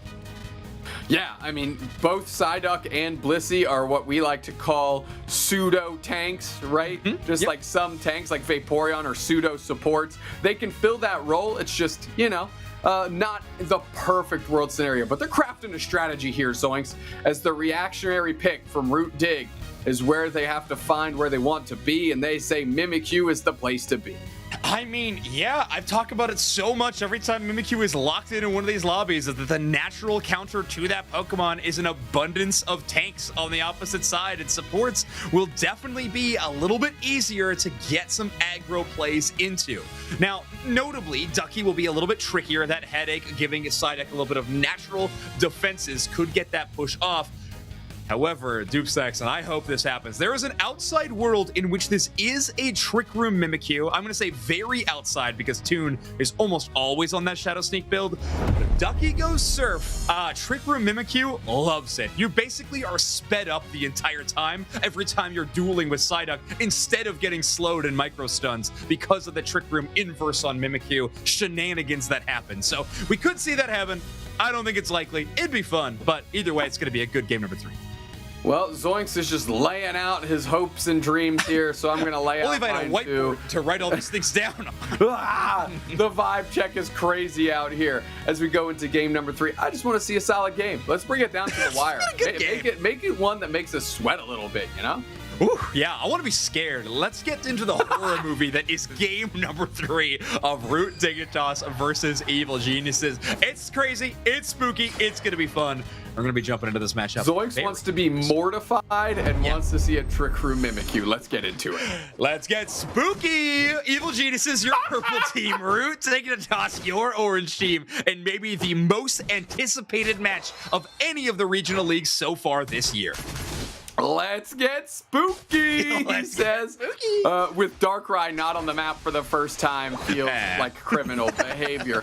Ducky and Curios gonna have the advantage in the early parts of this bottom path struggle here between this Alolan Raichu and Dwooble that is gonna be hungry to evolve. Yeah, the little rock slide that would love to be the X-Scissor that could, and that is a quick evolution for Zugrug. Already hit that major moment, and Roland gonna go down on that long-range invade of Chansey, KO'd by Toon's Mimikyu. Well, you know, when you go crosstown shootout, you got to expect to catch a little smoke there. And, of course, Ducky putting the pressure on. They're going to look to peel back on this wonderful Psyduck because, of course, Roland may have picked the Psyduck, but they did that hot swap there in the selection screen. Yeah, Ducky playing the pseudo-tank role as the tank player for the team. It just makes sense. Toon getting a bit of range, but Ducky, wise to this rotation, is going to rotate all the way back towards the goal zone. Root Dignitas get all the EXP, but Evil Geniuses still play it pretty safe. All right, we're putting down with the headache here, moving forward. A lot of damage there on Zugrug, forced to burn the eject button. Otter going to A-press provide coverage here. Good little surf stun as well. Ducky just harassing incredibly well in the first parts of this game. Yeah, Ducky moving with the flow, finding these little spots to apply these small stuns, and of course, if they can, get some big pushes that push this Alolan Raichu into some dangerous spots. Well, Alolan Raichu, another Pokemon that is extremely mobile, that boosted auto attack kind of allowing you a little mini dash is so crazy, hard to shut down sometimes, but Psyduck, with some opportune stuns, a great Pokemon to do just that. Waiting out to see where everybody is. It looks like the fight's going to be on Regidrago. Moving forward here, we are playing Safeguard Blissey as well. Regidrago taken by Ender. A little headache going to create space as it wants to do. Shadow Sneak hits Roland. They're going to run away from the rest of the team, make sure they don't get daisy chained into a bunch of knockouts here. Strong play, but that Mimikyu not willing to follow suit just yet. Yeah, remember all that cool stuff I said about Trick Room happening? Well, I was right, it didn't. So there will be the Shadow Sneak Shadow Claw Mimikyu, which of course, that is Toon's go-to build on this Pokemon. Whether it has a good interaction with Psyduck or not, it is probably the better. Well, if you're keeping track at home, what's left on Zoinks' bingo board is to be horrified. Let's get spooky for the rest of the game. Chris Smith and the rest of the Evil Geniuses eyeing up this top path Reggie, and you're going to see what they can do with it. And it looks like it's going to be a straight-up Ripski. Doomsex, take a look at this level disadvantage for Root Dignitas in terms of top. That is Chris Smith almost at level 9, and Zealot stuck at level 6. On the Machoke. So just a landslide level of difference for Chris Smith on this early game. However, Root Dignitas have opened up space with this Regieleki. Yeah, I mean, not ideal. Regieleki does hit. Opportunity for Chris Smith to score here for Zealot to score here for Root Dig and get some experience. They do. They also get eyed up and almost knocked out. Mimikyu Unite by Toon, traps the Garchomp mid their Unite move. Cross Drop tries to get him away. Vin closes the door. Back into the action. Dual Wing Beat isn't enough. Zugrug takes care of a bunch of players there. And you know what? You might have been concerned about Zealot's level. The rest of Root Dig ain't worried about it at all. Yeah, no, they're going to be just fine. Toon holding down the fort for the moment, puts together a KO streak of 3. And that, my friends, is why you play Shadow Shadow Sneak. The reset off of any cooldown just really lets a top-level player like Tune showcase why they are one of the best in the world at this video game. Absolutely crushing it against Evil Geniuses, who have yet to find a response. Love Tune's Unite move use onto that Unite moving Garchomp, so when Chris Smith exits that play with me, they no longer are within that outrage. Yep, incredibly well done. Root Dig, you know, we were talking about the rest of their levels. They're winning now. Yep. Just one really solid team fight back-to-back. The Regieleki walks, cheeky scores to get them over that kind of tipping point, and then they leverage that into some big-time knockouts, of course, off of the backpack-esque carry from Tune. Well done. Yeah, it does the trick. Of course, Alolan Raichu getting in some chip damage is always going to help. Ooh, we see that Shadow Sneak from off screen, just checking some of these tall grasses, but that's also going to be Zealot's job. That submission allows you to be extremely safe when headed into this enemy tall grass, even while moving into 2-3 enemy targets. Submission gives you that unstoppable.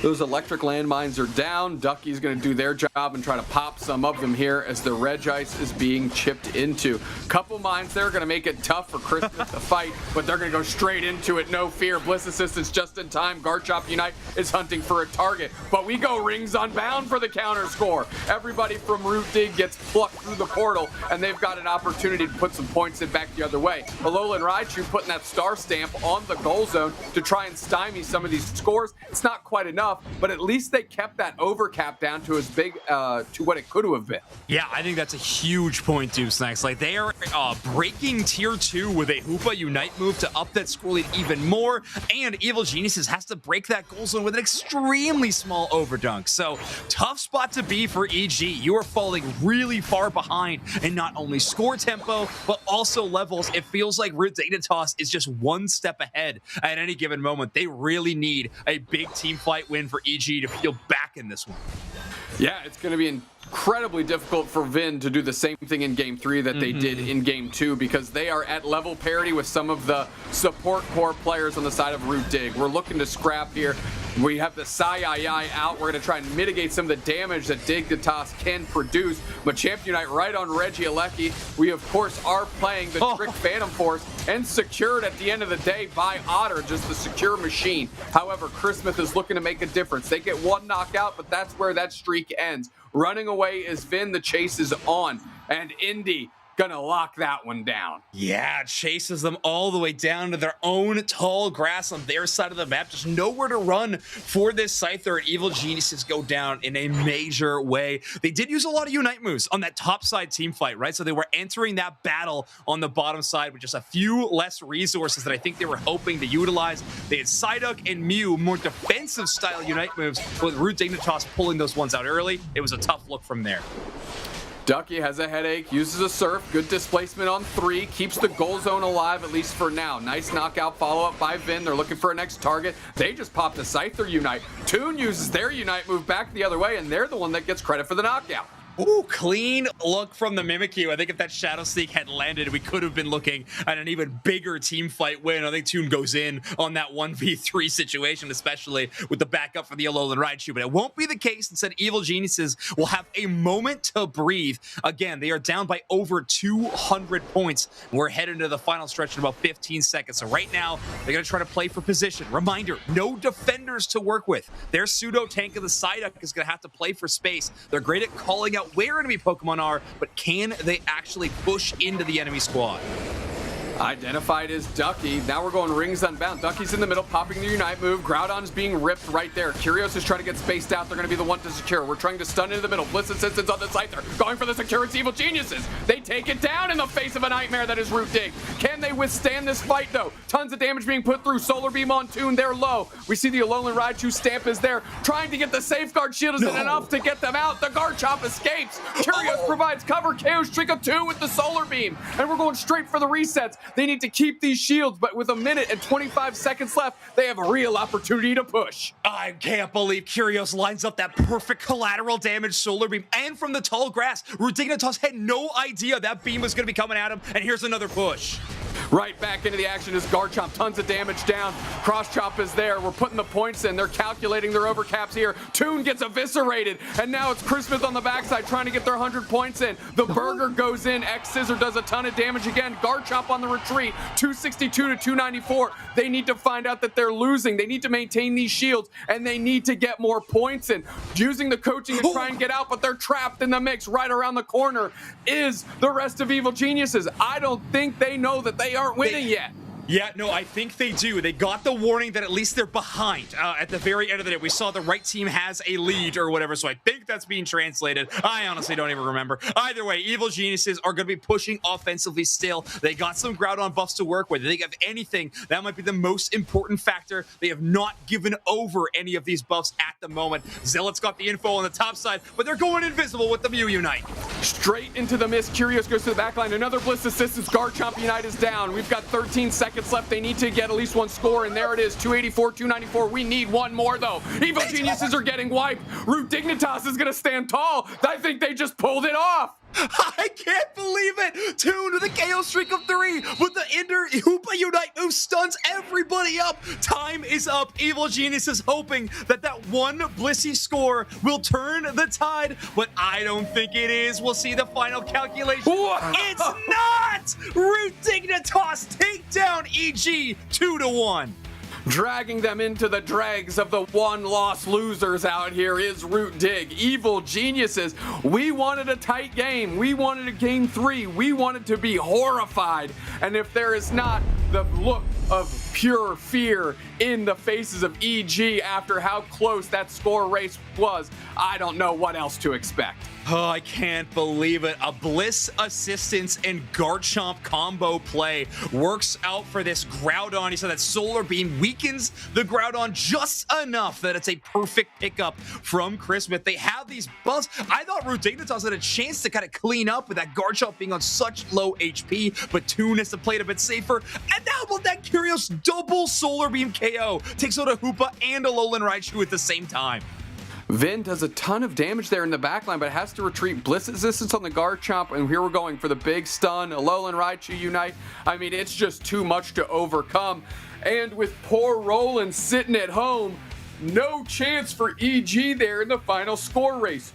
Toon, your player of the game. 13 knockouts, only getting KO'd themselves one time and 4 assists as well. Ridiculous stat line there, 55,000 damage overall. And take a look at Root Dignitas in terms of knockout allocation, Dupes next. 1, 1, 0, and 2 for the rest of the squad, and then Toon picking up the slack with 13 KOs. Make no mistake, though, a lot of big assist numbers from the rest of Root Dig, but either way, what a phenomenal showcase from Toon. This is literally the Michael Jordan meme, and I took that personally. Toon was not having it in this game. Yeah, well done by them. He saw the graphic their org put out when they took the loss earlier today and decided to lock in for the win in this matchup. Yeah, never wants to fall victim to that ever again. Let's look at these damage numbers. I mean, Otter quietly leading the lobby again.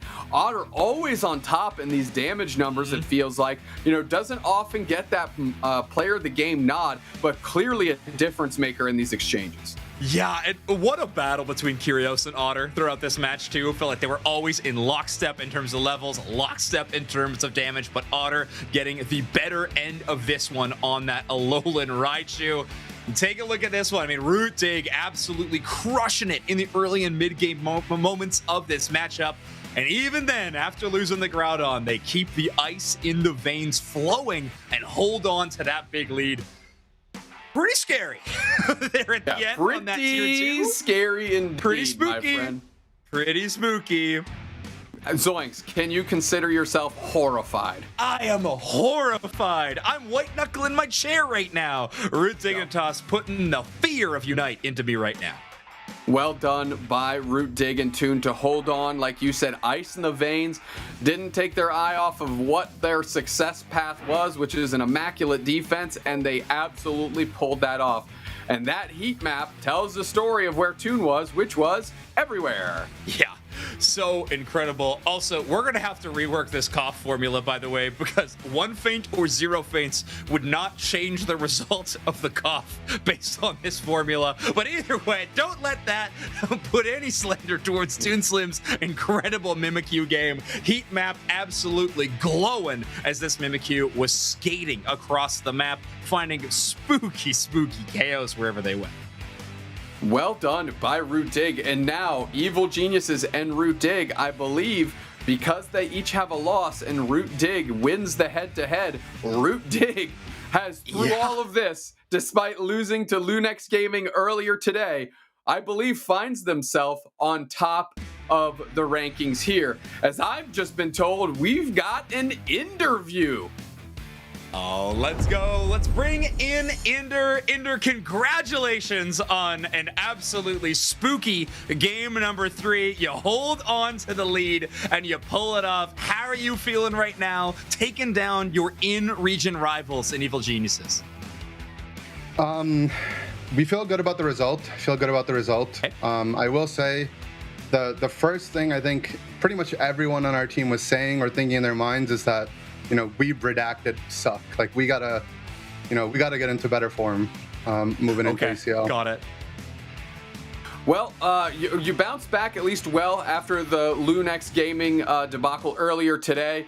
You were able to hold on. What were the comms like going into that final defense there? Obviously, critical that you minimized the scores going in because one single score could have toppled that result the other way. Well, we've been in situations like that before, and LAIC, the result favored us in the grands, and at UIC and against Peps, we had a 8-point loss. So we're familiar with that type of situation. I think everyone, for the most part, has an idea of what we need to do and what our win condition is. It being Groudon definitely helps. If that game was on Kyogre, we almost certainly would have lost with how the game played out. But we try to stay calm. We have a plan, and it really helped that we had a phenomenal first 8 minutes going into that game with all the scores that we got. That gave us enough of a cushion that we were still able to clutch up a win. That makes sense. All right, I got a question about the future here a little bit, Inder. You got more regional league gameplay that you're going to be undergoing. You're also traveling to the Asia Champions League. But what we got to hear from Otter a little bit before is that when your team practices, you're mostly focusing your practice on your team strategies rather than other teams' influences. Is that still going to be the case with so many different events upcoming for you? Kind of yes and no. I mean, with ACL coming up, it's a brand new format with this, coined fearless kind of format where, we'll be playing various different mons. Our goal obviously is to hone in on our compositions. Now that we have a bracket, when you have a longer time to prepare for your opponents, it's a little bit easier, but this year's been tough, man. Even just our regional league, 3 different maps, preparing comps for different maps, preparing what your opponents will play per map. There's a lot going into draft. It's become, from 3D chess to almost 4D chess now. So we're just going to keep doing our best as much as we can. Inder, with the experience on your team, do you feel like this transition from 3D to 4D chess over time favors you because you do have such a tenured group of individuals on your team? I think it's like a double-edged sword. It definitely favors us in a way. If we're able to play every match as a best of 5, I think that's where we'd be in our most comfort. The other edge of the sword, though, is that because we have so many experienced players and there's so many different styles and so many right ways to do something, being pulled on both sides, when you have multiple people wanting to accomplish different things in a game, it can be a little tough. Whereas, some teams might have one person kind of leading the way. We all are putting in our inputs, and I think moving forward, something as a team we're going to need to work on is more so putting the trust into a few individuals as opposed to having too many cooks in the kitchen. Well, I think right now it's working out for you, especially with a big win over Evil Geniuses. I think that is going to be a major success for your team. So congratulations. Hope this momentum is going to favor you guys. You were such a fun team to watch. So is EG. I can't wait to watch your next matchup in the Regional League as well. I'm already looking forward to it. So Inder, we're going to say goodbye to you. Congratulations on your big win. And Deucex, I think we're going to bring in the rest of the casters. We'll see you for now. Thank you. We're going to go to the 2 box because you aren't the official bringer in of the other It's casters. true, that's on me, is what I was just told here. Zoinks remains horrified after the backside of that. We are obviously going to bring in our casters whenever production is ready and throw that on the way. But another wonderful interview. It's always great to be able to pick the brain of one of the most decorated players in NA and globally for Pokemon Unite. Always has great in-depth responses. And there it is. The production magic happens. We are now 5 individuals here, and we go into wrapping up our day number 1 of week 3 of the regional leagues that are part of the UCS, the Unite Champions League. Bang, we did it. Let's go ahead and throw up our standings for all our regions, and I'm going to just shout out names and you're going to cover them for us. I think, Chef, you started with Europe. Chef, you start us with Europe now. All right, 7-0 for BH3. Europe's looking really strong. Avalanche, unfortunately, not quite finding what they want. Jim to play, obviously, as well. But everybody else, even those Loscaducados that we got a chance to see today, looking quite good. And there's still a good amount of weeks left, so those last bottom 2 teams certainly stand a chance. So, walk us through Latin America, please. Absolutely. Force Gaming still undefeated on a 7-0 record. The best record that we have so far compared to the other regions, followed up by their top 1. So Stamina next with a 5-2 record. Still doing pretty well. A 2-way tie there between Infamous Gaming and Peru. Peru that was doing good a couple of moments, had to pick themselves up, but some good plays also bringing them to a better score. Tuzi as well, getting some good moments here today, and especially CACM too, with how we saw them performing against Tuzi. Thank you very much, Soph. And Kello, if you could please wrap up North America for us here on day 1. Yes, I can do that for y'all, but yeah, much bit clearer picture here for North America here today. We have Root Dignitas remaining at the top. However, they did end up getting defeated by Lunex Gaming, and because Lunex Gaming were able to take down Root Dig along with IX Gaming on both of their matches, they have skyrocketed into that 3rd place position. On the other end of the spectrum, though, we have TI Gang being able to come out with their first match win against Aftermath Esports. From what I've heard, it was incredibly well earned, and they should be proud of it. Here we go. Let's bring up our schedule for tomorrow, where Zoinks, you're going to have to take care of that for us. You betcha. I hope you enjoyed this day of matches, because we are going to be having even more next day. Well, not more, the same amount. You get more matches. That's what I'm excited about. BH3 Esports are going to be starting off the day up against Engage. Peps versus Volticons. That's going to be a fun one. Really, really close set there, potentially. And then Komaï versus Engage as well. So you get the big 3 in EU versus a couple of really scary rivals within that region. Peru Unite versus Force Gaming is going to be a lights out matchup. CACM versus Stamina Esport, a LATAM North rivalry game. I love those. And we follow up with a Brazil rivalry game. Enforce versus Tuzi. Absolutely sick. North America, we have a very hot Lunex versus Citadel Gaming, who was able to get a pickup win against Extinction and puts them in that very important 5th place position, which could be contested a lot throughout the North America season. Evil Geniuses versus Extinction to follow. Root Dignitas versus IX Gaming to close out our action on day 2. Incredibly well done, Mr. Zoinks. We appreciate that. It looks like you've recovered from your fears of that 3rd game between Evil Geniuses and Root Dig. But NAIC Hotel Slide is what we have up next, and that's what we're going to put up on the screen. Hopefully, beat the crowd! Reserve your hotel for NAIC now. More info, use that QR code or go to pkmn.news/NAIC26hotels to make sure that you have your spot sort it out because the closer you get, the harder it is and the more it costs. It just makes sense. Next slide, Pokemon.com/broadcast promo slide. Throw it up there. We're running through this thing.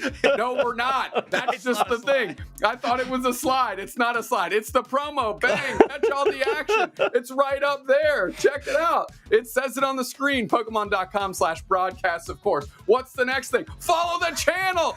Take a look at it. It's right there. You can follow me at DoobSnacks. I'm sure they want me to say that. They love it when I do. But in all seriousness, follow Pokemon. And of course, tomorrow starts at 9 a.m. Pacific, noon Eastern. And if you aren't in those time zones like Kello, do the math, because nobody else can help you. Closing thoughts here. I'll start with you, Kello.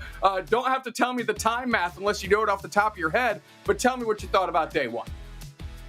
Look, this is why I dubbed Sophs the numbers gal for today, because numbers do not flow through me. But otherwise, it was an incredible day today. We had a lot of game threes, I've got to say, but I think it just goes to show how close a lot of these teams are in the regional leagues, and I'm really looking forward to seeing more tomorrow.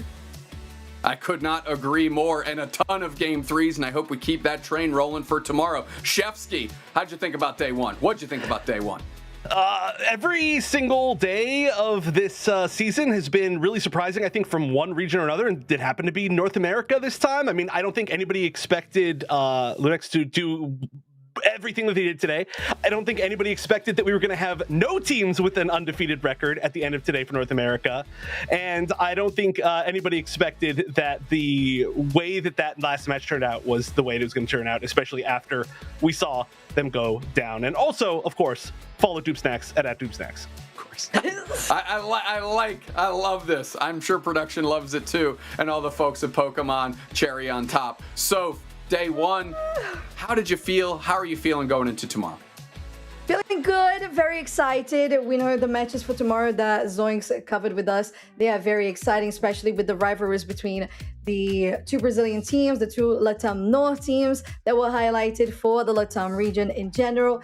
I am also very excited to see what Lunex keeps on bringing for us, considering how they beat Verdig today, and that performance was very exciting to watch as well. And I want to see more by BH3 too, that has been doing so well and staying on top of that game.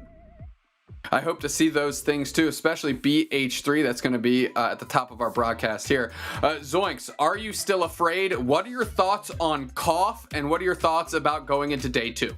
I'm spooked constantly. It's kind of my whole brand. After that, Cough, sick. We're keeping that one. Sorry, Spelf. I don't know why we went away from KFA, but we did. And other than that, I'm really excited for day number two. Day number one, though, was really, really interesting. I like seeing these regional identities develop a little bit more. A lot of target bans in this day number one, which has been really exciting and a big success out of these regional leagues. Thank you so much, everybody, for joining us today. Again, I'm Kirk, your fraudulent cowboy. Yee-hoo. We're going to throw it tomorrow, 9 a.m. Pacific, noon Eastern, whatever that is in Kello's time. Join us. We will be here for day two action of week number 3 of the Regional League of the Pokemon Unite Championship Series. That mouthful is done, and so are we. See you tomorrow. Bye-bye. Chest sprinkles.